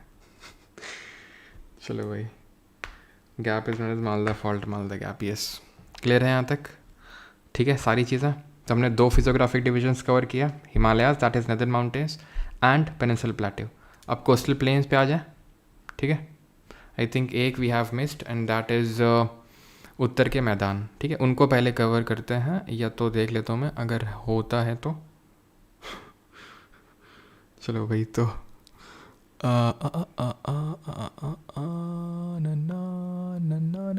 देखो नहीं है, आगे है, आगे है, आगे है। चलो, तो कोस्टल प्लेन पे आते हैं। तो कोस्टल प्लेन मतलब तट के ये मैदान जो कोस्ट में आपको देखने को मिल रहा है। कोस्टल प्लेन है क्या? बहुत आसान है, बहुत आसान है। अब फोकस करो यहाँ पे, फोकस करो यहाँ पे। तो कोस्टल प्लेन कुछ इस तरह से है। वैसे अरे भाई चल नहीं रहा, इसमें स्लाइड क्रिएट करनी पड़ेगी। देखो है क्या कि जैसे अभी ये पढ़ा हमने, ये वेस्टर्न घाट थे, ये ईस्टर्न घाट थे कि नहीं थे? बताओ, यही पढ़ा था ना हमने, ये वेस्टर्न घाट थे, ईस्टर्न घाट थे। ये कोस्टल प्लेन है, ये western coastal plain, eastern coastal plain. Western coastal plain और ईस्टर्न कोस्टल प्लेन, इनके बीच में भी आपसे डिफरेंस पूछता है। जैसे वेस्टर्न कोस्टल जो प्लेन है ये नैरो है, उतने वाइड नहीं है ये। ईस्टर्न कोस्टल प्लेन्स वाइडर हैं, बहुत चौड़े हैं, देखो चौड़े हैं, ये नैरो है, ठीक है। ये म्यूटिलेटेड कोस्ट है, म्यूटिलेटेड मतलब थोड़ा सा कटा फटा टाइप, ठीक है, जो वेस्टर्न कोस्टल प्लेन है। ये सबमर्जिंग कोस्ट है, सबमर्जिंग या रिट्रीटिंग, ये है एमर्जिंग। ई से ईस्टर्न कोस्टल प्लेन और ई से एमर्जिंग। ये थोड़ा सा इरोजनल फीचर डोमिनेटिंग यहाँ पर है, यहाँ पे डिपोजिशनल फीचर डोमिनेटिंग है। इसका शेप कुछ डंबल की तरह है, मतलब यहाँ पर बीच में नैरो और यहाँ पर वाइड है, तो हम इसमें बस सिंपल बोल देता हूँ, डंबल याद कर लो बस, डंबल अपने आप रिकॉल हो जाएगा। हाँ, डंबल मतलब ऊपर नीचे थोड़ा सा मोटा है और बीच में पतला है, इस तरह से, ठीक है। तो ये है वेस्टर्न कोस्टल प्लेन और ईस्टर्न कोस्टल प्लेन डिफरेंस, ठीक है। अब यहाँ पे हमें डिफरेंस के डिफरेंस तो हमने देख लिया, अब डिफरेंट जो नेम्स हैं वो जानते हैं कि इसको किन किन नामों से जानते हैं। जैसे गुजरात में अगर हम देखें तो कच्छ के नाम से जानते हैं, Kutch coast, then Kathiawar coast, then ये आपका कोंकण कोस्ट है। महाराष्ट्र और गोवा का जो एरिया है, पूरा महाराष्ट्र गोवा वाले को कोंकण कोस्ट बोलते हैं। देन ये कर्नाटक वाले को बोलते हैं कन्नड़ा कोस्ट, ठीक है, कन्नड़ कोस्ट। केरला को मालाबार कोस्ट। देन जो पूरा Tamil Nadu, southern Andhra and Tamil Nadu, Coromandel coast, okay. Northern Sarkar ये आंध्रा वाला है, उड़ीसा में उत्कल प्लेन और ये बैगा कोस्ट, बस खत्म। सबसे हल्का तो यही था। अब आते हैं आइलैंड्स ऑफ इंडिया में। आइलैंड्स ऑफ इंडिया का मतलब ये है कि जो हमारे ग्रुप ऑफ आइलैंड हैं। आइलैंड होता क्या है? जो तीनों साइड से, सॉरी चारों साइड से पानी से घिरा हुआ, जो तीन साइड से पानी से घिरा उसको पेनिनसुला बोलते हैं। पेनिनसुला होता है जो तीन साइड से पानी से घिरा होता है, आइलैंड होता है जो चारों साइड से पानी से घिरा हुआ होता है, ठीक है। और प्लेट्यू क्या होता है? प्लेट्यू होता है जो बहुत ज़्यादा ऊंचा नहीं होता है और उसका जो टॉप होता है वो फ्लैट होता है, लगभग उसका एवरेज हाइट 600 मीटर का होता है, और जो उसका टॉप होता है वो टेबल की तरह होता है, फ्लैट होता है वो चीज़, ओके। चलो क्लियर है यहाँ तक? तो इंडिया में दो ग्रुप ऑफ आइलैंड हमें पढ़ने पड़ते हैं। एक तो अरेबियन सी में एक लक्षद्वीप ग्रुप ऑफ आइलैंड है, ठीक है, अरेबियन सी में एक लक्षद्वीप ग्रुप ऑफ आइलैंड है, और बे ऑफ बंगाल में Andaman Nicobar group of island है। तो सबसे पहले हम पढ़ते हैं Andaman Nicobar group of islands, ठीक है। अंडमान ग्रुप ऑफ आइलैंड ऊपर है, निकोबार ग्रुप ऑफ आइलैंड नीचे है। अंडमान ग्रुप ऑफ आइलैंड ऊपर है, निकोबार ग्रुप ऑफ आइलैंड नीचे है। जी समझ में आती है? अब अंडमान जो ग्रुप ऑफ आइलैंड है वो किन से मिलकर बने हुए हैं? North Andaman, Middle Andaman, then South Andaman, then Little Andaman, ये हो गया अंडमान। देन निकोबार स्टार्ट होगा, Car Nicobar, Little Nicobar and Great Nicobar. समझ में आई इतनी चीज़? Andaman and Nicobar group of island है ये। ऊपर है अंडमान ग्रुप और नीचे है निकोबार ग्रुप। पूरा अंडमान ग्रुप पूरे निकोबार ग्रुप से डिवाइडेड है फ्रॉम अ 10 डिग्री चैनल, ठीक है। एक सेकेंड रुको, ये आपका 10 डिग्री चैनल जो डिवाइड कर रहा है अंडमान को निकोबार से, सिंपल। अब नॉर्थ अंडमान में है सैडल पीक, जो यहाँ की हाईएस्ट पीक है। यहाँ की हाईएस्ट पीक है, ठीक है। यहाँ की जो सेकंड हाईएस्ट पीक है माउंट थुइलर, यहाँ की जो सेकंड हाईएस्ट पीक है दैट इज अंडमान निकोबार की जो सेकंड हाईएस्ट पीक है उसका नाम है माउंट थुइलर। और वो माउंट थुइलर कहाँ पे है? माउंट थुइलर है आपका ग्रेट निकोबार में, ये सेकंड हाईएस्ट पीक है। Then third highest peak middle Andaman में तुमको देखने को मिलेगी, जिसका नाम है माउंट दियावोलो, ठीक है। Mount Diavolo third highest peak है। देन फोर्थ हाईएस्ट पीक की अगर बात करेंगे तो ये माउंट कोयोब है, ठीक है। और सैडल पीक की हाइट भी ध्यान रखना, सैडल पीक की हाइट है 732 मीटर, 732 मीटर। देन बैरन जो वोल्केनो है, जो इंडिया में एकमात्र एक्टिव वोल्केनो है, भारत में सिर्फ एक ही एक्टिव वोल्केनो है जिससे ज्वालामुखी फटने के चांसेस हैं, एंड दैट इज़ बैरन, वो मिडिल और साउथ के बीच में है। और जो एकमात्र डॉर्मेंट है वो है आपका नारकोंडम, ठीक है, जो है नारकोंडम, नॉर्थ अंडमान के ईस्ट में है ये लोकेटेड, बिल्कुल, ठीक है। देन अगर बात करेंगे साउथ अंडमान में, ठीक है, साउथ अंडमान में यहाँ पर आपको देखने को मिलेगा पोर्ट ब्लेयर, जो इसकी कैपिटल है, जो पुराना नाम था, अभी क्या नाम हो चुका है इसका? श्री विजयपुरम, श्री विजयपुरम इसका नाम हो चुका है, ध्यान रखना इस चीज़ को, ठीक है, श्री विजयपुरम, याद रहेगा इतनी चीज़। अब उसको मत देखना, यहाँ लेफ्ट में बना रहा हूँ, देखना, north Andaman, Middle Andaman, south Andaman, little Andaman, ठीक है, car Nicobar, Little Nicobar, great Nicobar. अब ये क्या है, 10 डिग्री चैनल जो डिवाइड कर रहा है। ये क्या है, मैंने बताया नहीं था, डंकन पैसेज जो साउथ को लिटिल से अलग कर रहा है, ठीक है। देन यहाँ पर क्या है, saddle peak 732 metre highest peak है। देन यहाँ mount Thuillier second highest peak है। यहाँ mount Diavolo third highest peak है। यहाँ पर mount Koyob fourth highest peak है। ओके, यहाँ पर है बैरन, यहाँ पर है नारकोंडम, यहाँ पर है आपका श्री विजयपुरम। खत्म, याद रहेगा इतना। और सबसे बड़ा कौन सा पता है, लार्जेस्ट सबसे बड़ा कौन सा है, ग्रेट निकोबार, ठीक है। ग्रेट निकोबार सबसे बड़ा है आपका, ये चीज़ को ध्यान रखना अंडमान निकोबार में टोटल। और ये अराकान योमा जो माउंटेन रेंज है उसी का एक्सटेंशन माना जाता है। It is considered as an extension of Arakan Yoma mountain range. Arakan Yoma क्या है, तो यहाँ से जो हमारे हिमालय आए थे, यहाँ से जो हमारे हिमालय आए होंगे, तो हिमालय यहाँ पर हमें दिखे नहीं, फिर यहाँ पे एकदम से जो यहाँ पर मतलब, ठीक है, यहाँ पर हमें एकदम से दिखे नहीं और यहाँ पर फिर एकदम से दिखे।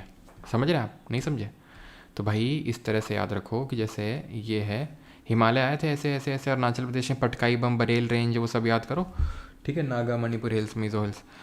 फिर म्यांमार में गए, जिनको अराकान योमा रेंज के नाम से जानते हैं म्यांमार में, फिर यहाँ कहीं दिखे नहीं, फिर एकदम से यहाँ पे, तो ये वही अराकान योमा रेंज का एक्सटेंशन माने जाते हैं। And these are one of the 4 biodiversity hotspot in India. Bharat में 4 बायोडाइवर्सिटी हॉटस्पॉट हैं, जिसमें कि इसको सुंडा लैंड के नाम से जानते हैं, ठीक है।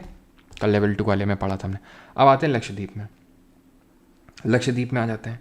अब लक्षद्वीप जो है उतने आइलैंड से मिलकर नहीं बना हुआ है जितने से कि अंडमान निकोबार बना हुआ है। ये टोटल 36 आइलैंड से मिलकर बना हुआ है और मोस्टली कोरल ओरिजिन के हैं। कोरल क्या होते हैं, कोरल रीफ होते हैं समुद्र के, इनको रेन फॉरेस्ट ऑफ सी बोलते हैं। कोरल रीफ को रेन फॉरेस्ट ऑफ सी बोलते हैं, रेन फॉरेस्ट ऑफ सी के नाम से जानते हैं। क्लियर इतनी चीज़, रेन फॉरेस्ट ऑफ सी के नाम से जानते हैं कोरल्स को। और कोरल्स की अगर बात करेंगे तो कोरल्स के लिए क्या सूटेबल कंडीशंस रिक्वायरमेंट होती हैं, अगर बात करें तो टेम्परेचर जो चाहिए हमें नॉर्मल चाहिए, अप्रॉक्सीमेटली आप बोल सकते हो 27 डिग्री सेल्सियस के आसपास, ठीक है। वाटर, क्लियर वाटर चाहिए सो दैट कि सनलाइट आ सके, क्लियर वाटर चाहिए, मडी वाटर नहीं चाहिए। और सॉल्ट वाटर चाहिए, फ्रेश वाटर नहीं चाहिए, इसमें सॉल्ट वाटर चाहिए। और कोरल्स क्या करते हैं, ये सिम्बायोटिक रिलेशनशिप में एग्जिस्ट करते हैं किसके साथ, जूजैंथली एल्गी के साथ। इसी वजह से इनको क्लियर वाटर चाहिए सो दैट कि सनलाइट आ सके एंड ये फोटोसिंथेसिस एल्गे इनके अंदर परफॉर्म कर सकें, जो पॉलिप्स हैं वो, ठीक है। तो लक्षद्वीप की अगर बात करेंगे तो लक्षद्वीप में जो हमें याद रखना है दैट इज़ की कावरट्टी इसकी कैपिटल है।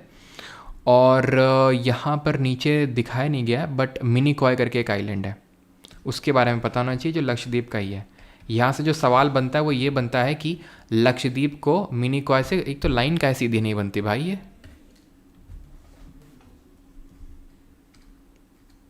तो ये जो है इस तरह से लाइन है ये, ठीक है, जिसको हम बोलते हैं, जो लक्षद्वीप को मिनीकॉय से अलग करता है, this is your 9 degree channel, ठीक है। और ये है आपका 8 डिग्री चैनल जो मिनीकॉय को मालदीव से अलग करता है। ये लक्षद्वीप को मालदीव से अलग करता है, क्योंकि मिनीकॉय एट द एंड है तो लक्षद्वीप का ही पार्ट ना, है तो लक्षद्वीप का ही पार्ट। तो मिनीकॉय को अलग करता है पूरा, अगर हम बात करें मिनीकॉय को मालदीव से, क्योंकि मालदीव से नीचे एक दूसरा देश है, इतना तो पता ही होगा, अभी रील भी मैंने डाली थी। कौन प्रेसिडेंट है वहाँ का जरा बताओ। तो मिनीकॉय को मालदीव से अलग कर रहा है वो आपका 8 डिग्री, और मिनीकॉय को लक्षद्वीप से अलग कर रहा है 9 डिग्री चैनल, ठीक है। ओके, ये चीज़ क्लियर हो गई। और सबसे बड़ा आइलैंड कौन सा इसमें, अंड्रॉट आइलैंड।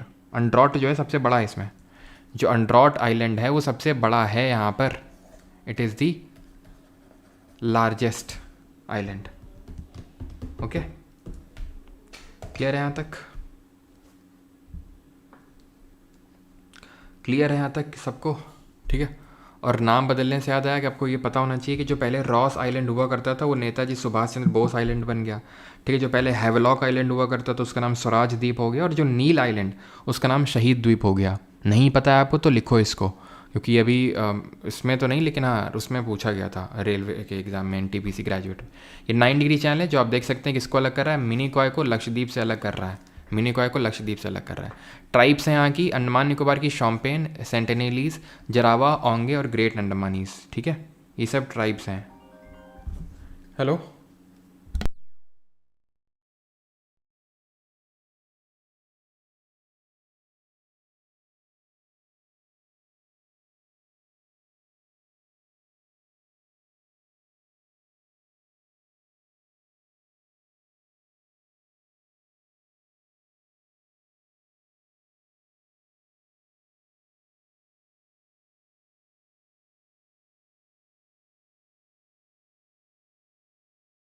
चलो तो ट्राइब्स, अरे यार सबकी अपनी अपनी दिक्कत है, तभी बैटरी डाउन हो गई। चलो तो अभी आते हैं पोर्ट्स पे, ठीक है, पोर्ट्स ऑफ इंडिया, ठीक है। तो पोर्ट्स कितने हैं हमारे यहाँ पर, आप देख सकते हैं। पोर्ट्स पे आ जाएं अभी, लेकिन पोर्ट्स से पहले यार ये कर लेते हैं, ठीक है। पोर्ट्स भी, चलो पोर्ट्स ही कर लेते हैं, कोई दिक्कत वाली बात नहीं है। लेकिन पोर्ट्स से कोई फिजियोग्राफिक डिवीजन मत मान लेना। अभी हमने 5 फिजियोग्राफिक डिवीजन ख़त्म कर लिए, छठवां अभी का करना है, ठीक है। छठवां करना है, 6th करना है।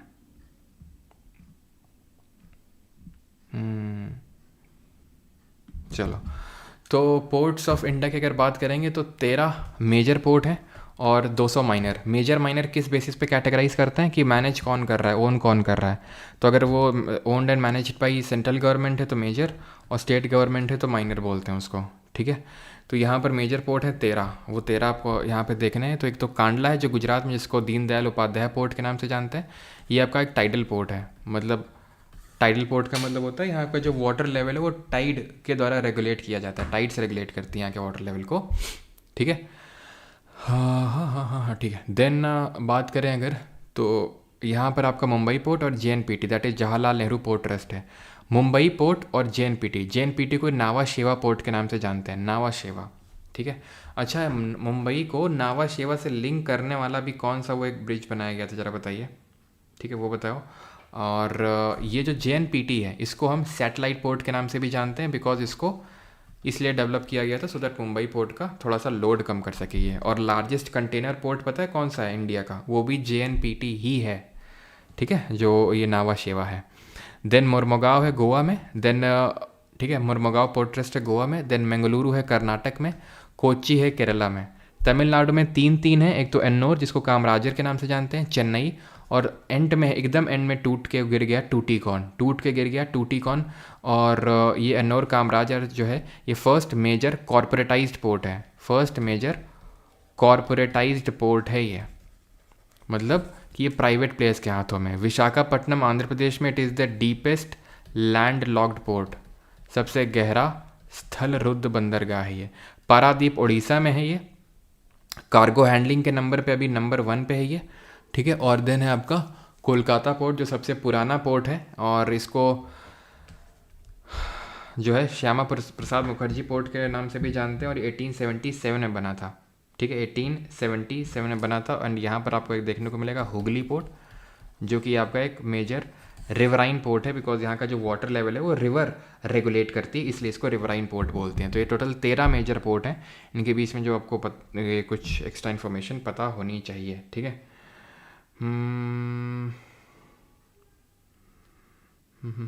अच्छा ये बताओ कि कौन सा पोर्ट है इनमें से जो जापान में एक्सपोर्ट करता है आयरन ओर को।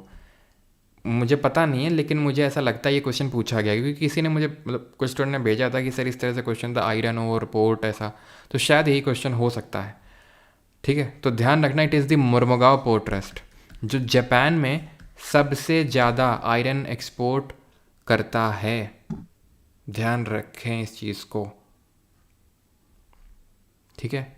मुर्मुगांव पोर्ट ट्रस्ट याद रखिएगा, मुझे पता नहीं, लेकिन मुझे ऐसा लगता है यही सवाल बना होगा, आई एम नॉट श्योर। बाकी जो लोग देख रहे हैं तो प्लीज़ बताइएगा, ठीक है। चलो आगे बढ़ते हैं। देन आते हैं नदन प्लेन्स में, दैट इज़ उत्तर के मैदान पे। This is the 6th physiographic division of India, okay. तो हिमालय से आपको पता है कि रिवर्स निकलती हैं, तो हमारी ये 3 मेजर रिवर्स निकलती हैं, जिनके बारे में जस्ट अभी हम बस पढ़ने ही वाले हैं। कौन कौन सी हैं, तो गंगा है, इंडस है और ब्रह्मपुत्र है, ठीक है, ब्रह्मपुत्र रिवर सिस्टम है। तो इन 3 रिवर सिस्टम के इंटरप्ले से, इन 3 रिवर सिस्टम के इंटरप्ले से क्या बनता है, 3 रिवर्स के इंटरप्ले से हमारे पूरा नदन प्लेन बनता है, उत्तर के मैदान बनते हैं। अब ये जब रिवर निकलती है तो बड़े बड़े पत्थर तोड़ के लाती है, जिसको हम बोलते हैं भाबर। ठीक है, भाबर एक नैरो बेल्ट होता है, नैरो बेल्ट होता है 8 से 16 किलोमीटर का। ठीक है, 8 से 16 किलोमीटर का एक नैरो बेल्ट होता है जहाँ पे स्ट्रीम्स ऑफ रिवर, ठीक है, रिवर डिसअपियर कर जाती हैं। ठीक है, स्ट्रीम्स ऑफ रिवर डिसअपियर कर जाती हैं, यहाँ से नैरो बेल्ट है। तराई जो है एक वाइडर बेल्ट है, जो लगभग आप मान के चलो 15 से 30 किलोमीटर तक का वाइड बेल्ट है ये। ठीक है, 8 से 16 है भाबर। ठीक है, या कहीं कहीं 10 से 20 भी लिखा हुआ होता है, लेकिन तराई में ध्यान रखना है कि ये बहुत ही मार्शी, मार्शी का मतलब है दलदली, जिसको हम स्वैम्पी भी बोल सकते हैं। तो मार्शी और स्वैम्पी होता है, और स्ट्रीम ऑफ रिवर रीअपियर कर जाती है। यहाँ पे क्या हो जाती है, स्ट्रीम ऑफ रिवर रीअपियर करती है। ठीक है, स्ट्रीम ऑफ रिवर रीअपियर करती है, and it has without properly demarcated channel, यानी कि इसमें प्रॉपरली डीमार्केटेड चैनल नहीं होता है, इस चीज़ का भी ध्यान रखिएगा। ठीक है, ये भी क्वेश्चन बनता है। देन इसके बाद आगे आता है एलुवियल फ्लड प्लेन, भाबर, तराई, देन नीचे आएगा उसके एलुवियल फ्लड प्लेन। जैसे याद करो, ग्रेट हिमालय, लेसर हिमालय, शिवालिक, शिवालिक के नीचे भाबर, भाबर के नीचे तराई, तराई के नीचे एलुवियल फ्लड प्लेन। ठीक, अभी जो एलुवियल फ्लड प्लेन है, 2 तरह की उससे बने होते हैं, 2 तरह की मतलब एलुवियल फ्लड प्लेन का मतलब है यहाँ पर एलुवियल सॉइल डिपॉजिट होती है, यानी कि जलोढ़ मिट्टी डिपॉजिट होती है। तो जो नई जलोढ़ होती है, न्यूअर एलुवियम होती है, न्यू एलुवियल सॉइल, वो खादर होती है, और जो ओल्ड एलुवियल सॉइल होती है वो भांगर होती है। भाबर अलग होता है, भांगर अलग होता है, चीज़ को ध्यान रखिएगा। ठीक है, भांगर अलग है, भाबर अलग है। और तराई में ना आप 10 से 20 ही कर लो, जो मैंने पहले बताया था, 15 से 30 के 10 से 20 ही कर लो, क्योंकि रेलवे में भी 10 से 20 ही माना था। अभी एसएससी में एक बार 15 से 30 माना था, लेकिन टीसीएस तो हट चुका है, तो 10 से 20 ही लिखो इसमें। 8 से 16, 10 से 20, और इसमें एलुवियल फ्लड प्लेन में कोई विड्थ नहीं लिखनी है। तो खादर है न्यू और भांगर है ओल्ड। तो एग्रीकल्चर के लिए कौन अच्छी होगी, खादर अच्छी होगी। कैल्शियस कंसनट्रेशन मतलब जो कंकड़ वगैरह वो दोनों में देखने को मिलते हैं। ठीक है, ये चीज़ ध्यान रखना। अब हम आते हैं किसमें, गेस करिए क्या होगा, ये क्या है ये।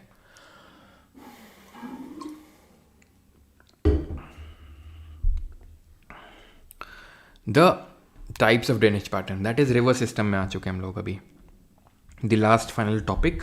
ठीक है, जो है बाकी वर्ल्ड ज्योग्राफी तो हम खत्म कर ही चुके हैं। ड्रेनेज पैटर्न मतलब जो रिवर्स हैं और जो उनकी ट्रिब्यूटरीज जो डिफरेंट तरह का पैटर्न बनाती हैं, that is called as drainage pattern. तो अगर वो ब्रांच ऑफ अ ट्री की तरह पैटर्न बनाती हैं, ठीक है, resemble the branch of a tree, तो it is called as dendritic. अगर सेंट्रल डोम या पीक से बहुत सारी ऐसी नदियाँ निकल रही हैं, दैट इज कॉल्ड रेडियल। ठीक है, सेंट्रल डोम या पीक से मल्टीपल रिवर्स निकल रही हैं, दैट इज रेडियल। ट्रेलिस होता है जहाँ पे रिवर्स पैरेलली फ्लो करती हैं और ट्रिब्यूटरीज परपेंडिकुलरली ज्वाइन करती हैं 90 डिग्री में। तो परपेंडिकुलर या 90 डिग्री इज अ कीवर्ड। अगर वो ट्रेलिस के बारे में पूछेगा तो इसको ज़रूर मेंशन करेगा, रेक्टेंगुलर नहीं पूछेगा। ठीक है, सेंट्रीपीटल ध्यान रखना, centripetal is kind of opposite of radial. Radial में क्या होता है, सेंट्रल डोम या पीक से बहुत सारी रिवर्स निकलती हैं, और सेंट्रीपिटल में क्या होता है, सेंट्रल लेक या डिप्रेशन में बहुत सारी रिवर आके अपने रिवर वाटर को ड्रेन कर देती हैं, पानी को ड्रेन कर देती हैं, सेंट्रीपिटल। लेकिन अगर डोम या पीक से बहुत सारी रिवर्स निकल रही हैं, that is radial. Is it clear. अब रेडियल का एग्जाम्पल है, जैसे कि अभी हम आगे जब पढ़ेंगे, तो अमरकंटक प्लेट्यू है, अमरकंटक का पठार है, जो अमरकंटक, ठीक है, जो कि छत्तीसगढ़ के वेस्टर्न पार्ट में देखने को मिलेगा, छत्तीसगढ़ एमपी के बॉर्डर में। वहाँ से नर्मदा, सोन, ये सब रिवर्स निकलती हैं। ओके ओके, ना अब हम हिमालयन रिवर्स और पेनिनसुलर रिवर्स को थोड़ा सा कैटेगराइज करते हैं, इनके बीच में डिफरेंस क्या होता है, what is the difference between the Himalayan reverse and the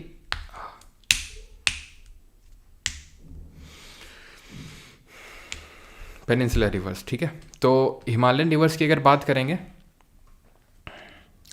तो ये पेरेनियल नेचर की होती हैं, पेरेनियल का मतलब होता है इनमें water all through out the year बहता है, हमेशा बहता है। क्यों? क्योंकि जो इनका सोर्स होता है ना वो ग्लेशियर होता है, इसलिए। लेकिन वहीं अगर हम पेनिनसुलर रिवर्स की अगर बात करेंगे तो ये एफिमेरल नेचर की होती हैं।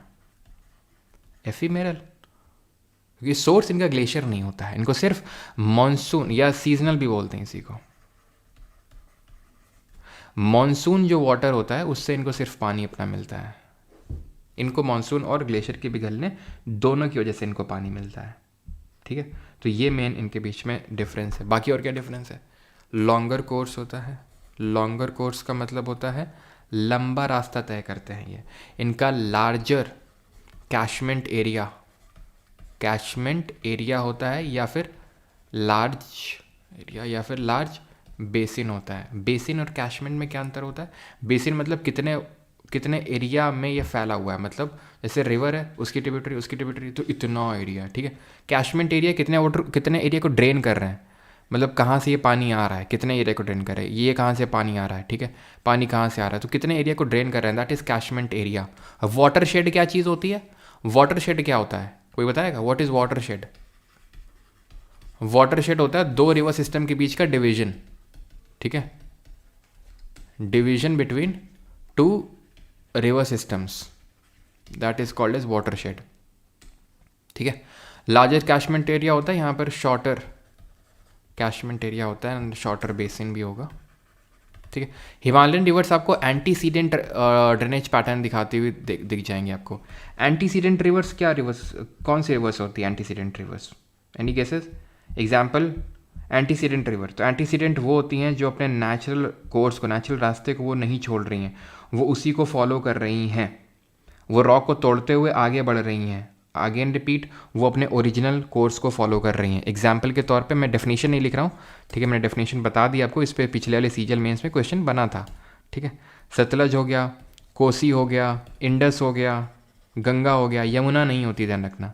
तो ये होती हैं आपकी एंटीसीडेंट, जो कि पेनिनसुलर नहीं होती हैं। ठीक है, अब हिमालयन रिवर सिस्टम में हमें 3 रिवर सिस्टम पढ़ने हैं सिर्फ, इंडस, गंगा, ब्रह्मपुत्र, जिनके इंटरप्ले से वो आपका नदन प्लेन क्रिएट हुआ था।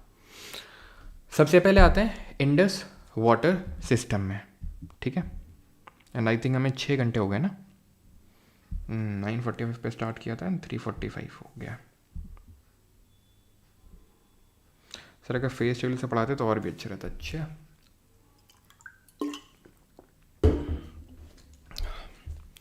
तो इंडस रिवर सिस्टम पे आते हैं।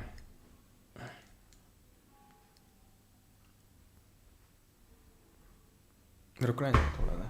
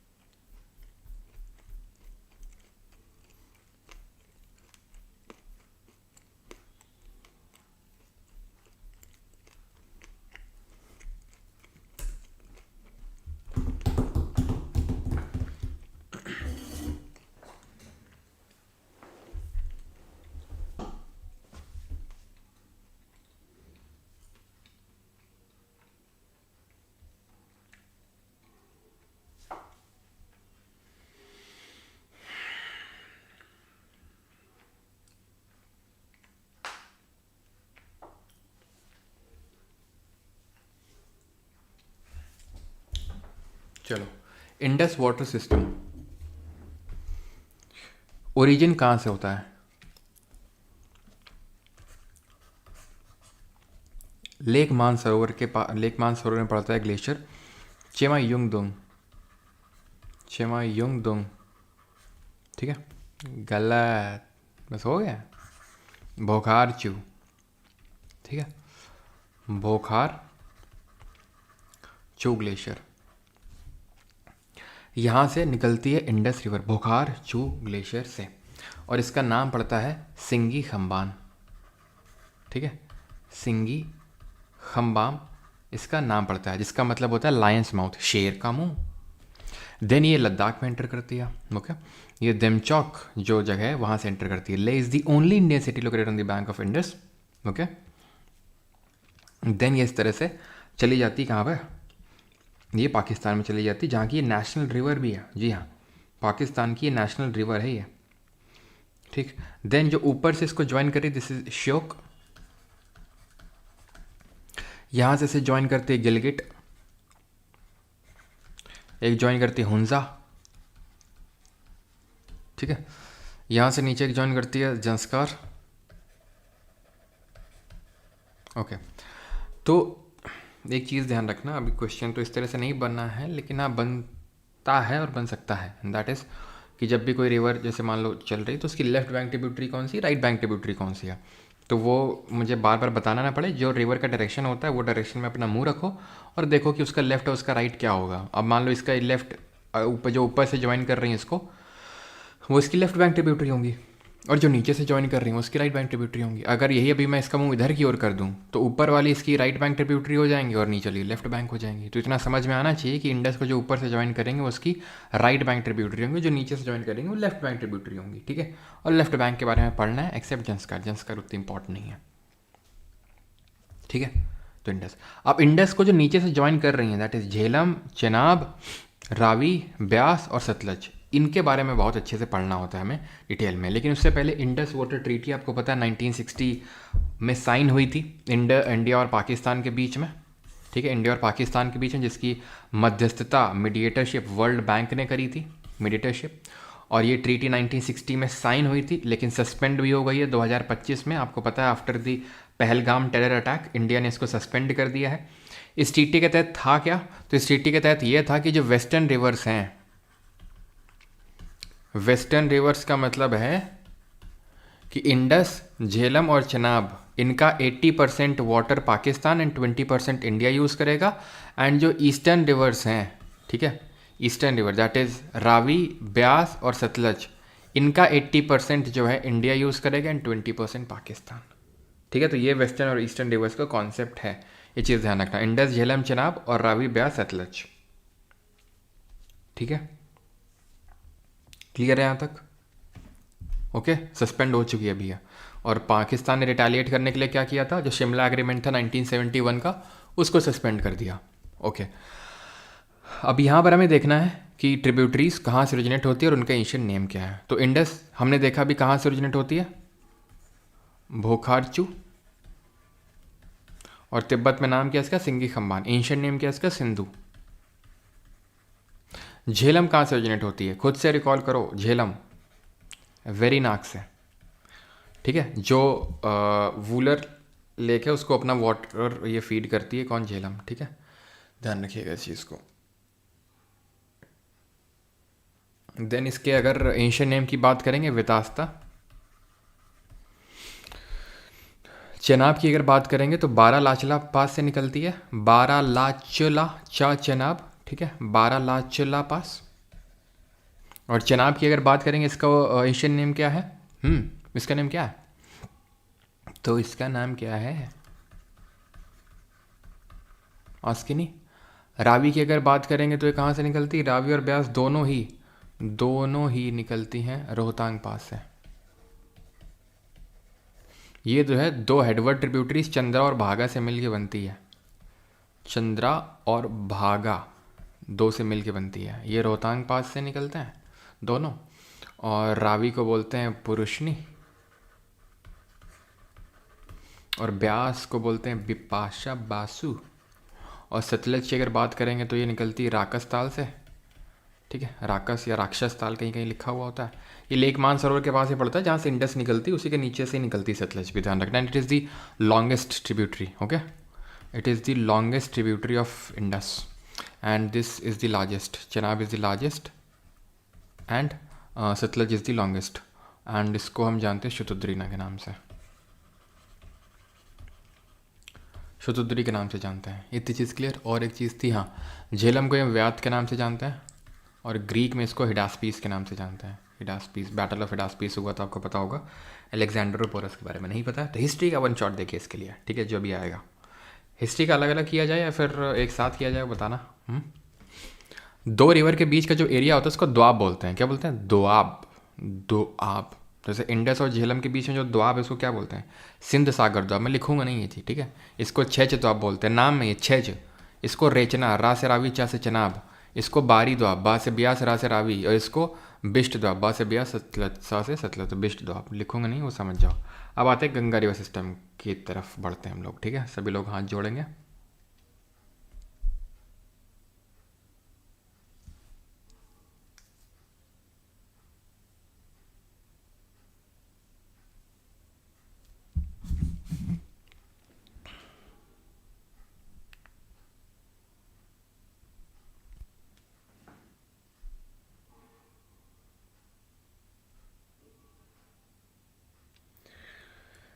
चलो तो गंगा रिवर सिस्टम पढ़ते हैं। गंगा रिवर सिस्टम किस तरह से बनता है वो देखते हैं। सबसे पहले बहुत छोटी छोटी नदियाँ होती हैं, ठीक है। जय हो गंगा मैया की। और कितना समय लगेगा गुरुजी? कितना समय लगेगा ये तो हमें भी नहीं पता। चलो तो होता क्या है, क्या होता है, बहुत कुछ होता है। बद्रीनाथ से एक रिवर निकलती है अलकनंदा। यहाँ पे ग्लेशियर पड़ता है, ध्यान रखना, सातोपंथ या सतोपंथ। सतोपंथ ग्लेशियर पड़ता है, सातोपंथ ग्लेशियर। अलकनंदा निकलती है बद्रीनाथ जगह से, ठीक है।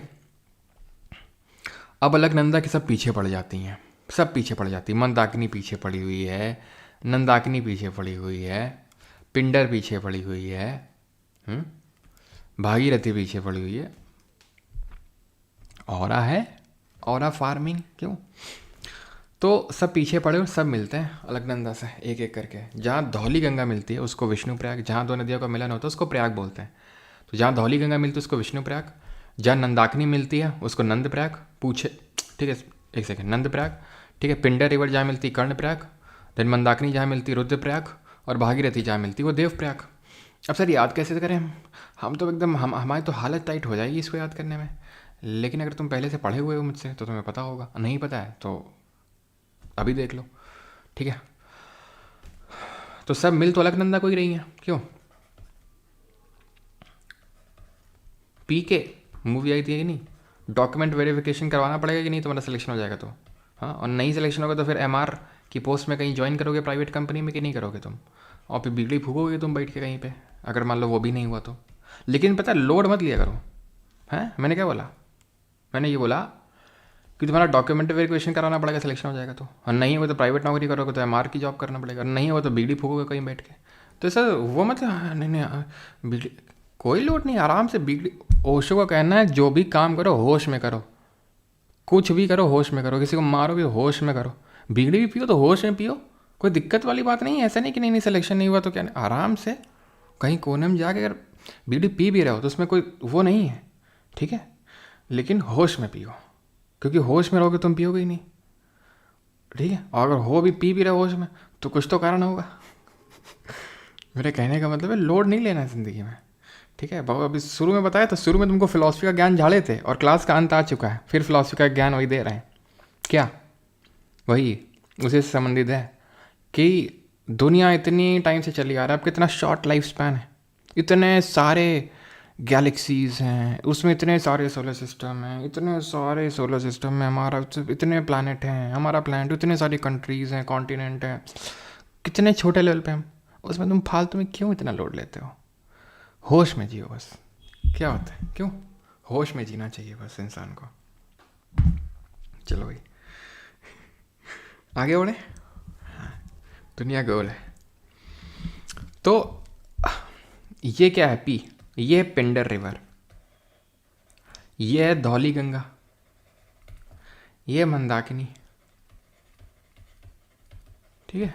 चिंता मत करो, सिलेक्शन ना हो ना तो मेरा भी पर्पस सेम है। हम लोग नर्मदा नदी के किनारे कहीं कुटिया उटिया बनाएंगे, बढ़िया मस्त रोटी एकदम थप थप थप हाथ वाली रोटी, एकदम मज़ा आ जाएगा, भरता वर्ता बना के एकदम चलने। तो दाल बाटी किसी दिन, वो लिट्टी चोखा बनना, चिंता मत करना तुम लोग। हाँ हम हैं साथ में। अगर मान लो कि तो जैसे काफ़ी लोग रहते हैं ना, शादी नहीं होगी है, लड़कों को तो यही रहता है, चिंता क्यों कर रहे हो, हमारे पास आना तुम, साथ में मिलके चलेंगे नर्मदा नदी के किनारे की कुटिया। हमने देखा था एक दो बाबा लोगों को यूट्यूब पे, तो लोग वो नर्मदा नदी के तट पे कि भाई नर्मदा जी के जब से तट पे हैं तो बड़ा सुकून मिला है, बड़ा अच्छा लगा है, ऐसा लगता है कि किसी ने अपने गोद में ले लिया हो। चलेंगे हम लोग भी नर्मदा नदी की गोद में, ठीक है, चिंता मत करना तुम लोग, हाँ सब कुछ ठीक होगा। तो के से क्या है, कर्णप्रयाग, कर्णप्रयाग, ठीक है, ये विष्णु प्रयाग, ये है रुद्रप्रयाग, ये है क्या, देवप्रयाग। याद हो गया कि नहीं हो गया, खत्म। अब ये जो देवप्रयाग है ना, वही गंगा बनती है। मतलब ये भागीरथी जो गंगोत्री से निकली, अलकनंदा जो बद्रीनाथ से निकली, जब ये मिलती हैं दोनों देवप्रयाग में तो वहीं से गंगा बनती है ये। क्लियर हो गया। देन यमुनोत्री के बंदरपुंछ रेंज से, बंदरपुंछ रेंज से निकलेगी यमुना, ठीक है, और वो मिलेगी गंगा को प्रयागराज में, संगम में, ठीक है, त्रिवेणी संगम जिसको बोलते हैं हम। सरस्वती तो खैर दिखती नहीं है, लेकिन वो तीन जहाँ मिलती हैं तो उसको हम बोलते हैं प्रयागराज, है ना। चलो, तो ये है गंगा रिवर सिस्टम। अब गंगा रिवर सिस्टम पार देंगे तो यहाँ से जो है निकलती गंगा रिवर, ठीक है, और गंगा रिवर निकलते निकलते निकलते निकलते जैसे जैसे आगे बढ़ती तो वैसे वैसे इसको रिवर ज्वाइन करती हैं। अब देखो ऊपर से कितनी ज्वाइन करी, राम गंगा, गोमती, घाघरा, गंडक, कोसी, नीचे से यमुना, सोन, बस हो गया। क्यों, नहीं क्यों, क्योंकि यहाँ पर क्या है, यहाँ पे हिमालय है, और हिमालय में ग्लेशियर होते हैं, ग्लेशियर से पिघल पिघल आती रहती हैं ऊपर से और गंगा को अपना पानी देती रहती हैं, ठीक है। तो हमें पहली बात तो ऑर्डर ध्यान रखना चाहिए, ऑर्डर ध्यान में होना चाहिए कि वेस्ट टू ईस्ट में ऑर्डर क्या है। तो राम गंगा, गोमती, घाघरा, गंडक, कोसी, पहले तो तुम इस ऑर्डर को डाइजेस्ट करो, क्योंकि सबसे पहली चीज़ तो यही है कि तुम्हें ऑर्डर याद होना चाहिए, ठीक है। राम गंगा, गोमती, घाघरा, गंडक और कोसी, ठीक है। याद हुआ कि नहीं हुआ, ये पहले तुम बताओ मुझे। जब तक सब हाँ नहीं बोलेंगे तब तक आगे नहीं बढ़ा जाएगा, जल्दी बताओ।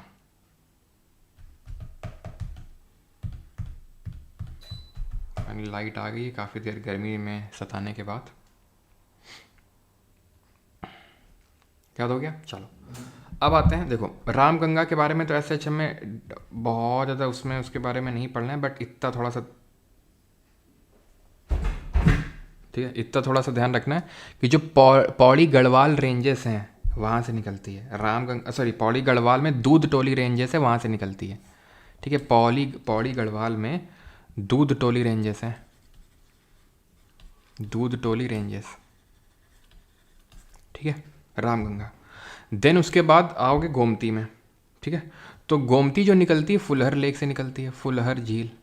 फुलहर लेक पता है कहाँ पड़ता है, पीलीभीत उत्तर प्रदेश में पड़ता है, ठीक है, वहाँ से निकलती है।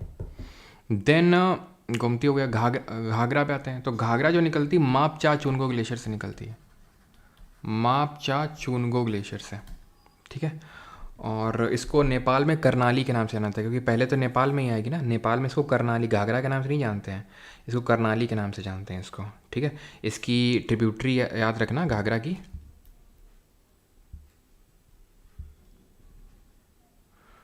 अरे यहीं पे लिख दे यार, क्या दिक्कत है, क्यों, कोई दिक्कत तो नहीं है, घाघरा की यहीं पे लिख दे रहे हैं, तीला, सेती, बेरी, ठीक है। और जो तीला, सेती, बेरी और शारदा भी है, शारदा भी है, Sharda, the world is here, where are you, क्यों, शारदा यूनिवर्सिटी, आईटी में हूँ मैं, ऐसे बोलते हैं, द वर्ल्ड इज़ हेयर, पूरा दुनिया शारदा यूनिवर्सिटी में पढ़ रहा है, शारदा, ठीक है।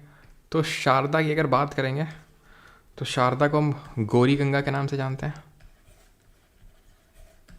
ठीक है, गौरी गंगा के नाम से जानते हैं। इसका ओरिजिन कहाँ से होता है, ओरिजिन होता है इसका मिलाम ग्लेशियर से, ठीक है। इसको काली के नाम से भी जानते हैं। ये गंगा की ट्रिब्यूटरी नहीं, ध्यान रखना, ये किसकी है, घाघरा की है। घाघरा कहाँ से निकलती है, मापचा चुनगो ग्लेशियर से निकलती है, ठीक है। गंडक, गंडक कहाँ से निकलती है, गंडक निकलती है न्यूबाइन हिमालय ग्लेशियर से, न्यूबाइन, NHUBINE,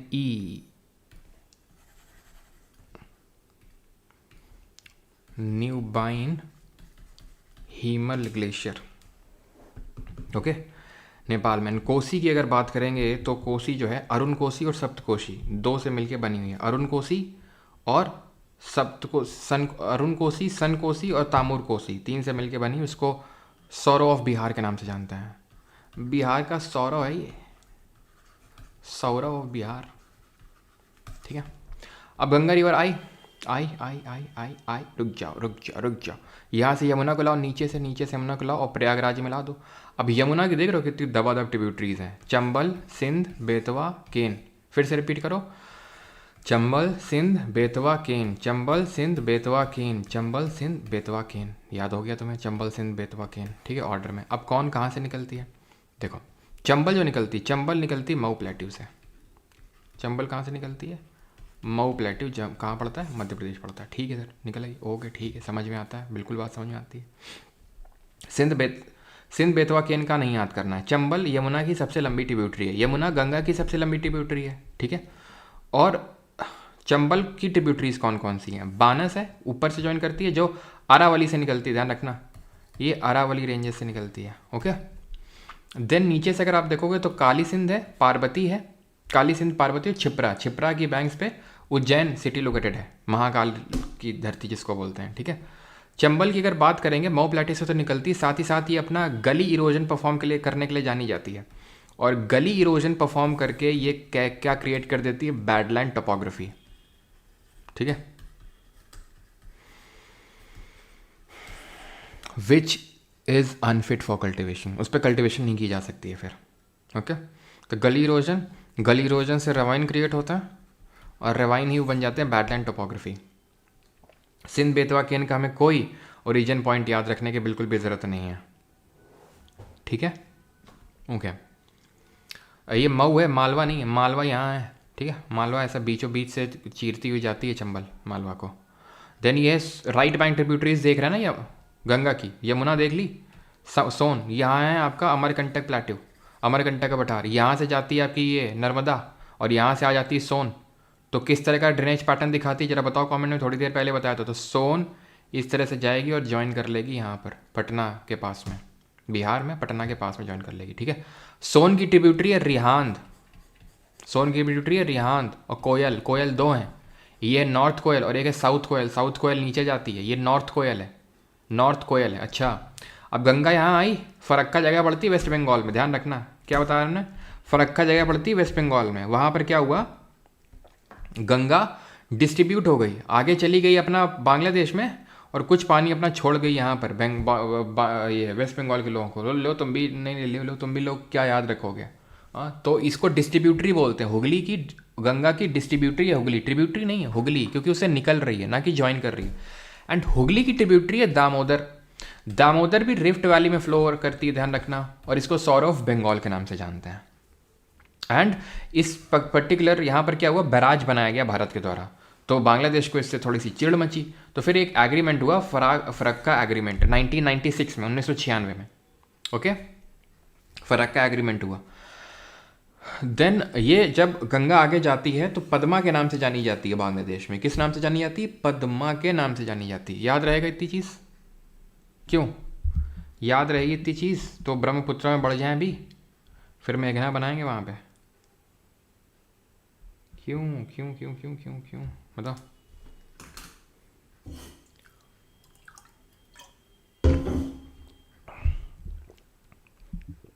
कितना टाइम हो गया? 4-7 हो गए, कोई नहीं। ब्रह्मपुत्रा पे आते हैं। अब ब्रह्मपुत्रा की बात करते हैं।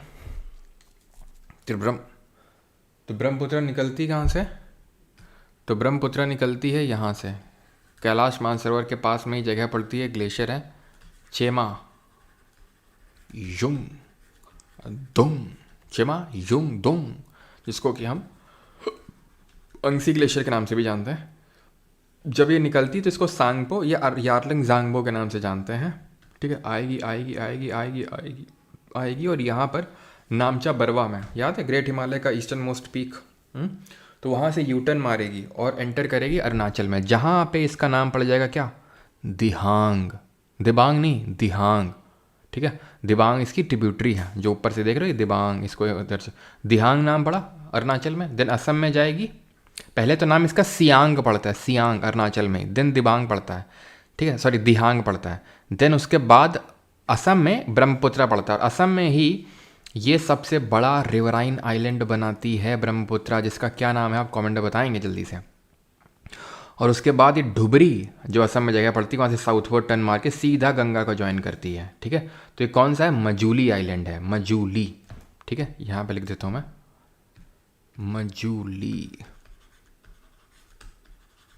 ठीक है, it is the largest riverine island in the world. ठीक है, डुबरी असम से साउथ में गया एंड देन ज्वाइन किया इसने, ये है आपका पद्मा, और ऊपर से जो ये आई ब्रह्मपुत्रा, जिसको बोलते हैं जमुना। ठीक है, पद्मा एंड जमुना दोनों मिली और ये क्या बन गए, मेघना।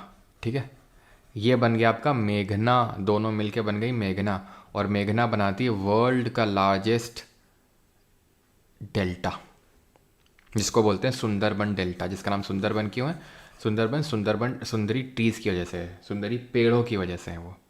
ठीक है, याद रहेगा। ट्रिब्यूटरीज देख लेते हैं। तो ट्रिब्यूटरीज अगर आप यहाँ से, मैं इस तरह से ड्रॉ करता हूँ, इस तरह से आई थी, नामचा बरवा, यूटर्न मारा, डुबरी असम साउथवर्ड। ठीक है, यहीं पर आपको पता है कि चाइना सबसे वर्ल्ड का लार्जेस्ट डैम भी कंस्ट्रक्ट कर रहा है। यहाँ से ज्वाइन करती है दिबांग। ठीक है, यहाँ से धानसारी, यहाँ से लोहित। आप देखो धानसारी, लोहित और वही दिबांग। ठीक है, तो ये हो गई आपकी धानसारी, और ये लेफ्ट बैंक होंगी राइट बैंक होंगी, जरा बताओ, धानसारी, लोहित और दिबांग, लेफ्ट बैंक है कि राइट बैंक है, क्यों, तो ये है इस तरह से, तो नीचे से क्या होगा, लेफ्ट बैंक ट्रिब्यूटरी होंगी, क्योंकि फ्लो उसका देखो कहाँ से कहाँ तक है, कहाँ से कैसे है। ठीक है,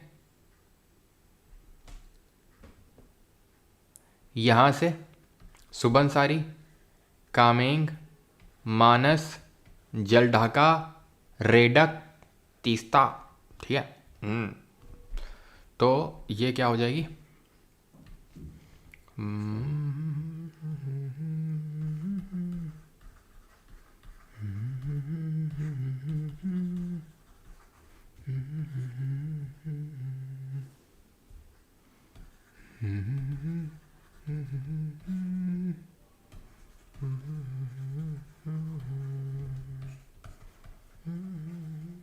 ठीक, खत्म।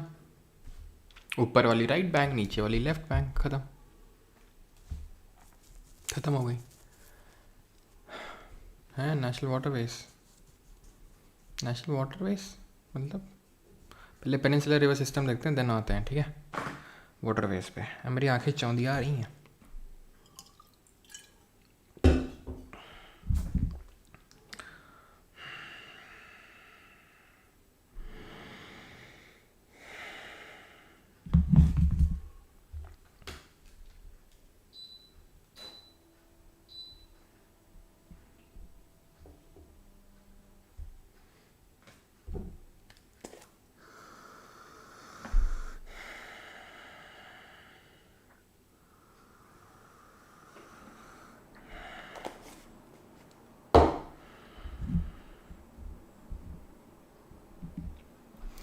पेनिनसुलर रिवर को हम दो कैटेगरी में डिवाइड करते हैं, एक तो जो ईस्ट की तरफ फ्लो होती हैं और एक जो वेस्ट की तरफ फ्लो होती हैं। ज़्यादातर जो रिवर्स हैं वो ईस्ट की तरफ फ्लो होती हैं, और वो ईस्ट की तरफ फ्लो होकर डेल्टा बनाती हैं। क्या बनाती हैं, डेल्टा। और जो वेस्ट फ्लोइंग रिवर है वो वेस्ट में फ्लो करके ईश्वरी ज्वारबत उन्मुख बनाती हैं। All right, then then then then then then then then then east की तरफ क्यों फ्लो होती हैं, क्योंकि प्लेट्यू का टिल्ट है ईस्ट की, टिल्ट है ईस्ट।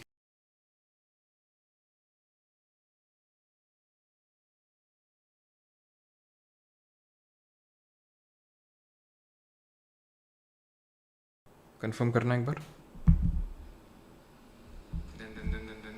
ईस्ट की तरफ क्यों फ्लो होती है, क्योंकि प्लेट्यू का टिल्ट है ईस्ट की, टिल्ट है ईस्ट।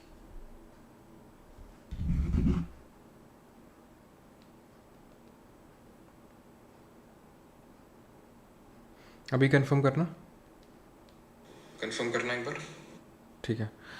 चलो तो डेल्टा बनाते हैं, देन ईस्टवरी ये बनाते हैं, ठीक है। ये चीज़ ध्यान होना। और क्यों ईस्ट की तरफ फ्लो होती है, क्योंकि ज़्यादातर मतलब जो पेनिनसुला प्लाटी का वो टिल्ट है उधर की तरफ। वेस्ट में जो फ्लो करती है मेजरली तो हमारी होती है नर्मदा एंड ताप्ती। जो सबसे लॉन्गेस्ट रिवर्स हैं जो वेस्ट की ओर फ्लो हो रही हैं वो नर्मदा और तापी हैं। ये जो दो रिवर हैं ये रिफ्ट वैली में फ्लो होती हैं, जैसे कि हमने देखा था वो दामोदर फ्लो हो रही थी।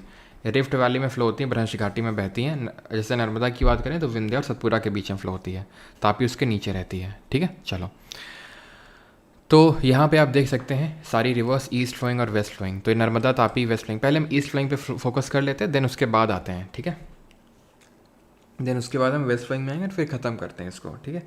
बाकी का जो फॉरेस्ट और ये सब है वो नहीं होगा, तो एनवायरनमेंट इकोलॉजी में सेक्शन वाले में करेंगे, ठीक है। सो दैट कि नहीं तो फिर वो बहुत छोटा हो जाएगा, है ना वो लेक्चर। तो वहाँ पर कवर करेंगे वो, आई थिंक उसी में कवर करना ठीक भी है। National park, biosphere reserve and forest वाला जो पार्ट है एनवायरनमेंट एंड इकोलॉजी में, है ना। चलो बाकी आप लोग बता देना। तो यहाँ पर दामोदर ये ज्वाइन कर रही है हुगली को, ठीक है। देन यहाँ पर आओ ब्राह्मणी, ऊपर है बैतारानी, बैतारानी ब्राह्मणी, बैतारानी ब्राह्मणी, बैतारानी ब्राह्मणी, महानदी। महानदी कहाँ से निकलती है ये मैं सब लिखवा दूंगा, बस आप यहाँ पे देखो, ठीक है। महानदी कहाँ से निकलती है, सिहावा हिल से निकलती है, ओके। यहाँ पर एक रिवर और ड्रॉन नहीं है, दैट इज़ वंशधारा। यहाँ पर एक रिवर और नहीं है, सुवर्ण रेखा, ठीक है। यहाँ पर आपकी एक सुवर्ण रेखा रिवर। छोटी छोटी नदियाँ हैं, पूछ लेता है कभी, जैसे दामोदर हुगली की ट्रिब्यूटरी है।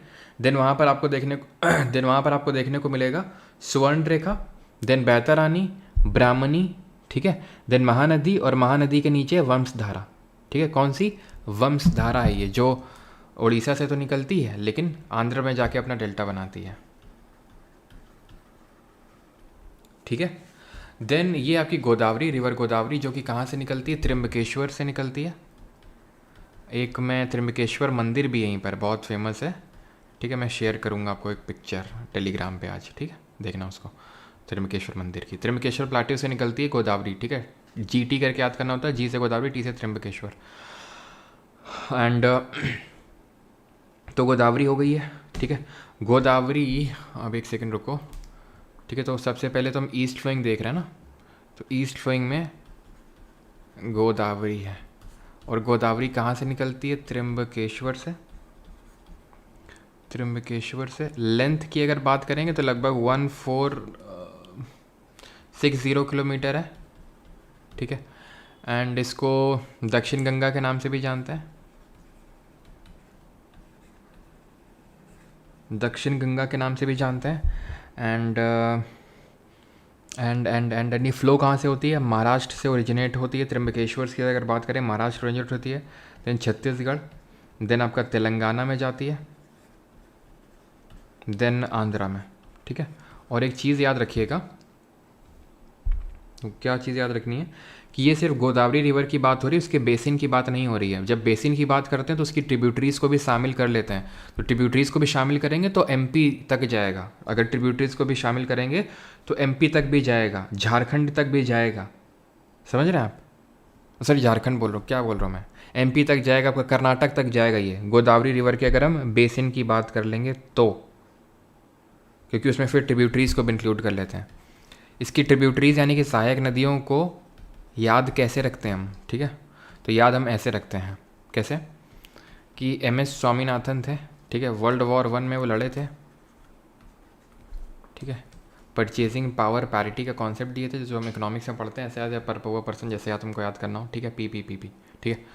और ठीक है, तो M से क्या है, मंजीरा, S से सबरी, W से वेनगंगा, W से वर्धा, I से इंद्रवती, P से पेनगंगा, P से प्राणहिता, एंड P से पूर्णा, खत्म, ठीक है। तो ये सारी इसकी ट्रिब्यूटरी हो गई। तो अगर आप देखो पेनगंगा ऊपर से आ रही, वेनगंगा ऊपर से आ रही, और मतलब तो छत्तीसगढ़ और ये MP सब इसके उसमें आ जाएगा, ठीक है। देन कृष्णा पे आओ, ठीक है। तो ईस्ट की तरफ बहने वाली है, फिर पूरे साउथ इंडिया की सबसे जो बड़ी नदी है वो गोदावरी है। ओके, कृष्णा पे आते हैं। कृष्णा कहाँ से निकलती है? कृष्णा निकलती है, ये भी महाराष्ट्र से ही निकलती है, वेस्टर्न घाट से ही निकलती है, ठीक है। चाहे गोदावरी हो चाहे कृष्णा, सब वेस्टर्न घाट से निकलती हैं, दोनों ही महाराष्ट्र से निकलती हैं, ठीक है। कहाँ से? सॉरी, महाराष्ट्र के महाबलेश्वर से ही, ठीक है, महाबलेश्वर से निकलती कृष्णा रिवर। अब कृष्णा की अगर हम ट्रिब्यूटरीज की बात कर लें, यहाँ पर लिख लेते हैं, एक सेकेंड। कृष्णा की अगर बात करेंगे तो किस तरह से याद रखते हैं कि भीम तू मौसी को घाट पे ले जाके माल रिसीव कर। क्या है माल? दूध आया है। मतलब इस तरह से हमें याद रखना है, ये ट्रिक है उसकी, ठीक है। तो भीम से भीम, तुंगभद्रा, मूसी, कोयना, घाट प्रभा, मालप्रभा और दूध गंगा। ओके, ओरिजिन कहाँ से होता है तो मैंने आपको बता ही दिया। लेंथ कितनी है? 1400 किलोमीटर लगभग, ठीक है। आगे बढ़े, अभी कावेरी पे आते हैं। लेकिन आप पहले ही देख लो, पेन्नर है, कृष्णा और कावेरी के बीच पेन्नर है। और पेन्नर ये आंध्रा की रिवर है, इंडिपेंडेंट है, पेरियार से कंफ्यूज नहीं करना है, ये आंध्रा की है, इंडिपेंडेंट रिवर है। कावेरी जो है ब्रह्मगिरी हिल से निकलती है। कावेरी यहाँ पे लिख लेते हैं। कावेरी कहाँ से निकलती है? ब्रह्मगिरी पहाड़ियों से निकलती है कावेरी। ओके, एंड कोगाडू डिस्ट्रिक्ट पड़ती है कर्नाटक में, कोगाडू कर्नाटक, ठीक है, वहाँ से निकलती है कावेरी। एंड कोगाडू नहीं, आई थिंक कोडागू होता है वो, कोडागू, ठीक है, देख लेना। एंड इसको हम गंगा ऑफ साउथ इंडिया भी कभी कभी बोल देते हैं, बिकॉज इसका थोड़ा सा पेरेनियल फ्लो है। पेरेनियल का मतलब है ऑल थ्रू द ईयर, क्योंकि ये कावेरी है, साउथ वेस्ट मानसून आता है तो वहाँ से मिल जाता है, जब retreating that is north east monsoon आता है तो उससे भी इसको पानी मिल जाता है। इसको तमिल लैंग्वेज में पोन्नी के नाम से जानते हैं। और इसकी ट्रिब्यूटरीज को याद करने के लिए मैंने आपको ट्रिक बताई थी कि जिसकी रिवर के नाम के एंड में नी या ती दिख जाए आपको तो वो होगा, विद एक्सेप्शंस ऑल्सो, जैसे काबिनी, भवानी, ठीक है, और हेमवती और अमरावती। बस ध्यान रखना है कि जो इंद्रवती है वो ट्रिब्यूटरी है गोदावरी की। आप देखो यहाँ पे इंद्रवती, ठीक है, उसके नाम के एंड में भी ती है, लेकिन वो कावेरी की ट्रिब्यूटरी नहीं है, थोड़ा ध्यान रखना है आपको। देन सदर्न मोस्ट रिवर है वैगई, ठीक है, सदर्न मोस्ट रिवर है वैगई, सबसे जो साउथ में आपको देखने को मिलेगी। ये हमने देख ली जो, अरे यार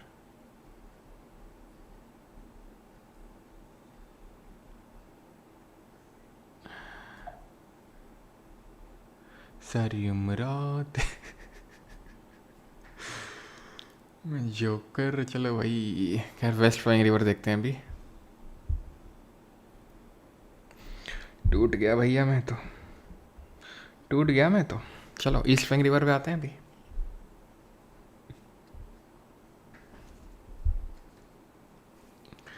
यस, सबसे बड़ा माई गॉड पी के भाई, मतलब समझा नहीं मैं।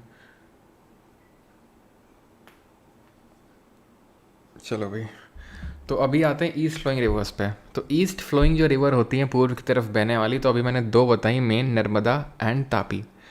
तो नर्मदा एंड तापी, नर्मदा कहाँ से निकलती है? अमरकंटक प्लेट्यू से। और तापी कहाँ से निकलती है? बैतूल प्लेट्यू से। याद है महादेव, मैकाल, सतपुरा का पार्ट है, कैमूर, विंध्या का पार्ट, याद है? तो दोनों रिफ्ट वैली फ्लो होती हैं। कहाँ से निकलती है? नर्मदा आपकी अमरकंटक से, जो रेडियल ड्रेनेज दिखाएगा अमरकंटक, और तापी भी आपकी रिफ्ट वैली में फ्लो होती है। दोनों रिफ्ट वैली में फ्लो होती हैं और दोनों वेस्ट में फ्लो होने वाली। Narmada is the longest and Tapi is the second longest. Okay, and कुछ और बाकी तो ट्रिब्यूटरीज यार इनकी पूछता नहीं, लेकिन आप नर्मदा की याद कर सकते हो, जैसे कि ऐसे याद करो, बंजर तवा है, मतलब तवा में कुछ नहीं पड़ा हुआ है, बंजर है वो तवा। उसमें शक्कर डालो और हिला दो उसको, ठीक है, शक्कर डालो और हिला दो, खा लो, ख़त्म, खा लो, या तो खा लो या खा लो, ठीक है, कुछ भी करके दे लो, ठीक है, बन जाता है, उसमें शक्कर डालो और खा लो, ठीक है। और अगर तापी की अगर बात करेंगे तो जैसे गोमई होती है इसकी, ठीक है, गोमई, अनेर, ये इसकी ट्रिब्यूटरी होती हैं। बस दो याद करो और ज़्यादा नहीं पूछेगा इसमें, ठीक है। यहाँ पर आओ, देन आपको देखने को मिलेंगी, जैसे ये तो केरला हो गया, कर्नाटक में बहुत सारी हमने मिस कर दी हैं, तो चलो कोई नहीं, ठीक है। तो यहाँ पे आते हैं गोवा में। तो गोवा में हमें दो देखने को मिलेंगी, मंडोवी और जुआरी। पहले तो यहाँ पर मैं गोवा में लिख देता हूँ। गोवा में कौन कौन सी होती हैं? गोवा में मंडोवी और जुआरी। जो जुआरी रिवर है उसी की ईस्चुरी में आपको जो मरमगांव पोर्ट देखा था हमने, मरमगांव पोर्ट, वो जुआरी रिवर की ईस्चुरी पे बना हुआ था।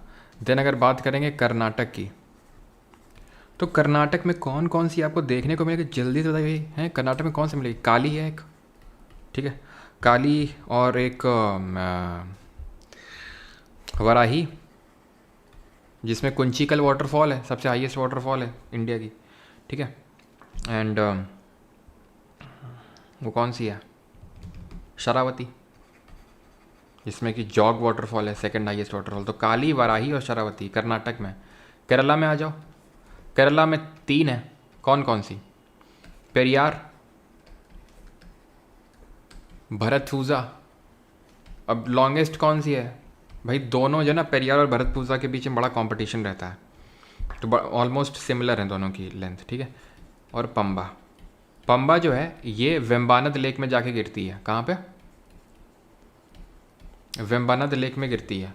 और पेरियार और भरतपूजा ऑलमोस्ट सिमिलर, और पेरियार को लाइफ लाइन ऑफ केरला के नाम से जानते हैं, ठीक है, केरला की लाइफ लाइन के नाम से जानी जाती है ये, ओके। अब आ जाते हैं वाटरफॉल, ठीक है। अब ये देखो गिर रहा है वाटरफॉल, जहाँ गिरेगा तो गड्ढा बन जाएगा, गड्ढा बन जाएगा तो इसको क्या बोलेंगे? जल्दी बताओ, लैंडफॉर्म वाले टॉपिक में बताए थे, क्या बोलेंगे इसको? जल्दी, 5 4 3 2 1, टाइम स्टॉप। क्या बोलते हैं इसको? प्लंज पूल, प्लंज पूल है ना। से गिर रहा है वाटरफॉल, तो वाटरफॉल थोड़ा सा देख लेते हैं। वाटरफॉल भी कौन कौन से वाटरफॉल बनेंगे? वाटरफॉल, तो वाटरफॉल बनेगा सबसे जो हाईएस्ट है वो है आपका कुंचिकल, ठीक है, कुंचिकल है जो हाईएस्ट है। कौन से रिवर पे? देखो है कर्नाटक में ही। जॉग भी सेकंड हाईएस्ट है, जिसको गरसोप्पा बोलते हैं, ये भी कर्नाटक में ही है, ठीक है। कुंचिकल है वराही रिवर पे। जॉग गरसप्पा कहाँ पर है? जॉग गरसप्पा है आपका शरावती में, और ये कहाँ है? कर्नाटक में। और दूध सागर वाटरफॉल कहाँ पर है? मंडोवी रिवर पे है,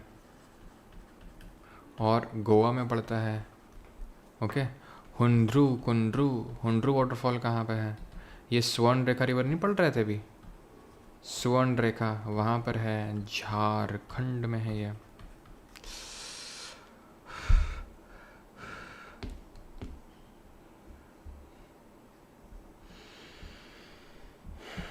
ठीक है, वहाँ पर है। और चिउलिया वाटरफॉल कहाँ पे है? च से चिउलिया, च से चंबल, च से चम्मच, ठीक है, तो चंबल में है ये।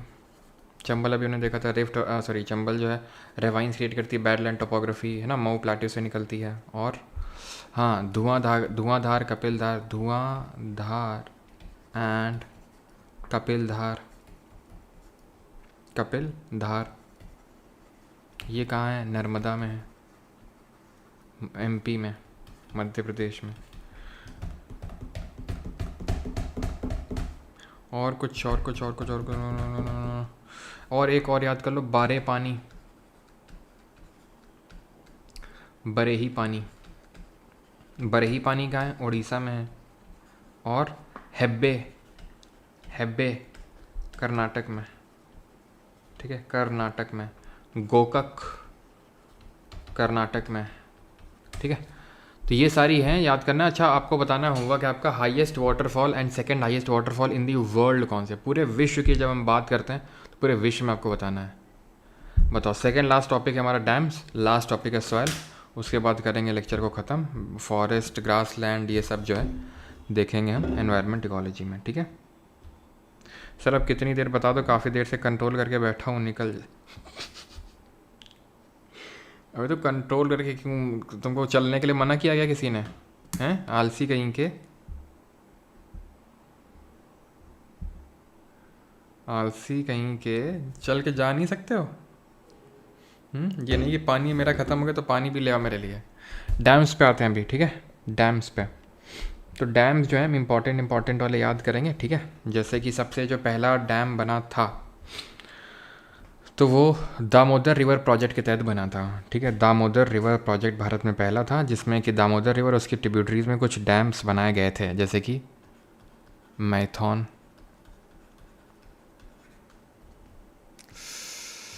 ये लिखा होता तो ज़्यादा सही रहता, पूरा लिखना पड़ेगा, रुको यार।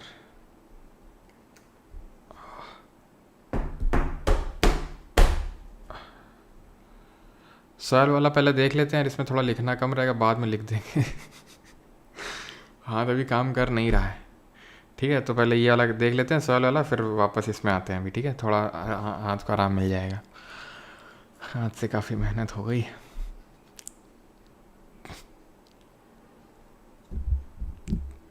स्टार्ट करते हैं, सॉइल के हॉराइजन्स पे आते हैं, ठीक है। रुको एक सेकेंड, सॉइल के हॉराइजन्स पे आते हैं। तो सॉइल के हमारे हॉराइजन से कुछ ये सबसे जो नीचे होता है ना,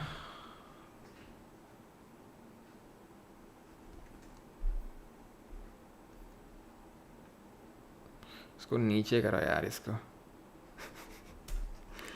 चलो भाई, तो यहाँ पे जो आप देख पा रहे हो, सबसे जो नीचे होता है ना, ये बेड रॉक है, अनवेदर्ड पेरेंट रॉक है, ये सॉइल के हॉराइजन है। मतलब ऐसा जैसे मिट्टी, आप उसको जैसे कभी जेसीबी खुदाई देखी तुम लोगों ने, जेसीबी खोदती है तो तुम देखते हो कि अलग अलग लेयर टाइप ऐसा लगता है सॉइल निकल रही है। तो सबसे नीचे होती है बेड रॉक, ठीक है। रॉक से ही सॉइल बनती है, रॉक से ही सॉइल बनती है, मिनरल से रॉक बनता है, रॉक से सॉइल बनती है, और वहीं से सॉइल में मिनरल आते हैं। तो बेड रॉक है ये पेरेंट रॉक है, ठीक है। ये सब सॉइल है, बी लेयर है, ये एलिवेशन लेयर है, टॉप सॉइल है, ये ऑर्गेनिक लेयर है।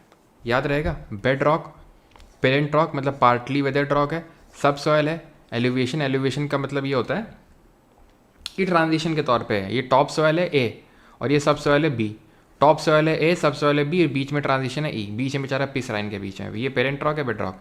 ये सब में नहीं देखने को मिलती है, ये जहाँ ऑर्गेनिक लेयर वहाँ देखने को मिलता है जहाँ पर ह्यूमस का कंटेंट बहुत ज़्यादा होना चाहिए और वो ह्यूमस जो है वो जल्दी से डिकम्पोज भी ना करे। जैसे कि एवरग्रीन फॉरेस्ट में क्या होता है कि वहाँ ह्यूमस तो बहुत होता है, ह्यूमस का मतलब होता है, ह्यूमस होता है dark coloured amorphous solid compound, जो एनवायरमेंट इकोलॉजी में अच्छे से पढ़ाऊंगा मैं आपको, ठीक है। तो ये जैसे पेड़ पौधे हैं, जीव जंतु सब ये गिरेंगे, मरेंगे, तो क्या होगा, ये सब ह्यूमस बन जाते हैं, ये ऑर्गेनिक मैटर बन जाते हैं। जब ऑर्गेनिक मैटर बनेंगे तो ये ऑर्गेनिक लेयर बन जाती है, सिंपल।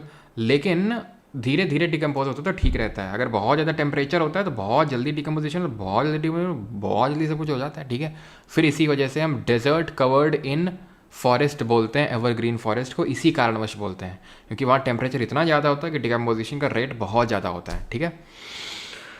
ठीक है, समझ में आती है, अच्छा ठीक है। तो ऑर्गेनिक लेयर सब में नहीं होगी, जिसमें होगी वो सॉइल बड़ी अच्छी होगी, ठीक है।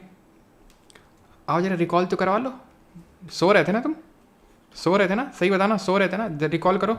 सब सॉइल किसको बोलते हैं, जल्दी जल्दी लिखो। ए के बाद क्या आएगा, ए के बाद क्या आएगा, ये टॉप सॉइल है, इसके बाद क्या था, पकड़े गए ना तुम, एल्यूविएशन लेयर, सब सॉइल, देन सब सॉइल के बाद क्या था, सब सॉइल के बाद क्या था, पेरेंट रॉक जो पार्टली वेदर्ड है एंड ये अनवेदर्ड है, और ये ऑर्गेनिक लेयर। ओए बीसी, ऐसे याद कर सकते हो, मतलब मेरे कहने का मतलब है, ठीक है, समझ में आई बात। तो एल्यूवियल सॉइल पे आते हैं अभी, जलोढ़ मिट्टी पे। जो जलोढ़ मिट्टी होती है एल्यूवियल सॉइल, ये सबसे ज़्यादा पाई जाती है, लगभग 40% या उससे ज़्यादा एरिया कवर करके रखती है एल्यूवियल सॉइल। इसमें जो है रिच होती है, किसमें, रिच होती है किसमें? रिच इन पोटाश आश, ठीक है। और पुअर होती है किसमें? फॉस्फोरस में, ठीक है। रिच होती है पोटाश में और पुअर होती है फॉस्फोरस में, चीज़ ध्यान रखना। और एलुवियल सॉइल हो चाहे कोई भी इंडियन सॉइल हो, वो पुअर ही होगी किसमें? नाइट्रोजन में और ह्यूमस में। नाइट्रोजन हो चाहे ह्यूमस हो, वो सब में पुअर ही होगी, चाहे कोई भी आप इंडियन सॉइल को उठा के ले लो, ठीक है। सबसे ज़्यादा एरिया कवर करती है। खादर भंगर पहले बता चुका हूँ, खादर न्यू एल्यूम होती है, भंगर ओल्डर एल्यूम होती है। कहाँ पाई जाएगी? तो जो नॉर्थ इंडिया प्लेन्स हैं, ठीक है, नॉर्थ इंडिया के जो प्लेन्स हैं, मैदानी भाग है, प्लस जो पेनिनसुलर रिवर के डेल्टा हैं वहाँ पे। पेनिनसुलर के डेल्टा कौन से? ईस्ट फ्लोइंग रिवर ही तो डेल्टा क्रिएट कर रही थी, वेस्ट फ्लोइंग तो ईश्वरी ज्वारबद्ध उन्मुख बना रही थी ना। क्यों बना रही थी? वेस्ट फ्लोइंग रिवर थी वो ईश्वरी की डेल्टा क्यों नहीं बना रही थी? पहली बात तो रिफ्ट वैली फ्लो हो रही थी, छोटा रास्ता है उनका, इतना ज़्यादा कोई सेडिमेंट भी नहीं है। और प्लस वेस्टर्न कोस्ट याद करो, जो वेस्टर्न कोस्ट है वो रिट्रीटिंग कोस्ट है, वो रिट्रीटिंग कोस्ट है, इसीलिए वहाँ पर पोर्ट वगैरह भी उतने नहीं आपको देखने को मिले, सॉरी पोर्ट देखने को मिलेंगे ज़्यादा। ईस्टर्न कोस्ट जो है वाइड है बहुत ज़्यादा, तो इस वजह से ये ईस्टर्न कोस्ट फेवरेबल नहीं है पोर्ट डेवलपमेंट के लिए। वेस्टर्न है, वेस्टर्न कोस्टल प्लेन जो है रिट्रीटिंग है, म्यूटिलेटेड है, कटा फटा है, ध्यान रखना। तो इस वजह से यहाँ पर क्या है ना, डिपोजिशन कायदे का हो नहीं पाता है। ये कारण है कि क्यों यहाँ पर डेल्टा नहीं बनता है। ओके, एलुवियल सॉइल के बाद इस पर आ जाते हैं। अच्छा 7 घंटे हो गए क्या? कोई नहीं, रिकॉर्ड ब्रेक होने चाहिए। ब्लैक सॉइल पे आते हैं। ब्लैक सॉइल कहाँ मिलेगी? ये डेक्कन ट्रैप्स मिलेगी, ठीक है, north western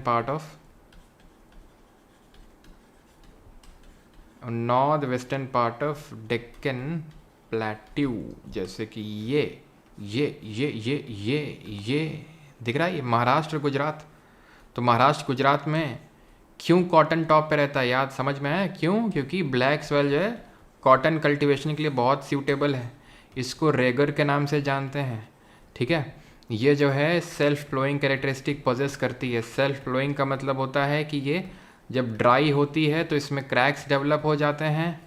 when it is dry it develops cracks and it is wet it becomes sticky, चिपी हो जाती है ये, ठीक है। सेल्फ फ्लोइंग कैरेक्टरिस्टिक्स होती हैं एंड इम्परमिएबल नेचर की होती है। इम्परमिएबल का मतलब क्या होता है? इम्परमिएबल का मतलब होता है कि वाटर जल्दी से परकोलेट नहीं कर पाता है, धीरे धीरे रिश्ता है, ठीक है। और कुछ, कॉटन को कितने फ्रॉस्ट फ्री डेज की रिक्वायरमेंट होती है कि नहीं? और कुछ, हाँ, it is rich in lime, iron, alumina. Poor वही एलुवियल सॉइल वाला, नाइट्रोजन में पुअर होगी, ह्यूमस में पुअर होगी, फॉस्फोरस में पुअर होगी, ठीक है। सबसे ज़्यादा भारत में एलुवियल पाई जाती है, उसके बाद रेड पाई जाती है, उसके बाद ब्लैक पाई जाती है, उसके बाद रेड कहाँ गई यार? रेड तो गायब हो गई। रेड यहाँ पर लिख देते हैं हम, ठीक है, रेड यहीं पर लिख देते हैं। रेड सॉइल सबसे ज़्यादा एलुवियल पाई जाती है 40%, देन 18% रेड, 15% ब्लैक। तो रेड क्यों होती है? पहली बात तो ये वाटर डेफिशिएंट रीजन में पाई जाएगी, वाटर डेफिशिएंट, जहाँ पर बारिश उतनी नहीं होगी। एग्जाम्पल के तौर पे जैसे पेनिनसुलर प्लेट्यू वाला रीजन, ठीक है, piedmont zone of western Ghat, piedmont zone of western Ghat, यहाँ सब पाई जाएगी। और रेड होती क्यों है ये? रेड होती है आयरन ऑक्साइड की प्रेजेंस की वजह से, ठीक है, आयरन ऑक्साइड की प्रेजेंस की वजह से ये रेड कलर की होती है। एंड जब ये हाइड्रेट कर जाती है, जब इस पर पानी पड़ता है ना, तो ये येलो कलर की टर्न हो जाती है, ये पीली हो जाती है रेड सॉइल, ठीक है। लेटेराइट सॉइल पे आते हैं। लेटेराइट, लेटर का मतलब होता है ब्रिक, ठीक है, ईंट सबसे डिराइव्ड, इससे ईंट भी बनाई जाती है लेटेराइट सॉइल से, ठीक है। कहाँ ये? It is a result of leaching process. जब निच्छालन प्रक्रिया होती है उसकी वजह से बनती है। निच्छालन प्रक्रिया क्या होती है? लीचिंग क्या होती है? तो जब इतनी ज़ोर की बारिश हो, कि इंपॉर्टेंट जो मिनरल्स हैं वो वॉश अवे हो जाए, धुल जाए, तो उसको हम बोलते हैं लीचिंग हो गया। ठीक है, तो लीचिंग का मतलब क्या है, important minerals wash away. Leaching कब होती है, जहाँ पर हाई रेनफॉल होता है, high amount of rainfall, high temperature तो चाहिए ही चाहिए, हाई रेनफॉल भी चाहिए यहाँ पर, तो उसी से लीचिंग होगी। लीचिंग क्या, इंपॉर्टेंट मिनरल्स है तो वॉश अवे हो जाते हैं, या फिर अंडरग्राउंड मतलब सब सॉइल में वो लेयर में चले जाते हैं एल्यूविएशन लेयर के थ्रू। ओके, और ये जो है कैशिव नट हो गया, ठीक है, कैशिव नट हो गया, कॉफ़ी हो गया, टी हो गया, इसके कल्टीवेशन के लिए बहुत अच्छा लैटराइट। ओके, एग्रीकल्चर कर देते हैं क्या थोड़ा सा, क्यों, चलो यार लिख ही लेते हैं। डैम कितना ही बच के भागेंगे, लिखना तो पड़ेगा ही।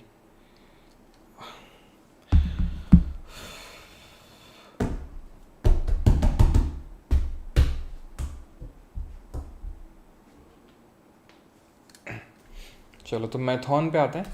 तो मैथॉन वॉज द फर्स्ट, ये किस में है, ये बड़ाकर रिवर पे है, झारखंड में। ठीक है,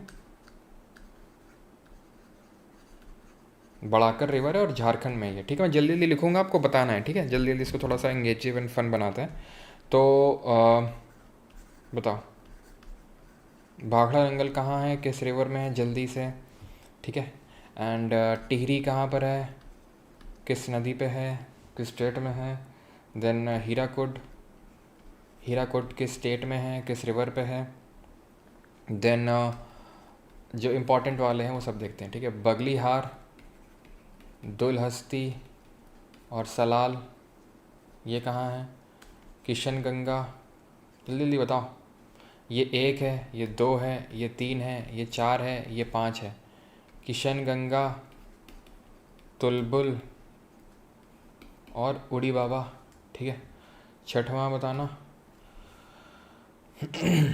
छठवां बताना। ठीक है, छठवां बताना बताना बताना। पोंग डैम कहाँ है, पोंग डैम कहाँ है। देन पोंग डैम कहाँ है, पोंग डैम कहाँ है। और देन बताना चामेरा कहाँ है, चामेरा कहाँ है। बैरा सुईल कहाँ है, बैरा सुईल। ठीक है, और नाथपा झाकरी कहाँ है, नाथपा झाकरी कहाँ पे है। तो अगर हम बात करेंगे तो ये आपका भाखड़ा नंगल कहाँ है, सतलज रिवर पे। ठीक है, और ये हिमाचल और पंजाब में, सॉरी हाँ हिमाचल और पंजाब में। ठीक है, हिमाचल में पड़ता है भाखड़ा और नंगल पड़ता है आपका पंजाब में। ठीक है, तो हिमाचल ये लार्जेस्ट डैम है, भाखड़ा नंगल आपका लार्जेस्ट डैम है। It is the largest dam Bhakra Nangal, और हाईएस्ट ग्रेविटी डैम भी है। हाईएस्ट ग्रेविटी डैम है और लार्जेस्ट डैम है एरिया के टर्म्स में। टिहरी की अगर बात करेंगे तो ये हाईएस्ट डैम है भागीरथी रिवर पे हैं। अभी तो बता रहे थे भाखड़ा नंगल है, तो वो हाईएस्ट ग्रेविटी डैम है। लेकिन अगर हाईएस्ट अर्दन डैम पूछेगा या कुछ मेंशन नहीं करेगा तो फिर टेरी मारोगे। हीराकुड उड़ीसा में है और महानदी में है। ठीक है, महानदी में है और उड़ीसा में है। ठीक है, बगलीहार, दुलहस्ती, सलाल कहाँ है, ये है आपके चेनाब में। ठीक है, किशनगंगा, तुलबुल और उरी कहाँ पे, किशनगंगा तुलबुल, किशनगंगा तुलबुल उरी, ये है झेलम में। ठीक है, झेलम में किशन ने तो बुलबुल को झेल दिया, ऐसे करके मतलब ढकेल दिया, तो झेलम। ठीक है, पोंग डैम कहाँ पे है, Pong dam, Pong dam, Pong dam, Pong dam कहाँ है। इसको महाराणा प्रताप सागर डैम के नाम से भी जानते हैं। ये आपका हिमाचल में है, हिमाचल में, हिमाचल में। और किस रिवर पे, ब्यास में। चामेरा और बगलीहार, चामेरा, चामेरा और बैरा सुईल, चामेरा और बैरा सुईल, ये है रावी पे। और दोनों ही ध्यान रखना हिमाचल में ये भी। और नाथपा झाकरी कहाँ पे है, नाथपा झाकरी सतलज पे, एंड ये भी हिमाचल में है। ठीक है, ये भी आपका हिमाचल में ही है, ध्यान रखना है। इसी तरह आपका सतलज, सॉरी रावी में एक और डैम है जिसको हम बोलते हैं थीन डैम। थीन जो है ये भी रावी पे ही है, बट थीन रावी पे तो है, लेकिन स्टेट अलग है। स्टेट कौन सा है इसका, स्टेट है पंजाब। ठीक है, पंजाब स्टेट में ही आपका। और रुको, और 4-5 और करवा देते हैं, बाकी यार आप पढ़ना उसको फिर। ठीक है, जिनके पास किताब है वहाँ से, जो भी सोर्स है वहाँ से। ठीक है, क्योंकि सारे तो हो भी नहीं पाएंगे, और वही है कि मेन तो आपको रिवाइज़ एक बार सारे ही करने रहेंगे, क्योंकि कौन सा पूछ लेगा कुछ पता नहीं है, लेकिन रिवाइज़ आपको सारे ही करने हैं। ठीक है, तो अच्छा ये बताओ, जैसे कि जवाहर सागर, ये सागर वाले कर लेते हैं, ठीक है। जवाहर सागर, इंदिरा सागर, जवाहर सागर, इंदिरा सागर, और जवाहर सागर, इंदिरा सागर, गांधी सागर, ठीक है। वैसे तो होता तो एक माही बजाज सागर भी है, लेकिन वो माही बजाज सागर नहीं करना है अभी। जवाहर सागर, इंदिरा सागर, गांधी सागर, और एक हाँ राणा प्रताप सागर, राणा प्रताप सागर। तो हमने कैसे याद किया था, आर से शुरू हो रहा है, आर से ख़त्म हो रहा है, तो ये दोनों कहाँ हैं, राजस्थान में, ठीक है। आर से शुरू, आर से ख़त्म, बाकी ये दोनों कहाँ हैं, एमपी में। इंदिरा को छोड़ दो, बाकी सब किस में है, चंबल में। इंदिरा जो है नर्मदा कर रही है, मतलब नर्मदा में है, ठीक है। और बाकी सब चंबल में, ये चंबल में है, ये चंबल में है, ये चंबल में है। इस तरह से मैंने सागर वाले आपको याद करवाए थे, ठीक है। एक और पूछेंगे बस, दो पूछेंगे और, ठीक है, दो और बताना। कृष्णराज सागर डैम किस में है, कृष्ण राज सागर डैम, ये किस में है। और अलमट्टी किस में है, ये बता दो बस। और मेट्टूर बता दो किस में है, मेट्टूर। तो कृष्णराज सागर और मेट्टूर दोनों कावेरी में है। स्टेट अलग अलग है, स्टेट अलग अलग है। कृष्णराज सागर की अगर बात करूँगा तो कर्नाटक में है, और मेट्टूर कहाँ पे, मेट्टूर तमिलनाडु में। अलमाटी कहाँ है, अलमाटी भी कर्नाटक में है, लेकिन रिवर इसकी क्या है, माटी खाते थे कृष्णा जी बचपन में, कृष्णा, ठीक है। चलो बाकी आप एक बार सारे रिवाइज कर लेना, ठीक है। तो ये ख़त्म होता है, एग्रीकल्चर देख लेते हैं अभी। क्रॉपिंग सीजन्स देखना है, फॉरेस्ट वगैरह तो यार उसी में करेंगे, एनवायरमेंट इकोलॉजी में, ठीक है। ये फिर ज़्यादा लंबा हो जाएगा और वो काफ़ी ज़्यादा छोटा हो जाएगा वो। तो बस यहाँ पर हम एग्रीकल्चर थोड़ा सा देख लेते हैं। एग्रीकल्चर में शिफ्टिंग कल्टीवेशन देखेंगे,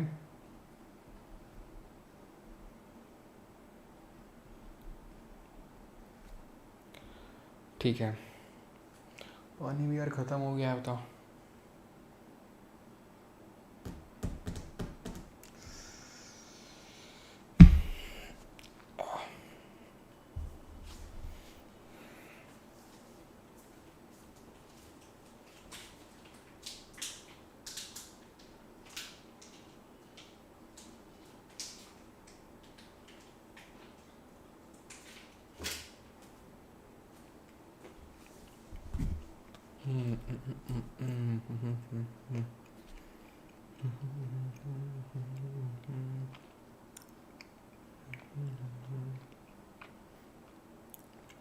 डार्क हो रहा है तुम्हारा, डार्क है होता रहता, जब देखो इनका डार्क ही होता रहता है, कुछ भी बोल दो बस डार्क हो जाता है तुरंत।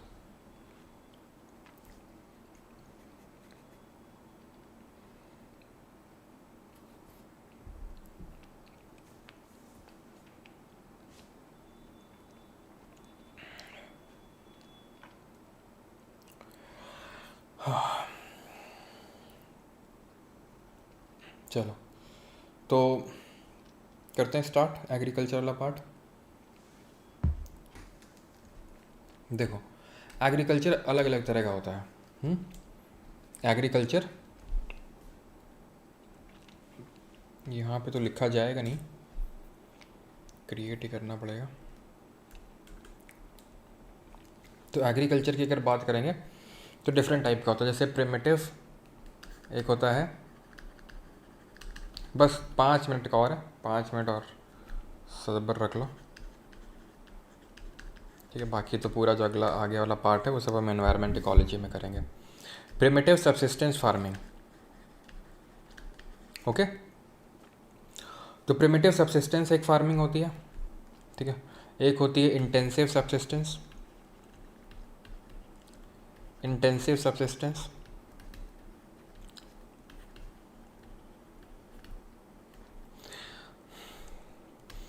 प्लांटेशन, कॉमर्शियल, ठीक है। राइटिंग पे फोकस मत करना, ठीक है। 7 घंटे से लिखते लिखते हो गया है, तो राइटिंग अब उतनी सुंदर नहीं बन पाएगी, ठीक है। तो प्रिमिटिव सब्सिस्टेंस की हम बात करते हैं। देखो प्रिमिटिव का मतलब क्या होता है? प्रिमिटिव का मतलब होता है पुराने ज़माने के जो टूल्स, फावड़ा, खुरपी, उनका यूज़ करते हैं। सब्सिस्टेंस का मतलब होता है गहन, गहन, निर्वाह। इंटेंसिव का मतलब होता है गहन, और ये होता है गहन निर्वाह खेती, ये प्रिमिटिव। अब अंतर क्या है देखो, दोनों में सब्सिस्टेंस कॉमन है। सब्सिस्टेंस का मतलब होता है अपने खाने के लिए। किसके लिए? अपने खाने के लिए। प्रिमिटिव पुराने टूल्स का यूज़ करके। इंटेंसिव का मतलब है कि बहुत ही छोटे पार्ट ऑफ लैंड में, बहुत ही छोटा पार्ट ऑफ लैंड है। जैसे एग्जाम्पल के तौर पे मेरे पास मान लो 1 बीघा ज़मीन है, 1 बीघा ज़मीन है। अब उसमें खुरपी फावड़ा लेके सब कुछ करके गेहूँ उगा रहा हूँ, फिर 2 बीघा है, एक में गेहूँ, थोड़े चावल, थोड़े दाल वाल उगा ली, 2 बीघे ज़मीन में, ठीक है।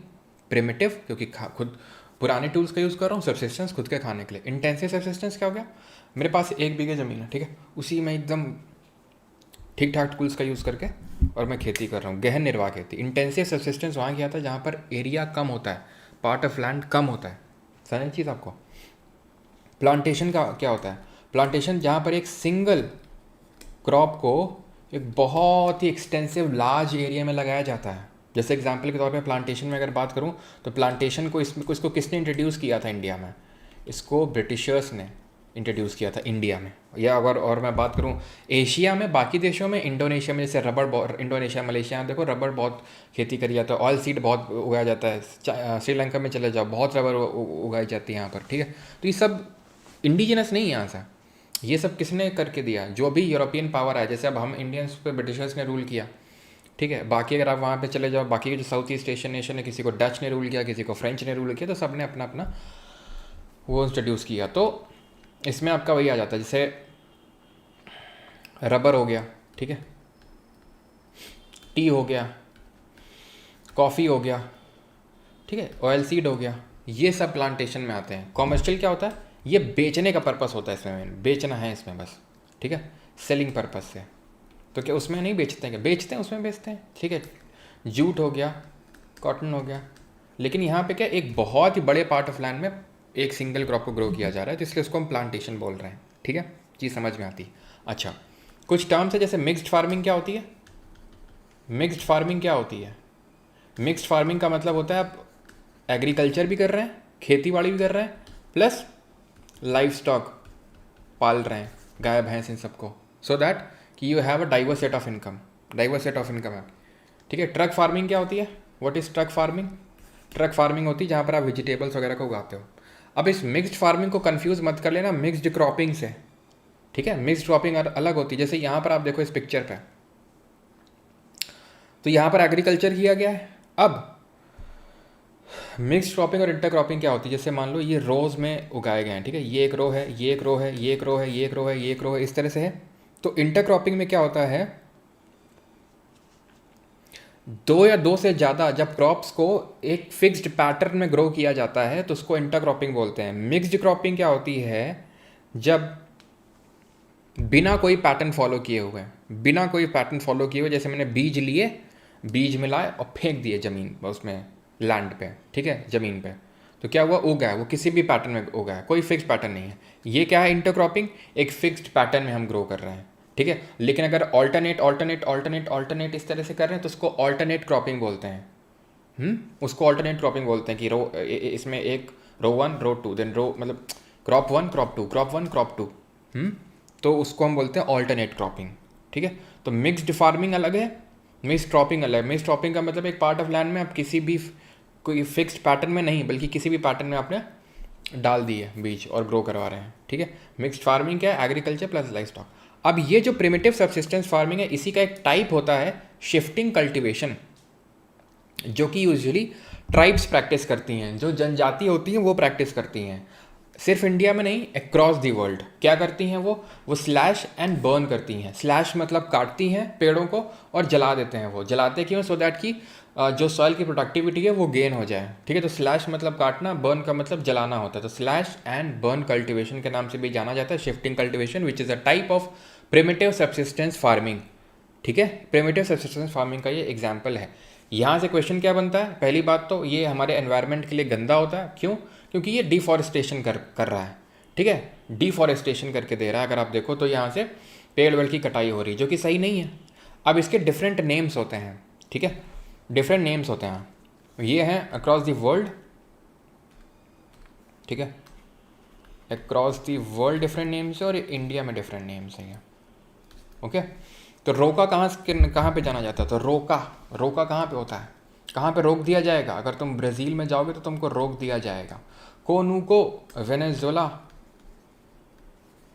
छेना कहाँ के लोग खाते हैं? श्रीलंका के लोग खाते हैं बहुत ज़्यादा, ठीक है। ऐसे याद कर लो कि उनको लगता है कि भाई छेना वाइट होता है तो गोरे हो जाएंगे वो लोग खा के, मतलब इस तरह से थोड़ा सा रिलेट करना है। मिल्पा से मिल्पा, एम से मैक्सिको। लड़ांग, इंडो पाक की लड़ाई होती रहती है। इंडोनेशिया। रे नाम का लड़का रहता है, रे नाम, वियतनाम। झूम जाओगे, अगर तुम नॉर्थ ईस्ट में जाओगे तो तुम झूम जाओगे। कहाँ है नागालैंड, कहाँ है मिजोरम, कहाँ है त्रिपुरा, कहाँ है मणिपुर, कहाँ है मेघालय, कहाँ है सिक्किम, एकदम झूम जाओगे। तो मतलब नॉर्थ ईस्ट में झूम के नाम से जानते हैं। जो अपना अक्षय कुमार है वो वेस्टर्न घाट में एकदम उछल कूद मचाया जा रहा है, ठीक है, वेस्टर्न घाट्स। ब्रिंगा पामा डाबी, टीना डाबी उड़ीसा में है आजकल, ठीक है। दीपा, ये छत्तीसगढ़ में, ठीक है। बस्तर जो डिस्ट्रिक्ट पड़ती है छत्तीसगढ़ की, वहाँ पे, साथ ही साथ अंडमान निकोबार, ठीक है। कुरुवा, रुवा, राजस्थान। ना ना ना ना, राज वलराज करके याद करते हैं, वलराज, राजस्थान ये होगा आपका, ठीक है। वलराज करके याद रखते हैं। कुरुवा, रोता कौन है? जिसका सब टूट जाता है, तो जिसका सब खंड खंड हो जाता है तो वो रोने लगता है, तो झारखंड। पोडू या पेंडा, कुचिपुडी कहाँ का क्लासिकल डांस है? आंध्र प्रदेश का। तो पूडी, पोडू, पेंडा सब कहाँ का है? आंध्र प्रदेश का है। क्लियर है, ठीक है। अब सॉइल का कंजर्वेशन किस तरह से किया जाता है, यानी मिट्टी को मृदा अपरदन से मृदा को कैसे बचाया जाता है? तो मृदा अपरदन से कैसे मृदा को बचाया जाता है? तो ऐसे बचाया जाता है, तो कॉन्टूर प्लॉइंग की जाती है। कॉन्टूर प्लॉइंग का मतलब इस तरह से, ठीक है, मतलब कुछ बैरियर रख दिए जाते हैं। बैरियर, कॉन्टूर बैरियर बोलते हैं उनको। तो बैरियर रख दिए जाते हैं, तो उससे होता क्या है कि पानी एकदम से तेज़ी से जाता है तो टॉप सॉइल को निकाल के ले जाता है, तो हम कॉन्टूर बैरियर को रख देते हैं। या फिर उसी तरह की प्लॉइंग करते हैं, कॉन्टूर प्लॉइंग, तो वो रिवर का या फिर सॉरी रेन वाटर का जो पानी है उसका जो स्पीड है वो काफ़ी कम हो जाता है। टेरेस फार्मिंग क्या होता है? टेरेस फार्मिंग, तो टेरेस इस तरह से, मतलब टेरेस बनाए जाते हैं। टेरेस मतलब ऐसे सीढ़ियाँ सी बनाई जाती हैं। अच्छा तुम बताओ जल्दी से, लैंड फॉर्म में मैंने कहाँ टेरेस बताया था? कहाँ मैंने टेरेस बताया था? पेयर्ड और अनपेयर्ड टेरेसेस। टेरेसेस कहाँ पर मैंने बताया था? इरोजन लैंड फॉर्म में। बताओ जल्दी से। तो टेरेस फार्मिंग क्या होता है कि पानी का हमें वेग को कम करना है, और ये जो टेरेस सीढ़ियाँ क्रिएट करी इसी में क्या करते थे? कल्टीवेशन हिली एरियाज़ में प्रैक्टिस किया जाता है। स्ट्रिप फार्मिंग होती है। अच्छा शेल्टर बेल्ट क्या होता है? शेल्टर बेल्ट देख लो, खूब पेड़ लगा दिए जहाँ पर बहुत हवा चलती है, बहुत ज़ोर की हवा चलती है, जहाँ पर खुला मैदान होता है, तो वहाँ पर करते हैं हवा की वजह से रोकने के लिए मृदा अपरदन को। यहाँ पर बड़े बड़े पेड़ लगा देते हैं सो दैट कि उसकी वेलोसिटी थोड़ी सी कम हो जाए, डिक्रीज़ हो जाए। स्ट्रिप फार्मिंग होती है। स्ट्रिप फार्मिंग आप देख सकते हैं। अच्छा ड्रिप इरिगेशन क्या होता है? What is drip irrigation? तो ड्रिप, टिप टिप बरसा पानी, और पानी ने फसल लगाई। तो ड्रिप इरिगेशन, जैसे पाइप डाल देते हैं, पानी में छेद कर दे, पाइप में छेद करते हैं, ड्रिप होता रहता है धीरे धीरे। स्प्रिंकलर इरिगेशन क्या होता है? स्प्रिंकलर क्या होते हैं? स्प्रिंकलर ऐसे ऐसे लगे रहते हैं, स्प्रिंकलर फर फर फवारे मारते रहते हैं घूम घूम के, तो वो होते हैं स्प्रिंकलर इरिगेशन। इससे वाटर कंजर्वेशन होता है, सॉइल का लेना देना नहीं होता है उससे मेनली, ठीक है। तो वो मैंने आपको बताया था रिवर में, ठीक है, इरोजनल। क्रॉपिंग सीजन्स देख लेते हैं, जो हमें राबी खरीफ ज़्यादा होता है, अभी ख़त्म करते हैं, ठीक है। चलो भाई, रिवर यूथफुल स्टेज नहीं, तो रिवर में देखने को मिलते हैं। यूथफुल स्टेज नहीं बताया था मैंने, वहाँ पे इरोजनल होता है, ज़रूरी नहीं कि यूथफुल स्टेज में देखने को मिले वो रिवर टेरेसेस, ठीक है। अब जैसे तुम अपने आसपास की नदी को देखना, ठीक है, वो नदी जब बाढ़ में आती है, ठीक है, जब बाढ़ में आती नदी, अब ऐसे बाढ़ में चल रही होगी जो तुम्हारे आसपास की नदी होगी, तो फिर जब बाढ़ से हटेगी तो देखना इस तरह से ऐसे ऐसे कुछ सीढ़ियाँ टाइप बन जाती हैं, ऐसे ऐसे ऐसे हो जाता है। रिवर यहाँ चल रही है, ऐसे ऐसे बन जाता है, जैसे बड़ी नदी वगैरह में देखो, चंबल वगैरह, यमुना वगैरह में, तो इस तरह से बन जाता है वो, ठीक है। क्यों बन जाता है? क्योंकि जब आई होगी, बाढ़ आई होगी, तो उसने ये सब इरोजन किया होगा, और जब पानी हट कम हो गया तो वो चली गई, और ये ऐसे कैसा खुला दिख रहा है। तो ये कोई ऐसा नहीं यूथफुल स्टेज तो जब निकलती रिवर उसकी बात हो रही है। अब जो कोई यूपी बिहार में रह रहा है उसको कोई रिवर के फीचर देखने को मिल रहे हैं, तो वो कोई यूथफुल स्टेज नहीं है। यूथफुल स्टेज तो बस तुमको उत्तराखंड तक देखने को मिलेंगे, यहाँ यूपी बिहार तक थोड़ी ना तुमको यूथफुल स्टेज ही रहेगा रिवर का, यहाँ मेच्योर होती है। और वो अगर मैं गंगा वगैरह की बात करूँ और बंगाल में चले जाओगे तो अपना ओल्ड स्टेज में आ जाएगी वो। क्रॉपिंग सीजन्स पे आते हैं अभी, ठीक है। क्रॉपिंग सीजन्स में 3 हमें पढ़ने हैं, कौन कौन से, एक सेकेंड। राबी, खरीफ एंड जायद, ठीक है। सोइंग का टाइम क्या होता है, बुआई का टाइम, और हार्वेस्टिंग का टाइम क्या होता है। तो सोइंग का टाइम क्या होता है राबी का, सर्दियों में बोई जाती है, सर्दियों की होती है। और कौन सी रेनफॉल राबी की फसल के लिए बहुत अच्छी मानी जा रही थी, रिकॉल करो, कौन सी थी जो बहुत अच्छी हम कंसिडर कर रहे थे कि बहुत अच्छी है रेनफॉल। तो राबी की अगर बात करेंगे तो एक सेकंड रुको यार, चलो ठीक है ठीक है। तो राबी की अगर बात करेंगे तो अक्टूबर के टाइम पे इसकी बुआई होगी और कटाई हो जाएगी अप्रैल के टाइम पे, ठीक है, अप्रैल मई के टाइम पे, अप्रैल के टाइम पे यूजली। देन खरीफ, ये मानसून क्रॉप के नाम से जानी जाती है। ये मानसून क्रॉप के नाम से जानी जाती है। इसकी बुआई होती है मानसून के टाइम पे, जुलाई अगस्त के टाइम पे, एंड कटाई हो जाएगी वही अक्टूबर के टाइम पे, ठीक है। देन जायद की अगर बात करेंगे, शॉर्ट क्रॉपिंग सीजन होता है, अप्रैल में इसकी कटाई हो गई, जुलाई में इसकी बुआई होगी, तो मई और जून का जो महीना होता है, ठीक है, उसमें इसका शॉर्ट क्रॉपिंग सीजन होता है। सच पर्टिकुलरली सोइंग हार्वेस्टिंग नहीं होता, लेकिन मई जून में होता है इसका, ठीक है। राबी के अगर एग्जाम्पल्स की बात करेंगे तो, और कौन सी था इसमें बताओ, कौन सी वो थी, विंटर रेनफॉल थी, ठीक है। विंटर रेनफॉल जिसको मावट के नाम से जान रहे थे, कहाँ पर, राजस्थान में, तो वो काफ़ी यूज़फुल थी इसके लिए। तो राबी में अगर बात करेंगे तो लिनसीड, रेपसीड, पी,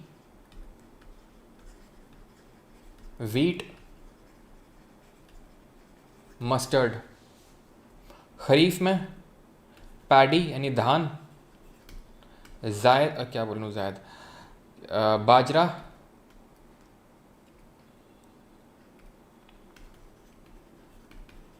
ज्वार, जो भी मिलेट्स हैं सभी इसी में आएंगे, सोयाबीन, वो क्या होता है ये, कॉटन, ग्राउंडनट यानी मूंगफली। जायद में जो चारा लगा ना, पिक्चर में दिख रहा है, पिक्चर में क्या चारा ही तो है ये, ठीक है। तो फॉडर क्रॉप्स जायद में, एंड ककम्बर, ठीक है। ककम्बर, खीरा, ककड़ी, मूली क्या, वही टमाटर वमाटर सब इसी में आ जाएगा आपका, ठीक है। फॉडर क्रॉप बस ध्यान रखना, ओके। तो रबी खरीफ जायद ये है, क्रॉपिंग सीजन में देख लिया। फॉरेस्ट हम उसमें करेंगे अभी। और एक चीज़ हमने बीच में थोड़ा सा छोटा सा छोड़ा था रिवर सिस्टम में, अगर आपको याद हो, शायद ये था नेशनल वाटरवेज। तो नेशनल वाटरवेज में अगर बात करेंगे थोड़ा सा, तो ट्रांसपोर्ट वाले में आ जाता है आपका। तो नेशनल जो वाटरवे 1 है, NW1, it is the longest, ये सबसे लंबा है, ठीक है। क्या सब इसमें रेवोल्यूशन वगैरह उसी में करेंगे हम, ठीक है, एनवायरमेंट इकोलॉजी में, क्योंकि फिर ज़्यादा हो जाएगा वो।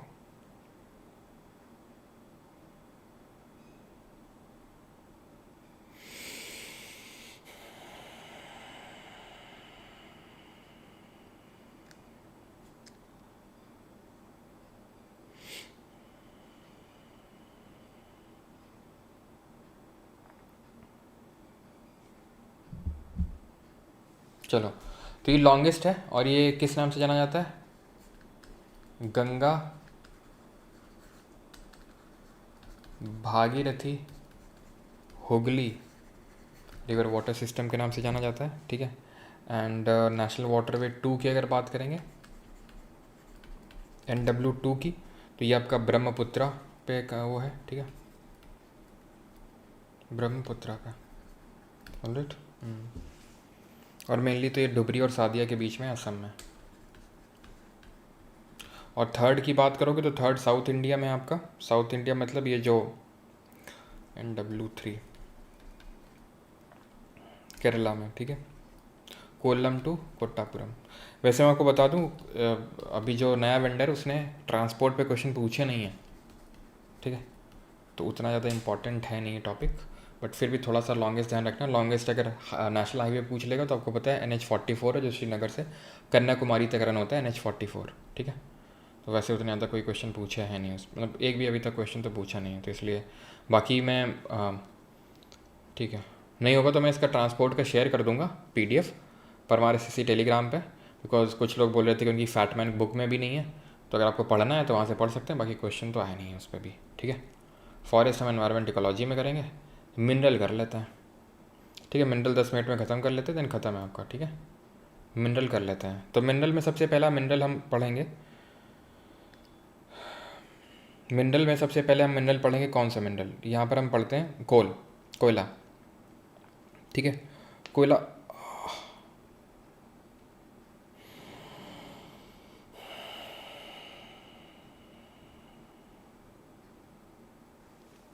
कोयला की अगर बात करेंगे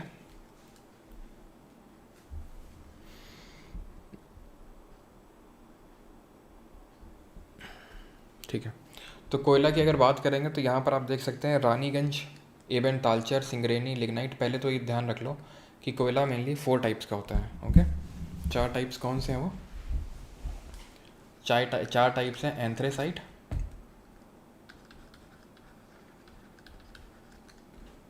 ठीक है, बाइटुमिनस, लिग्नाइट एंड पीट। सबसे हाई ग्रेड कोल होता है, मतलब सबसे ज़्यादा कोल उतना अच्छा होता है जिसमें कार्बन कंटेंट जितना ज़्यादा होगा और जितना कम मॉइस्चर होगा उतना ही अच्छा कोल होगा। जैसे एंथ्रेसाइट की अगर बात करूँ तो सबसे ज़्यादा इसमें कार्बन कंटेंट होता है, इसलिए सबसे अच्छा कोयला माना जाता है आपका एंथ्रेसाइट, ठीक है। देन बाइटुमिनस, देन लिग्नाइट, देन पीट।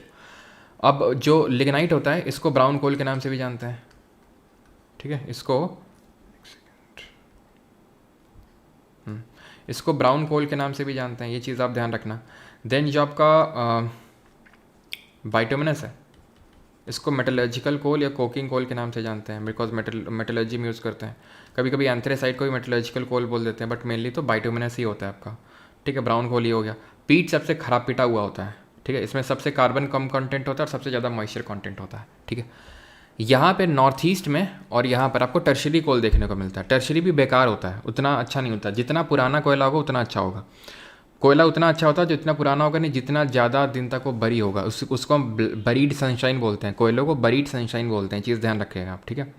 रिजर्व के मामले में अगर बात करेंगे तो रिजर्व के मामले में उड़ीसा टॉप पे आता है, देन झारखंड आता है, देन छत्तीसगढ़ आता है, ठीक है। एंड अगर बात करेंगे प्रोडक्शन के मामले में, प्रोडक्शन में आपका छत्तीसगढ़ टॉप पे आता है, देन उड़ीसा सेकंड नंबर पे आता है, ये ध्यान रखना है। बाकी झरिया बोकारो कहाँ है आपको पता है, झारखंड में। ये सिंगरौली नहीं, सिंगरेनी आपका तेलंगाना पड़ता है, सिंगरौली MP में, ठीक है। सिंगरौली MP में, सिंगरेनी कहाँ है, तेलंगाना में। एवन तालचर कहाँ है, उड़ीसा में। लिग्नाइट कोल के लिए जाना जाता है तमिलनाडु में नेवेली जगह पड़ती है, नेवेली। बहुत सारे थर्मल पावर प्लांट है जिनको यहीं से कोल सप्लाई होता है, ये चीज़ ध्यान रखिएगा, ठीक है। तो कोल वाला याद हो गया आपको कि जो मेनली आपकी जो दामोदर वैली है, दामोदर वैली में झरिया बोकारो ये सब यहाँ पर बहुत ज़्यादा कोयला पाया जाता है। देन आते हैं आयरन ओर माइंस पे। क्या ये आयरन ओर माइंस हैं ये। अब आयरन ओर क्या होती है, तो ओर क्या होती है, और वो होता है जहाँ पर मेटल होता है प्लस उसमें इम्प्योरिटी होती है। मेटल होता है, इम्प्योरिटी होता है, इम्प्योरिटी को गैंग बोलते हैं। अब यहाँ पर ओर जो होती है आयरन की, वो 2 हमें देखने को मिलती हैं। एक तो होती है मैग्नेटाइट और एक होती है हेमेटाइट। मैग्नेटाइट जो होती है उसमें ज़्यादा आयरन कंटेंट होता है as compare to haematite, okay. Reserve के मामले में अगर बात करेंगे, रिजर्व का मतलब है भंडार सबसे ज़्यादा कहाँ पे है, तो उड़ीसा में यही है। और अगर प्रोडक्शन के मामले में बात करेंगे तो वो भी यहाँ पर उड़ीसा ही टॉप पे आता है, ठीक है। चीज़ ध्यान रखिएगा। 4 मेजर आयरन ओर बेल्ट ध्यान रखिएगा। ये 4 मेजर आयरन ओर बेल्ट है, Orissa Jharkhand belt, Durg Bastar Chandrapur belt, Maharashtra Goa belt, Bellary Chitradurga Chikmagalur belt. ये है आपका कर्नाटक वाला, ये महाराष्ट्र वाला, और ये आपका छत्तीसगढ़ वाला, और ये उड़ीसा झारखंड वाला, ठीक है। तो 4 मेजर आयरन ओर बेल्ट आपको ध्यान रखना है। रिजर्व पे कौन टॉप पे, प्रोडक्शन में कौन सा टॉप पे, बस इतना आपको ध्यान में रखना है, ठीक। ये क्या है, बॉक्साइट है। बॉक्साइट किसकी ओर होती है, किस मेटल की ओर होती है, तो ये किसकी ओर होती है, जल्दी से बताइए। ए से नाम शुरू होता है। टॉप मोस्ट प्रोड्यूसर कौन है, उस स्टेट का नाम ओ से शुरू होता है, बताओ। और क्या बताओगे, और ठीक है पहले तो ये बताओ, तो ये एल्यूमिनियम की ओर है। उड़ीसा इसके प्रोडक्शन में सबसे टॉप पे बैठता है। ऑस्ट्रेलिया ओवरऑल वैसे पूरे वर्ल्ड में, उड़ीसा इंडिया में। और यहाँ पर एक आपको ध्यान रखना है, दैट इज़ एक तो ये रेणुकूट है, ठीक है, रेणुकूट तो है ही यहाँ पे, लेकिन इसके अलावा पंचपटमाली ध्यान रखना उड़ीसा में। कौन से? पंचपटमाली, पंचपटमाली ये डिपॉजिट्स हैं इन कोरापुट। कोरापुट कहाँ पड़ता है? कोरापुट आपका पड़ता है उड़ीसा में ही, तो बस इतना ध्यान रखना है। बॉक्साइट एल्यूमिनियम की ओर है, ठीक है, और ये मेनली आपको कहाँ पे देखने को मिलेगा, मतलब उड़ीसा में है सबसे टॉप मोस्ट प्रोड्यूसर। पंचपटमाली डिपॉजिट पड़ते हैं ये आपके कोरापुट में, उड़ीसा में। और साथ ही साथ ध्यान रखना ये जो आपका ये छत्तीसगढ़ में बिलासपुर कटनी रीजन है, छत्तीसगढ़ में पड़ता है बिलासपुर, बिलासपुर कटनी रीजन जो है, यहाँ पर भी एल्यूमिनियम के लिए काफ़ी फेमस है ये। और जो मैकाल हिल पढ़े थे अभी सतपुरा में, महादेव मैकाल हिल, तो मैकाल जो पड़ता है यहाँ पे, ठीक है, मैकाल, वो भी काफ़ी इम्पोर्टेंट है मैकाल, ठीक है। चलो भाई, ये क्या है? मीका है। अब मीका क्या होता है? मीका एक नॉन मेटल है, मीका एक नॉन मेटल है। जैसे आयरन मेटल था, ठीक है, और एल्यूमिनियम मेटल था, मीका एक नॉन मेटल है। अब नॉन मेटल है तो इसको कहाँ पे यूज़ करते हैं? एज आ इलेक्ट्रिक और इलेक्ट्रॉनिक इंडस्ट्री में यूज़ करते हैं, एज आ इंसुलेटर के तौर पे इसको यूज़ किया जाता है इलेक्ट्रिक और इलेक्ट्रॉनिक इंडस्ट्री में, ठीक है। और अगर बात करेंगे तो जो आपका यहाँ पर आप देख सकते हो आंध्र प्रदेश है सबसे leading producer, largest producer Andhra Pradesh, then Rajasthan, Bihar, Jharkhand, ठीक है। तो ये ध्यान रखना, ये ऑर्डर ध्यान रखना। मीका एक नॉन मेटल है। ये मेजर इंडस्ट्रियल रीजन्स हैं इंडिया में, ध्यान रखना। Gurugram, Delhi, Meerut, Hooghly belt, Chota Nagpur region, Visakhapatnam, Guntur belt, Bangalore, Tamil Nadu belt, Kollam, Thiruvananthapuram belt, Mumbai, Pune belt और अहमदाबाद, वडोदरा बेल्ट, ये मेजर इंडस्ट्रियल रीजन है।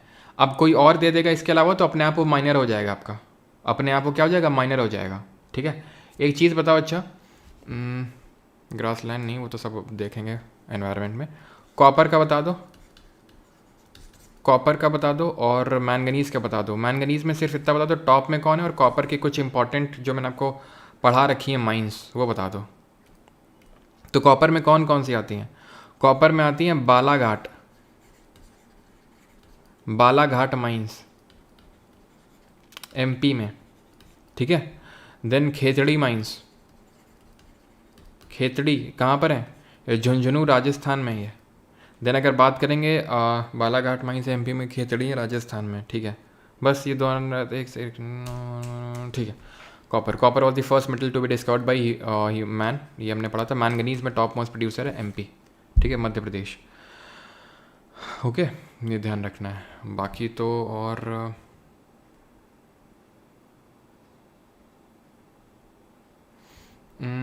एक सेकंड रुको, एक सेकंड, कुछ तो है, हाँ गोल्ड वाला छूट रहा है ना, गोल्ड वाला छूट रहा है, गोल्ड गोल्ड में ज़रा बताओ सबसे रिजर्व, सबसे टॉप मोस्ट कहाँ पर है, और इसकी माइंस बताओ।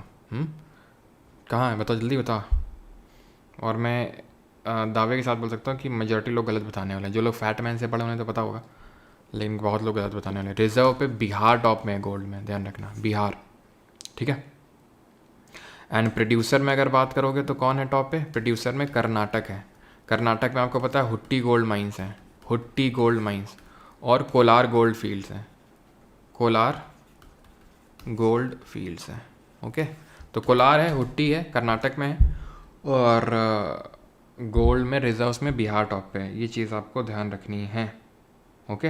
एंड डायमंड कहाँ प्रोड्यूस होता है इंडिया में? डायमंड में एक ही जगह है भारत में जहाँ मिलता है, रिजर्व्स मिलते हैं, दैट इज़ मध्य प्रदेश। मध्य प्रदेश का जो पन्ना है कलिंजर के पास में ही पड़ता है बेटा, हाँ बताए दे रहे हैं तुम्हें, तो वहीं पे जो पन्ना पड़ता है। और तो कुछ नहीं है। बाकी एक चीज़ है, एंड दैट इज़ डिफरेंट जो फॉर्म्स ऑफ एनर्जी हैं उनको थोड़ा सा ध्यान में रखना, जैसे कि रेन्यूएबल, नॉन रेन्यूएबल, और कन्वेंशनल और non conventional forms of energy. करवा दें क्या? बताओ करवा दें क्या? साइक्लोन बाकी था ना, हाँ साइक्लोन कर लेते हैं पहले, ठीक है। और बताओ ये एनर्जी वाला करवा दें, बताओ। बस करो सर, हो गई हमारी आज की 9 to 5 हो गई क्या 9 to 5 जॉब आज तुम्हारी? अच्छा, साइक्लोन पहले पढ़ लो फिर चले जाना। क्लाउड, हाँ यही वाली तो पिक्चर थी। हाँ, अपनी, खैर छोड़ो, कुछ बोलूँगा तो विवाद हो जाएगा। साइक्लोन पे आता हूँ, ट्रॉपिकल और टेम्परेट, ठीक है। ट्रॉपिकल और टेम्परेट, बस छोटा सा टॉपिक है, अभी उड़ाते हैं इसको, ठीक है। घबराना नहीं है आपने, ओवर टाइम कर लेंगे। ये सर कैरी ऑन, अच्छा हाँ कर दीजिए। अच्छा अच्छा, हिस्ट्री का भी एक मैराथन का सेशन लेके आओ ना गुरुजी, आओ ना। वो बात आप लोग कमेंट पे बता देना सभी लोग कि हिस्ट्री का एक करना है या हिस्ट्री के मल्टीपल, मतलब एंशिएंट मेडिवल मॉडर्न करना है, बता देना, ठीक है। अगर एंशिएंट मेडिवल मॉडर्न करना है तो कल से ही करेंगे, कल परसों नरसों, ठीक है। एंशिएंट मेडिवल मॉडर्न एक करना है तो कल का ब्रेक देके परसों करेंगे फिर, ठीक है। हाँ तो चलो, ट्रॉपिकल, ठीक है। ट्रॉपिकल क्या होता है, ये सिर्फ ओनली पानी में आ सकता है, सिर्फ समुद्र में। टेम्परेट सी एंड लैंड दोनों में आ सकता है ये, ठीक है। एंड ट्रॉपिकल ज़्यादा डिस्ट्रक्टिव होता है, ठीक है, डिस्ट्रक्टिव होता है। ये ज़्यादा फ्रीक्वेंट होता है, बार बार आता है। ट्रॉपिकल जो होता है ये आता है लार्ज सी सरफेस जब टेम्परेचर, इसके कंडीशंस क्या होते हैं, लार्ज सी सरफेस टेम्परेचर होना चाहिए, प्लस अपर एयर डाइवर्जेंस नहीं होना चाहिए, नहीं होना चाहिए, ठीक है। अपर एयर मतलब सर क्या बोल रहा हूँ मैं, एक सेकेंड। अपर एयर में जो विंड का जो डिफ्लेक्शन है वो नहीं होना चाहिए, ठीक है। और एक चीज़, हाँ, जैसे लार्ज सी सरफेस टेम्परेचर लिखा हुआ है तो कितना टेम्परेचर नीड होता है, तो लगभग ध्यान रखना कि 27 डिग्री से 27, ठीक है, 27 डिग्री सेल्सियस से ऊपर होना चाहिए, ठीक है। अपर एयर डाइवर्जेंस होना चाहिए, pre existing weak low pressure area होना चाहिए, pre existing weak low pressure area होना चाहिए। ध्यान रखना कि जो साइक्लोन होता है वो हमेशा एक लो प्रेशर के अराउंड बिल्ड होता है, लो प्रेशर के अराउंड। जो एंटी साइक्लोन होता है, एंटी साइक्लोन, वो हमेशा एक हाई प्रेशर के अराउंड बिल्ड होता है, उच्च दाब। और जब एंटी साइक्लोन आता है it is characterised with clean weather, clean and fair weather, एकदम क्लीन वेदर होगा। साइक्लोन में आएगा तो बवंडर आएगा एकदम, ठीक है। साइक्लोन जो, और इसके लिए एक और चीज़ रिक्वायर्ड होती है, दैट इज कॉरियोलिस फोर्स, ठीक है। ये कैसे आते हैं टेम्परेट वाले, ये आते हैं फ्रंटोजेनेसिस से। फ्रंटोजेनेसिस क्या होता है, फ्रंट का फॉर्मेशन। फ्रंट क्या होता है, जब गर्म हवा ठंडी हवा से मिलती है तो फ्रंट का फॉर्मेशन होता है। Warm air mass, cold air mass मिलता है तो फ्रंट का फॉर्मेशन होता है, उसको फ्रंटोजेनेसिस बोलते हैं। अलग अलग तरह के फ्रंट बनते हैं। जब गर्म हवा आती है और कोल्ड नहीं उठेगी भैया, कोल्ड ना उठती है, गर्म हवा उठती है। तो कोल्ड बैठी हुई है, गर्म हवा से गर्म हवा आई और टकरा गई ठंडी से, उठ गई वार्म फ्रंट। कोल्ड आई, गर्म को उठा मारा, ठीक है। तो क्या उसको क्या बोलते हैं, कोल्ड एयर फ्रंट। और इसी तरह का ऑक्लूडेड फ्रंट होता है। ऑक्लूडेड में धीरे धीरे जैसे ये कोल्ड एयर आई, ठीक है, और धीरे धीरे धीरे धीरे धीरे वार्म एयर को राइज करवाती है, ठीक है। तो इस तरह से यहाँ पर ऑक्लूडेड फ्रंट, चलो छोड़ दो। लेकिन ये चीज़ ध्यान रखना कि जो ट्रॉपिकल में, जब ट्रॉपिकल साइक्लोन आता है तो आपके क्यूमुलोनिम्बस क्लाउड बनते हैं।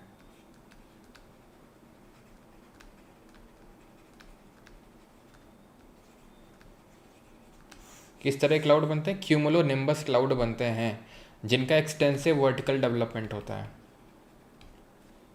एक्सटेंसिव वर्टिकल डेवलपमेंट होता है। तो कॉरियोलिस फोर्स की वजह से ये घूमते हैं जैसे साइक्लोन घूमता है। अब ये पूछता है कि जो साइक्लोन होता है वो नदर्न हेमिस्फीयर में कैसे घूमता है, सदर्न हेमिस्फीयर में कैसे घूमता है। तो नदर्न हेमिस्फीयर में ध्यान रखना, जो साइक्लोन होता है, बी ट्रॉपिकल और temperate, any cyclone, anti clockwise. तो सदर्न में कैसे घूमेगा, क्लॉकवाइज। तो एंटी साइक्लोन है, साइक्लोन का एंटी है, तो साइक्लोन का एंटी है तो नदर्न में कैसे घूमेगा, क्लॉकवाइज। और सदर्न में कैसे घूमेगा, सिंपल, उसका उल्टा। भैया साइक्लोन का नदर्न याद कर लो, ख़त्म बात। साइक्लोन का नदर्न याद कर लो, ख़त्म बात, ठीक है। बाकी तो सब उल्टा उल्टा करते चले जाना है उसका सबका। इसके अलग अलग नाम होते हैं, ट्रॉपिकल साइक्लोन के अलग अलग जगहों में अलग अलग नामों से जाना जाता है। जैसे कि ऑस्ट्रेलिया में किस नाम से जाना जाता है, अटलांटिक ओशन वाला जो रीजन है वहाँ पर किस नाम से जाना जाता है, साउथ चाइना सी में किस नाम से जाना जाता है, साउथ चाइना सी। तो तो ऑस्ट्रेलिया में विली विली बोलते हैं इसको, विली विली। अटलांटिक में इसको हरिकेन के नाम से जानते हैं। सुनामी से कंफ्यूज मत कर देना, सुनामी जब भूकंप आता है समुद्र तल के अंदर वो होता है सुनामी। साउथ चाइना सी में इसको टाइफून बोलते हैं, टाइफून, ठीक है। और ये टाइप ऑफ क्लाउड हम पहले ही देख चुके हैं। इंपॉर्टेंट लेक्स भी यार देख ही लेते हैं, देख लें क्या बताओ। ये एनवायरनमेंट में देखोगे, लैंड फॉर्म तो हम देख ही चुके हैं। अगर वो पढ़ना है आपको क्या बोलते हैं एनर्जी वाला तो बता दो, नहीं तो फिर ख़त्म ही है। बता, लेक्स पढ़ने क्या कि एनवायरनमेंट इकोलॉजी में ही करवाएं। एनवायरनमेंट इकोलॉजी में देखो फॉरेस्ट वाला होगा, ग्रासलैंड होगा वहीं पे ही, ठीक है। और वहीं वो हम लेक्स भी कर लेंगे, ठीक है। Important lakes, clear, thank you. करना है बताओ। 8 घंटे का तो क्लास नहीं हुआ है, साढ़े उसका हुआ है अभी, झूठ मत बोलो, 7.5 घंटे का। अगर 20 मिनट और कंटिन्यू कर सको तो ज़रूर हो जाएगा। 20-25 मिनट। यस पढ़ा, दिखा दो सर। अब क्या दिखा दें, लपेट दो सर, दूसरी क्लास है। अच्छा, नॉट आर क्लास,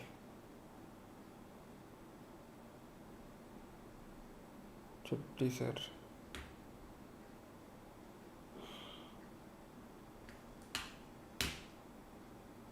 तो रहने दें क्या?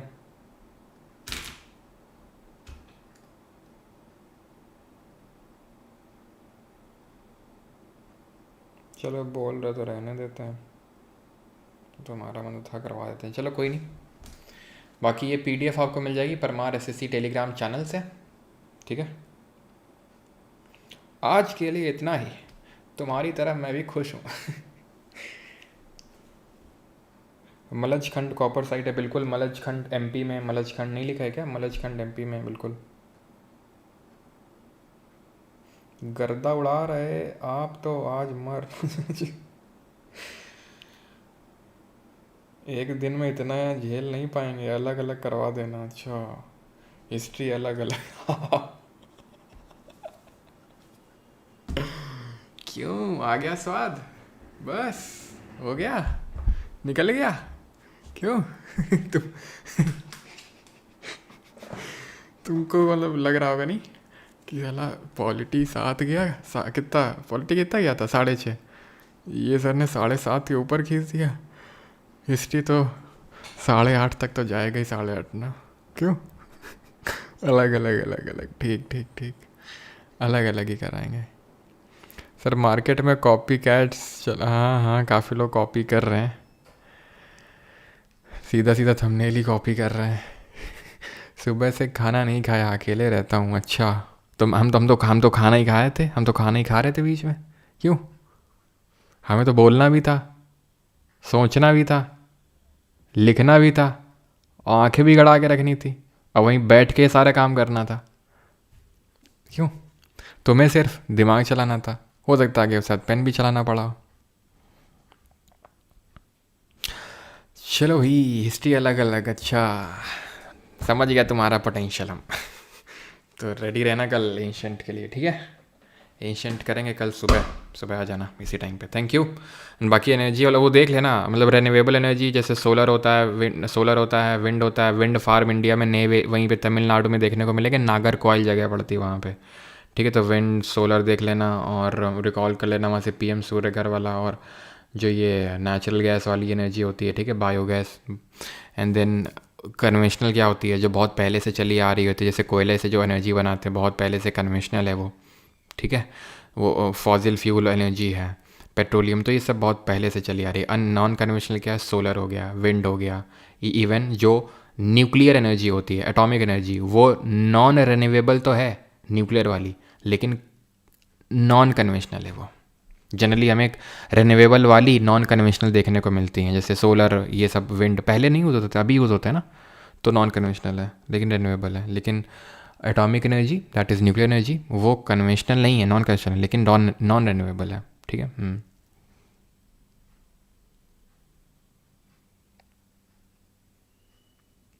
नेक लेफ्ट दी बॉडी। चलो भाई, हमारी तो भूख मर गई। भूख भी नहीं लग रही अभी तो। चलो भाई, परमार एससी टेलीग्राम को ज्वाइन कर लेना। बाकी आज का मॉक तो तुम लोगों ने आई थिंक दिया नहीं होगा, कि दिया था? मॉक तो दिया नहीं होगा ना तुम लोगों ने आज का? कोई नहीं, दे लेना आराम से, कल करते हैं। कल परसों ऐसा 3 दिन में हिस्ट्री ख़त्म करते हैं। फैटमैन जिंदाबाद, परमा संजय, अरे धन्यवाद।